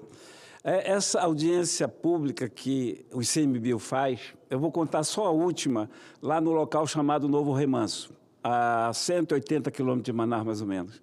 Plantação de abacaxi, de abacate, de mamão, e eles vivem lá. Tornaram uma área equivalente a 15 mil campos de futebol, imaginem, 15 mil campos de futebol, para cuidar, para tomar conta, para preservar, para não deixar ninguém fazer mal, a um macaco que é bonitinho, pequenininho, um sauim de coleira, que não tem 200. Até aí tudo bem, o homem convive com o macaco, até porque nós, ribeirinhos, nós, amazônicos, não comemos macaco, portanto não tem nenhum perigo. Acontece que, assim como aquela senhora que eu revelei lá na Resex do Acre, daqui a 2, 3 anos, eles não estão podendo fazer mais nada. Vem uma cartilha do ICMBio dizendo que tudo é proibido e que nada é permitido. Alguém duvidar, é só pesquisar e ir lá na reserva Chico Mendes, no Acre, que vai ver. Aí ele tem que abandonar. Não pode plantar, não pode colher, não pode vender. Eu quero aproveitar os senhores e as senhoras aqui para dizer isso. Quem está dizendo isso é um senador da República, que tem por obrigação ser responsável e não mentir. Acontece diariamente, está acontecendo em Lábrea, no Amazonas, está acontecendo no Acre, está acontecendo no Pará. Hoje, agora, o outro vídeo que receberam, visto, é um cidadão dizendo que está envergonhado porque não pode mais sustentar a família depois que tiraram tudo dele. E vejam onde eu estou. Ele mostra a Nossa Senhora de Aparecida lá e falou, eu tenho, algo assim, eu tenho que fazer, eu vou fazer o que tenho que fazer. O meu carro, se vocês chegarem aqui, está lá fora, com o pisca ligado. Ou seja, ele vai se suicidar. E a gente não, Marco, a gente não se sensibiliza para isso, sabe? Aí a gente vem falar de violência que existe sim na cidade. A gente vem falar de feminicídio que existe sim, tem que ser combatido sim. Mas por que que a gente não olha para essa gente que está sendo expulsa? É só imaginar você de repente ter a vida inteira naquilo e não tem nada. Lá na Terra do Meio, no Pará, até moto, quando o casal saiu fugindo, levando alguma coisa, era interceptado, porque diziam que não podia fazer frete, mentindo. Mentem, mentem e mentem. Por isso que eu até acho graça errado, mas a Globo descobri que tem escola sem água encanada. Deus do céu, tem muita coisa pior do que isso. No Amazonas, 60, 62, 58% da população vive abaixo da linha da pobreza. Eu ouvi de um índio Baniwa me dizendo, senador, essa gente quer o quê? Que a gente viva das frutas que caem das árvores? E do outro, Mura, já perto de Manaus, eu ouvi, senador, a gente come arroz e feijão, é a nossa comida.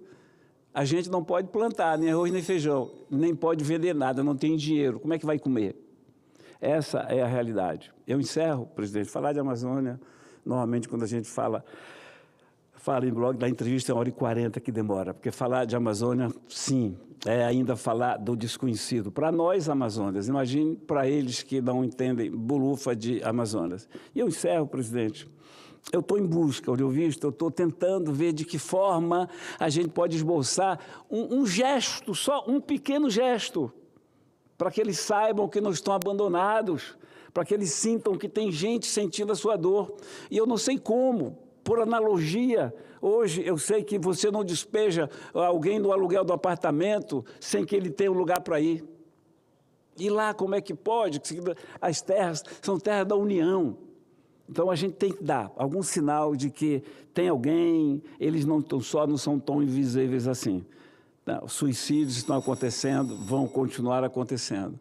E isso sob a tutela do Estado. Vou encerrar dizendo, imagine você na sua terra, com seu gado, sua plantação de 5, 10, 15 anos, aí um helicóptero chega, 2 helicópteros chegam, 3 helicópteros descem e de lá saem com fuzil para a pessoa que sequer tem a espingarda para se defender.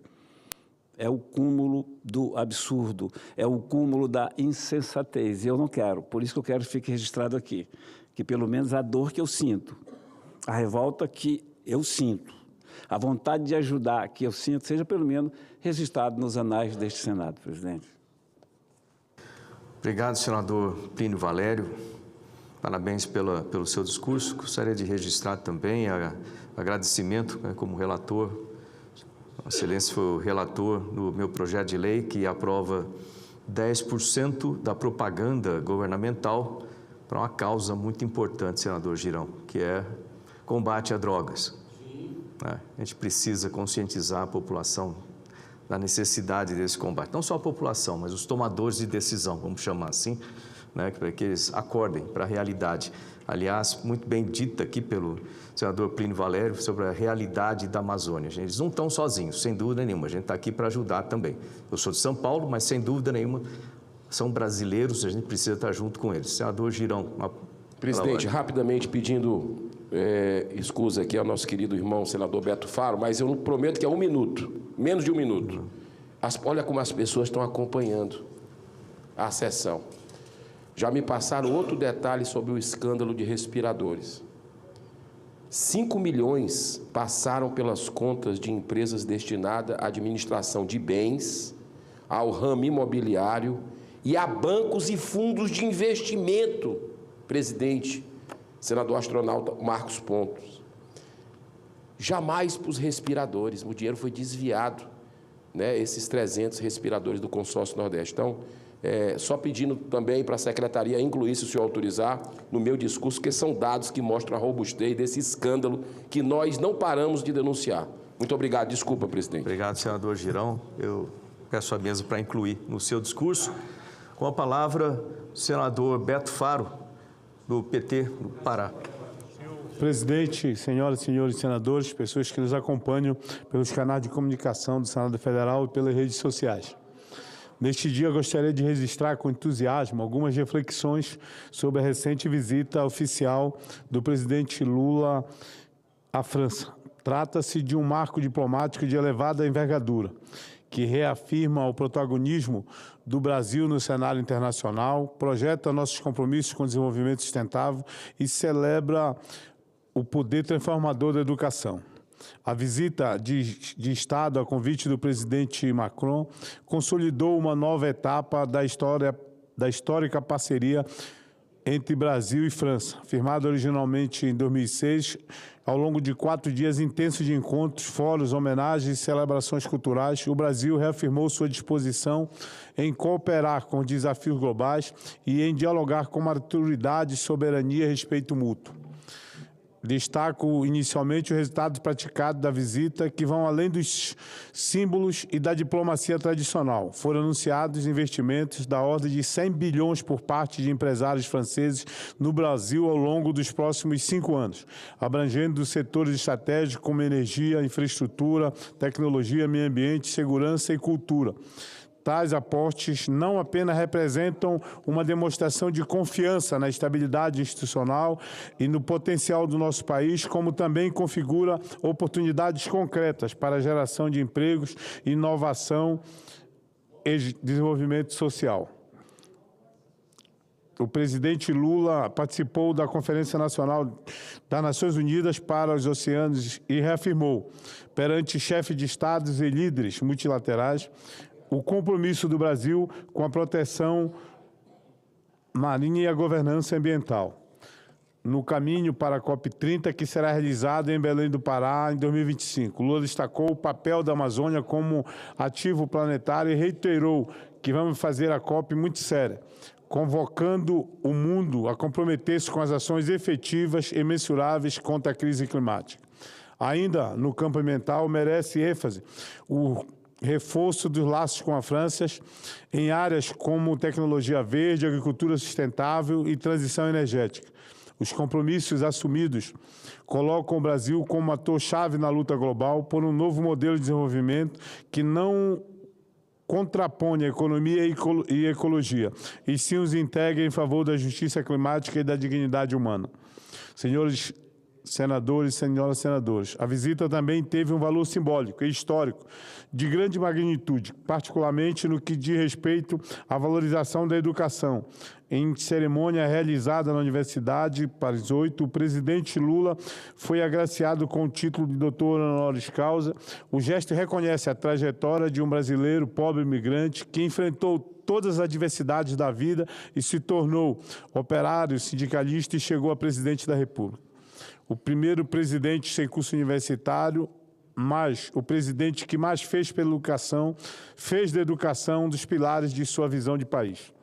Em seu discurso, o presidente Lula destacou que a educação tem um poder de emancipação extraordinário e que nenhuma nação se desenvolve sem investir na formação de seu povo.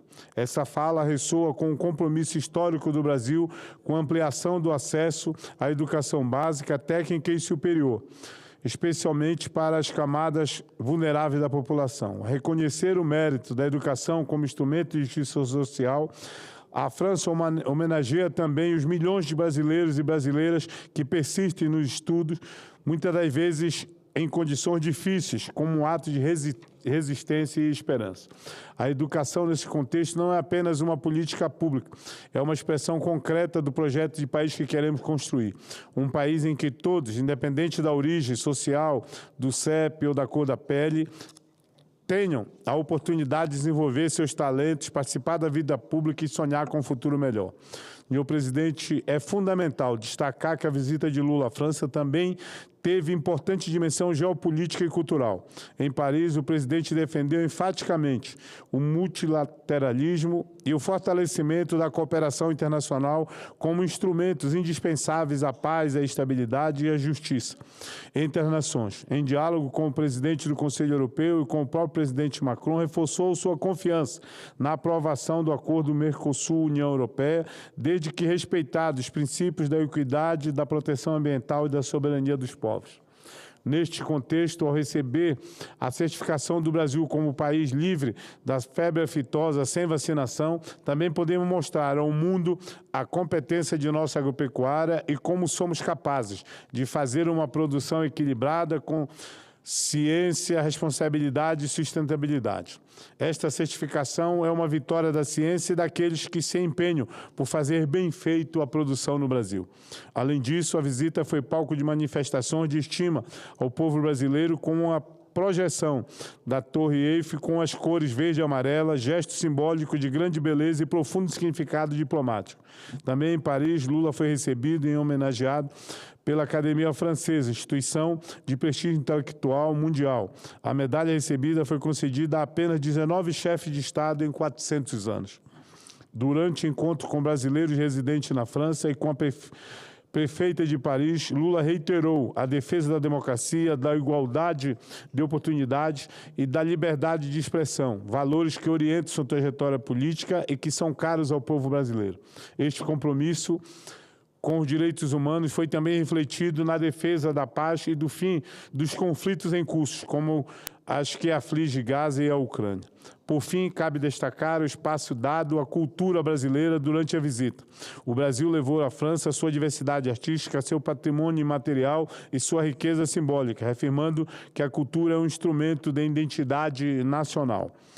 O reconhecimento da força cultural do Brasil no exterior é também uma afirmação da pluralidade e da vitalidade de nossa sociedade. Senhoras e senadores, senhoras e senadoras, a visita de Estado à França não foi um ato isolado, nem tampouco um gesto meramente protocolar.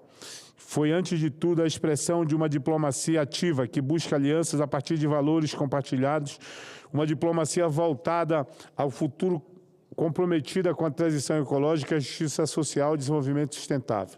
A grandeza dessa viagem está na confluência entre o simbolismo e a materialidade, entre o gesto político e o resultado concreto, ao combinar a busca por investimentos com a defesa dos direitos sociais, o compromisso ambiental com a valorização da cultura e a política externa com a dignidade nacional. O Brasil demonstra que é possível agir com responsabilidade, sensibilidade e visão estratégica. Ao reconhecer e celebrar essa visita, homenageamos também o povo brasileiro que, por meio do voto democrático, otorgou ao presidente Lula a missão de representar a nação. Com esse gesto, seja inspiração para que, nesta casa, continuemos a trabalhar pelo Brasil que sonha, que luta e que constrói. Que aquele Brasil que foi um dos últimos a abolir a escravidão e ter universidades federais, a fazer a independência e a permitir o voto feminino seja apenas o Brasil do passado.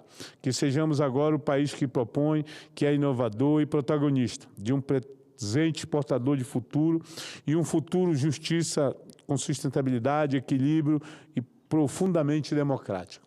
Por fim, senhor presidente, gostaria de registrar que no último final de semana, na sexta-feira, na quinta e sexta-feira, acompanhei o presidente da Comissão de Meio Ambiente, senador Fabiano Contarato, que em visita, através de uma representação de uma subcomissão do Senado que acompanha a COP30, fizemos uma visita ao estado do Pará, meu estado, recebemos o senador Contarato pela presidência da comissão, onde pôde fazer debates. Ali estava sendo realizado no Dia Nacional do Meio Ambiente um fórum na Assembleia Legislativa com os presidentes de comissões de meio ambiente das Assembleias Legislativas do país e com a nossa representação da Assembleia Legislativa do Estado.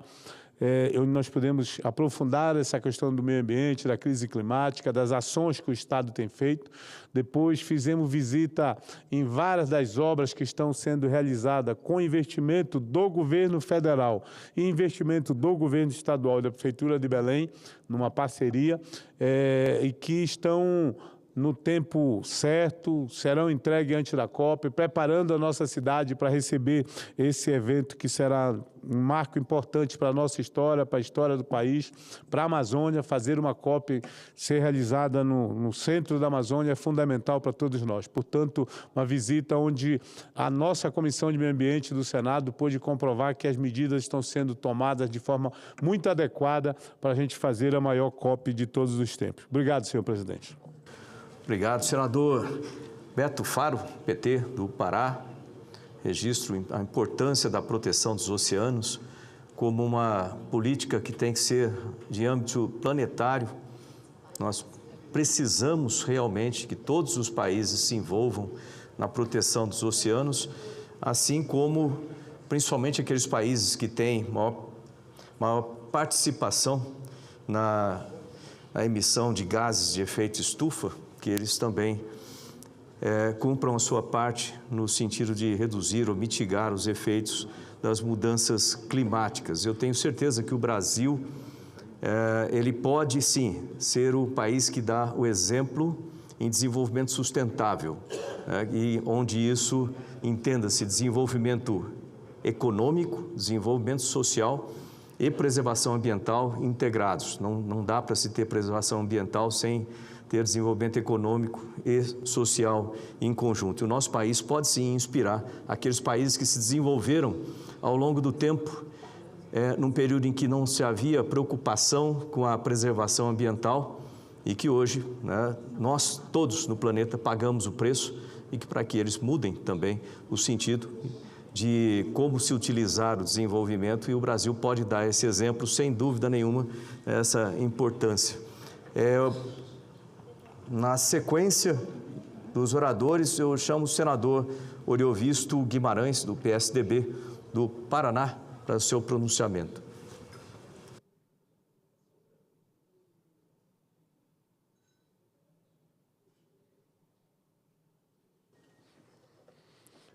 Muito obrigado, senhor presidente. Muito obrigado aos todos que nos acompanham pela TV Senado. Eu quero, senhor presidente, nesse tempo que me é concedido, comentar um pouco do que está acontecendo no nosso país, o desacerto que acontece em nosso país, a incapacidade de nossas autoridades se entenderem sobre essa questão do IOF. Não se pode entender essa crise se não se entender as causas dela. A causa dessa crise é muito simples. É um governo que quer resolver todos os problemas nacionais aumentando despesas e não quer em nenhum momento cortar despesas, só quer aumentar cada vez mais essas despesas. E quer resolver isso aumentando também as receitas. A minha crítica, senhor presidente, não é só a esse governo. Eu, baseado num artigo de um importante economista brasileiro, o Marcos Mendes, que publicou excelentes artigos no Jornal do Brasil há poucos dias atrás, onde ele fala da questão do spend and tax, numa tradução livre assim. Esse é um governo que gasta primeiro e vai atrás dos impostos depois. Não é? Primeiro o gasto, depois vamos procurar de onde tirar o dinheiro. E ele traz alguns dados que me parecem extremamente relevantes nesse artigo. O primeiro deles é a evolução dos nossos últimos 30 e poucos anos. Isso é fantástico de se observar. De 1991 até 2025. O que é que aconteceu no nosso país?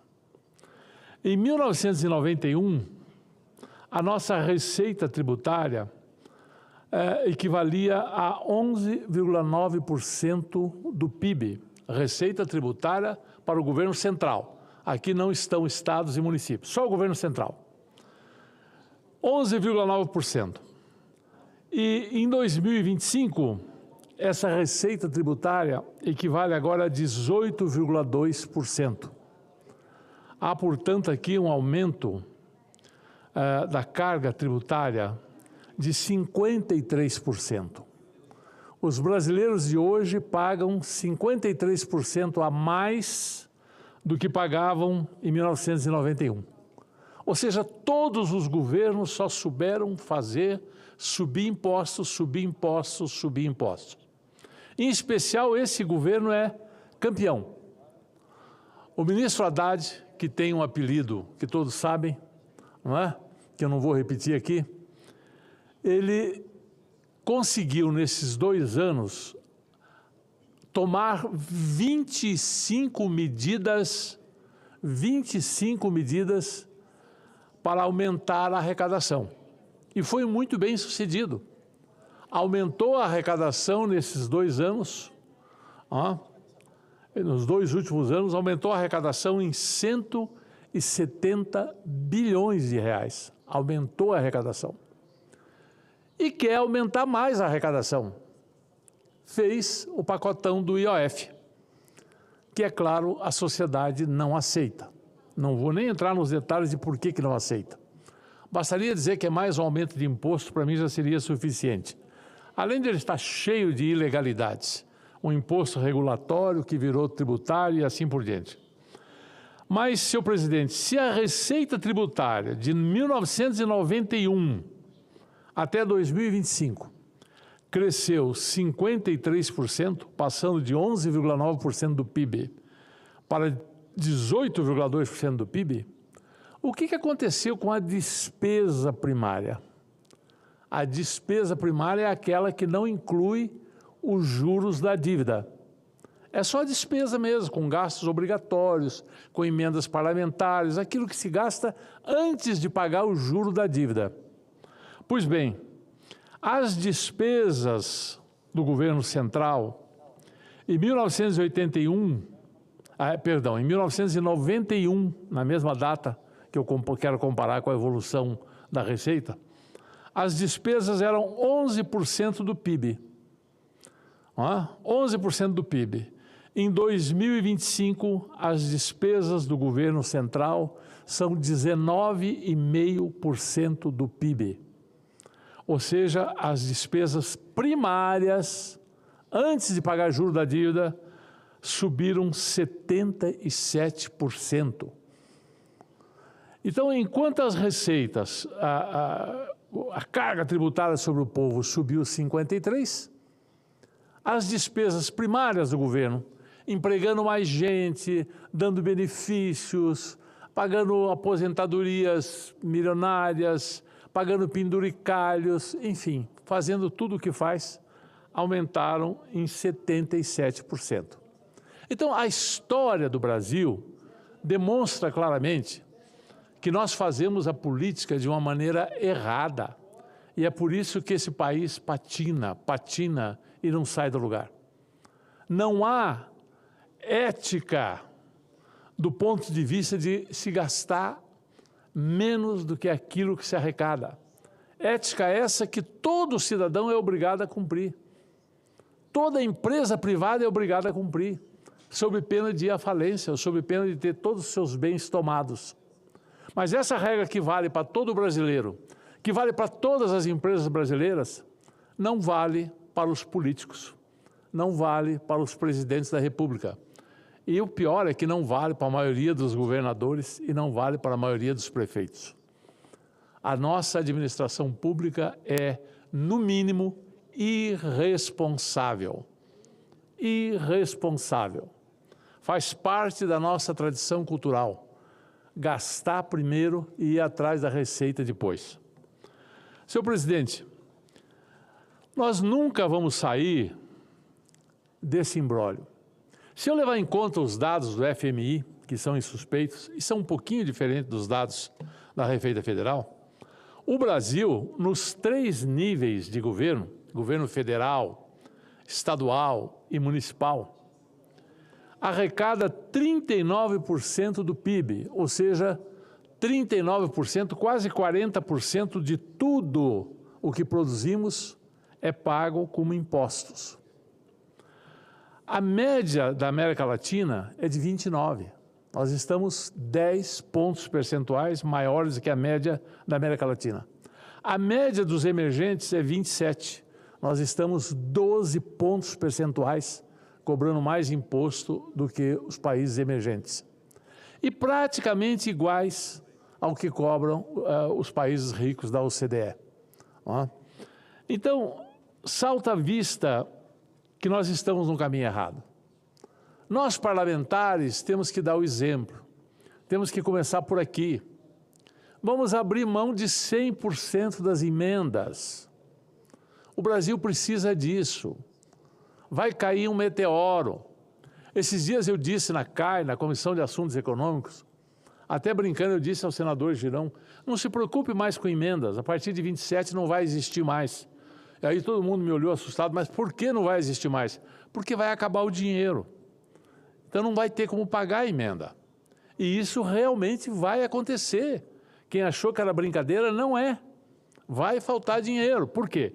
Porque nós estamos estruturados na base do sonho de que o Estado pode tudo, e nós atrelamos despesas obrigatórias a índices insustentáveis. Nós temos despesas que estão atreladas às receitas. Quer dizer, não adianta subir a receita, automaticamente a despesa sobe junto. Isso não tem saída. Então, assim, como é que vai fazer? Não vai ter um buraco que o Brasil vai cair dentro. Não, não vai. Mas nós vamos ter uma crise muito séria.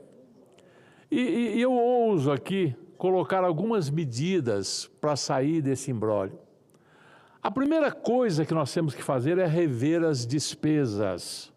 Com essas despesas que estão colocadas, não tem saída. Não adianta nada aumentar imposto. A história já demonstrou isso. A despesa vai evoluir mais do que qualquer aumento que fizerem, porque não param de gastar. A primeira coisa é rever as despesas. Acabar com os gastos mínimos obrigatórios por lei, acabar com emendas parlamentares, acabar com fundo eleitoral, com fundo partidário. A política existiu no nosso país por décadas e décadas sem essas coisas. Por que agora tem que ter? Os partidos eram melhores do que são hoje. Hoje tem uma indústria de partido e muita é função desses fundos partidários. Acabar com a vinculação de despesas com receitas. Isso implica em reformar a lei, às vezes até a Constituição. Desvincular reajustes de aposentadoria do aumento do salário mínimo, garantindo o máximo a inflação. Hoje em dia, manter o poder aquisitivo já é uma conquista. Não adianta querer dar, além da inflação, mais um aumento real de acordo com o crescimento do PIB. Não se sustenta. Não se sustenta, a máquina pública vai parar. O presidente da Câmara esses dias disse que é preciso que a máquina pública pare para que as pessoas acordem. E isso vai acontecer. Então temos que tomar medidas impopulares, muitas, mas absolutamente essenciais. Mudar a regra do reajuste do próprio salário mínimo, garantindo apenas a inflação. Só depois disso, deveríamos falar de novo em aumento de receita. Só depois disso deveríamos falar em simplesmente rever em profundidade os gastos tributários, mudar as isenções que se dão para muitos privilegiados, e esse ganho deveria reverter para todos os brasileiros na forma de diminuição do valor do IBS e dos impostos todos, que já começam também como um dos maiores do mundo com a reforma tributária. Reforma tributária que vai ser atropelada pela crise, não tenho dúvida, mas que está aí. Não tem que fazer revisão de gastos tributários, revisão de incentivos e dar o dinheiro para o governo gastar mais. Não adianta nada. Tem que fazer uma reforma, revisão desses gastos tributários e reverter isso para a população, abaixando a carga tributária de todos. Mas nós não falamos nisso. Nós falamos sempre e sempre em aumentar a receita e não se olha para o corte de despesa. Enquanto isso não acontecer, a crise só vai agravar. Obrigado, senhor presidente. Obrigado, senador Oriovisto. Parabéns pela explanação, pela aula. Muito importante as pessoas ficarem conscientes dessa situação que nós vivemos agora. E aumentar o imposto, simplesmente aumentar os tributos, na verdade, opera na situação contrária. E isso vai desestimular o crescimento, perda de empregos e tudo mais. Então, é bom o governo começar a raciocinar. Na sequência, o senador Jaime Bagatoli, PL de Rondônia.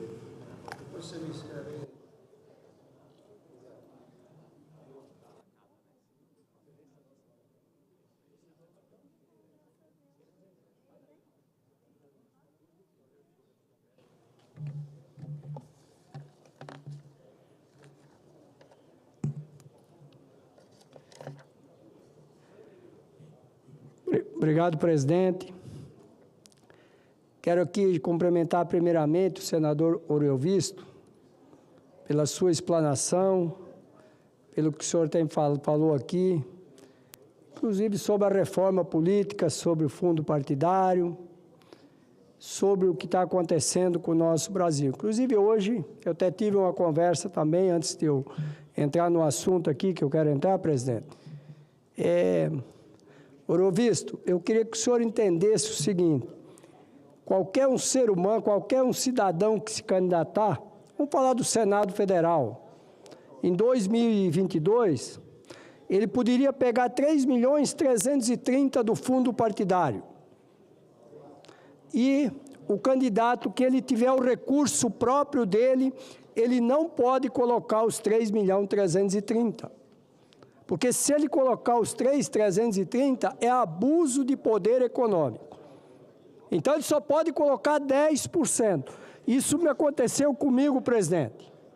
Isso aconteceu na minha campanha de 2022, onde eu não peguei o fundo partidário. E isso eu estou negociando com uma emenda que eu estou querendo fazer agora dentro da reforma tributária, da reforma política, que vai acontecer aí nos próximos dias. Mas eu venho aqui hoje falar dois assuntos. Primeiramente, é uma situação do BASA.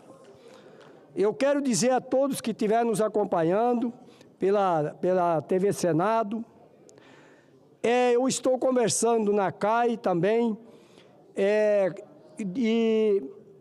para que nós podemos chamar aqui o Luiz Cláudio Moreira Lessa, é o presidente do BASA. Por quê? Porque em 10 anos o BASA gastou na Amazônia, no Banco da Amazônia, 15 milhões em consultoria. Só no contrato de 2023 foram 183 milhões de reais. Então eu acho que o nosso presidente do BASA, Luiz Cláudio Lessa, ele tem que ser chamado no Senado para ele dar uma explicação sobre essa situação aonde foi gastado esses 183 milhões. E mais, o BASA aplicou 40 milhões de reais no banco...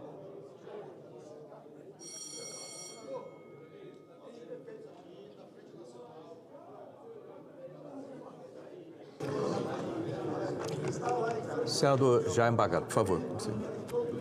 Além disso, eles aplicaram 40 milhões no Banco Master, sem o fundo garantidor.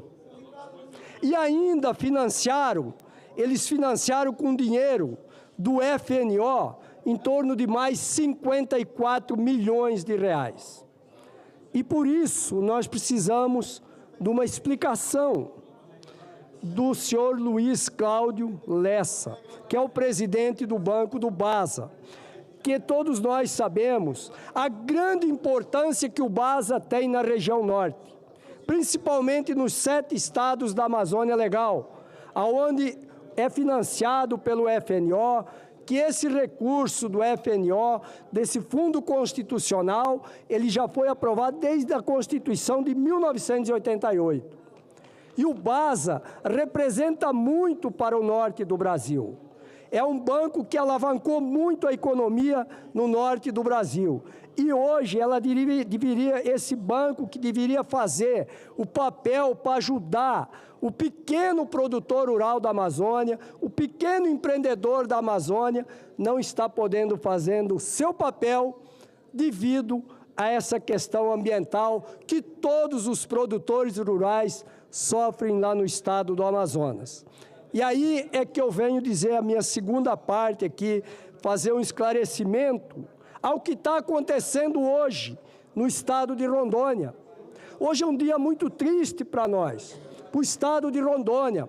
Os nossos produtores rurais lá, que foram assentados, presidente, foram assentados pelo INCRA há 30, 40 anos atrás, infelizmente, no ano de 2017, houve um decreto do governo do estado de Rondônia de 11 reservas. 11 reservas. Será que não foi visto isso naquele momento, antes de fazer o decreto, que havia sido feito o assentamento pelo INCRA, principalmente numa das reservas, reserva Soldado da Borracha. Hoje está tendo uma grande manifestação na BR-364, no trevo que vai a Cujubim, mas dentro da BR-364, uma manifestação pacífica, uma manifestação em prol ao nosso produtor rural, uma manifestação justa, uma manifestação que deve ser olhado não só pelos parlamentares de Rondônia, mas por todos os parlamentares do Brasil, pelos deputados, pelos senadores, porque isso está acontecendo em Rondônia, mas está acontecendo no Pará, está acontecendo no Amapá, está acontecendo no Acre, está acontecendo no Amazonas, em todos os estados da região norte. Então, senhor presidente, só para vocês terem uma noção, a Assembleia Legislativa do Estado de Rondônia fez uma CPI sobre a situação das 11 reservas. E quero dizer para vocês, essa CPI avançou e muito, e foi encontrado todas as ilegalidades que não foram agidos na época que foi constituída essas 11 reservas. Não foi respeitados os assentamentos pelo INCRA. Por isso, senhor presidente, o que está acontecendo quando se demarca novas reservas, quando se demarca novas reservas indígenas, aonde já tem assentamentos pelo INCRA, nós precisamos rever isso no nosso Brasil. É o que está acontecendo, não sendo respeitado também o marco temporal de 1988. Dizer para o senhor, presidente, que nós precisamos tomar atitudes que ajudem o nosso pequeno produtor rural. E eu faço aqui um apelo também ao Ministério Público. Eu tenho conversado muito com o procurador, com o Alexandre Jesus, que é uma pessoa sensata do Ministério Público, para nós encontrarmos um mecanismo. Nós precisamos encontrar um mecanismo para nós resolvermos o problema desses assentamentos, o problema dessas reservas que foram decretadas, dessas 11 reservas. E eu não encontro outro mecanismo, a não ser, senhor presidente, de nós trocarmos essas reservas e com outras áreas que são áreas devolutas que tem da União, que nós temos lá no estado de Rondônia. Eu quero dizer a todos os produtores, a essas pessoas que estão nesses assentamentos, dessas 11 reservas, conte com o senador Jaime Bagatoli. Eu sou um senador que eu conheço o nosso estado de Rondônia. Eu conheço Rondônia há 51 anos atrás, quando ainda era território. Então nós precisamos defender aquilo que é de direito do produtor. E nós sabemos da nossa responsabilidade com a nossa questão ambiental. E para terminar, nós já temos que preservar na Amazônia 80% das nossas propriedades. Não é justo o que está acontecendo com nossos produtores rurais. Senhor presidente, presidente Davi Alcolumbre, você é do Amazonas, você é do Amapá, você conhece é a nossa região inteira e sabe o nosso sofrimento dos nossos produtores rurais. Eu faço um apelo aqui ao senhor presidente, nos ajude nessa demanda que aconteceu em Rondônia com essas 11 reservas e tenho certeza que isso está acontecendo nos demais estados da Amazônia Legal. Obrigado, presidente.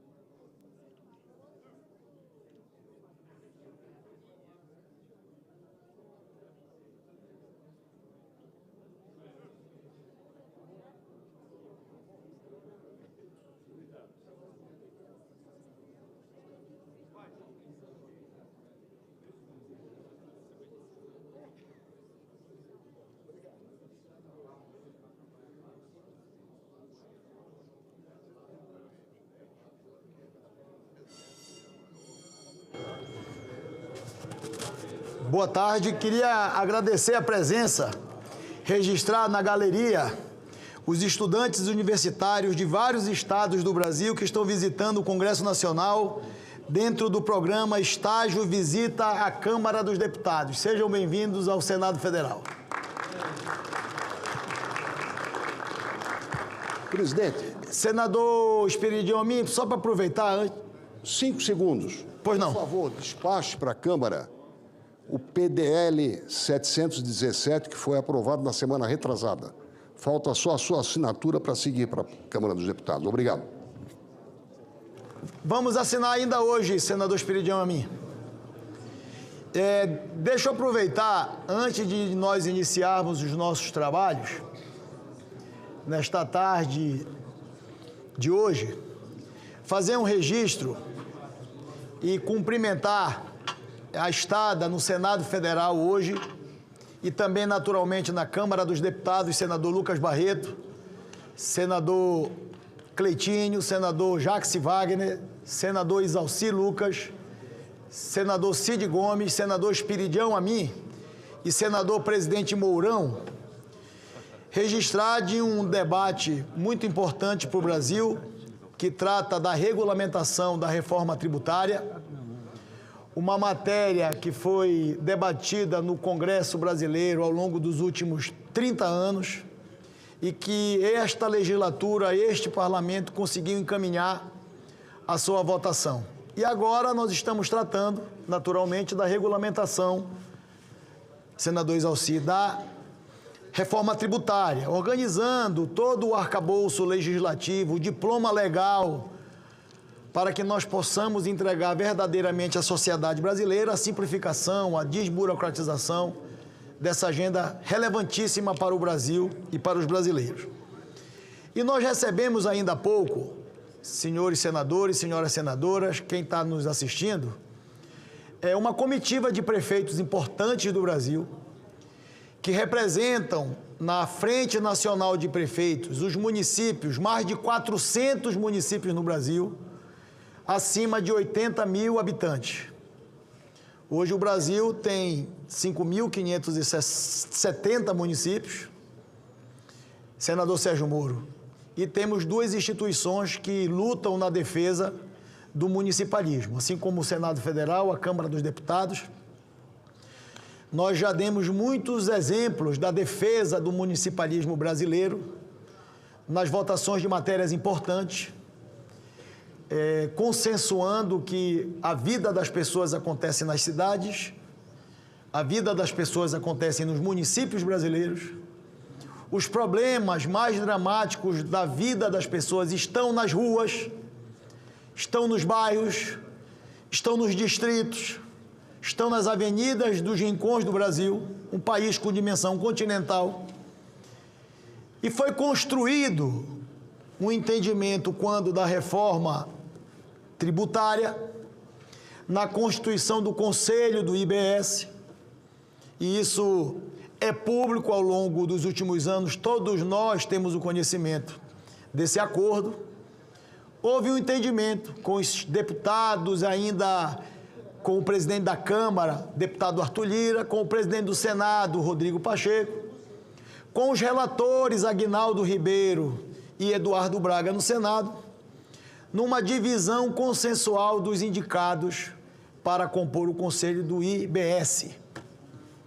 Os governos estaduais terão representantes, os municípios grandes do Brasil, representados pela Frente Nacional dos Prefeitos, terão uma parcela, inclusive menor no acordo construído da parcela de indicados da Frente Nacional, da Confederação Nacional dos Municípios.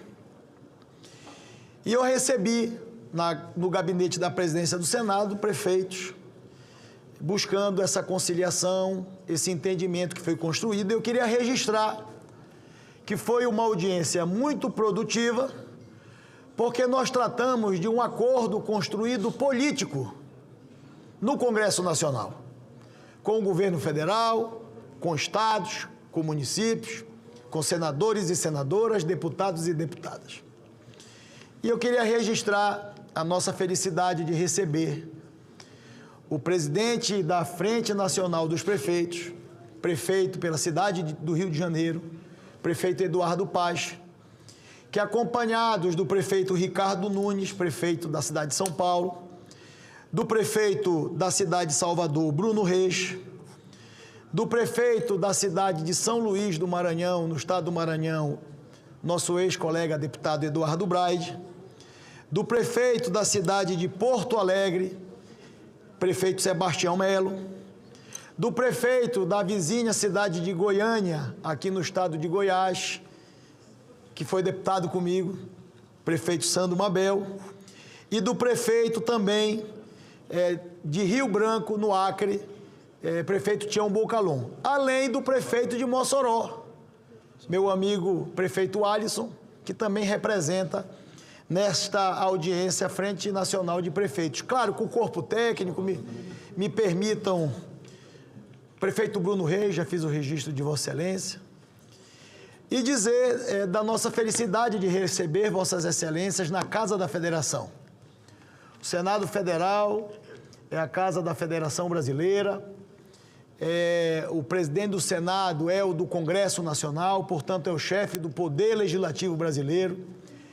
Tenho certeza absoluta que falo em meu nome, em nome do presidente Hugo Mota, que sabe a construção política que foi feita para o entendimento da votação dessa emenda constitucional.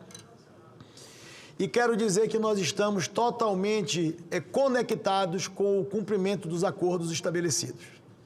Então eu queria fazer essa manifestação do alto da presidência do Senado Federal para registrar o nosso carinho, a nossa admiração, o nosso apreço enquanto Poder Legislativo brasileiro, em meu nome, do presidente Hugo Mota, do trabalho de Vossas Excelências nas cidades, ou nas maiores cidades brasileiras, mas que representam também a Confederação Nacional dos Municípios nessa agenda. Então, em nome da Confederação, em nome da Frente, o Senado Federal recebe Vossas Excelências de braços abertos, sempre aberto à busca do diálogo, do entendimento, da conciliação, e registrar naturalmente em meu nome, em nome dos outros 80 senadores, do senador Jorge Cajuru, que acabou de chegar aqui, que é um defensor do municipalismo, amigo pessoal do prefeito Sandro Mabel. Muitas das vezes fico enciumado com os elogios que ele faz a Vossa Excelência, mas eu me reservo o direito de não revelá-las pelo carinho que tem e que tenho pelo senador Cajuru, mas do coração, prefeito Ricardo, a Vossas Excelências, em nome do senador Paulo Paim, de todos os senadores que estão aqui presentes, nosso incondicional apoio à agenda de Vossas Excelências enquanto Poder Legislativo brasileiro. Sejam sempre muito bem-vindos à Casa do Povo Brasileiro, à Casa da Federação. Muito bem.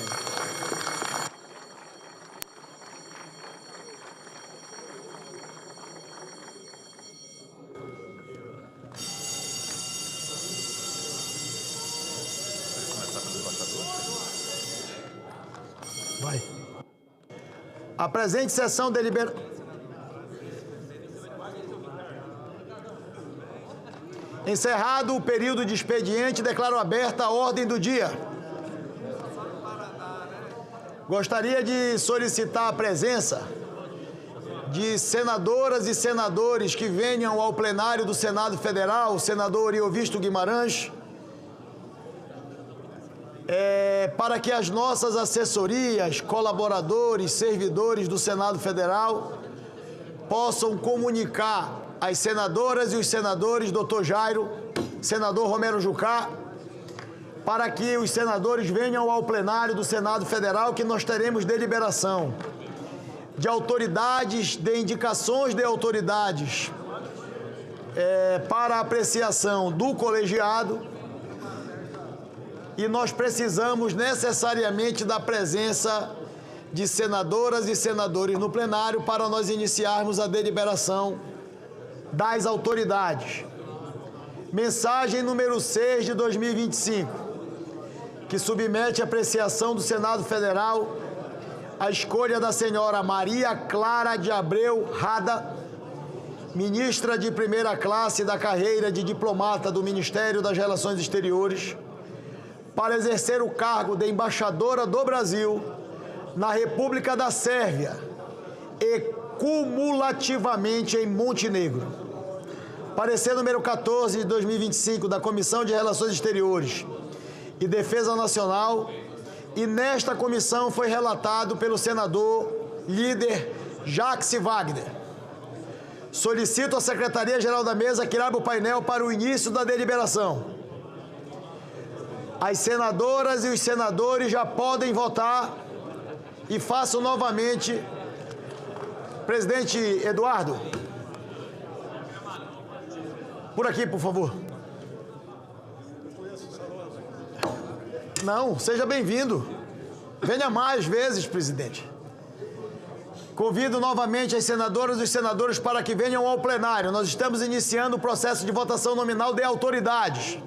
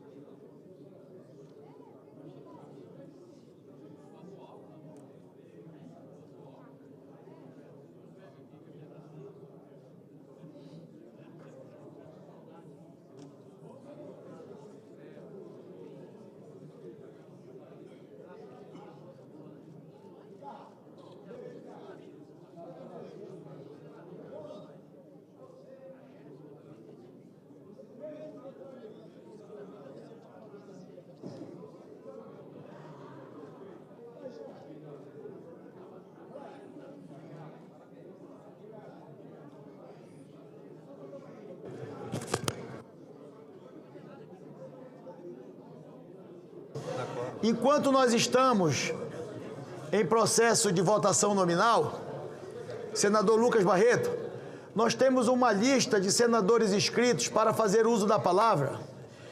E eu queria convidar a Vossa Excelência, senador Lucas Barreto, que está inscrito. Senador Zequinha Marinho, se encontra presente? Senador Zequinha. Queria convidar o senador Jorge Seife, está presente? Queria conceder a palavra ao senador Lucas Barreto. Se Vossa Excelência está inscrito, se deseja fazer uso do pequeno expediente, daqui a pouco. Conceda a palavra à senadora Zenaide Maia. Conceda a palavra ao nosso coordenador-geral da Frente de Resistência, senador Isalci Lucas, para fazer uso da palavra na tribuna do Senado, na inscrição de pequeno expediente, enquanto nós estamos em processo de deliberação de autoridades. Com a palavra o líder Isalci Lucas. Obrigado, presidente. Presidente, hoje, na parte da manhã, eu fiz a leitura do voto complementar da CPI das BETs. E eu vou começar a minha fala aqui pela reflexão final do voto que apresentei. Ao final dessa exaustiva investigação, uma verdade se impõe de forma inequívoca. Ninguém ganha das BETs. A promessa de dinheiro fácil e rápido, ostentada em publicidades milionárias e por influenciadores digitais, nada mais é do que a isca de um sistema predatório, meticulosamente arquitetado para o enriquecimento de poucos e o empobrecimento de muitos. O que se ganha na realidade são dívidas, famílias destruídas, saúde mental comprometida e um rastro de criminalidade que corrói o tecido social.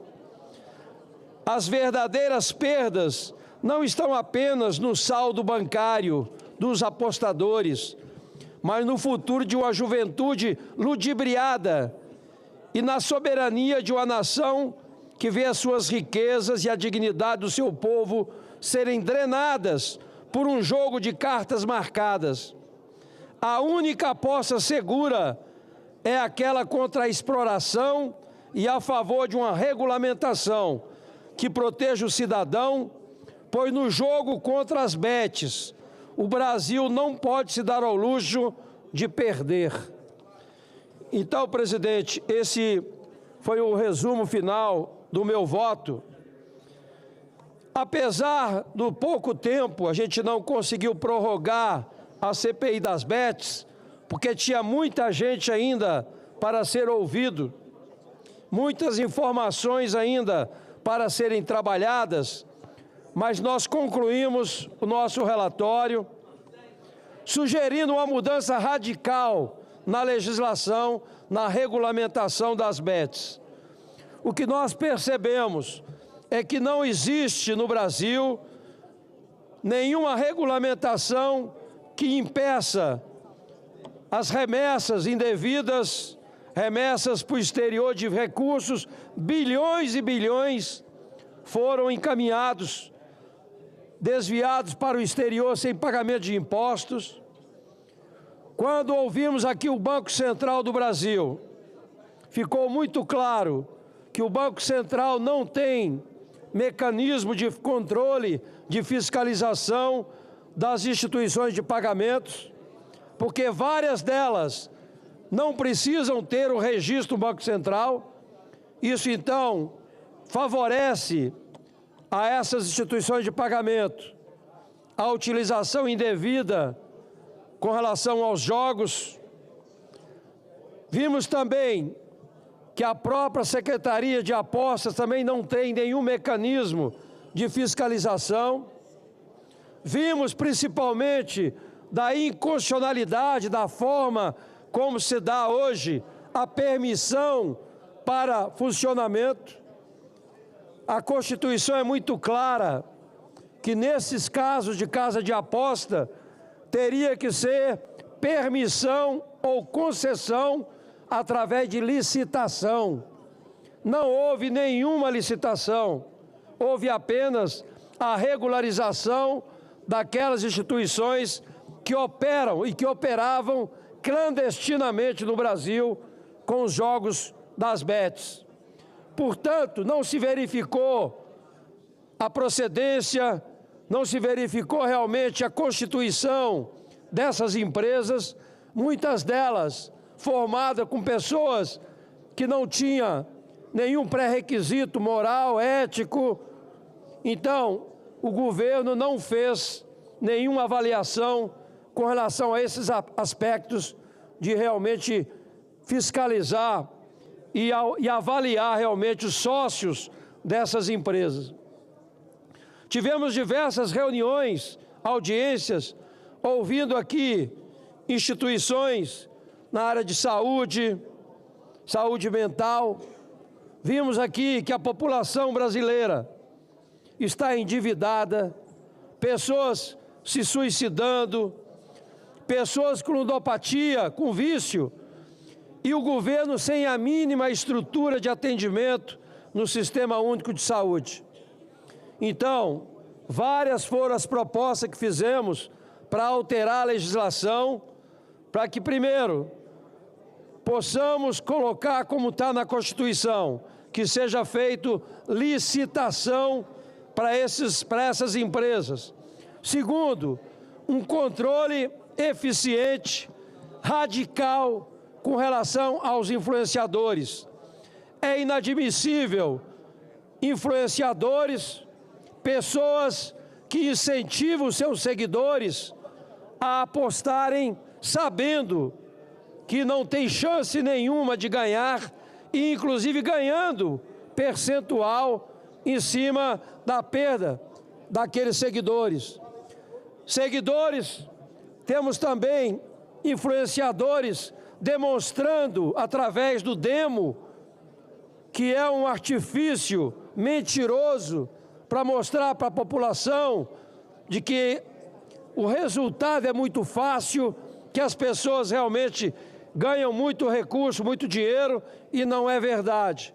Portanto, nós precisamos proibir definitivamente a forma como são feitas essas propagandas.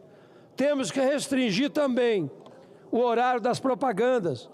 É inadmissível crianças, jovens, utilizarem camisas fazendo propaganda de bet. Tudo o que acontece hoje, abriu o celular, ligou a TV aberta, TV fechada, propaganda direto das bets. Uma enxurrada de propaganda. Você vai assistir jogo de futebol, os nossos times hoje estão viciados, estão dependentes das apostas, das propagandas das bets. Temos aí jogadores que são personalidades de credibilidade fazendo propaganda enganosa dos jogos das bets, que só trazem prejuízo. Milhões de apostadores que têm o Bolsa Família. Não é possível que este governo não tenha competência para proibir de imediato a utilização do Bolsa Família nas apostas das bets. Você tem hoje o cadastro único. Basta você exigir que essas instituições façam em tempo real a consulta do CPF. É inadmissível que o governo, depois de tanta denúncia, ainda não teve capacidade de realmente controlar os programas sociais. Nós vimos, inclusive, pesquisas, avaliações de que houve redução no Brasil do consumo de alimentação. Agora há pouco, estava num encontro da Abras, dos supermercados, onde a gente constatou uma redução incrível dos alimentos. As pessoas deixam de comer para jogar. Então, é uma situação gravíssima. E nós, quero aqui também parabenizar a relatora Soraya Tronic também, que acatou o nosso voto complementar. Muitas sugestões foram feitas e eu espero que essa casa possa avaliar cada projeto. Nós encaminhamos, além de apresentar projeto de lei, apresentamos também diversas indicações para o governo federal, porque são matérias que compete, que a iniciativa tem que ser do Executivo, mas para que possa realmente dar ao Banco Central condições de fiscalizar todas as instituições de pagamento. Temos que dar condições para a Receita Federal de fiscalizar realmente com apoio do COAF, com apoio realmente do Ministério da Economia. É inadmissível o que aconteceu. Milhões, bilhões e bilhões foram remetidos para o exterior. Bilhões e bilhões são sonegados. Então nós não arrecadamos praticamente nada em relação ao prejuízo que essas apostas dão à população, principalmente à população mais vulnerável. Então, eu espero que com essas sugestões, com esses projetos apresentados, possamos de fato mudar radicalmente a regulamentação dessa matéria. Pois não, senadora Soraya Tronic. Me concede uma parte? Pois não. Senador Isalci, senhor presidente, do tempo, presidente, só uma parte. Eu gostaria de agradecer a Vossa Excelência mais uma vez de termos elaborado juntos um relatório que, apesar de todas as dificuldades encontradas por nós para investigar todas as nuances dessa questão tão complexa que são as bets, e nós nos deparamos com uma verdadeira pandemia. Por trás das bets, crime de lavagem de dinheiro, de evasão de divisas e por aí vai. Enfim, até mesmo o próprio país deixou de arrecadar quando foi omisso. Durante os 2 primeiros anos, prorrogáveis por mais 2 depois do ano de 2018.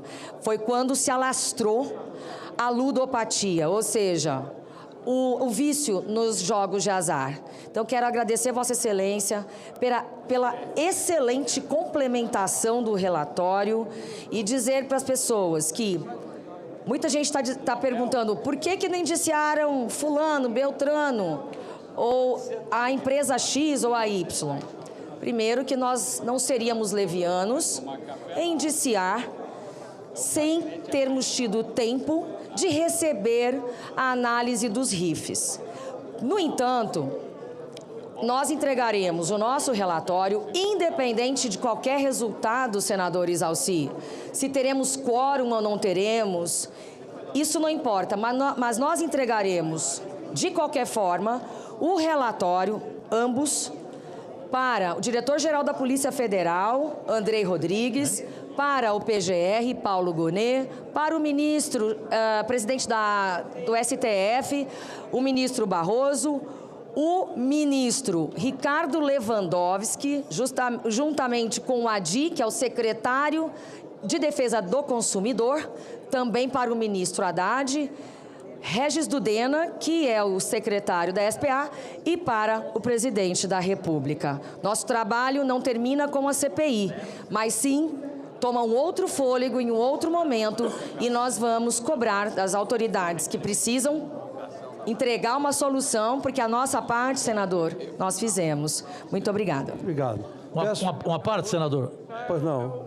Uma parte, senador Isalci? Cajuru. Oi? Não, o Cajuru pediu uma parte, pois não, Cajuru? Pois não. Por gentileza, presidente Davi. Presidente, senador Davi, senador Isalci, senador Soraya, vocês são testemunhas. O primeiro projeto de lei nesta casa sobre as bets foi exclusivamente meu. Ele apresentava, senadora Soraya, e a senhora deve se lembrar bem, as sugestões mais claras sobre a melhor maneira de se resolver essa situação. Exemplo, acabar com as apostas em cartões amarelos, cartões vermelhos, escanteios, arremessos manuais, pênalti, gol, e apenas apostar, senador Isalci, no resultado da partida, do jogo, Vasco e Flamengo, Vasco empate ou Flamengo. Para mim isso significaria uma redução considerável. Infelizmente, não tivemos a discussão e o próprio governo não se interessou em dar a nós o apoio para fazermos audiência pública, convocarmos aqui as bets e chegarmos a uma conclusão. Eu não discordo de nenhuma das suas opiniões. Eu apenas penso, já falei isso com a Soraya pessoalmente, jantando com ela, conversando com ela, que a gente não pode ser radical em relação a influencer. Eu vou te dar um exemplo. E na última CPI que eu participei, a Soraya estava lá, o presidente Irã estava, eu provei o que todo mundo achava que não era verdade, o próprio Portinho, meu amigo pessoal, eu provei que o Pelé já fez propaganda da Antártica, paixão da Copa de 94. Porque naquele dia, vocês, membros da CPI, diziam o Pelé nunca aceitou fazer propaganda de bebida alcoólica. Aceitou sim, fez. E eu acho apenas que a gente não pode radicalizar que todo influencer, ele não tem a credibilidade de fazer um comercial de uma empresa séria, que esteja legal com o governo, pagando impostos, como eu concordo com você, não 12%, e sim 18%, que é o que eu penso. E aqui te dou um exemplo para concluir. Como que a gente vai dizer que um Zico, um ídolo mundial, não tem credibilidade para fazer um comercial como garoto de propaganda? Que prejuízo que ele vai causar a uma pessoa se ele é um cara do bem, se todo mundo adora o Zico, Então, uma coisa é muita gente que é influencer e não tem nenhuma credibilidade no Brasil, pelo contrário, não tem nenhuma aceitação pela opinião pública e ganha uma fortuna fazendo comercial. Agora, a gente precisava saber separar o joio do trigo, uma sugestão minha no relatório que eu tenho certeza que vai ser rigoroso, que vai ser tão importante quanto o do Romário, que vai ser robusto, mas a gente poderia saber separar o joio do trigo e entender que tem gente diferenciada e esse é o meu exemplo, Arthur Antunes Coimbra Zico. Ô, presidente, se você, senador Exalci, se eu me permitir uma parte, rapidamente, eu queria apenas lhe cumprimentar pelo seu discurso, pelo seu relatório, sempre um complemento ali de voto, sempre muito firme em todas as CPIs que o senhor participou, parabéns. E lhe dizer que eu só tomo a liberdade de discordar do meu colega, senador Cajuru, porque eu acho que com o mal tem que se radicalizar sim. Nós estamos numa verdadeira pandemia no Brasil por causa das bets. Nós estamos com casos de saúde pública, acontecendo pela primeira vez suicídios coletivos por causa dessa tragédia que o Senado aprovou. Mas o Senado está reparando o erro agora. Para mim tinha que acabar. Tinha que acabar. Mas nós votamos aqui há 15 dias atrás um projeto de lei do senador Stevenson que efetivamente ele reduz um pouco os danos. Mas, inevitavelmente, nós teremos que acabar.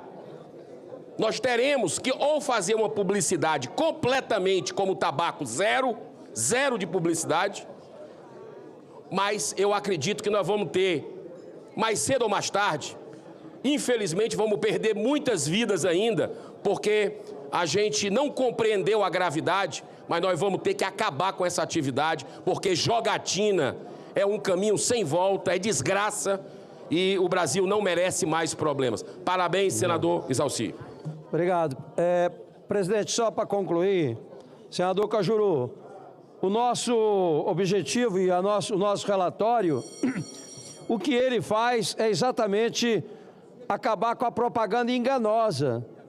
Não dá para admitir influenciadores, só para concluir, presidente, não dá para você admitir influenciadores utilizando o demo, que é uma demonstração, é um sistema específico, que quando é apresentado da propaganda, ele automaticamente ganha e leva a população a entender que o jogo é fácil, que você vai ganhar facilmente, o que não é verdade. Então, esse tipo de propaganda, esse tipo de mensagem é que nós não podemos admitir. Agora, os ídolos fazerem propaganda de bet, isso é uma questão de consciência de cada um.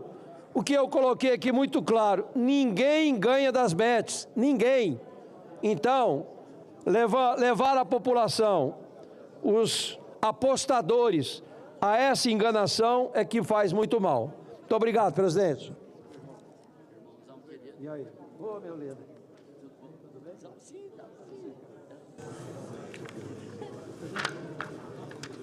Só um minutinho. Só votou? Nós atingimos o quórum mínimo nessa... Mas pode votar no outro, Irã.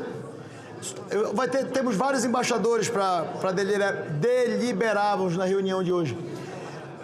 Encerrada a votação, determina a Secretaria-Geral da Mesa que mostre no painel o resultado. Posso continuar tua vida? Deixa eu falar aqui. Votaram sim 40 senadores, não um senador. Está aprovada a indicação da senhora Maria Clara de Abreu Rada para exercer o cargo de embaixadora do Brasil na República da Sérvia e cumulativamente em Montenegro. Será feita a devida comunicação à Presidência da República. Mensagem número 10 de 2000. Eu gostaria de solicitar às senadoras e aos senadores, presidente Rodrigo Pacheco, que fiquem no plenário. Nós teremos a deliberação de várias autoridades na tarde de hoje carece da votação nominal de cada senadora e de cada senador. Então, eu gostaria de pedir a vossas excelências que permaneçam no plenário para que a gente possa fazer a deliberação de todos os indicados. Mensagem número 10 de 2025, que submete à apreciação do Senado Federal a escolha do senhor Bernard Jorge Leopold de Garcia Klingel, ministro de primeira classe, se eu tivesse o nome desse, ministro de primeira classe da carreira de diplomata do Ministério das Relações Exteriores, para exercer o cargo de embaixador do Brasil na República do Azerbaijão. Parecer número 16 de 2025 da Comissão de Relações Exteriores e Defesa Nacional. Relator da matéria na comissão foi o senador Carlos Viana. Solicito à Secretaria-Geral da Mesa que abra o painel para o início da deliberação. As senadoras e os senadores já podem votar. Gostaria de fazer um comunicado. Enquanto nós estamos no processo de votação e de deliberação, fazer um comunicado às senadoras e aos senadores. É com satisfação que comunico à Casa duas distinções relevantes concedidas ao Senado Federal na última semana, que reafirmam o compromisso desta Casa com a promoção da cidadania, da equidade e da sustentabilidade institucional. Em primeiro lugar, recebemos o Prêmio Abel 2025, da Associação Brasileira das Escolas do Legislativo, na categoria Publicação, pelo trabalho Cartilha da Vereadora, lançado em março do ano passado, na gestão do presidente Rodrigo Otávio Soares Pacheco. A publicação foi elaborada pelo ILB Interleges com a colaboração do Comitê de Gênero e Raça do Senado e também da Procuradoria da Mulher. Trata-se de um manual prático para fortalecer a atuação das vereadoras do Brasil e também, por que não dizer, dos vereadores, no enfrentamento à violência de gênero e na promoção de maior representatividade feminina nos parlamentos municipais. A iniciativa foi lançada em sintonia com o esforço do Tribunal Superior Eleitoral nas eleições de 2024, para incentivar as candidaturas femininas e combater práticas que fragilizam as cotas de gênero.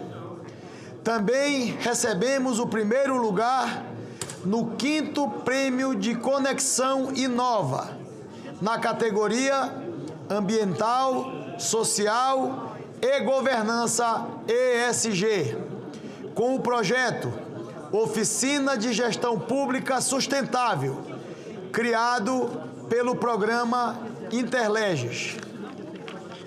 Essas oficinas, fruto da experiência do Núcleo de Ações de Responsabilidade Social do Senado Federal, tem promovido, com bastante sucesso, boas práticas de sustentabilidade, junto às assembleias legislativas e às câmaras municipais em todo o país.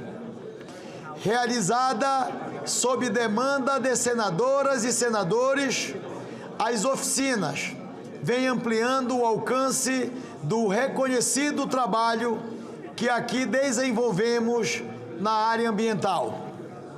Ambas as premiações destacam iniciativas que conjugam conhecimento técnico, responsabilidade social e compromisso com o aprimoramento da gestão pública. Por isso, e com justificado orgulho, registro mais esse reconhecimento externo ao trabalho desta casa colaborativo que realizamos no Senado da República. Em nome do conjunto de senadoras e senadores, os nossos agradecimentos que divido com vossas excelências e também, ao tempo, cumprimentar o presidente Rodrigo Pacheco, que iniciou esse processo no Senado Federal. As senadoras e os senadores já podem votar. Eu vou continuar no período... Eu vou continuar e fazer uma consulta às senadoras e aos senadores, enquanto nós estamos em processo de votação, de deliberação de autoridades, chamar a lista de senadores inscritos. Senadora Zenaide Maia, Vossa Excelência deseja fazer uso da tribuna? Da palavra? Com certeza, Vossa Excelência tem a palavra.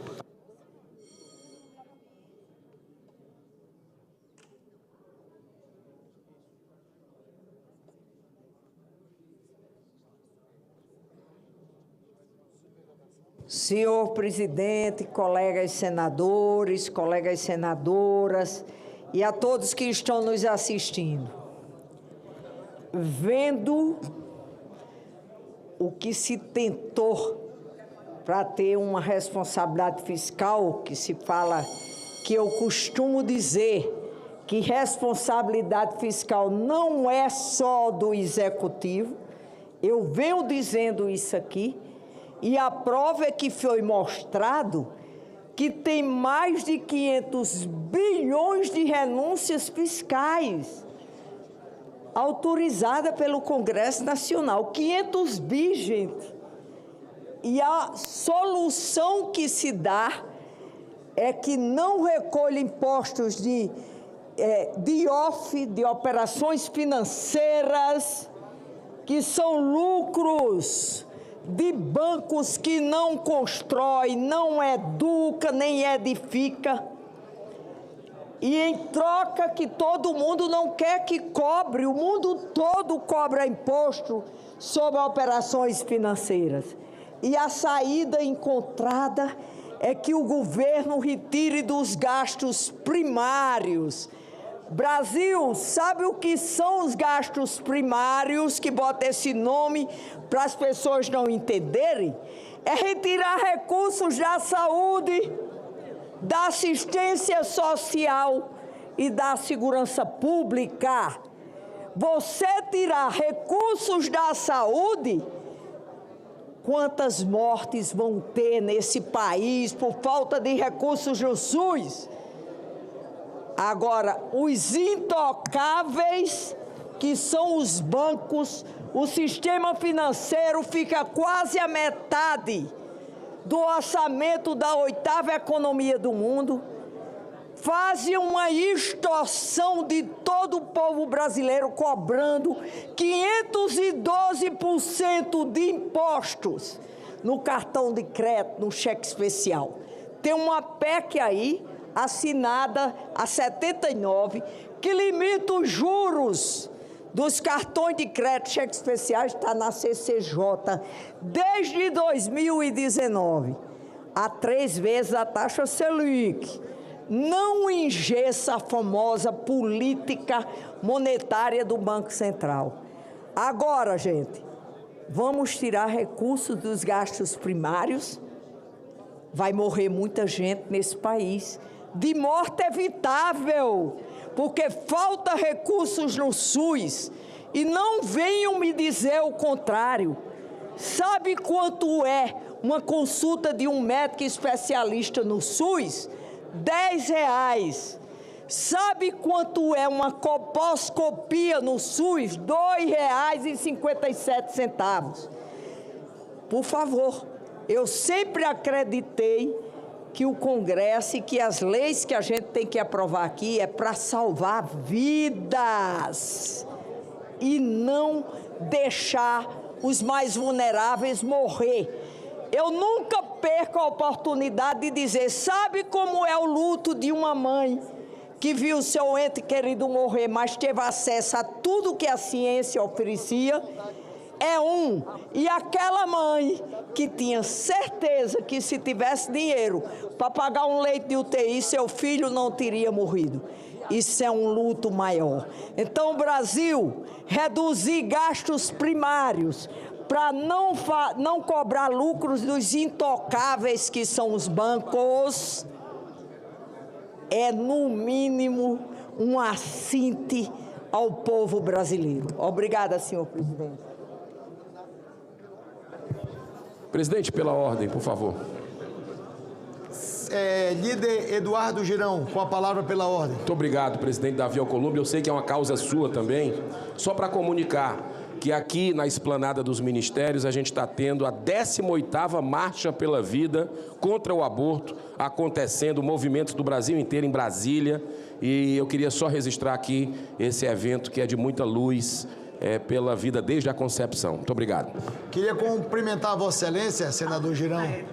Vossa Excelência solicitou ao plenário do Senado e nós fizemos uma bela sessão especial aqui no plenário do Senado, presidido por Vossa Excelência, e eu recebi muitos elogios pela condução de Vossa Excelência. Queria lhe cumprimentar pela luta e nós precisamos compreender essa agenda que é relevante para as famílias brasileiras e eu queria aqui, enquanto presidente do Senado, que autorizei que Vossa Excelência realizasse essa sessão especial aqui no plenário, lhe cumprimentar pelo evento e cumprimentar todos os senadores que tiveram a oportunidade de participar.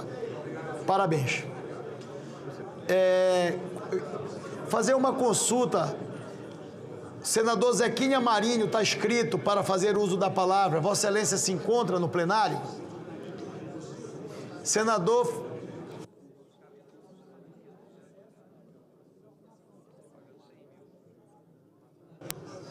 consulto, Sua Excelência, o senador Cleitinho, se deseja... Eu vou lá mais na frente. Senador Marcos Rogério, Vossa Excelência deseja usar a palavra? Sim, senhor presidente. Eu queria... Vossa Excelência está inscrito, não quer usar a tribuna? Eu queria informar as senadoras e os senadores que permaneçam no plenário. Nós estamos em processo de deliberação, presidente Eduardo Gomes. E eu gostaria da permanência, que ainda temos várias autoridades para deliberar ainda na sessão de hoje. E temos ainda a pauta de deliberação. Eu queria convidar para que os senadores pudessem permanecer, que nós estamos abrindo com o quórum mínimo de 41. Mas como se trata da escolha de embaixadores, a gente consegue abrir com um número mínimo de 41 senadores votantes. Então eu queria pedir a Vossas Excelências a paciência que permaneçam no plenário, para que a gente possa, todos nós, nos desobrigarmos, como disse o presidente Pacheco, dessa votação de autoridade. Concedo a palavra a Sua Excelência, presidente da Comissão de Infraestrutura, senador Marcos Rogério. Senhor presidente, Davi Alcolumbre, senhoras e senhores senadores, senhor presidente, o tema que me traz à tribuna no dia de hoje é uma situação que está acontecendo nesse momento lá no meu estado de Rondônia, com o fechamento da BR-364, no trecho próximo à entrada do município de Cujubim. Fica entre Ariquemes e a cidade de Itapuã, sentido Porto Velho. E a BR-364, todos sabemos, é a única rodovia de acesso, né, a toda a região norte. Não há outra alternativa, não há nem opções de rodovias estaduais que cortem o estado de Rondônia para dar uma alternativa, né, para sair, para quem precisa chegar a Porto Velho, né, ou chegar a Manaus, ainda que com o desafio da 319, né, estrada de chão, com muita dificuldade, precisa da 364. E hoje a 364 está com o tráfego bloqueado. E por qual a razão? Em razão justamente de áreas que foram decretadas como áreas de reservas ambientais e com famílias que estão em cima dessas áreas há muitos anos, há décadas, famílias que em algumas regiões dispõem de títulos da terra, documento da terra, e essas terras posteriormente foram declaradas como terras públicas, áreas de preservação ambiental. Áreas antropizadas. Ou seja, se você, do ponto de vista da lógica ambiental, entendeu o que significa uma área antropizada, presidente Pacheco?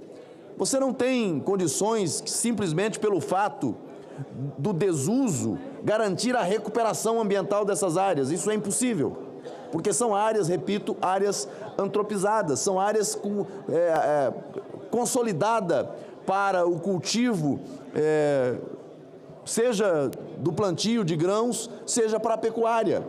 Então, a única maneira que você teria para reestabelecer a condição de área preservada, com floresta em pé, é o reflorestamento. Mas não se trata disso, né? Foram áreas decretadas como áreas de reservas ambientais, com famílias morando em cima, centenas, milhares de famílias habitando nessas propriedades e, do dia para a noite, simplesmente se viram apeadas do seu direito de propriedade. Eu entendo que é uma situação de difícil solução, porque do ponto de vista do direito, quando se trata de questão ambiental, você tem uma premissa que norteia normalmente as decisões, tanto no âmbito administrativo quanto no âmbito judicial, que é o chamado princípio do não retrocesso, ou da compreensão de que o direito difuso se sobrepõe.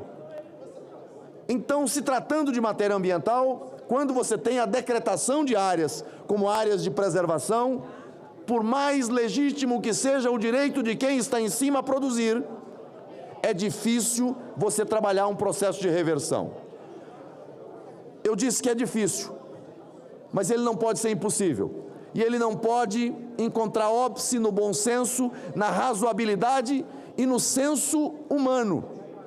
E aí, o princípio da boa-fé, da confiança no Estado, na coisa pública, ele precisa prevalecer num ambiente como esse.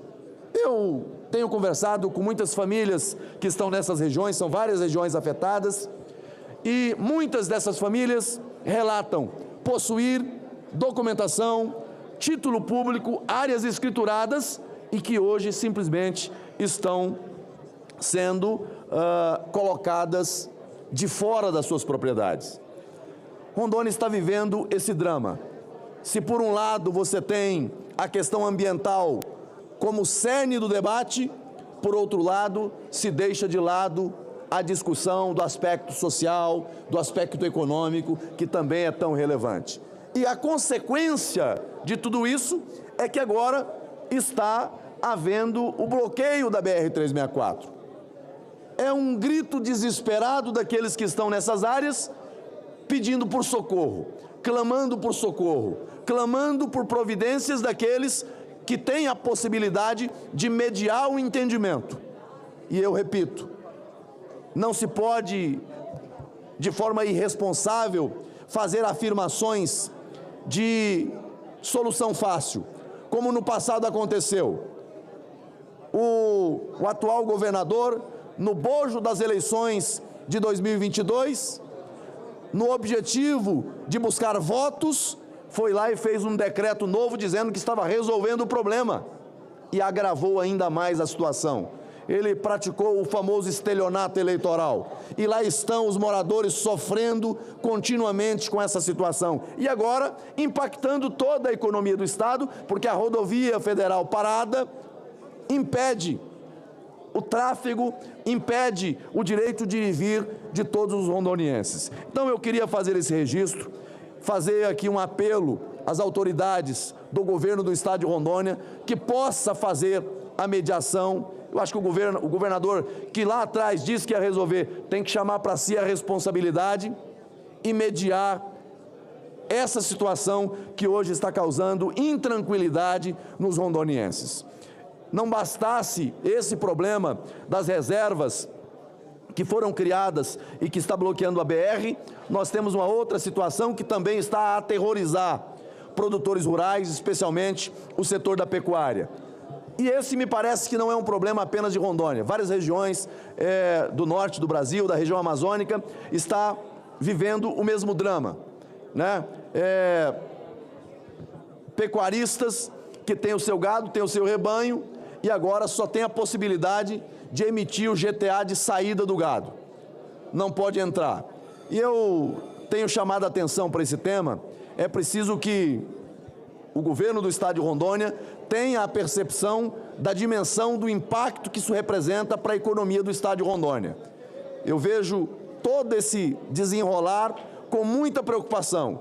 E o que eu observo é uma ausência total de diálogo, de busca de entendimento para um caminho de solução para esse problema. Tanto em relação às reservas, e aí, no caso das reservas, naquilo que é possível dialogar para encontrar um entendimento, isso tem que acontecer. Naquilo que não é possível, aí é buscar as alternativas dentro daquilo que é possível encontrar alternativas. Mas a omissão, deixar para lá, não resolve o problema. Tanto é que hoje a BR está fechada, causando transtorno para todo o estado de Rondônia, mas isso em razão do desespero desses brasileiros que estão lá produzindo, trabalhando, gerando alimento para suas famílias e riqueza para os nossos estados. Era o registro que eu queria fazer, senhor presidente, manifestando uma vez mais a minha preocupação com essa situação do bloqueio da nossa BR e compreendendo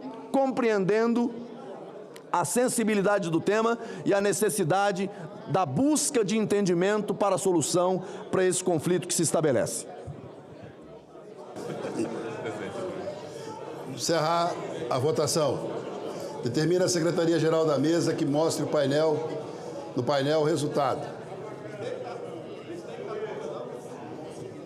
Votaram 40 votos sim, 2 votos não, 1 abstenção. Quórum de 43, senhoras e senhores senadores. Aprovada a indicação do senhor Bernard Georg Leopold de Garcia Kling para exercer o cargo de embaixador do Brasil na República do Azerbaijão. Será feita devida comunicação à Presidência da República. Item 3.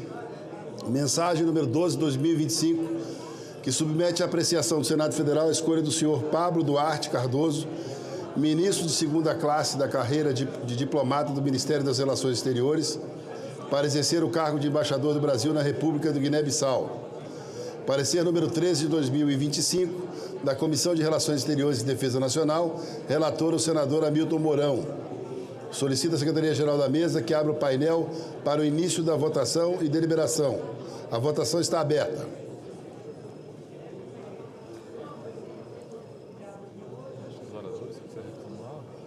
Hora do quê?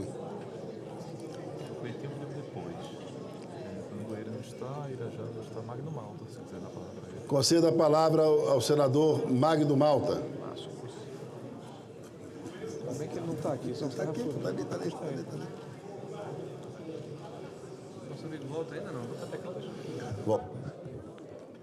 Senhor presidente, eu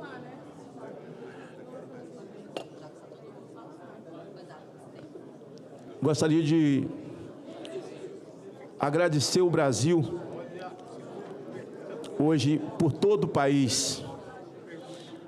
Está acontecendo a marcha pela vida contra o aborto. Hoje é o dia do nascituro. Hoje é o dia de celebrarmos o nosso nascimento. Lutar pelo nascituro é como se fosse aniversário da gente todos os dias. Até aqueles que militam em favor da morte de inocentes no útero, eles nasceram para poder propagar essa indignidade, que é o crime dos crimes, assassinar uma criança no útero. Está acontecendo, eu não fui à marcha, até porque acabei de chegar do hospital. Senhor presidente, tive, assim, não seria sensível, mas bem considerável a minha dificuldade com a minha lesão de medula, que foi há 20 anos atrás, mas confio em Deus, minha vida está na mão de Deus e estou cumprindo a minha missão. Vim aqui, não pude ir à marcha, o Brasil todo mobilizado. Isso não é uma luta minha, não é a luta do senador Girão, nem de Vossa Excelência. A luta da vida é ela de todos nós. Ela não tem uma placa convencional, denominacional ou a cor. A vida é a vida. O nascituro é tudo. Sem o nascituro, nada. Nenhum de nós estaríamos aqui se não tivéssemos nascido. e que seria daqueles que vão nascer ainda, se não fossem as nossas vozes defendendo ainda a vida na concepção como nós, cristãos, acreditamos, família tradicional, princípio de família tradicional, pai, mãe, homem, mulher, macho, fêmea, porque dois machos não nasce uma criança, duas fêmeas não nasce uma criança, o nascituro é o nascituro, é a vida. Então quero cumprimentar a todos e quero também, senhor presidente, cumprimentar o presidente Jair Bolsonaro.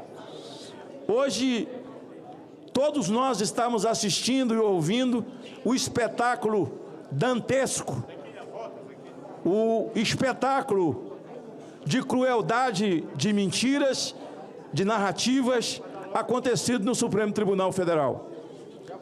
Graças a Deus, o povo brasileiro estava assistindo. E a cada narrativa, cada frase, cada colocação, as colocações não se encaixam. Chegamos ao ridículo de que a Polícia Federal afirma que a PGR desapareceu com todos os celulares que foram apreendidos, senador Girão. Desapareceu com os laptops. Onde é que estão as provas, senhor presidente? Onde não tem sangue, não tem corpo, não tem arma, quem é o criminoso? São essas pessoas do dia 8? Onde é que estão as imagens? Onde é que estão? Agora, na CPI do INSS, a CPMI está cheirando mal. Parece que vão fazer e usar das mesmas armas e artifícios, senador Márcio Rogério, que eles usaram para assaltar a CPI do dia 8. Para acobertar quem? Ladrão de dinheiro público, senadora Tereza? Ladrão de dinheiro de velhinhos? De pessoas que pagaram ao longo da vida sua aposentadoria? Vão tomar a CPI para quê? Para proteger quem? Tem senador envolvido? Tem deputado envolvido? Que revele. Que revele. A Bíblia diz que tudo que é feito no escuro, um dia virá à luz. Que venha à luz. Que venha à luz. Porque quem tem coragem de viver de forma nababesca, com o suor de um aposentado ou de um pensionista, essa criatura não é digna de respeito. Então nós estamos diante de diversos problemas. Mas volto mais uma vez dizendo, da minha tranquilidade ao ver a tranquilidade do presidente Jair Bolsonaro, das suas respostas, das suas colocações, e ver o desmonte dessas 7 delações de Ciro, do Cid, ex-auxiliar do presidente Jair Bolsonaro, caindo uma a uma, se desmontando uma a uma, e relatório sem encaixe, senhor presidente. Que pena desse procurador-geral que foi votado aqui. Graças a Deus não dei a ele o meu voto, mas dei a ele a ousadia de pelo menos ouvi-lo. Não sabia que era tão despreparado e tão mentiroso. Ver Alexandre de Moraes vendo cair diante dos seus olhos tudo aquilo que ele engendrou, uma máquina desmontável, absolutamente fácil, porque contra a verdade, senhor presidente, nada pode. A verdade é a verdade, e o mal, ele não se suplanta. O mal tem sempre um fim, porque o bem sempre vai vencer, senhor presidente.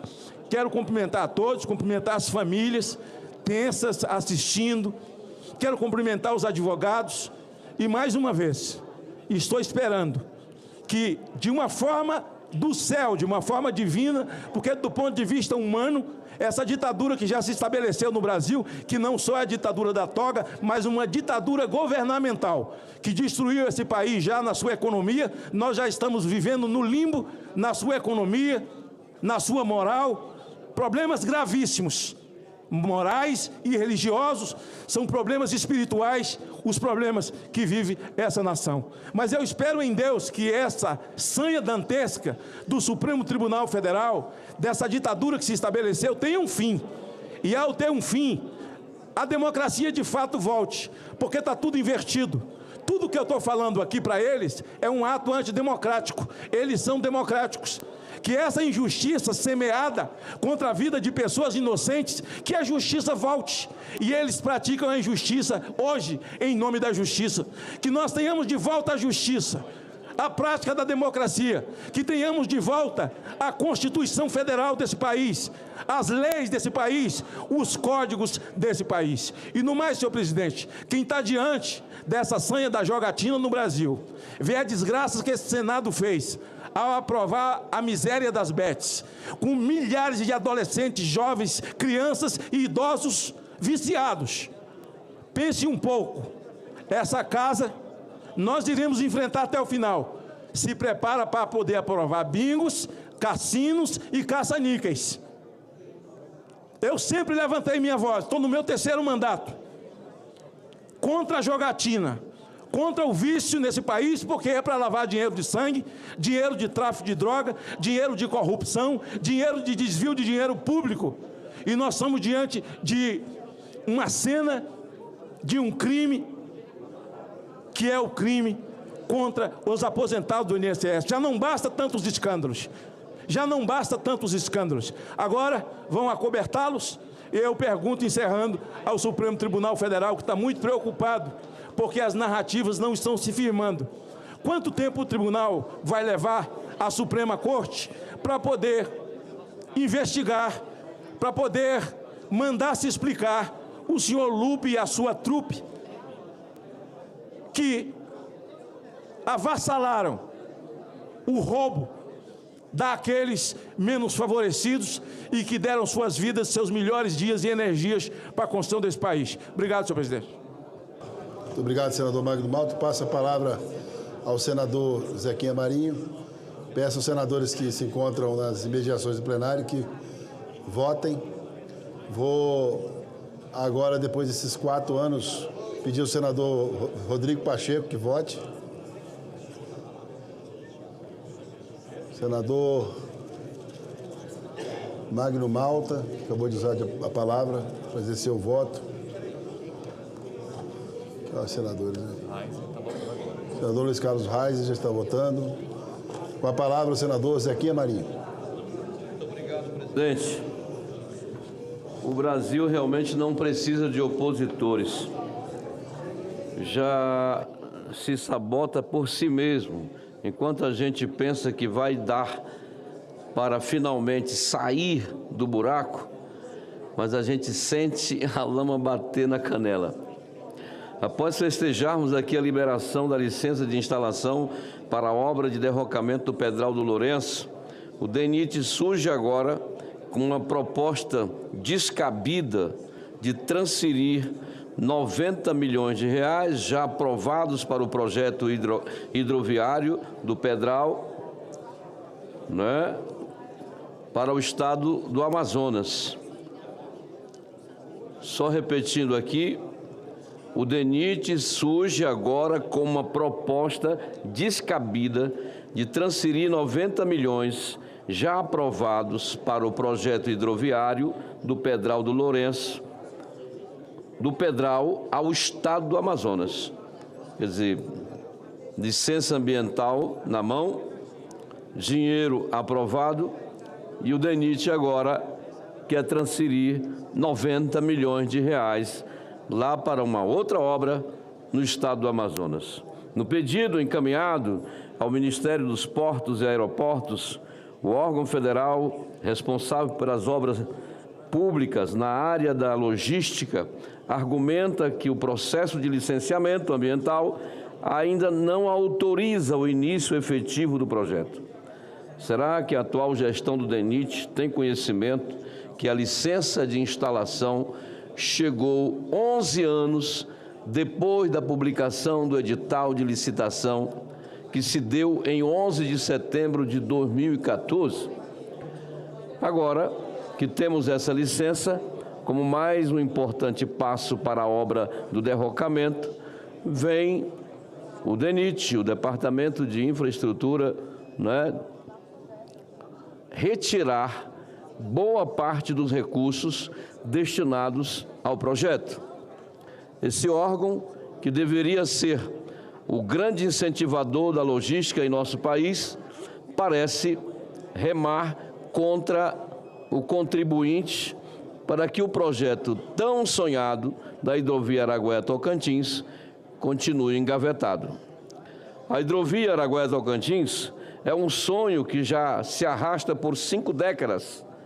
O projeto para dar viabilidade à navegação desses 2 rios já passou pelas mãos de 11 presidentes da República, evidenciando a morosidade pública e os problemas relacionados ao processo de licenciamento ambiental.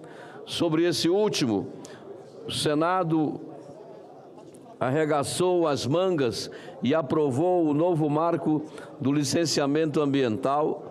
Falta à Câmara validar as mudanças para que a lei seja sancionada e o processo de emissão das licenças se modernize.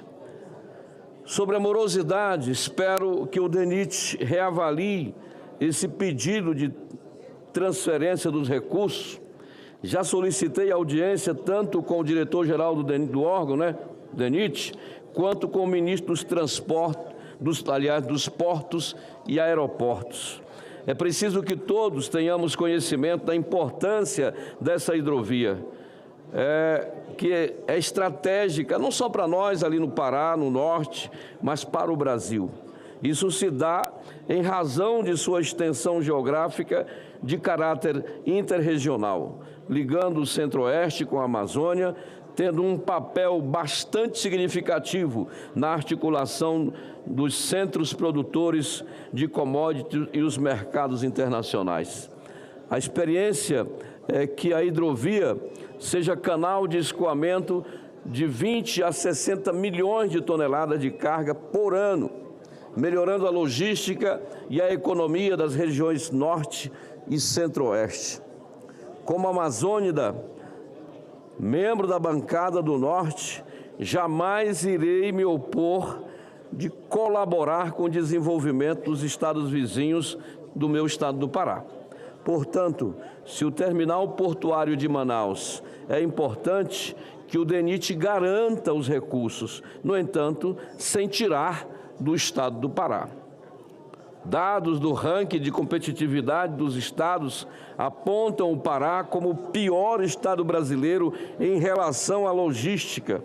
E isso, por si só, já denota a importância de se manter o recurso para aquilo que foi destinado, que é o derrocamento e a drenagem do rio num trajeto de 35 quilômetros na altura do município de Itupiranga, entre Santa Terezinha do Tauiri e a ilha do Bogé.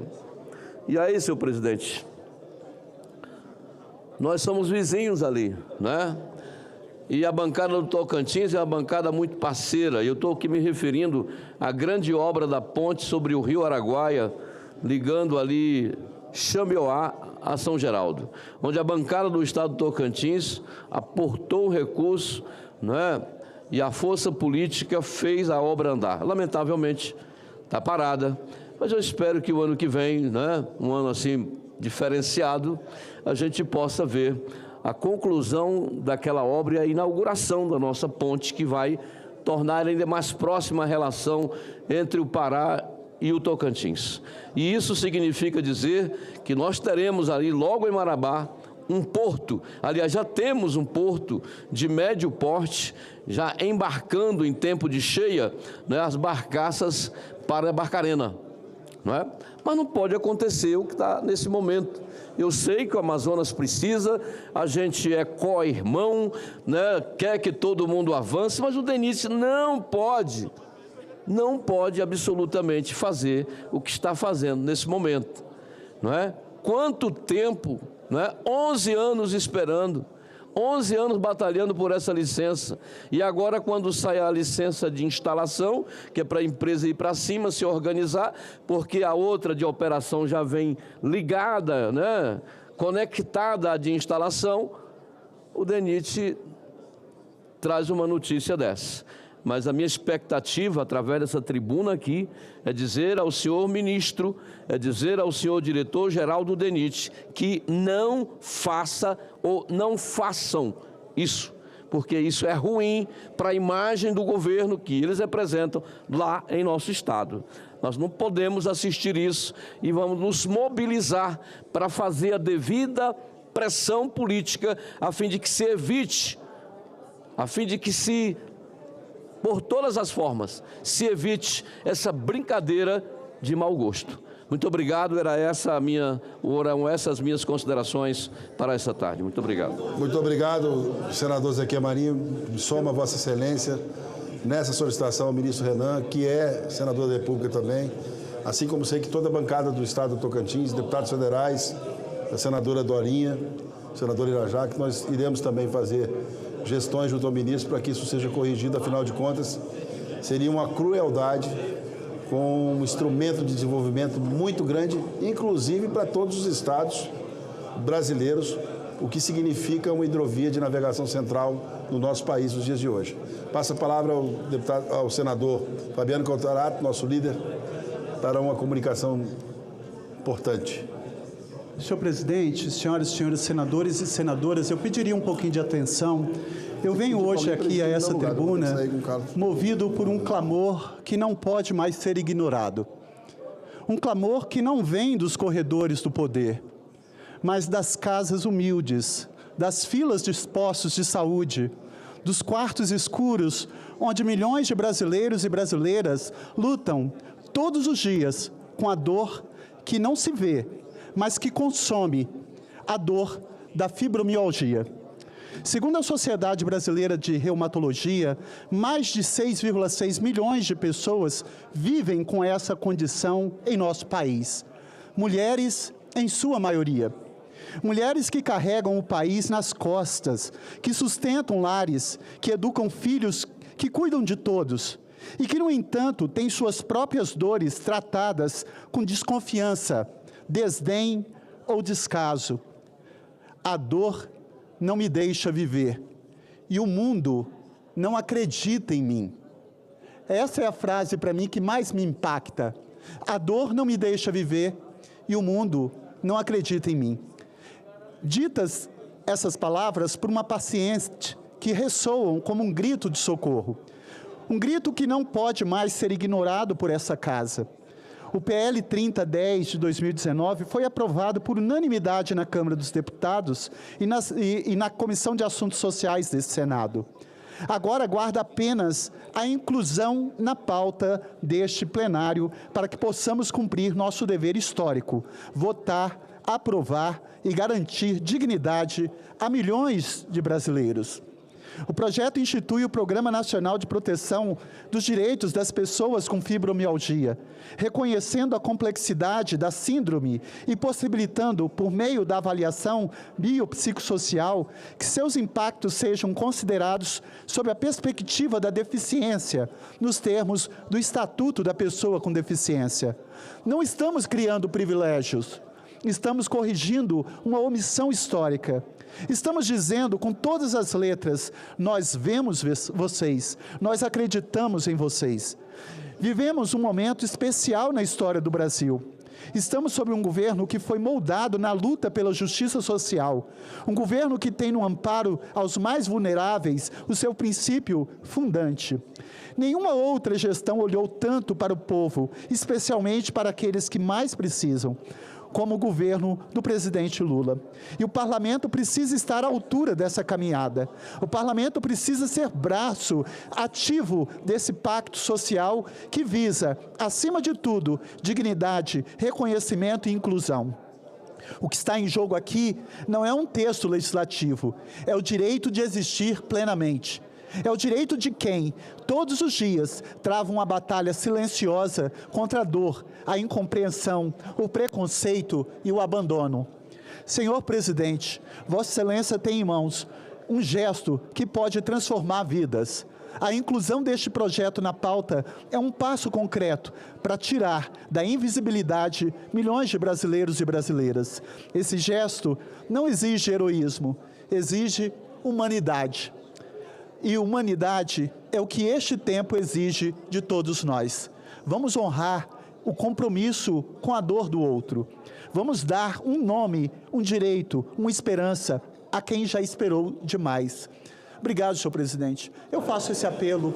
Nós aprovamos, foi aprovado na Câmara, foi aprovado na Casa. É um reconhecimento. Só quem vive com fibromialgia sabe efetivamente a importância desse projeto. Eu faço só essa reflexão, já vou concluir, presidente. Mas é porque, às vezes, eu presencio aqui um tratamento totalmente diferente nessa casa. Para determinadas categorias e instituições, tem um comportamento, para outras, outro tipo de comportamento. Então, fica aqui o meu agradecimento a Vossa Excelência e quero aqui fazer o meu agradecimento público a todos os senadores e senadoras, mas eu não poderia perder a oportunidade de parabenizar o senador Rodrigo Pacheco. Senador Rodrigo Pacheco, eu quero que Vossa Excelência saiba da minha admiração e do meu agradecimento enquanto Vossa Excelência esteve à frente desse Senado Federal.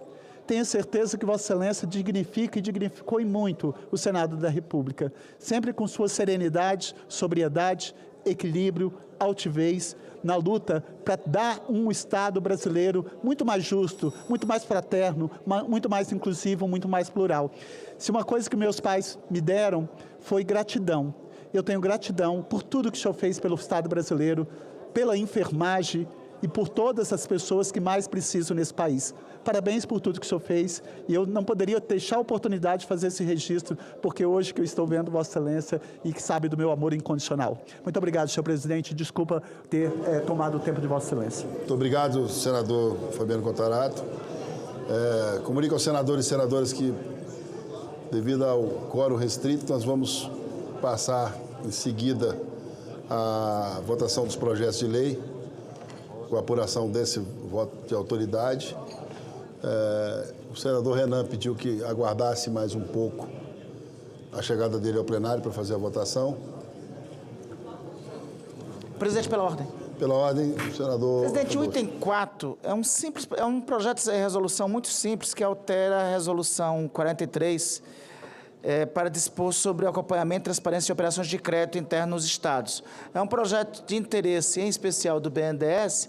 Se fosse possível, no momento adequado, fazer a inversão de pauta, é o pedido que esse senador roga ao senhor. Submeto ao plenário a solicitação do líder, senador Randolph. Como não há nenhuma senadora ou senador que se oponha, vamos fazer a inversão de pauta. E, nesse momento, encerro a votação. Está encerrada a votação. Determina a Secretaria-Geral da Mesa que mostre o painel o resultado.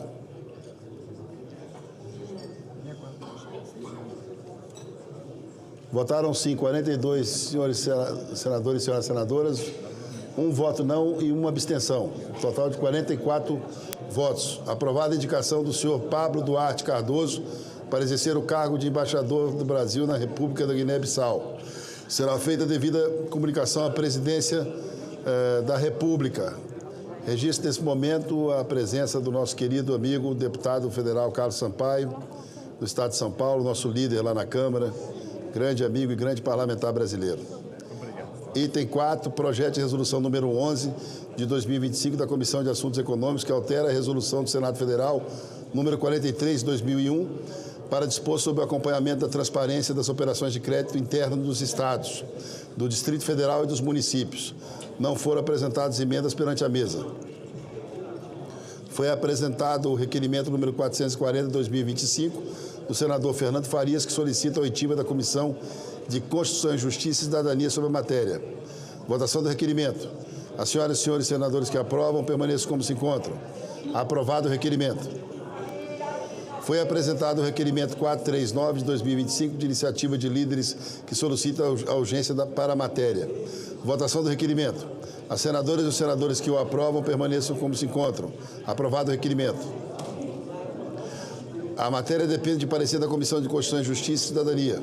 Faço a designação do senador Randolph Rodrigues para proferir o parecer de plenário. Obrigado, senhor presidente.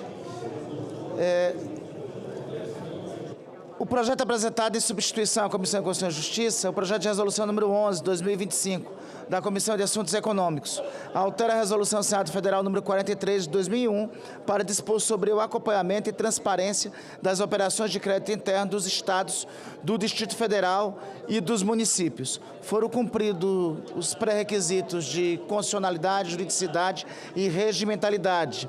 Na justificativa do projeto, defende que a Constituição Federal de 1988 atribui ao Senado Federal a competência relacionadas ao controle do endividamento público dos entes federativos, especialmente o que diz respeito à autorização e à definição de limites e condições para operações de créditos internas e externas.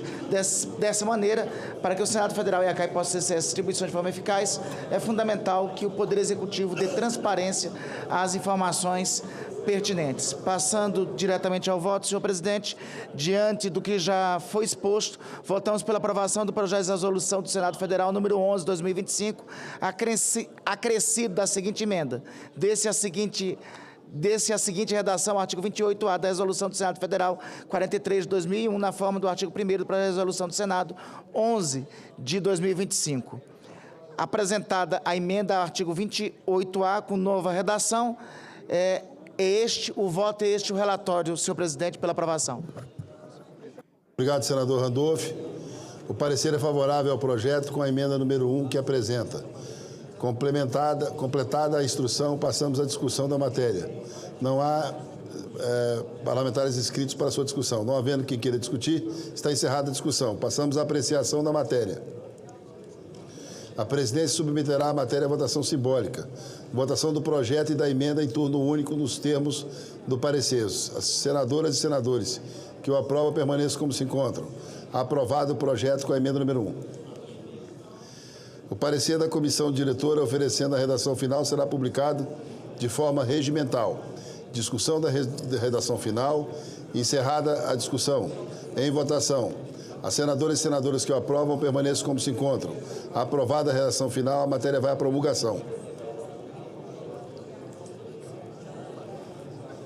Item 1. Projeto de lei número 419 de 2023, da deputada Laura Carneiro, que modifica o Código Penal e altera a circunstância atenuante e vedar a redução do prazo de prescrição para os crimes que envolvam violência sexual contra a mulher, quando o agente for, na data do fato, menor de 21 anos ou, na data da sentença, maior de 70 anos de idade.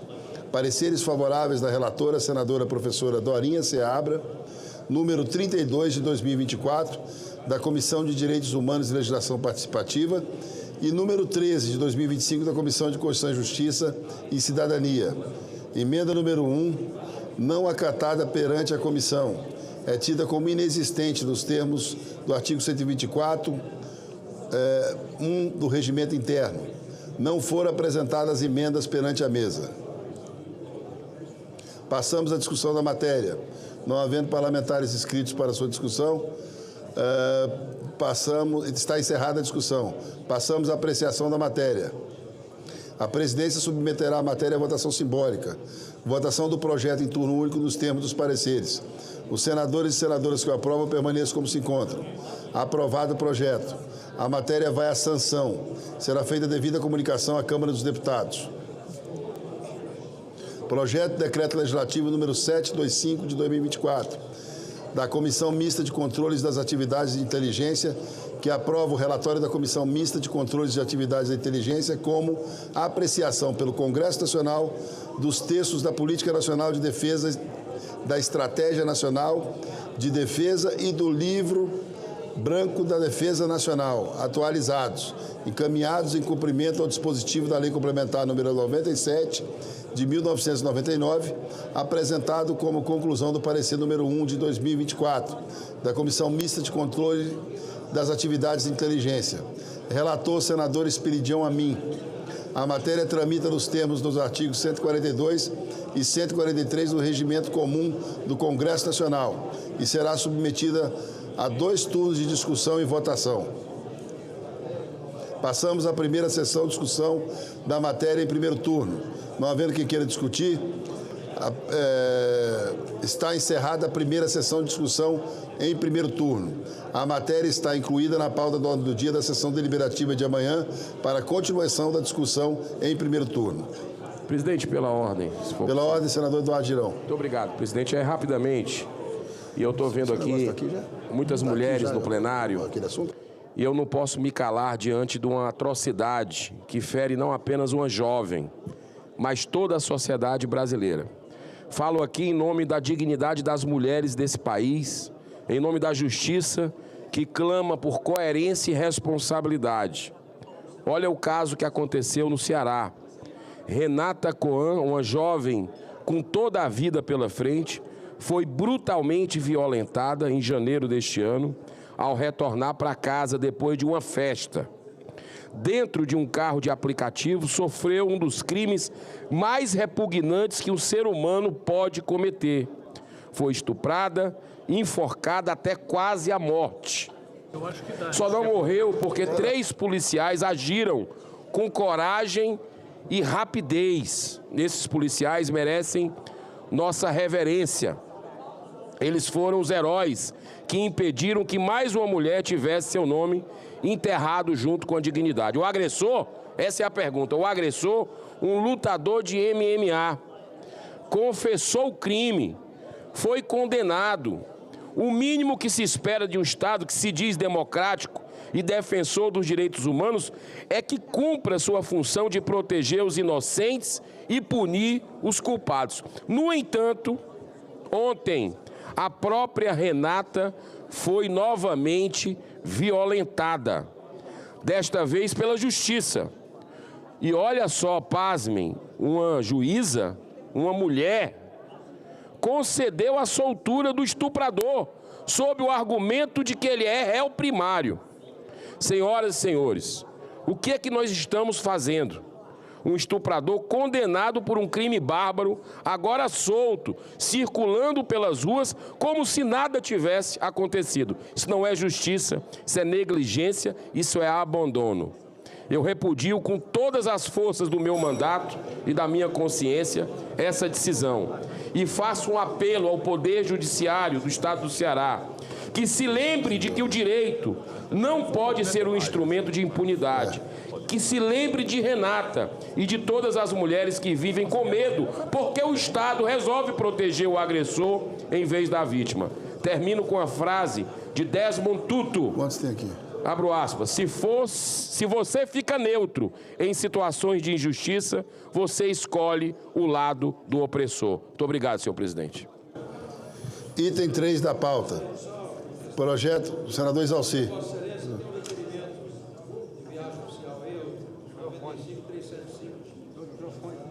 Senador Exalci, o microfone.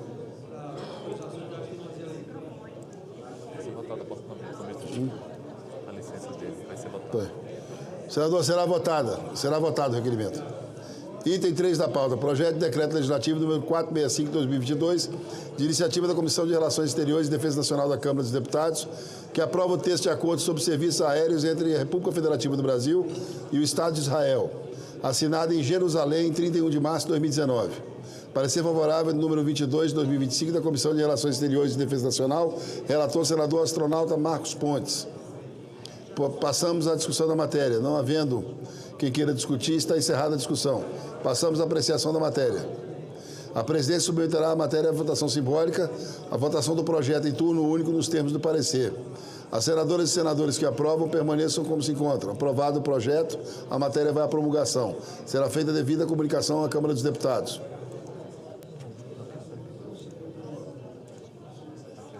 Item extra-pauta, requerimento de licença. Requerimentos números 334, 361, 370 de 2025 dos senadores Jorge Seif, Sérgio Moro e Exalci Lucas, respectivamente, que solicitam, com fundamento no artigo 40 do Regimento Interno, licença dos trabalhos da Casa para participarem de missões oficiais nos termos das autorizações da Presidência do Senado Federal. As senhoras e senhores senadores que aprovam, permaneçam como se encontram. Requerimentos aprovados. Será cumprida a deliberação do plenário. Não, encerrar. Aí você vai encerrar ou vai dar os oradores? Não, vamos encerrar. Não tem ninguém. O Cleitinho estava inscrito. Quem? O Cleitinho. Passa a palavra como último orador inscrito ao senador Cleitinho.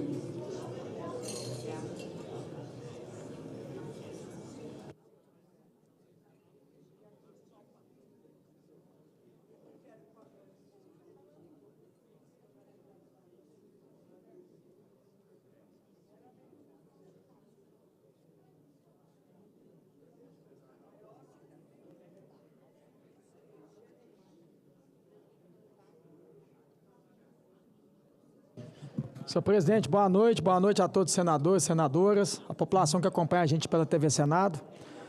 Eu estou encaminhando agora, esse final de semana eu fiz um vídeo até na porta de um cartório de registro, onde que o governador sancionou um projeto que veio do próprio Tribunal de Justiça, que a Assembleia autorizou, 266% de aumento de taxas cartorais.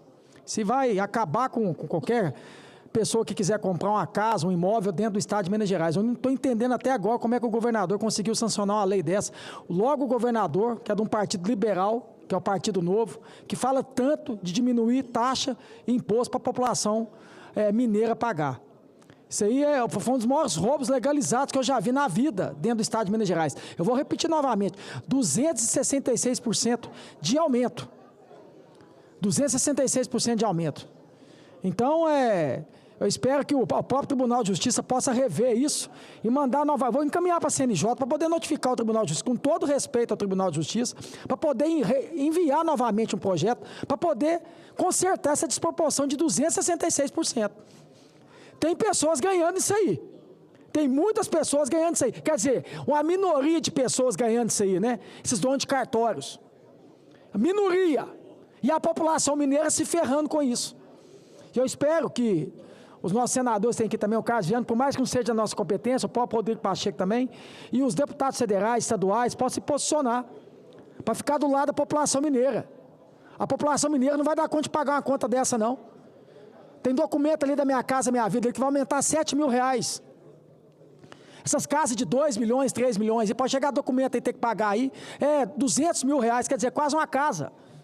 Eu não estou entendendo como é que o governador Romeu Zema conseguiu fazer isso, sancionar uma vergonha dessa, E aí a gente fala isso aqui, a gente fica como barulhento, a gente fica do lado da população e pega a fama de barulhento.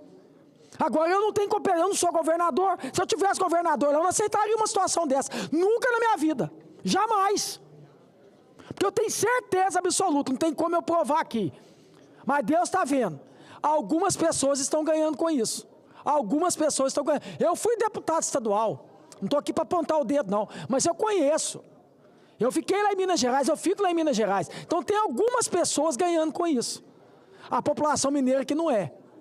Então eu espero o posicionamento aqui de todos os senadores de Minas Gerais, os deputados estaduais, os deputados federais também, para a gente mobilizar, para que a própria Tribunal de Justiça também possa rever esse projeto que foi encaminhado para a Assembleia e fazer um projeto novamente.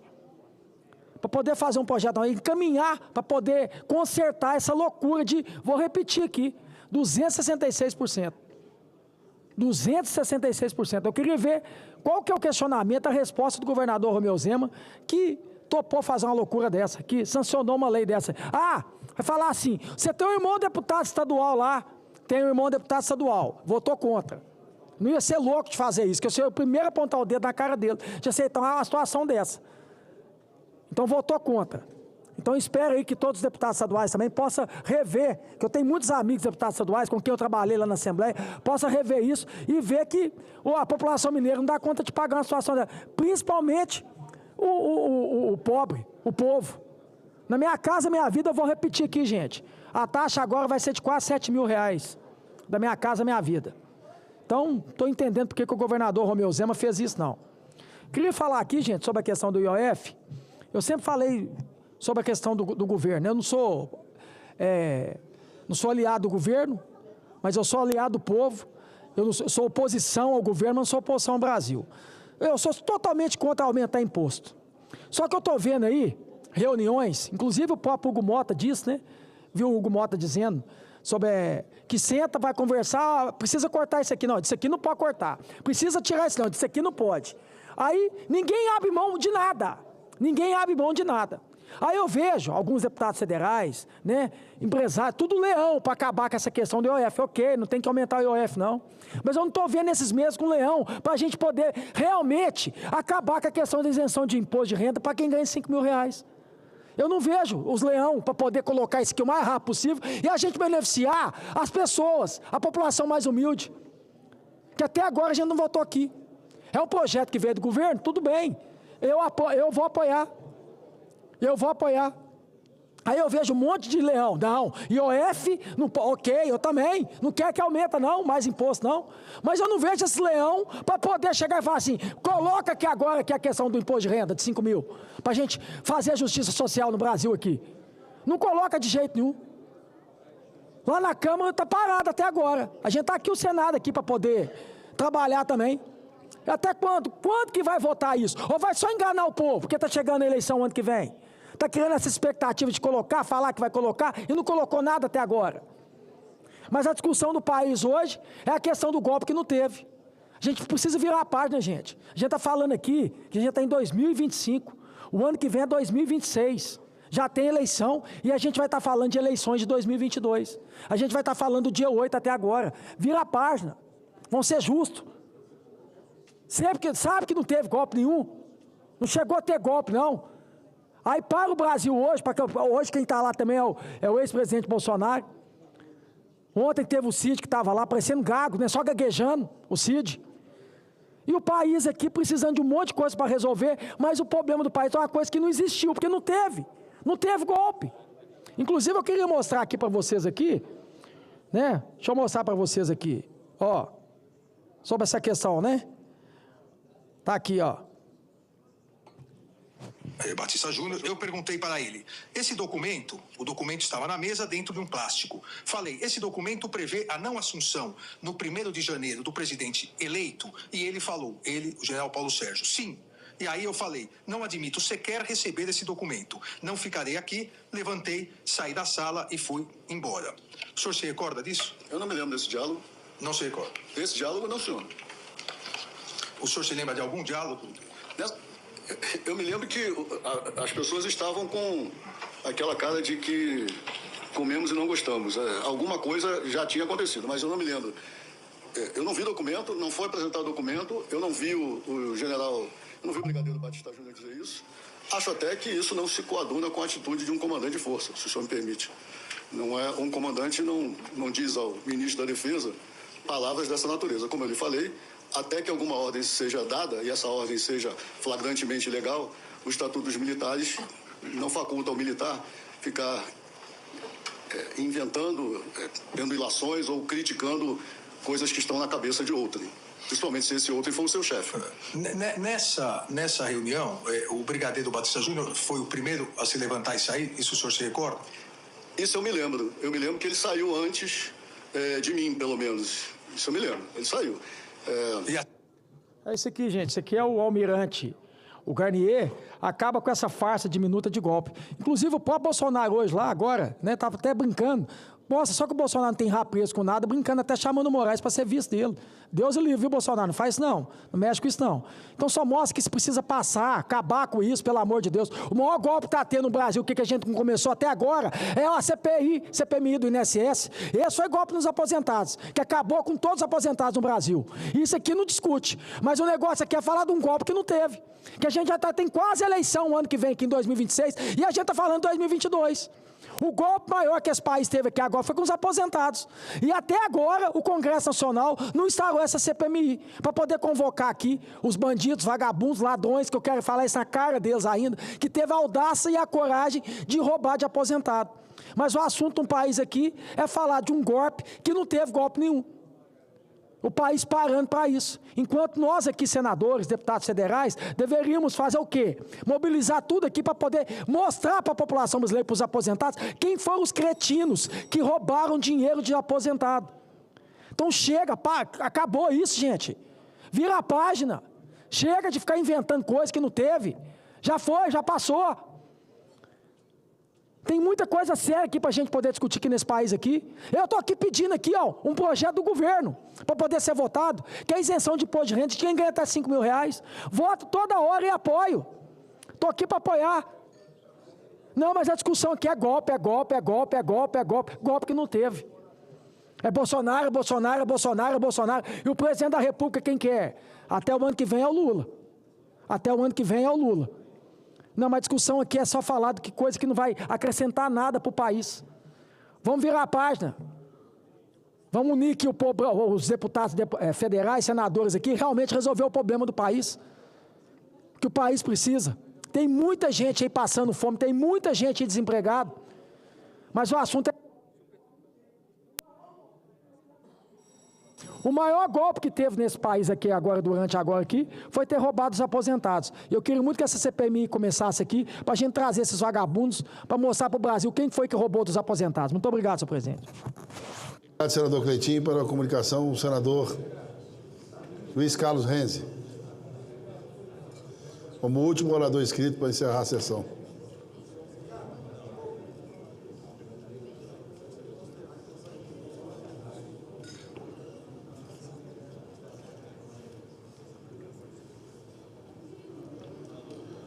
Palavra, senador Luiz Carlos Renzi. Senhor presidente, colegas senadoras, senadores, nós estamos tratando já há algum tempo a situação das dívidas dos agricultores gaúchos. O ministro Paulo Teixeira tem nos ajudado, o ministro Favro tem capitaneado essa sessão também na linha dos médios e grandes agricultores, e da mesma forma o ministro Haddad já tem ajudado. E na semana que passou, saiu a resolução do Banco Central autorizando a prorrogação dos débitos dos agricultores que foram atingidos. E nós temos, presidente, de 2020 até agora, vocês que conhecem a agricultura, 4 estiagens fortes e uma enchente no ano passado. Os produtores gaúchos perderam ao longo desses anos, segundo dados do economista Antônio da Luz da Farsul, 150 bilhões de reais que não entrou no bolso dos agricultores. Se eu pegar o comércio, a indústria, serviço e os agricultores, essa conta supera 500, 600 bilhões de reais. Quer dizer, o Estado está se atrasando quando cresce menos que o Brasil em função dessas perdas que os agricultores tiveram, os prefeitos perderam também, todo o setor comércio, indústria e produtores estão perdendo esse recurso. Cumprimentar o pessoal que fez uma grande mobilização no dia 30, em vários pontos do Estado, produtores foram às estradas para mostrar a sua insatisfação e que tenham solução. Em nome do Lucas Schaefer, da Luciane Agassi e também da Luciane, a de Nicolau Vergueiro, acho que Luciane Brum, e também da Fabiana de Canguçu, citar 4 líderes do movimento que organizaram essa grande mobilização de milhares de agricultores que foram às estradas mostrar que têm problemas e precisam de solução. Saudar a Farsul, Gedeão Pereira, saudar a FETAG, Carlos Joel e seus sindicatos também, a ProSoja, o Irineu Horta, da mesma forma cerealistas, né, que estão juntos no movimento. E nós precisamos dessa solução. Já saiu agora, recentemente, essa resolução que permite aos bancos renegociarem os custeios em até 3 anos.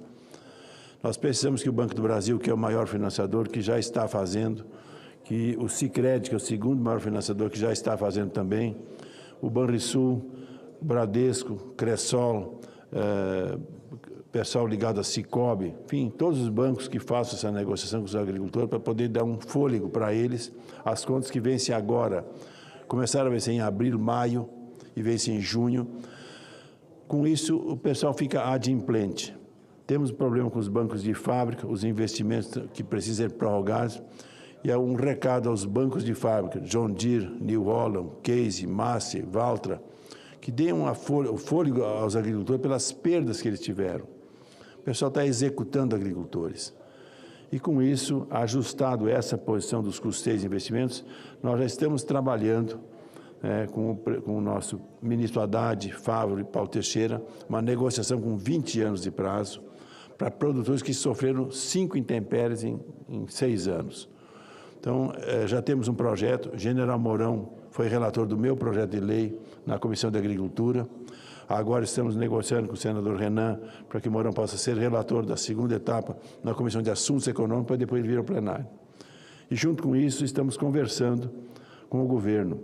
Já fizemos uma proposta, conversamos com a turma do secretário Seron, que é o secretário do Tesouro Nacional, para nos ajudar no processo, que é muito importante. Achar importante, nós entendemos também a situação do Brasil, não podemos arrebentar o arroxo fiscal que o Brasil já tem hoje, a gente sabe quanto é que custa, E, nesse sentido, estamos buscando uma nova proposta de securitização.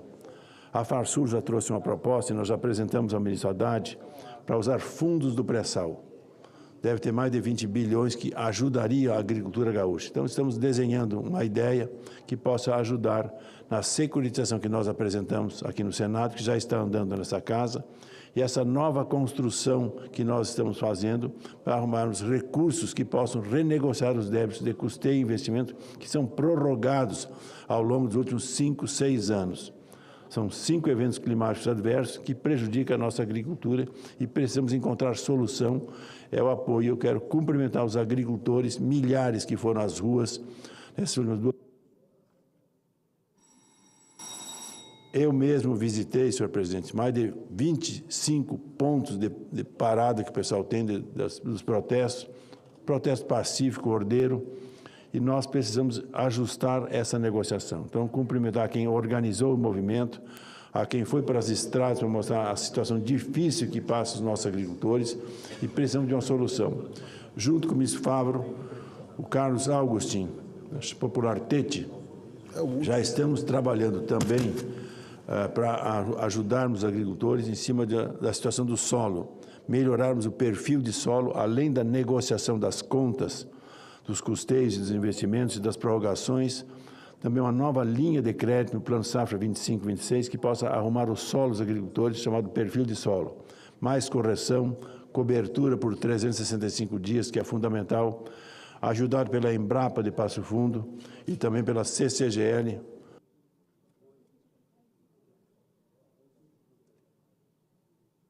Ok. Com a CCGL, montarmos um sistema que possa organizar a situação dos agricultores gaúchos para evitar as perdas que nós tivemos. Então, já está sendo desenhado, autorizado pelo ministro Favro, com relação a uma linha de crédito específica que pode ajudar os nossos agricultores, com prazo de 10 anos e juros de 3, 4, 5, 6%. Da mesma forma, um grande projeto de irrigação, que também tem custo.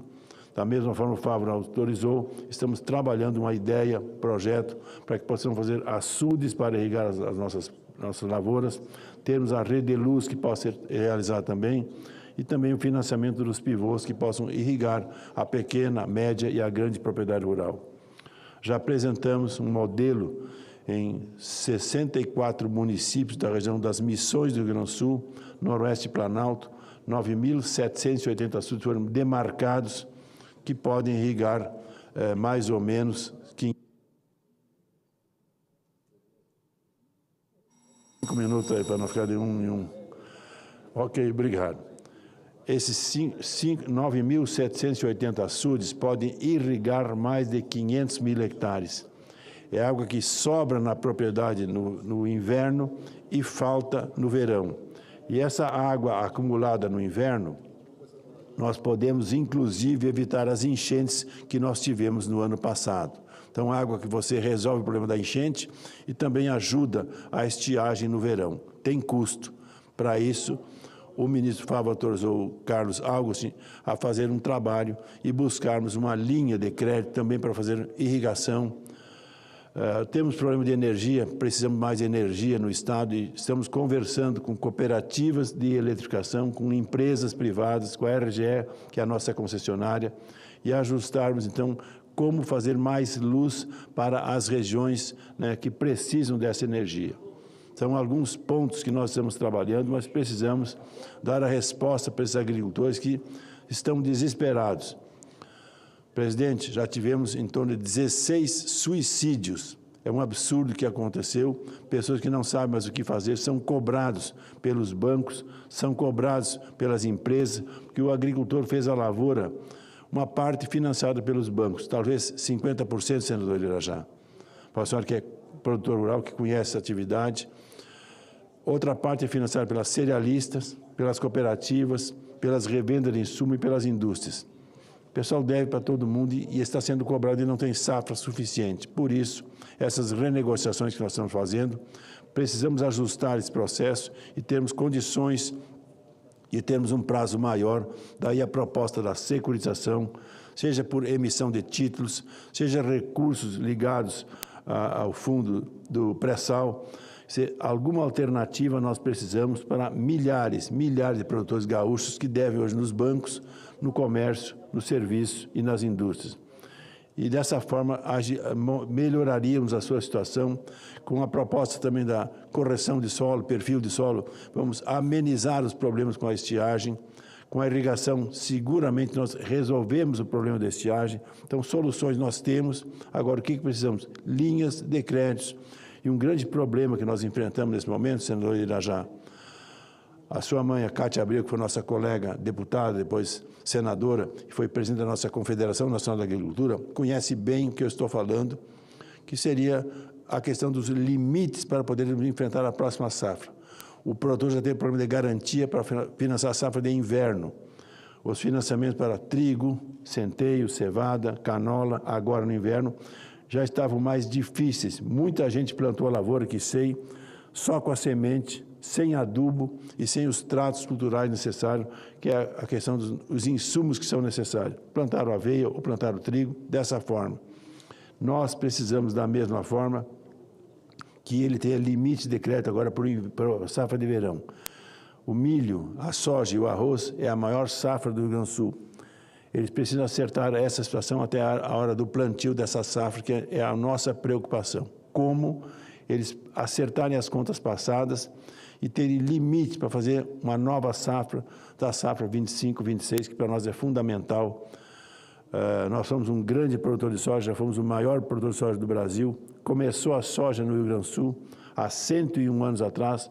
Hoje, nós somos já o 5º produtor de soja, já estamos ficando para trás e precisamos resolver esse impasse. É uma das grandes riquezas que nós temos no nosso estado, é a lavoura de soja, fundamental para milhares de agricultores. Portanto, precisamos dessas negociações e que o governo esteja atento e nos ajude.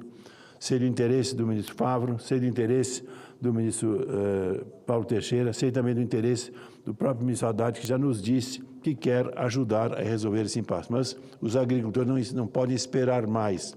A dificuldade que eles têm nesse momento, a pressão que eles sofrem, precisamos urgentemente fazer essa negociação, acertarmos esse projeto.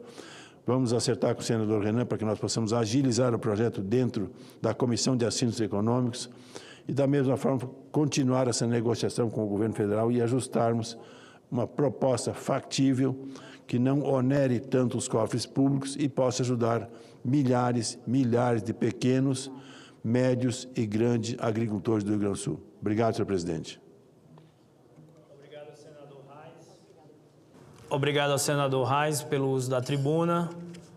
Um tema extremamente relevante, tem a nossa solidariedade. E passo a palavra ao senador Irajá Abreu, do estimado estado do Tocantins.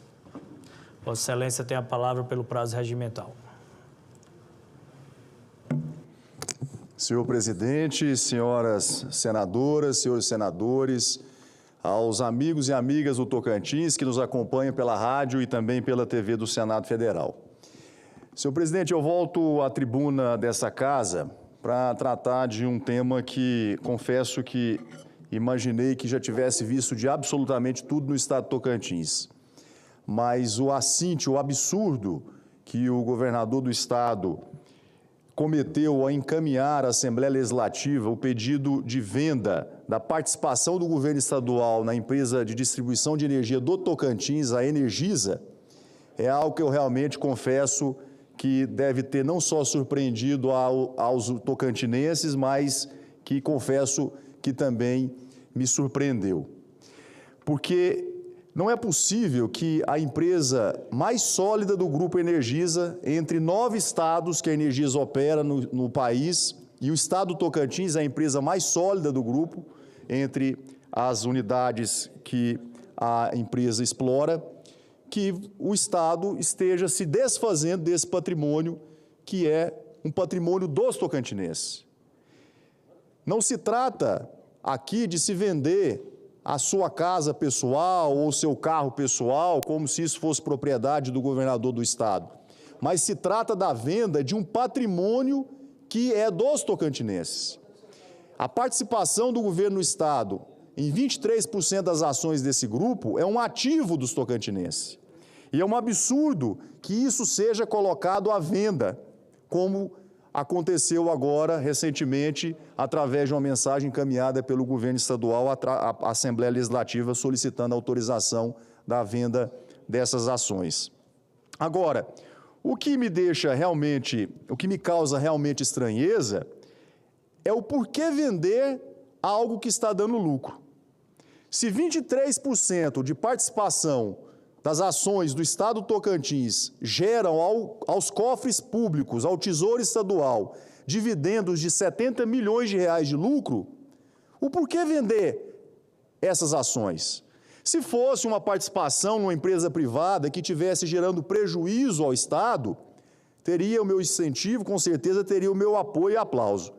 Agora, vender algo que dá lucro aos tocantinenses é uma coisa indefensável, é uma coisa que não dá para aceitar ou compreender com tamanha naturalidade.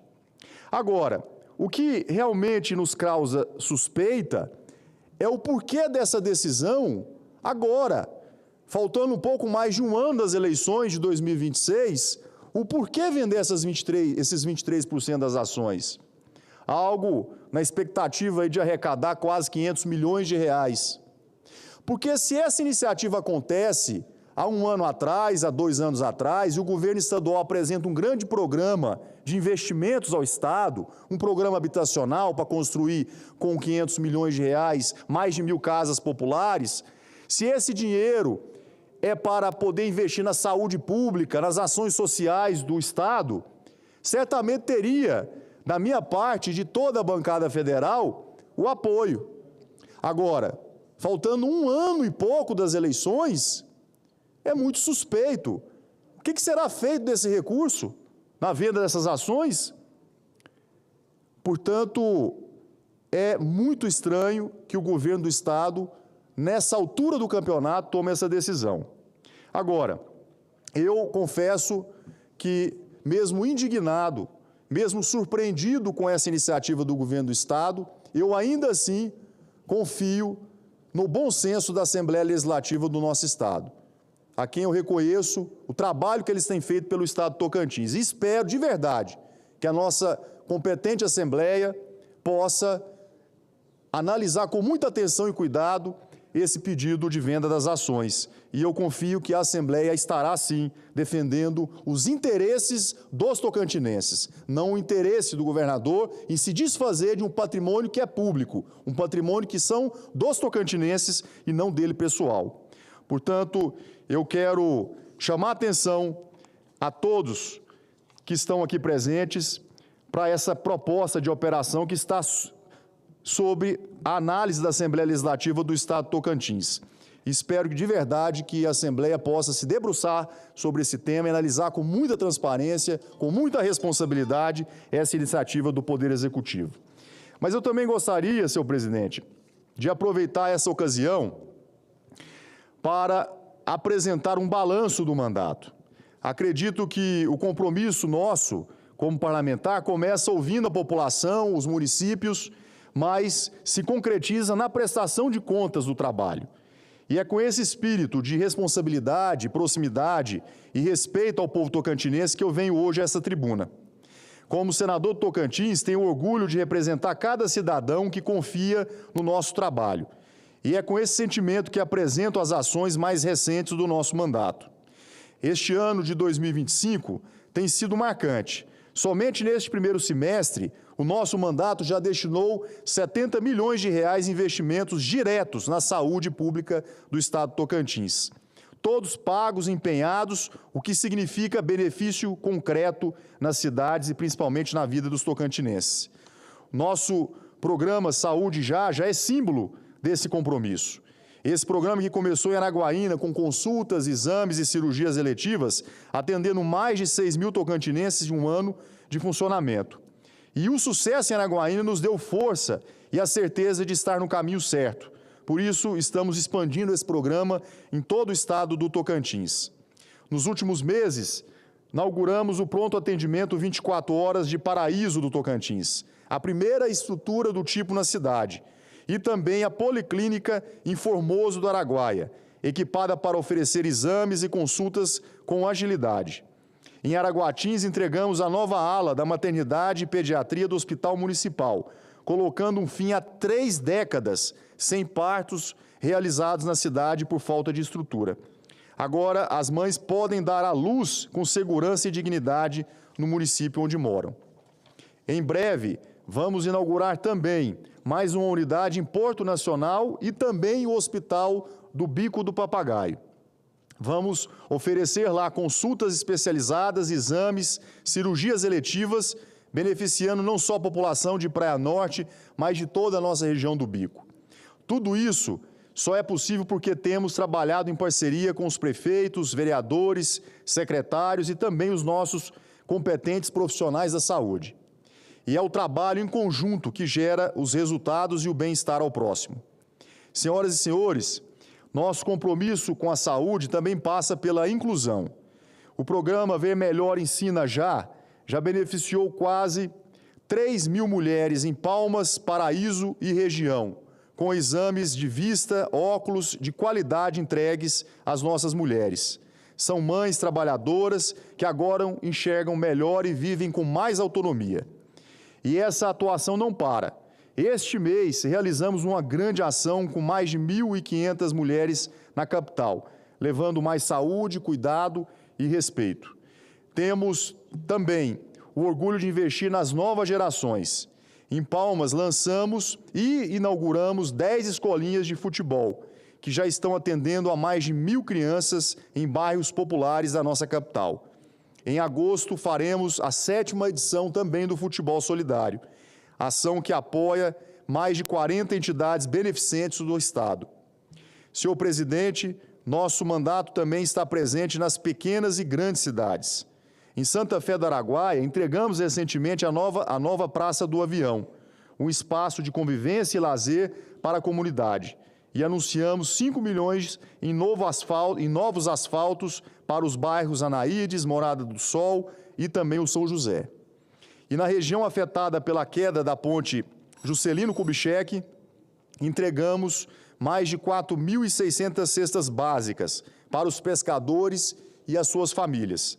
Uma ação emergencial que vai alcançar mais de 14 municípios, garantindo dignidade a quem perdeu sua renda de forma repentina.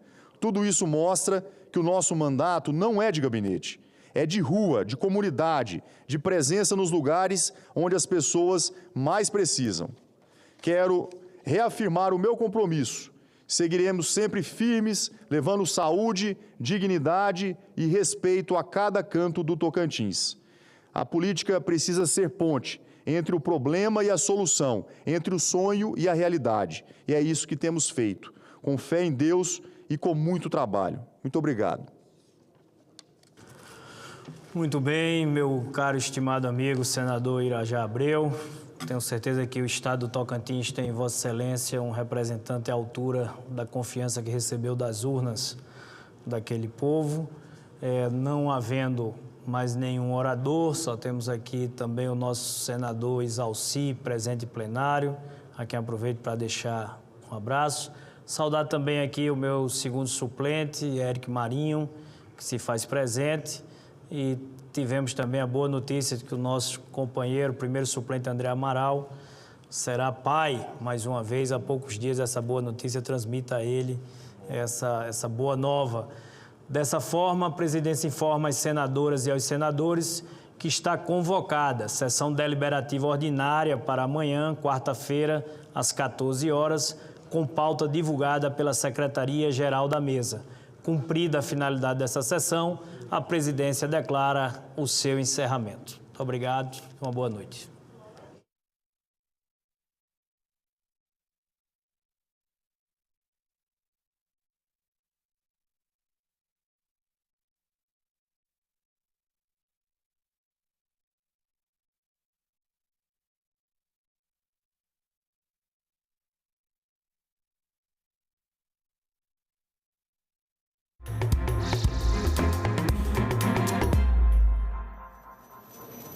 Olá, boa noite. Quase 1.300.000 mulheres foram vítimas de crimes no Brasil em 2023, segundo o Anuário Brasileiro de Segurança Pública.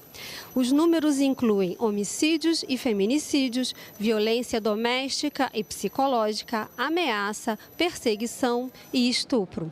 Nesta terça-feira, o plenário do Senado aprovou um projeto que determina que ter menos de 21 anos ou mais de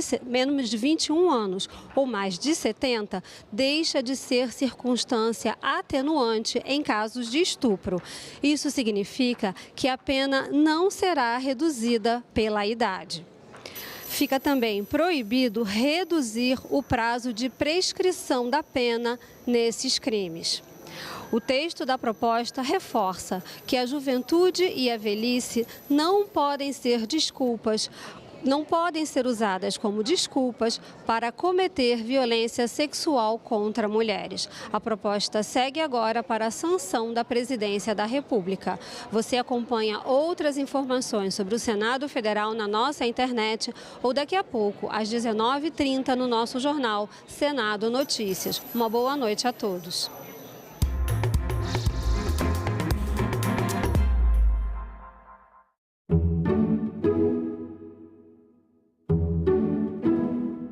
Quando você bate no frango, há um impacto na carne bovina, há um impacto na carne suína, mas também há um impacto nos grãos, porque o maior consumidor de milho do Brasil são as aves.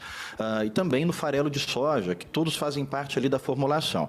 Então, isso pode afetar todo o elo do agronegócio, todo o elo produtivo do agronegócio brasileiro. Agenda Econômica. Hoje, 20h, aqui na TV Senado. A primeira linha de crédito em mais de 300 anos de trabalho dos seringueiros, dos extrativistas, foi criada quando eu fui eleita senadora, a primeira filha de seringueiro, né, senadora. Mas quem teve que fazer a defesa da proposta foi o senador Serra, porque se fosse eu, não seria aprovado. Eu tive que abrir mão da autoria, o que é um processo perverso. Você tem que provar que você pensa, você tem que provar que você é inteligente, né? Antigamente, quando alguém dizia, olha, eu vi um artigo da senhora, achei muito interessante. Eu sei que não foi a senhora que escreveu, que foi a sua assessoria, mas achei ótimo. Eu reagia. Hoje eu fico com pena, né? E procuro reagir de uma outra forma, né? Trabalhando para que nem mais uma mulher preta tenha que ser subestimada por esse tipo de forma.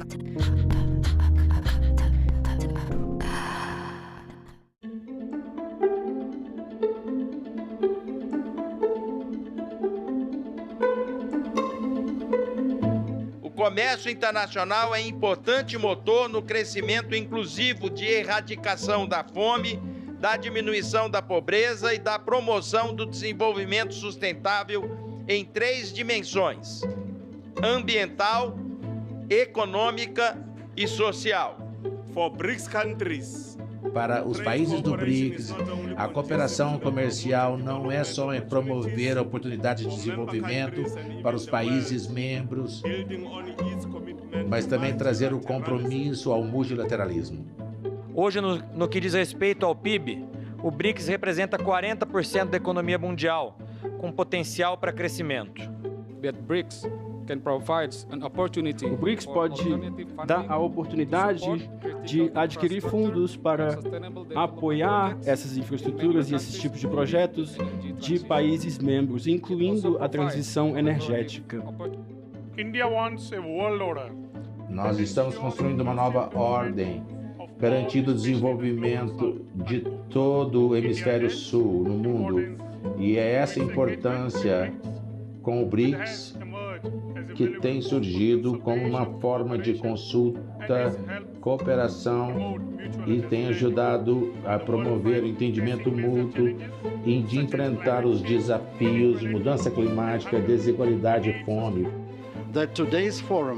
O fórum de hoje não é só uma plataforma para discussão, mas também é um ponto de início para ações conjuntas que já podem, a meio prazo, proporcionar efeito econômico para todos os participantes.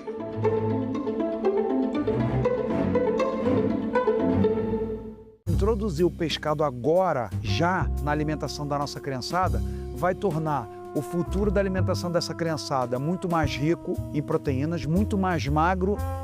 Qual o impacto que o senhor imagina que um projeto como esse pode ter para essa cadeia produtiva de pescado no Brasil?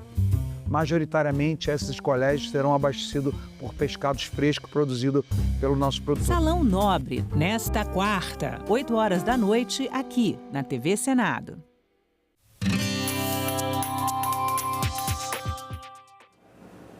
Olá, eu sou a Carla Benevides e este é o programa Argumento. Limites para cursos de graduação à distância. O Ministério da Educação editou uma portaria que estabeleceu que cursos como medicina, direito, enfermagem, odontologia e psicologia deverão ser majoritariamente presenciais, sendo que medicina tem que ser 100% presencial.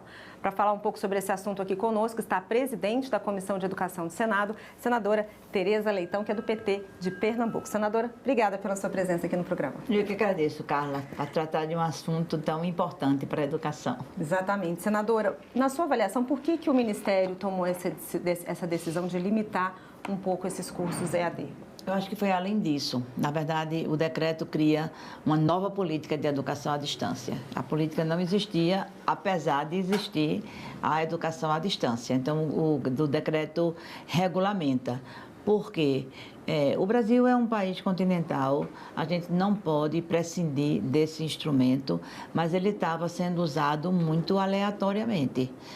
Os professores até diziam assim, é a política do ensalamento. Botam um monte de meninos, um monte de adultos, de jovens em uma sala e a gente dá aula sem saber a quem.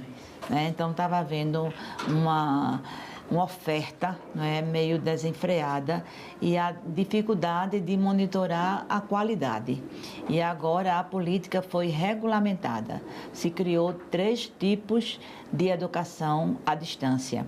A presencial, que tem uma pequena carga horária à distância, né, de 30%. A semipresencial, que conjuga as duas possibilidades, porque estágios, pesquisas de campo, tem que ser presencial.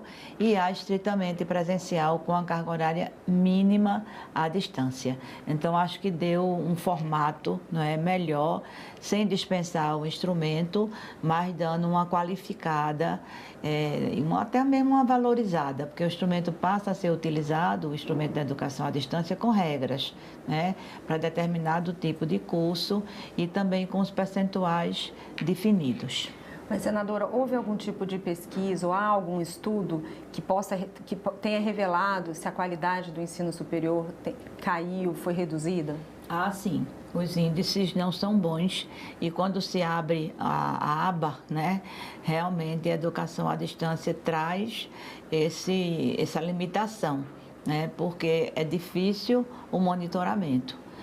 A atividade pedagógica, Carla, o suprassumo da atividade pedagógica é a relação professor-aluno, em todos os níveis. Né? É o diálogo, é o questionamento, é a própria relação interpessoal que facilita a aprendizagem, é a convivência. E numa tela você não consegue tudo isso. Há questões que você pode trabalhar à distância, a pandemia nos mostrou isso, mas precisa ter um monitoramento. Se você não tem regra, se você não tem regulamentação, o monitoramento também vai ficando mais difícil. Então, acho que cursos como engenharia, por exemplo, estava sendo ofertado à distância. Como é que se mede o impacto de um prédio, somente com as maquetezinhas aparecendo na tela? Cursos como enfermagem estavam sendo oferecido totalmente à distância. Então, há de se regular, não é? Porque são áreas que precisam da manipulação, são áreas que precisam da prática, acompanhando a própria abordagem teórica, e acho que o MEC acertou, inclusive criando essa possibilidade da semipresencial, que não havia, só havia a distância e a presencial. Então, dentro do mesmo arcabouço de educação à distância, se criou esses 3 patamares, e a qualidade a gente espera que melhore através de um bom monitoramento e desse regramento, embora esteja o próprio decreto, ele prevê a regra de transição para não haver prejuízo. Muitas escolas abrindo sem uma regulamentação, muita gente priorizando uma relação mais mercadológica. E isso, de fato, prejudica a formação de um profissional que vai ter responsabilidades grandes, né, ao receber o seu diploma. Ao mesmo tempo, senadora, há aqueles alunos, aquelas pessoas que querem estudar e que moram longe de centros urbanos. Como fazer como conseguir unir qualidade também com inclusão? Está mantida, né? A educação à distância está mantida. Agora, se essa pessoa quer fazer determinados cursos, ela há de convir que o curso não se coaduna com a educação somente à distância. Qual é a política para resolver essa questão? Que vem sendo paulatinamente implementada pelo governo. O presidente Lula tem uma fixação por isso. Ele diz sempre, eu sou o primeiro presidente que não tem um diploma acadêmico, mas fui o que mais abri institutos federais de educação e universidades. É desse tempo a interiorização das universidades. É isso que vai responder um jovem, dando o exemplo do meu estado, de Petrolina, que fica a mais de 800 quilômetros do Recife, não precisa vir para o Recife estudar. Ele tem uma universidade pública agora em Petrolina, cujo campus vai se estender para uma outra cidade do sertão, que é Salgueiro. E a interiorização também dos institutos federais. Esses últimos que foram anunciados, poucos são em capital, poucos são em região metropolitana, a grande maioria é em cidades do interior. Eu acho que isso é uma política que conjuga, entendeu? A exigência de determinados cursos serem presenciais dentro da política de educação à distância, com a interiorização de universidades e de institutos federais de educação.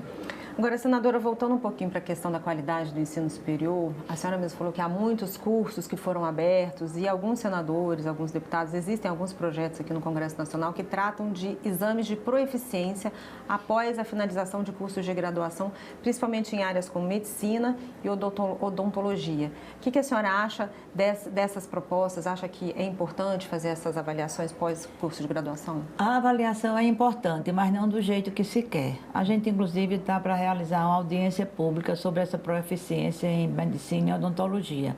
Porque o que é que significa? É o Conselho Federal quem faz, não é o órgão gestor, o MEC, que já tem um processo de avaliação chamado ENAD, que é justamente para avaliar os cursos superiores e que houve agora, numa parceria entre MEC e Ministério da Saúde, o lançamento de uma nova portaria, que é um novo modelo de avaliação dos cursos de medicina, que é ao longo do processo.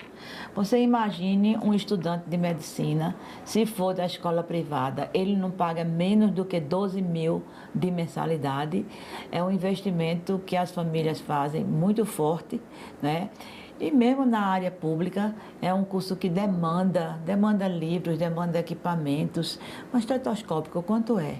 Material de odontologia para fazer prática. Aí, ao final, no fim do curso, com diploma na mão, não.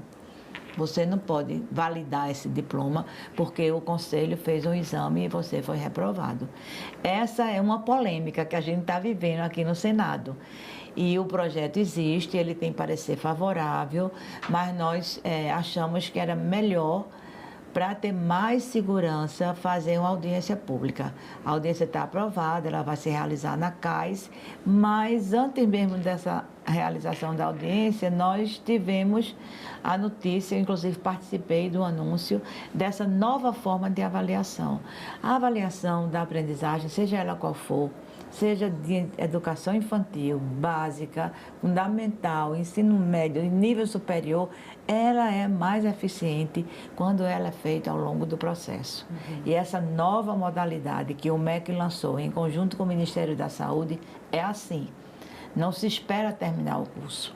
Ela é feita ao longo do curso. Se a gente percebe que o estudante não tem nenhuma aptidão para aquele curso, e aí tem várias referências, né? Para cada curso você tem as referências de formação, as habilidades, o conteúdo programático, a abordagem teórica, e isso o professor vê na prática, né?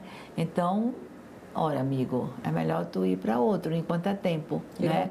Não perde muito tempo. Exatamente. E outras vezes é um redimensionamento que precisa ser feito. Às vezes no próprio curso. Às vezes não é o estudante que não consegue aprender, é o curso que não está conseguindo ensinar.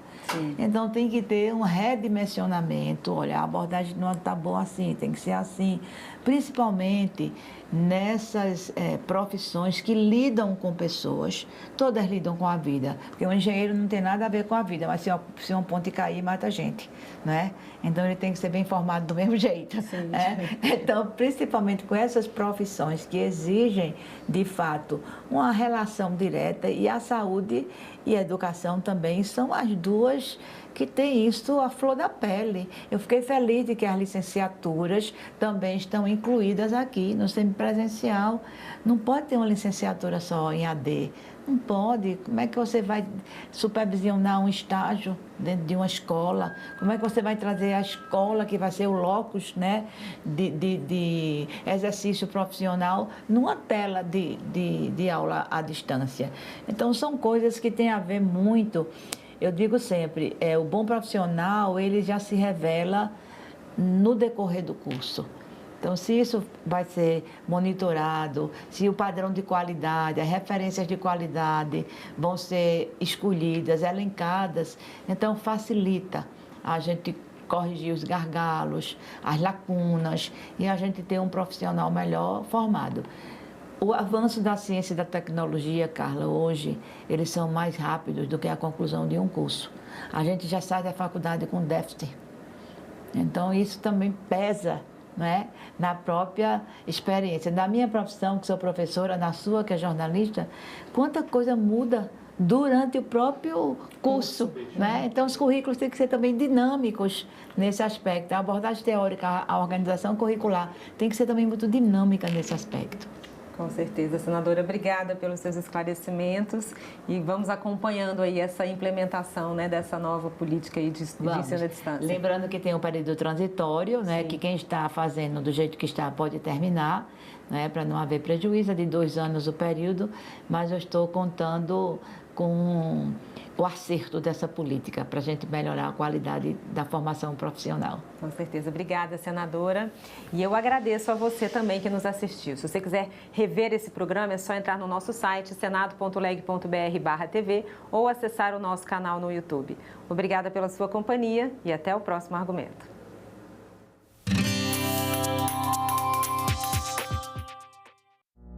Agora é lei. O programa Acredita no Primeiro Passo foi criado para auxiliar na renegociação de dívidas e facilitar o acesso ao crédito de pequenas empresas. O objetivo é a qualificação profissional e a inserção socioeconômica por meio do emprego e do empreendedorismo. Podem participar do programa pessoas inscritas no Cadastro Único, o CAD Único. O Senado votou, agora é lei. Oi, pessoal! Você já ouviu falar em captação ilícita de sufrágio? É a chamada compra de votos, que é crime eleitoral, aquele favorzinho em troca do seu voto, tipo dinheiro, emprego, cesta básica. Teve candidato que prometeu até pagar festa de formatura. É isso mesmo. Eu vou explicar, mas antes, roda a vinheta, diretor.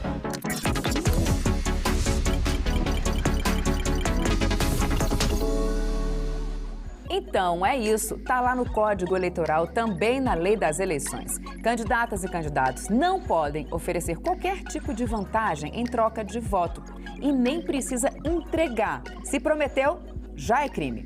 Pode dar ruim, viu? A pena vai de multa à perda do mandato. E não importa se é numa capital ou numa cidade pequena. Olha só esse caso lá de Serra do Navio, cidade com menos de 6 mil habitantes no Amapá. Um candidato a vereador prometeu pagar a festa de formatura de 30 alunos de ensino médio, em troca dos votos deles nas eleições de 2020. Ele foi eleito e o caso veio parar na Justiça Eleitoral. Aí, o Fausto José dos Santos foi condenado por compra de votos, teve o diploma cassado e ainda levou uma multa. No julgamento do TSE, que confirmou a cassação, O relator, ministro André Mendonça, destacou a gravidade do caso. A conduta ganha maior gravidade diante do contexto de envolver compra de votos de jovens do terceiro ano do ensino médio, de uma escola pública localizada em região carente. Jovens que muito provavelmente, e nós temos aqui alguns estudantes de direito, estavam exercendo seu direito ao voto pela primeira vez. Por isso, vamos lembrar, voto não é mercadoria. E fique atento, o eleitor que vende o voto também comete crime eleitoral, com pena de até 4 anos de prisão e multa. Então é isso. Quer saber mais sobre o que pode e o que não pode nas eleições? Segue a gente nas redes sociais e ativa o sininho no YouTube. Tchau!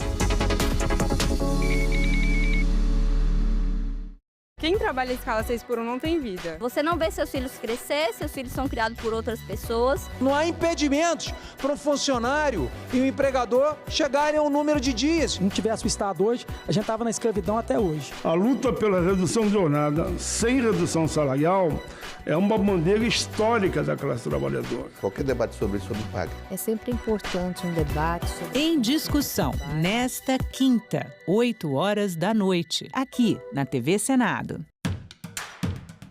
Com mais de 1,4 bilhão de habitantes, a República Popular da China é um dos membros fundadores do Grupo BRICS.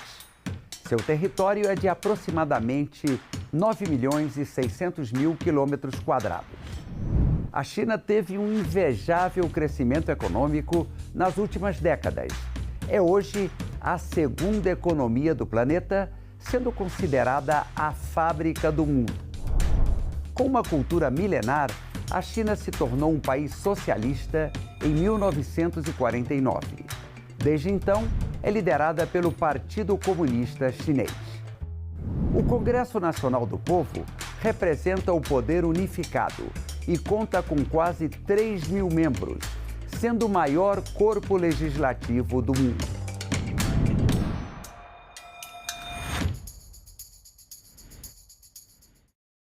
Frequentemente impactada por fenômenos climáticos, São Paulo planeja a participação na COP30. Mortalidade materna e violência obstétrica no Rio de Janeiro preocupam vereadores. Senado aprovou proposta que proíbe as bets de usarem influenciadores em publicidade. Tudo isso no Parlamento Brasil. Parlamento Brasil, toda sexta, 20h, aqui na TV Senado.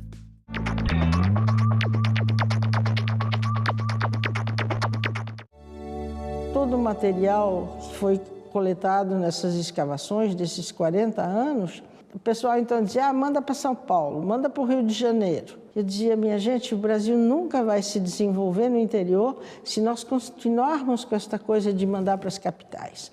Nós precisamos guardar isto aqui, porque é aqui que viveram esses povos e isso tem que servir para ajudar a população que mora aqui hoje, né? Antigamente, os pesquisadores vinham todos de São Paulo, de Pernambuco, de outros estados. Agora nós temos aqui a Universidade Federal do Vale do São Francisco, que está formando pessoas. Hoje a maior parte da população enxerga o Parque Nacional Serra da Capivara, a Fundação Museu do Homem Americano, como instituições, né, extremamente importantes para as pessoas, para a região, né, do semiárido do Piauí.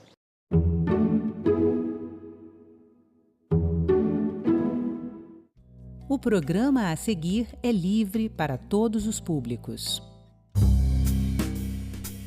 O nosso judiciário é o judiciário mais caro do mundo. A nossa máquina toda pública, ela consome 12,9%, quase 13% do PIB. E qual é o tamanho desse desafio, senador, fazer uma reforma administrativa no Brasil? É enorme porque você vai contrariar interesses. Você vai ter que enfrentar corporações. Imagina mexer nos penduricários do judiciário.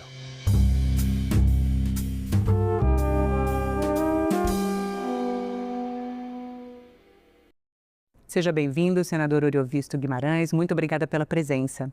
Senador, hoje a gente vai falar sobre economia. O aumento do IOF, Imposto sobre Operações Financeiras, a dívida pública. E eu queria começar perguntando para o senhor que o senhor considera que o aumento do IOF é ilegal. O senhor pode explicar por que o senhor considera essa medida inconstitucional? Renata, antes de mais nada, muito obrigado pelo convite. E para mim é um prazer enorme estar aqui com você e poder falar aos nossos telespectadores de forma clara sobre economia, evitando o economês. Vamos à sua pergunta. Por que eu considero o aumento do IOF ilegal, fora da lei? E por que eu acho que assim que alguém entrar no Supremo, alguém que tem acesso ao Supremo, se for um julgamento técnico, ele será anulado esse aumento? Porque a nossa Constituição, Renata, prevê 2 tipos de impostos. Claramente nós temos os impostos arrecadatórios, que visam fazer com que o governo possa ter receita, ter dinheiro para pagar as suas despesas, são importantes, existem. Entre eles estão o imposto de renda, estão o IPI, o ICMS e tantos outros impostos que nós temos. Quando o imposto é arrecadatório, o governo não pode estabelecer esse imposto, nem aumentar esse imposto por um decreto. Esse imposto, quando é arrecadatório, obrigatoriamente tem que vir um projeto para o Congresso Nacional. O Congresso Nacional debate esse assunto em profundidade, às vezes chama representantes das sociedades para discutir esse assunto, faz audiências públicas, chama empresários, chama bancos, chama os atores econômicos todos e depois decide, aprovando ou não, ou modificando aquilo que o governo propôs. Esse é o imposto arrecadatório. Outra coisa que caracteriza o imposto arrecadatório é que ele tem o princípio da anterioridade. Você não pode aprovar um imposto arrecadatório hoje e dizer que a partir de amanhã ele começa a valer. Não existe isso. O imposto arrecadatório você aprova esse ano para valer no ano seguinte. E quando se aprova muito no final do ano, se for em dezembro, por exemplo, tem que ter a noventena, pelo menos 90 dias, para ele começar a valer. Por que isso é importante, Renata? Porque as empresas têm planejamento. As pessoas têm planejamento. E você não pode, do dia para a noite, chegar e dizer assim, olha, você não estava contando com esse imposto, mas agora tem mais tanto aqui para você pagar. Então, 2 características importantes. Tem que passar pelo escrutínio do Congresso Nacional e tem que ter o princípio da anterioridade, para o imposto ser arrecadatório. O IOF, Imposto sobre Operações Financeiras, não é um imposto arrecadatório, ele é um imposto que se chama regulatório. O que é um imposto regulatório? O Ministério da Economia, o governo, intervém na economia com o imposto pontualmente para corrigir alguma distorção. Por isso a Constituição autoriza que ele seja feito sem o princípio da anterioridade e sem passar pelo Congresso. É direto, o presidente da República faz um decreto e no outro dia está valendo. Muito bem. E assim é que é, e sempre funcionou bem assim. Mas o que o Ministério da Economia fez, o que o presidente Lula fez nesse último aumento do IOF? Ele usou o IOF, Imposto sobre Operações Financeiras, como um imposto arrecadatório. Ele quer arrecadar esse ano ainda 20 bilhões e o ano que vem 40 bilhões. Isso não é para regular a economia, isso é para dar caixa para o governo. Então teria que passar pelo Congresso. Está ilegal como está. E o que faz o senhor considerar ele regulatório? É o valor da alíquota? Não só o valor da alíquota, mas aquilo que ele se destina sobre operações financeiras. Não é? Então, se está havendo uma distorção no mercado financeiro, o governo pode corrigir essa distorção através desse imposto. Ele sempre foi de arrecadação muito pequena, sempre foi de alíquota mínima. E a tendência, inclusive, por exemplo, a Dilma fez um IOF sobre cartão de crédito, lembra? Você vai para o exterior, tudo que você gastar lá, você paga um imposto sobre esse cartão de crédito. Qual era a tendência desse imposto? Ir desaparecendo aos poucos. Estava uma previsão dele ir diminuindo e ele ia acabar agora. O que o Lula fez agora? Não só disse que não vai acabar mais, como aumentou mais um pouco e tornou ele permanente. Então, aquilo que a Dilma fez era necessário para regular uma questão de câmbio naquele momento, estava certa. E já tinha a previsão de que ele ia diminuindo. O que o Lula fez agora? Não diminui mais e vai ser de 3,5%. Já estava num percentual menor do que esse. Para você ter uma ideia, o empréstimo que uma empresa faz hoje num banco, se ela tomar um dinheiro por 30 dias, 60 dias ou 90 dias, ela vai pagar 3,88 de imposto. Isso é muito mais, isso era antes 1,88. Subiu assustadoramente. Não é? E isso tem reflexo. Por exemplo, quando você compra no cartão de crédito, te oferece assim, você não quer fazer em 10 vezes sem juro? Você fala, então tá bom, parcela no meu cartão de crédito. Você vai pagar agora IOF sobre essa parcela do cartão de crédito que antes você não pagava. Então, uma série de mudanças com caráter claramente arrecadatório. A geladeira que você vai comprar, se for comprar a prestação, vai ter imposto sobre ela, 3 e pouco, entendeu? Isso vai afetar o consumidor, isso provoca inflação, é muito ruim esse imposto. E fizeram às pressas. Ele contém o consumo, senador? É claro, ele é mais uma dificuldade para o consumo, ele encarece os produtos de um modo geral, nesse sentido contém. No fundo, criação de imposto sempre acaba no lombo do cidadão. Porque se eu sou empresário, se eu tenho um imposto a mais, eu tenho que repassar para os preços. Ou então a minha empresa vai quebrar, ou então meu lucro vai diminuir. E aí, como é que fica? O lucro só pode ser diminuído pela concorrência.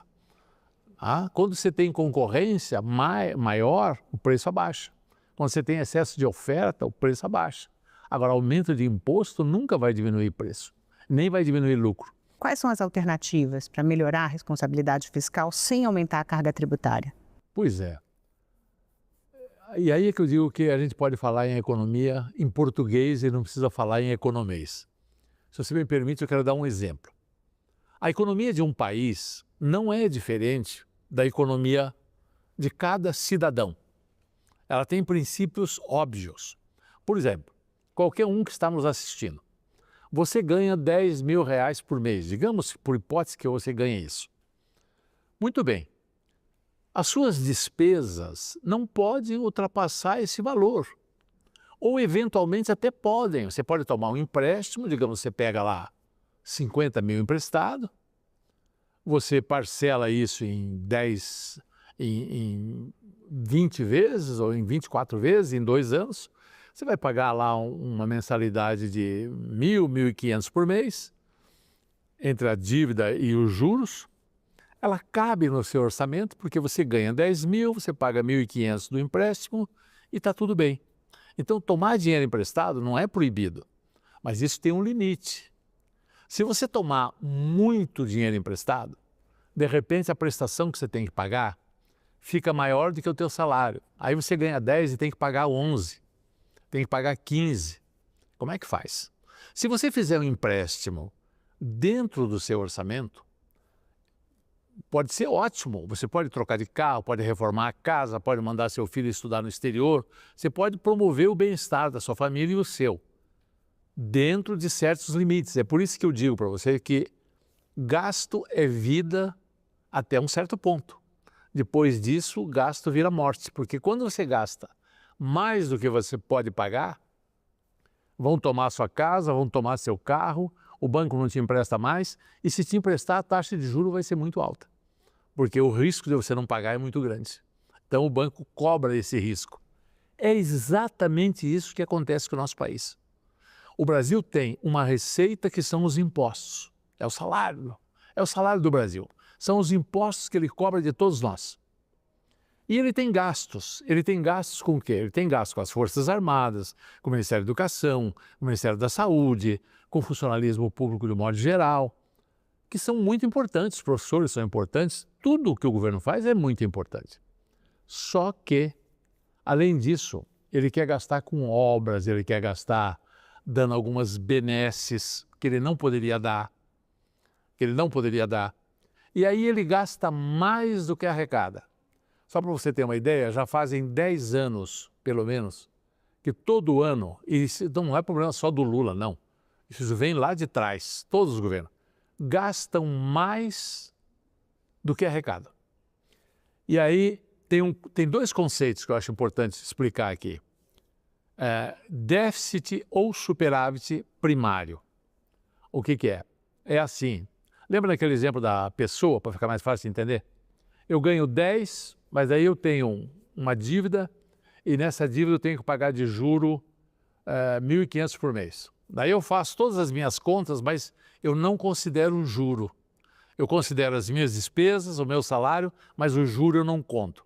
Aí eu vou ter um superávit primário ou um déficit primário. Esse é um conceito. O outro conceito é, peraí, eu ganho 10, eu pago tudo que eu tenho que pagar e tenho que pagar o juro também. Incluo o juro. Aí eu tenho um superávit nominal ou um déficit nominal.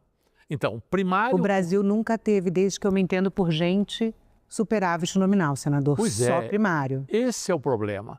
E o que conta realmente é o nominal. A nossa dívida hoje, com essa prática dos governos, já está em coisa de 9 trilhões de reais. Então, quando eu digo trilhões, eu quero dizer trilhões mesmo. Não é mi e não é bi, é tri. Aí você vê, a taxa de juros está em quanto hoje? 14,75 ao ano. Calcule 14,75 sobre 9 trilhões. Dá mais de A taxa de juros multiplica o valor da dívida. Exato. Isso dá mais de 1 trilhão por ano. O governo paga esse juro? Não, não paga. Ele emite mais papel. Ele emite mais papel, ele faz mais dívida, ele vai acumulando a dívida. E essa dívida está subindo. Comparada ao PIB, que é um conceito de tudo que o país produz, essa dívida está chegando em 80% do PIB. É muito, comparado a outros países, é muito. É porque quando o senhor fala o valor da dívida, países desenvolvidos têm até um valor de dívida maior, mas que corresponde a um percentual menor em relação ao PIB, né? Às vezes até pode corresponder a um percentual maior. Pode. Estados Unidos, por exemplo, deve mais do que 100% do PIB. Mas os Estados Unidos é outra realidade. Eles são a moeda internacional que todo mundo estoca.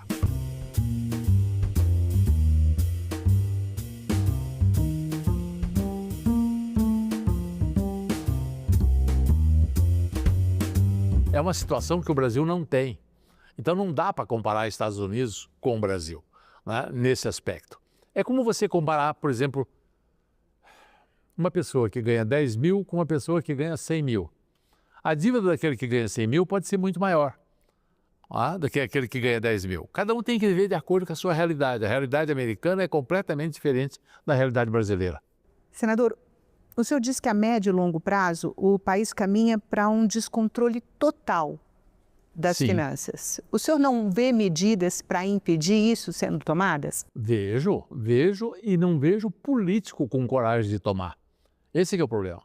Porque o que você faz na sua casa quando o seu gasto está maior do que o seu salário? Você corta despesas. É o único jeito. Ou você corta despesas, ou você arruma mais um emprego para ganhar o dobro. Senão você vai quebrar. O Brasil o que faz? O governo Lula já editou 25 medidas para aumentar a arrecadação desde que assumiu. Mas do imposto das blusinhas até tudo mais que você está ouvindo aí no IOF que nós estamos falando agora. É uma lista enorme. Então ele tenta desesperadamente aumentar o salário dele, aumentar a receita dele. Fazendo o quê? Aumentando a carga de tributos sobre o brasileiro. Cada vez pagamos mais. Isso tem um limite. Chega uma hora que ninguém suporta mais. Nós já estamos numa situação muito delicada. Qual é a outra medida? Ou você aumenta o teu salário ou você faz o quê? Corta as suas despesas. Racionaliza. Você ia jantar 3 vezes por semana no restaurante e tomava um vinho caro. Você para de tomar o vinho caro e vai uma vez só no restaurante ou não vai nenhuma. Não é? É o famoso apertar o cinto, não é? Que a gente diz em linguagem popular. O governo se nega a fazer isso. O grande desastre que nós tivemos há pouco tempo atrás, o governo foi... o Haddad queria mostrar para o mercado financeiro, bancos, investidores externos e tal, que ele estava tomando medidas para cortar despesas. Ele foi anunciar esse pacote de corte de despesa, alguns meses atrás. Ao invés disso, ele anunciou primeiro um alívio, uma diminuição de receitas, dizendo que todo mundo que ganha até 5 mil não vai mais pagar imposto de renda. Isso é claramente uma medida eleitoral. Isso aí é coisa para tentar ganhar votos para a próxima eleição. Então, eu estou devendo, eu preciso melhorar a minha situação, fazer um superávit primário para poder começar a pagar os juros. E eu pego e digo, não, peraí, primeiro eu vou fazer uma benesse aqui, eu vou dar um prêmio para toda a vizinhança. Não é sério, né? Então, isso é o mais complicado, pensar no Brasil a longo prazo e não pensar só no curto prazo. O Brasil já passou por momentos muito críticos na economia, como a hiperinflação e a moratória. O senhor imagina em algum cenário futuro, alguma situação dessa se repetindo? Ah, sem dúvida. Se nós não controlarmos o endividamento interno do governo federal, nós vamos ter graves problemas pela frente. Graves problemas pela frente.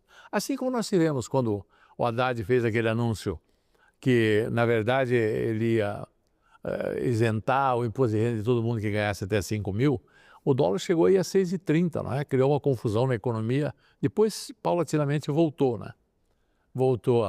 Mas deu um susto em todo mundo que tinha dinheiro aqui. Qual é o susto? Quem tem dinheiro aplicado, e é o Brasil inteiro. Muita gente confunde as coisas, acha assim, são os bancos que cobram o juro da dívida. Não são, não. Quem cobra o juro da dívida é todo mundo que tem dinheiro na poupança, que faz um investimentozinho, que compra uma letra de câmbio, enfim. Todo mundo que tem reserva, empresas e pessoas físicas. É a população como um todo que financia a dívida do governo. E quando dá a impressão de que o governo não vai conseguir pagar a dívida, o juro tem que aumentar muito, que é o que está acontecendo, já está um juro muito alto. Isso paralisa a economia, porque senão a inflação explode. Né? Ou a pessoa começa a tirar dinheiro daqui e mandar para o exterior, porque já não confia mais. É o que acontece com a Argentina. A Argentina tem 200 e poucos bilhões de dólares no exterior, porque ninguém acredita no governo da Argentina, ou não acreditava até o Milei. Agora ele está fazendo um esforço enorme para ver se os argentinos passam a confiar no país de novo e trazer os dólares de volta e investir no país. Né? Mas isso pode acontecer conosco também. Né? Nós já temos muito dinheiro lá fora e poderíamos ter muito mais se o governo demonstrar que não controla o déficit fiscal. Né? Déficit fiscal depende do executivo, não depende do Banco Central. E qual seria o papel do parlamento também em relação à responsabilidade fiscal? Acho que o parlamento tem um papel importante na aprovação do orçamento, na aprovação de leis que regulem isso. Por exemplo, agora há pouco... Na aprovação do aumento de despesas também, né? E do aumento de isenções que vão diminuir a arrecadação do governo. E acho que Olha, nós temos, por exemplo, a lei de responsabilidade fiscal. Qualquer um que vá propor qualquer projeto aqui no Congresso que implique em gastos do governo, obrigatoriamente ele tem que demonstrar de onde que vem o recurso. Isso já é uma limitação. Não é? E muitas vezes o parlamento aprova coisas aqui que não tem fontes de recurso definida. As chamadas pautas bomba, né, senador? O parlamento também é cúmplice nessa história quando toma esse tipo de medidas. Eu não vou dizer que a responsabilidade é 100% do governo federal. Não, o parlamento tem uma parcela de culpa, o TCU tem uma parcela de culpa, o Poder Judiciário tem uma parcela de culpa, não é? Mas a situação do Brasil está cada vez mais grave e nós precisamos todos os poderes, mas principalmente o Executivo, que é quem toma iniciativa nesse aspecto, de propor medidas de tal forma que o governo tenha pelo menos superávit primário. Veja que agora o Haddad está fazendo um baita esforço, congelou 30 bilhões esses dias, para atingir o quê? Chegar no fim do ano com 0 a 0, não ter nem lucro nem prejuízo, né? Não ter nem superávit primário, nem déficit primário. Duvido muito que ele atinja isso, até porque tem mais um artifício. O governo tem precatórios. Para quem está nos ouvindo, precatórios são títulos que o governo deve, porque ele perdeu questões da justiça, não tinha dinheiro para pagar, emitiu um título. Mas é um título que quem ganhou tem direito de receber aquilo. Agora, quando se fala em termos de Brasil, os números são enormes, né? Por exemplo, tem para entrar na conta do governo esse ano, que ele vai ter que pagar, 40 bilhões de precatório. Isso é despesa? Claro que é despesa. Vai sair o dinheiro do caixa. Aí eles entraram com uma gracinha no Supremo Tribunal Federal, e o mais engraçado é que o Supremo Tribunal Federal concedeu, pedindo que esses 40 bilhões não sejam considerados despesa para efeitos do déficit primário. Então nós não vamos contabilizar 40 bilhões, porque o Supremo disse, tá bom, como é precatório, não precisa contabilizar. Meu Deus, não se pode por uma decisão judicial, revogar a lógica. Gasto é gasto. Mas o governo não vai considerar esses 40 bilhões. Então, se o Haddad conseguir chegar no equilíbrio, ou seja, no zero no final do ano, gastar nem um tostão a mais do que arrecadou, significa que nós vamos ter um déficit primário de 40 bilhões, porque tem os precatórios que não estão sendo contados. Senador, onde o senhor vê possibilidade de corte de gastos públicos? Pois olha, é uma questão complexa, que não se resolve do dia para a noite. Tem que ser, por exemplo, essa dívida monstruosa que o governo tem, de 9 trilhões. Ninguém espera que o governo vai pagar isso amanhã. Não tem como. Nem daqui a 10 anos. Mas o que se quer em economia? Não é milagre. O que se quer é que ele mostre que a trajetória da dívida, que só tem feito subir, começa a ficar plana e depois a cair. Que ele todo ano faça um pequeno superávit para ir amortizando essa dívida. E daí tudo bem, daí todo mundo aceita. Todos os governos têm dívida, todos os países do mundo têm dívida interna e externa, né? A dívida externa do Brasil não é problema, nós temos reserva de dólar, aí está tudo bem. O nosso problema é a dívida interna. Então o governo tem que fazer ajustes. Por exemplo, nós temos um problema crônico na nossa aposentadoria. A nossa previdência é altamente deficitária. E os benefícios da Previdência são atrelados ao salário mínimo. A evolução do salário mínimo. Tem que desvincular isso. Nós temos uma série de despesas que estão atreladas à receita. Ou seja, se a receita sobe, a verba para aquele setor sobe automaticamente. Então não adianta subir a receita porque a despesa acompanha, sobe igual. As vinculações constitucionais, as vinculações continuam. Tudo isso você tem que reformular. A nossa Previdência, você viu que o Macron foi fazer uma reforma da Previdência na França? Nossos problemas não são muito diferentes dos outros países. Os franceses se revoltaram, quase que colocaram fogo em Paris, né? E ele aguentou firme e tal, e fez a tal da reforma. Né? Aumentou a idade da aposentadoria, fez uma série de coisas. Tinha que fazer, teve coragem de fazer. No Brasil nós não temos. A nossa Previdência dá um déficit fantástico. Senador, mas já foram 3 grandes reformas da Previdência, né? E todas insuficientes. Todas insuficientes. O Brasil é um país que tem aposentadoria, por exemplo, que passam de pai para filha e coisas que o valham, né?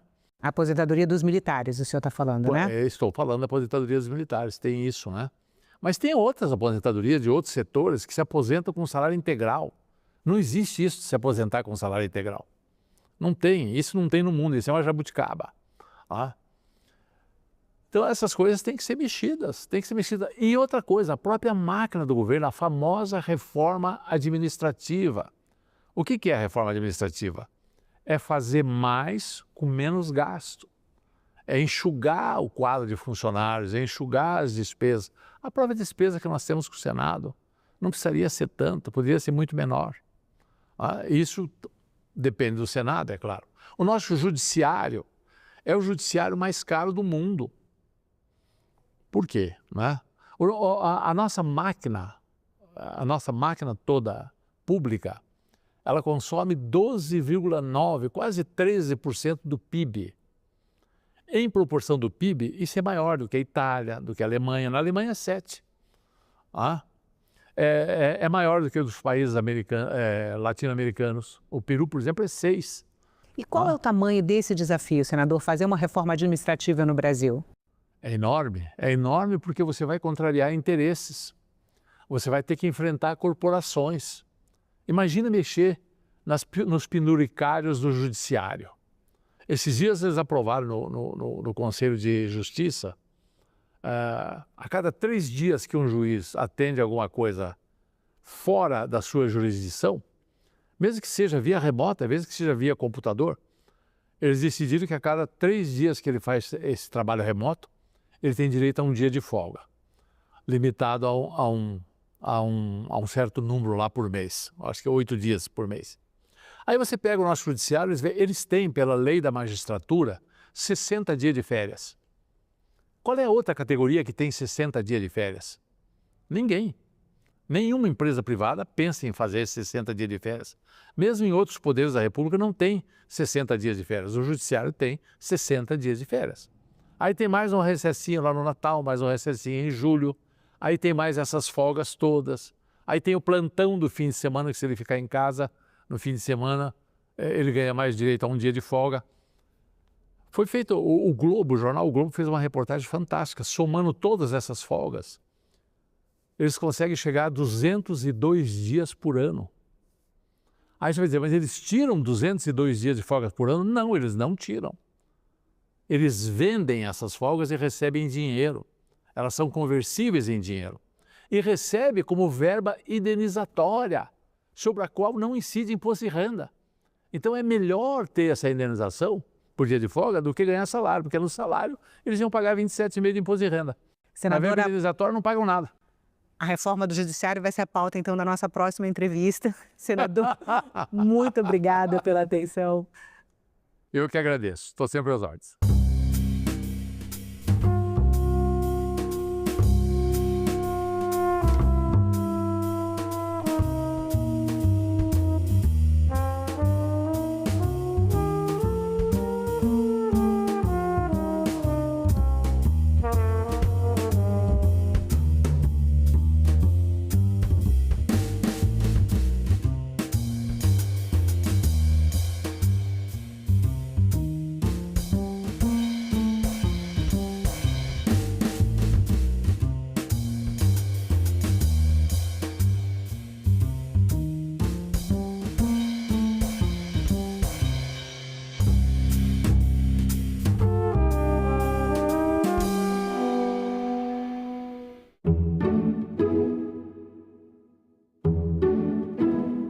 Introduzir o pescado agora, já na alimentação da nossa criançada, vai tornar o futuro da alimentação dessa criançada muito mais rico em proteínas, muito mais magro. Qual o impacto que o senhor imagina que um projeto como esse pode ter para essa cadeia produtiva de pescado no Brasil? Majoritariamente, esses colégios serão abastecidos por pescados frescos produzidos pelo nosso produtor. Salão Nobre, nesta quarta, 20h, aqui na TV Senado. Décadas atrás, se entendia que a agenda ambiental era contraditória com a agenda do desenvolvimento. Esse era o principal problema da falta de público, da falta de atenção, da falta de simpatia pela agenda ambiental. São pautas que não importa qual tipo de ideologia que você defenda, mas isso aí é importante para o futuro. Porque a origem dos problemas ambientais não é o fato das pessoas serem malignas, gostarem de destruir o meio ambiente. Não. A origem está no abuso do direito de propriedade, o individualismo exagerado no direito de propriedade. Ah, eu sou dono, então eu posso fazer o que eu quiser. O direito de propriedade traz consigo obrigações.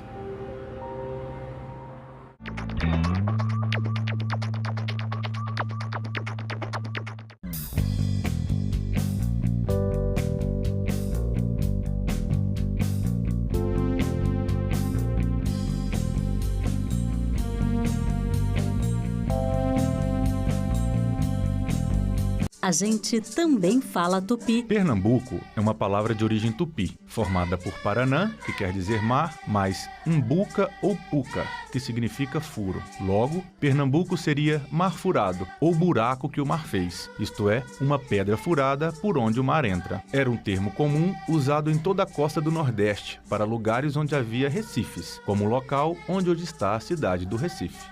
A gente também fala tupi.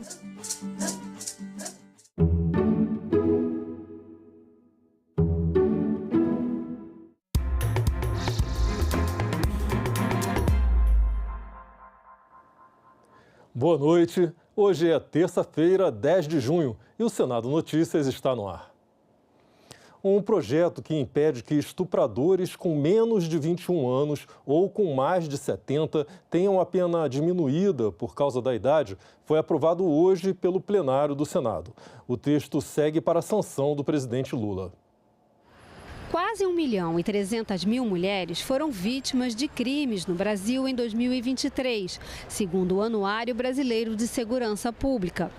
Os números incluem homicídios e feminicídios, violência doméstica e psicológica, ameaça, perseguição e estupro. O projeto aprovado pelo plenário do Senado nesta terça-feira determina que ter menos de 21 anos ou mais de 70 deixa de ser circunstância atenuante no caso de estupro. Isso significa que a pena não será reduzida pela idade. Fica também proibido diminuir o prazo de prescrição da pena nesses crimes. O texto da proposta reforça que a juventude e a velhice não podem ser usadas como desculpa para cometer crime sexual contra mulheres.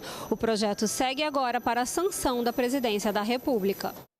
Os senadores também aprovaram outros projetos, entre eles o que prevê que estados e municípios deverão informar à Comissão de Assuntos Econômicos operações internas de crédito. A indicação de autoridades para ocuparem cargos de embaixadores do Brasil na Sérvia e Montenegro, Azerbaijão e Guiné-Bissau também foi aprovada hoje pelos parlamentares. O Senado ganhou na semana passada o Prêmio Abel 2025 da Associação Brasileira das Escolas do Legislativo e de Contas, na categoria Publicação. O reconhecimento é pela cartilha da vereadora, projeto elaborado no ano passado pelo Instituto Legislativo Brasileiro e pelo Interleges. A Casa Legislativa também recebeu o prêmio Conexão Inova com o projeto Oficina de Gestão Pública Sustentável, também criado pelo Interleges. Davi Alcolumbre parabenizou o parlamento pelos prêmios durante a sessão plenária de hoje.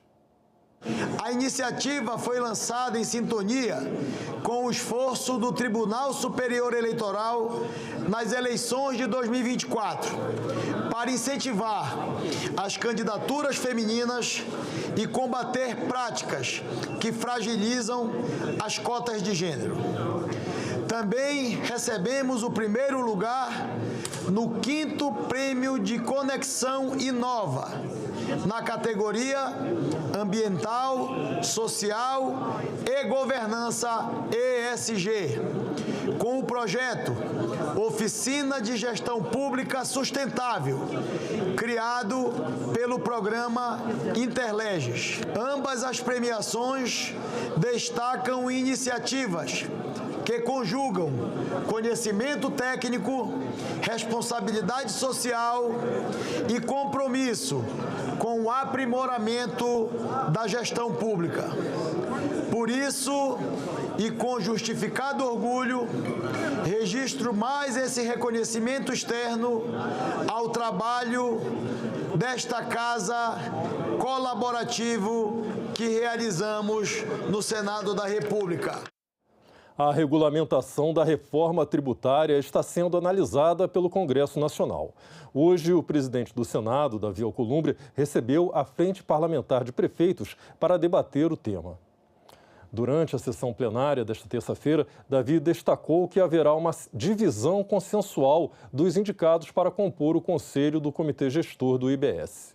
Nós já demos muitos exemplos da defesa do municipalismo brasileiro nas votações de matérias importantes, consensuando que a vida das pessoas acontece nas cidades. Houve um entendimento com os deputados, ainda com o presidente da Câmara, deputado Arthur Lira, com o presidente do Senado, Rodrigo Pacheco, com os relatores Aguinaldo Ribeiro e Eduardo Braga no Senado, numa divisão consensual dos indicados para compor o Conselho do IBS.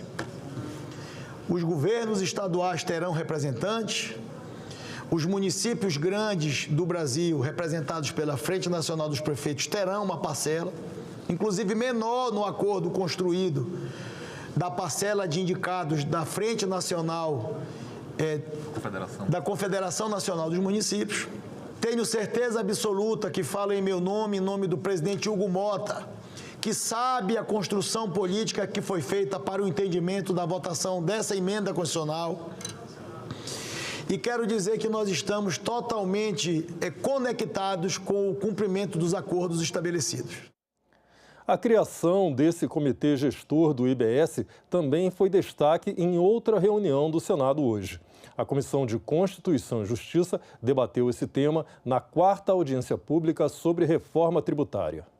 O Comitê Gestor do Imposto sobre Bens e Serviços é um órgão especial responsável por coordenar o IBS, tributo criado ano passado pela reforma tributária para substituir os atuais ICMS, tributo estadual, e o ISS, municipal. O comitê já foi criado temporariamente, mas precisa ser implementado de forma definitiva até o final deste ano.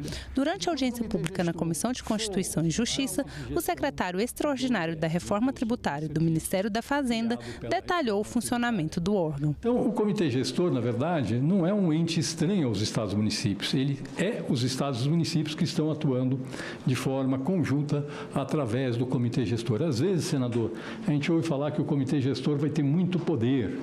Na verdade, não. A função do Comitê Gestor são funções de natureza administrativa, operacional. Ele, inclusive, não tem poder, por exemplo, ao contrário do CONFAS hoje. O CONFAS pode conceder benefícios fiscais, autorizar a concessão de benefícios fiscais. O Comitê Gestor não tem esta competência. O Comitê Gestor, ele não legisla, embora ele tenha, sim, a competência de interpretar a legislação do IBS. A Frente Nacional dos Prefeitos e a Confederação Nacional dos Municípios enfrentam um impasse em torno da eleição dos 27 representantes no Conselho Superior do Comitê. O que nós entendemos é que também, no caso dos municípios, as funções deveriam ser ocupadas pelo secretário de Fazenda. Por que isso, prezado senador Confúcio, senadoras e senadores? Porque nós corremos o risco de ter uma entidade que vai cuidar de R$1 trilhão dos brasileiros, que vai ter um orçamento de 5 bilhões de reais, ser tomada por pessoas que têm isso como a sua atividade profissional. Não podemos permitir uma politização dessa nova entidade, que no caso dos municípios, a representação é do conjunto dos municípios do Distrito Federal e não de cada ente individualmente. Vamos mudar a Constituição aqui agora? Logo, o representante não pode ser trocado pelo prefeito. Infelizmente, nós estamos nessa situação. O ideal seria que a gente chegasse a um acordo, porque todo o modelo tem funcionado até agora com base num modelo de federalismo cooperativo e seria muito bom que a gente conseguisse superar esse impasse. Muito obrigado. Pedidos de indiciamento e várias propostas de mudanças na legislação. Foi apresentado hoje o relatório final da CPI das bets. 16 pessoas deverão ser indiciadas. Influenciadores digitais, empresários, donos de casas de apostas, proprietários de empresas facilitadoras de pagamentos estão entre os indiciados. Eles são acusados de crimes como estelionato, lavagem de dinheiro, organização criminosa, entre outros. As influenciadoras digitais, que somam mais de 50 milhões de seguidores nas redes sociais, Virgínia Fonseca e Deolane Bezerra, estão entre os possíveis indiciados. O relatório acusa Virgínia Fonseca de publicidade enganosa e estelionato por simular ganhos com contas demo.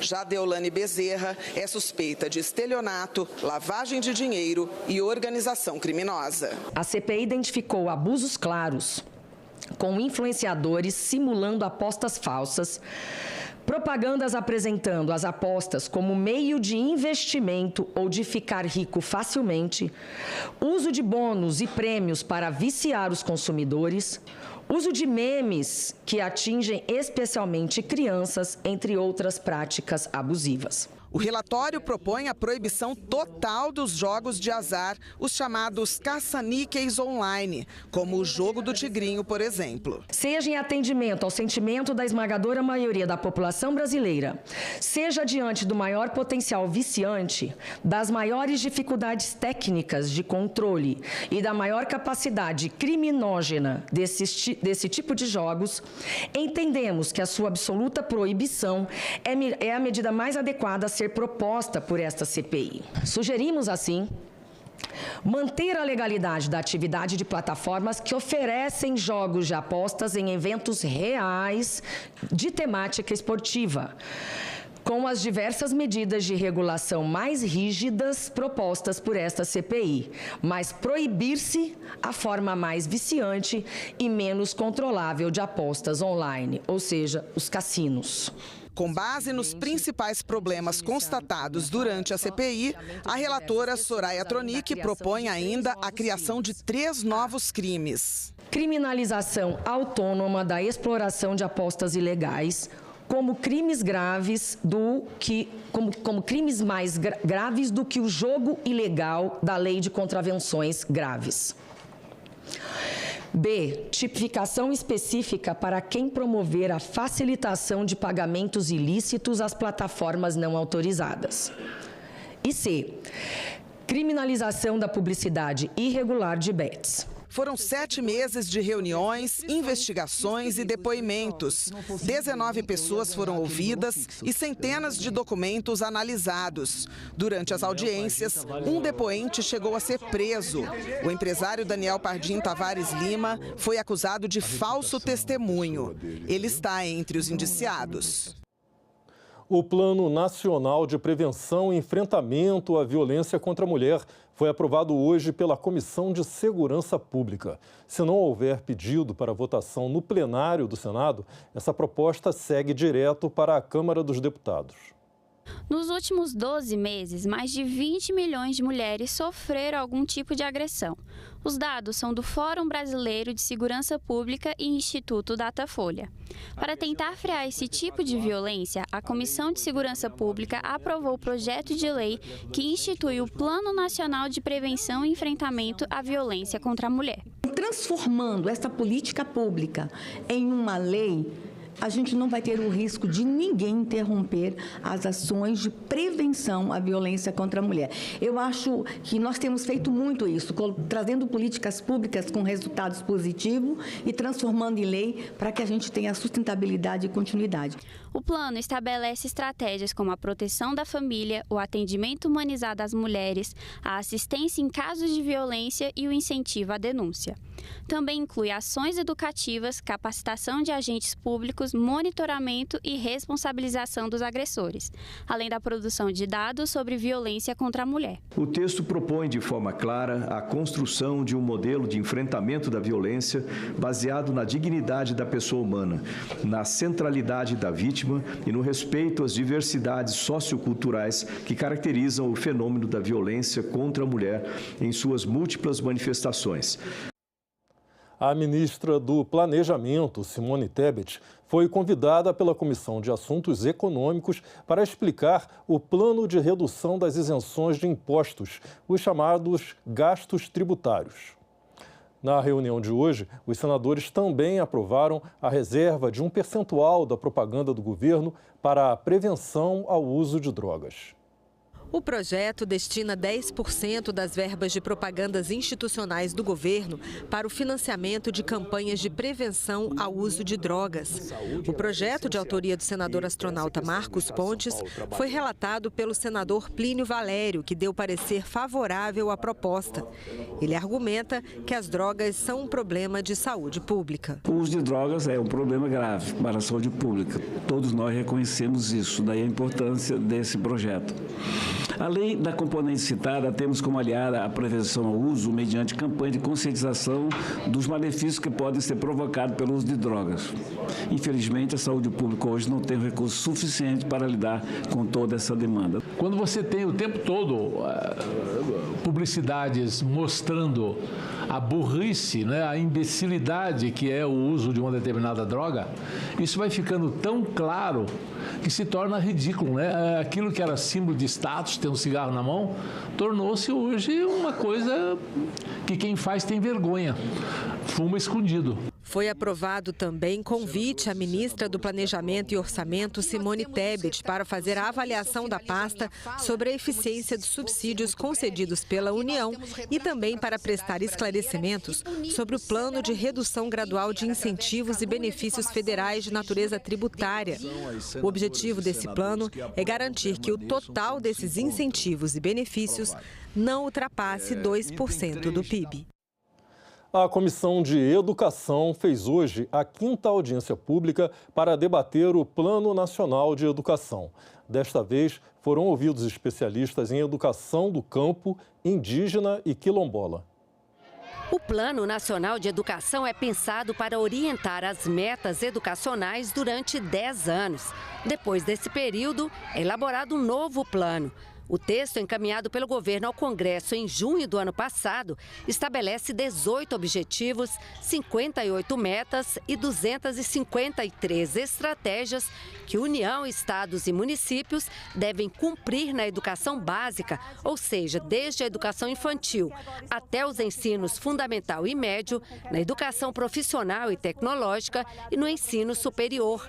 Um dos objetivos é universalizar a educação infantil de qualidade e ampliar o acesso a creches. Diferentemente da lei anterior, né, que se encerra neste ano, do Plano Nacional de Educação, que priorizava a universalização da pré-escola e a oferta de matrícula de creche para 50% dos bebês brasileiros, este novo plano busca garantir o acesso universal e lança um olhar para a qualidade da educação para bebês e crianças de 0 a 5 anos. O olhar da qualidade, o olhar da equidade, o olhar da possibilidade de a gente ter avaliações e monitoramentos ainda não existentes na educação infantil no nosso país são muito importantes. Uma das novidades no texto que chegou ao Congresso é um olhar com mais ênfase para as desigualdades. O novo PNE traz objetivos específicos para a educação indígena, do campo e quilombolas, populações historicamente marginalizadas e, por isso, com piores indicadores educacionais. A representante do Fórum Nacional de Educação do Campo falou sobre o fechamento de escolas e ressaltou a necessidade de priorizar a capacitação dos professores. Não dá para pensar a qualidade da escola do campo sem pensarmos a formação dos educadores do campo. E vimos construindo com os movimentos sociais e sindicais do campo e as universidades, nos últimos 25 anos, políticas extremamente densas e consolidadas de formação de educadores do campo. O representante do Fórum Nacional de Educação Indígena lembrou que a educação é um direito dos povos originários, mas tem que respeitar a cultura deles. Primeiro, a valorização e a promoção das línguas indígenas, como elemento central para a qualidade da oferta educacional. A utilização da língua indígena como língua de instrução nos processos de ensino-aprendizagem. A educação bilíngue, que respeite as realidades sociolinguísticas das comunidades indígenas. A produção e a distribuição de materiais didáticos nas línguas indígenas, com conteúdos que valorizem os conhecimentos indígenas. Para a representante das escolas quilombolas, o PNE deve levar em conta as desigualdades regionais e fortalecer o acesso de professores por meio de concursos públicos. É desastroso. Os estados chegam a ter quase 60% do seu quadro de funcionários, de professores contratados. Nós não temos mais, né, Jéssica, nenhum argumento para dizer que não faz concurso específico para os povos indígenas, para assentados, para quilombolas, porque não tem a mão de obra qualificada, não tem os profissionais qualificados, não existe mais isso. O atual PNE deveria vigorar até 2024, mas teve sua validade prorrogada até dezembro deste ano, porque o novo plano chegou com atraso ao Congresso e ainda não foi votado na Câmara. Desde o ano passado que essa comissão vem fazendo audiências públicas, mas só podemos tratar da tramitação, de aprovação de emenda, de destinação de relatorias, todo o processo formal de tramitação, quando a gente receber a proposta de lá. A nossa intenção é ter esse plano aprovado até o final deste ano. Santa Catarina.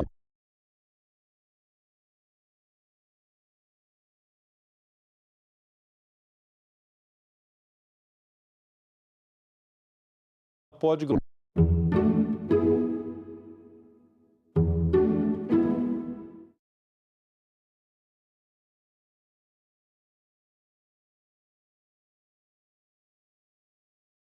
De um lado do Brasil, sobram organizações criminosas. Do outro, falta coordenação para combater o crime. Aqui, Derrite, quem comete crimes tem benefícios de mais e punição de menos. E a falta de solução para o problema acaba punindo todo mundo. É, Ciro, ao contrário... Há pelo menos 2 anos, o tema é polêmico. A exploração de gás e petróleo em águas profundas na chamada margem equatorial, que acompanha o trajeto da costa brasileira do Amapá ao Rio Grande do Norte. No Maranhão, a área de pesquisa e possível produção se encontra ao norte da região dos Lençóis Maranhenses, perto do município de Barreirinhas, uma das mais belas atrações turísticas do Brasil. Para debater os principais impactos ambientais e socioeconômicos da iniciativa, a Comissão de Desenvolvimento Regional e Turismo deverá promover uma diligência externa em São Luís do Maranhão, conforme requerimento aprovado pelos senadores da CDR. A senadora Elisiane Gama propõe a participação dos seguintes convidados: o senhor governador Carlos Brandão, o senhor Alexandre Silveira de Oliveira, ministro de Minas e Energia ou seu representante, a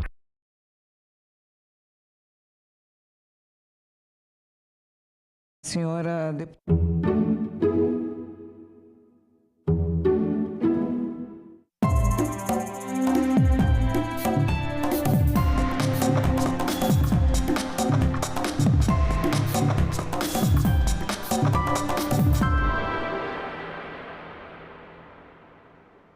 Se a branquitude é hegemônica, é porque ela é mais competente, não é?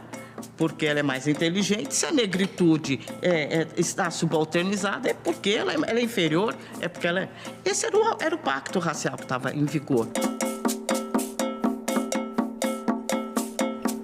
A discussão mais importante hoje, eu acho que não é o dar voz, mas é o conferir visibilidade a vozes que estão submersas, que estão num subterrâneo da história.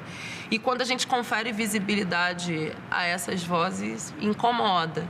E por isso que as pessoas usam camisas, né? De a casa grande pira quando a senzala aprende a ler. Porque é trazer essas vozes para a superfície. E ao trazer essas vozes para a superfície, a cultura dos privilégios ela não é automaticamente destruída, porque isso não é simples, mas ela é desestabilizada como única possibilidade.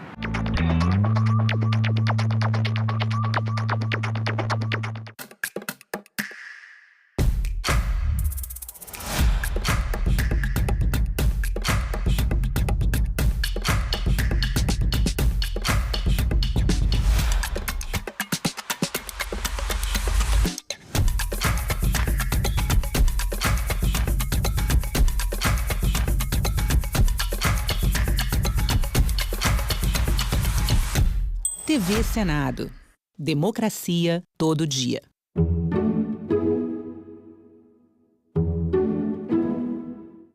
O programa a seguir é livre para todos os públicos.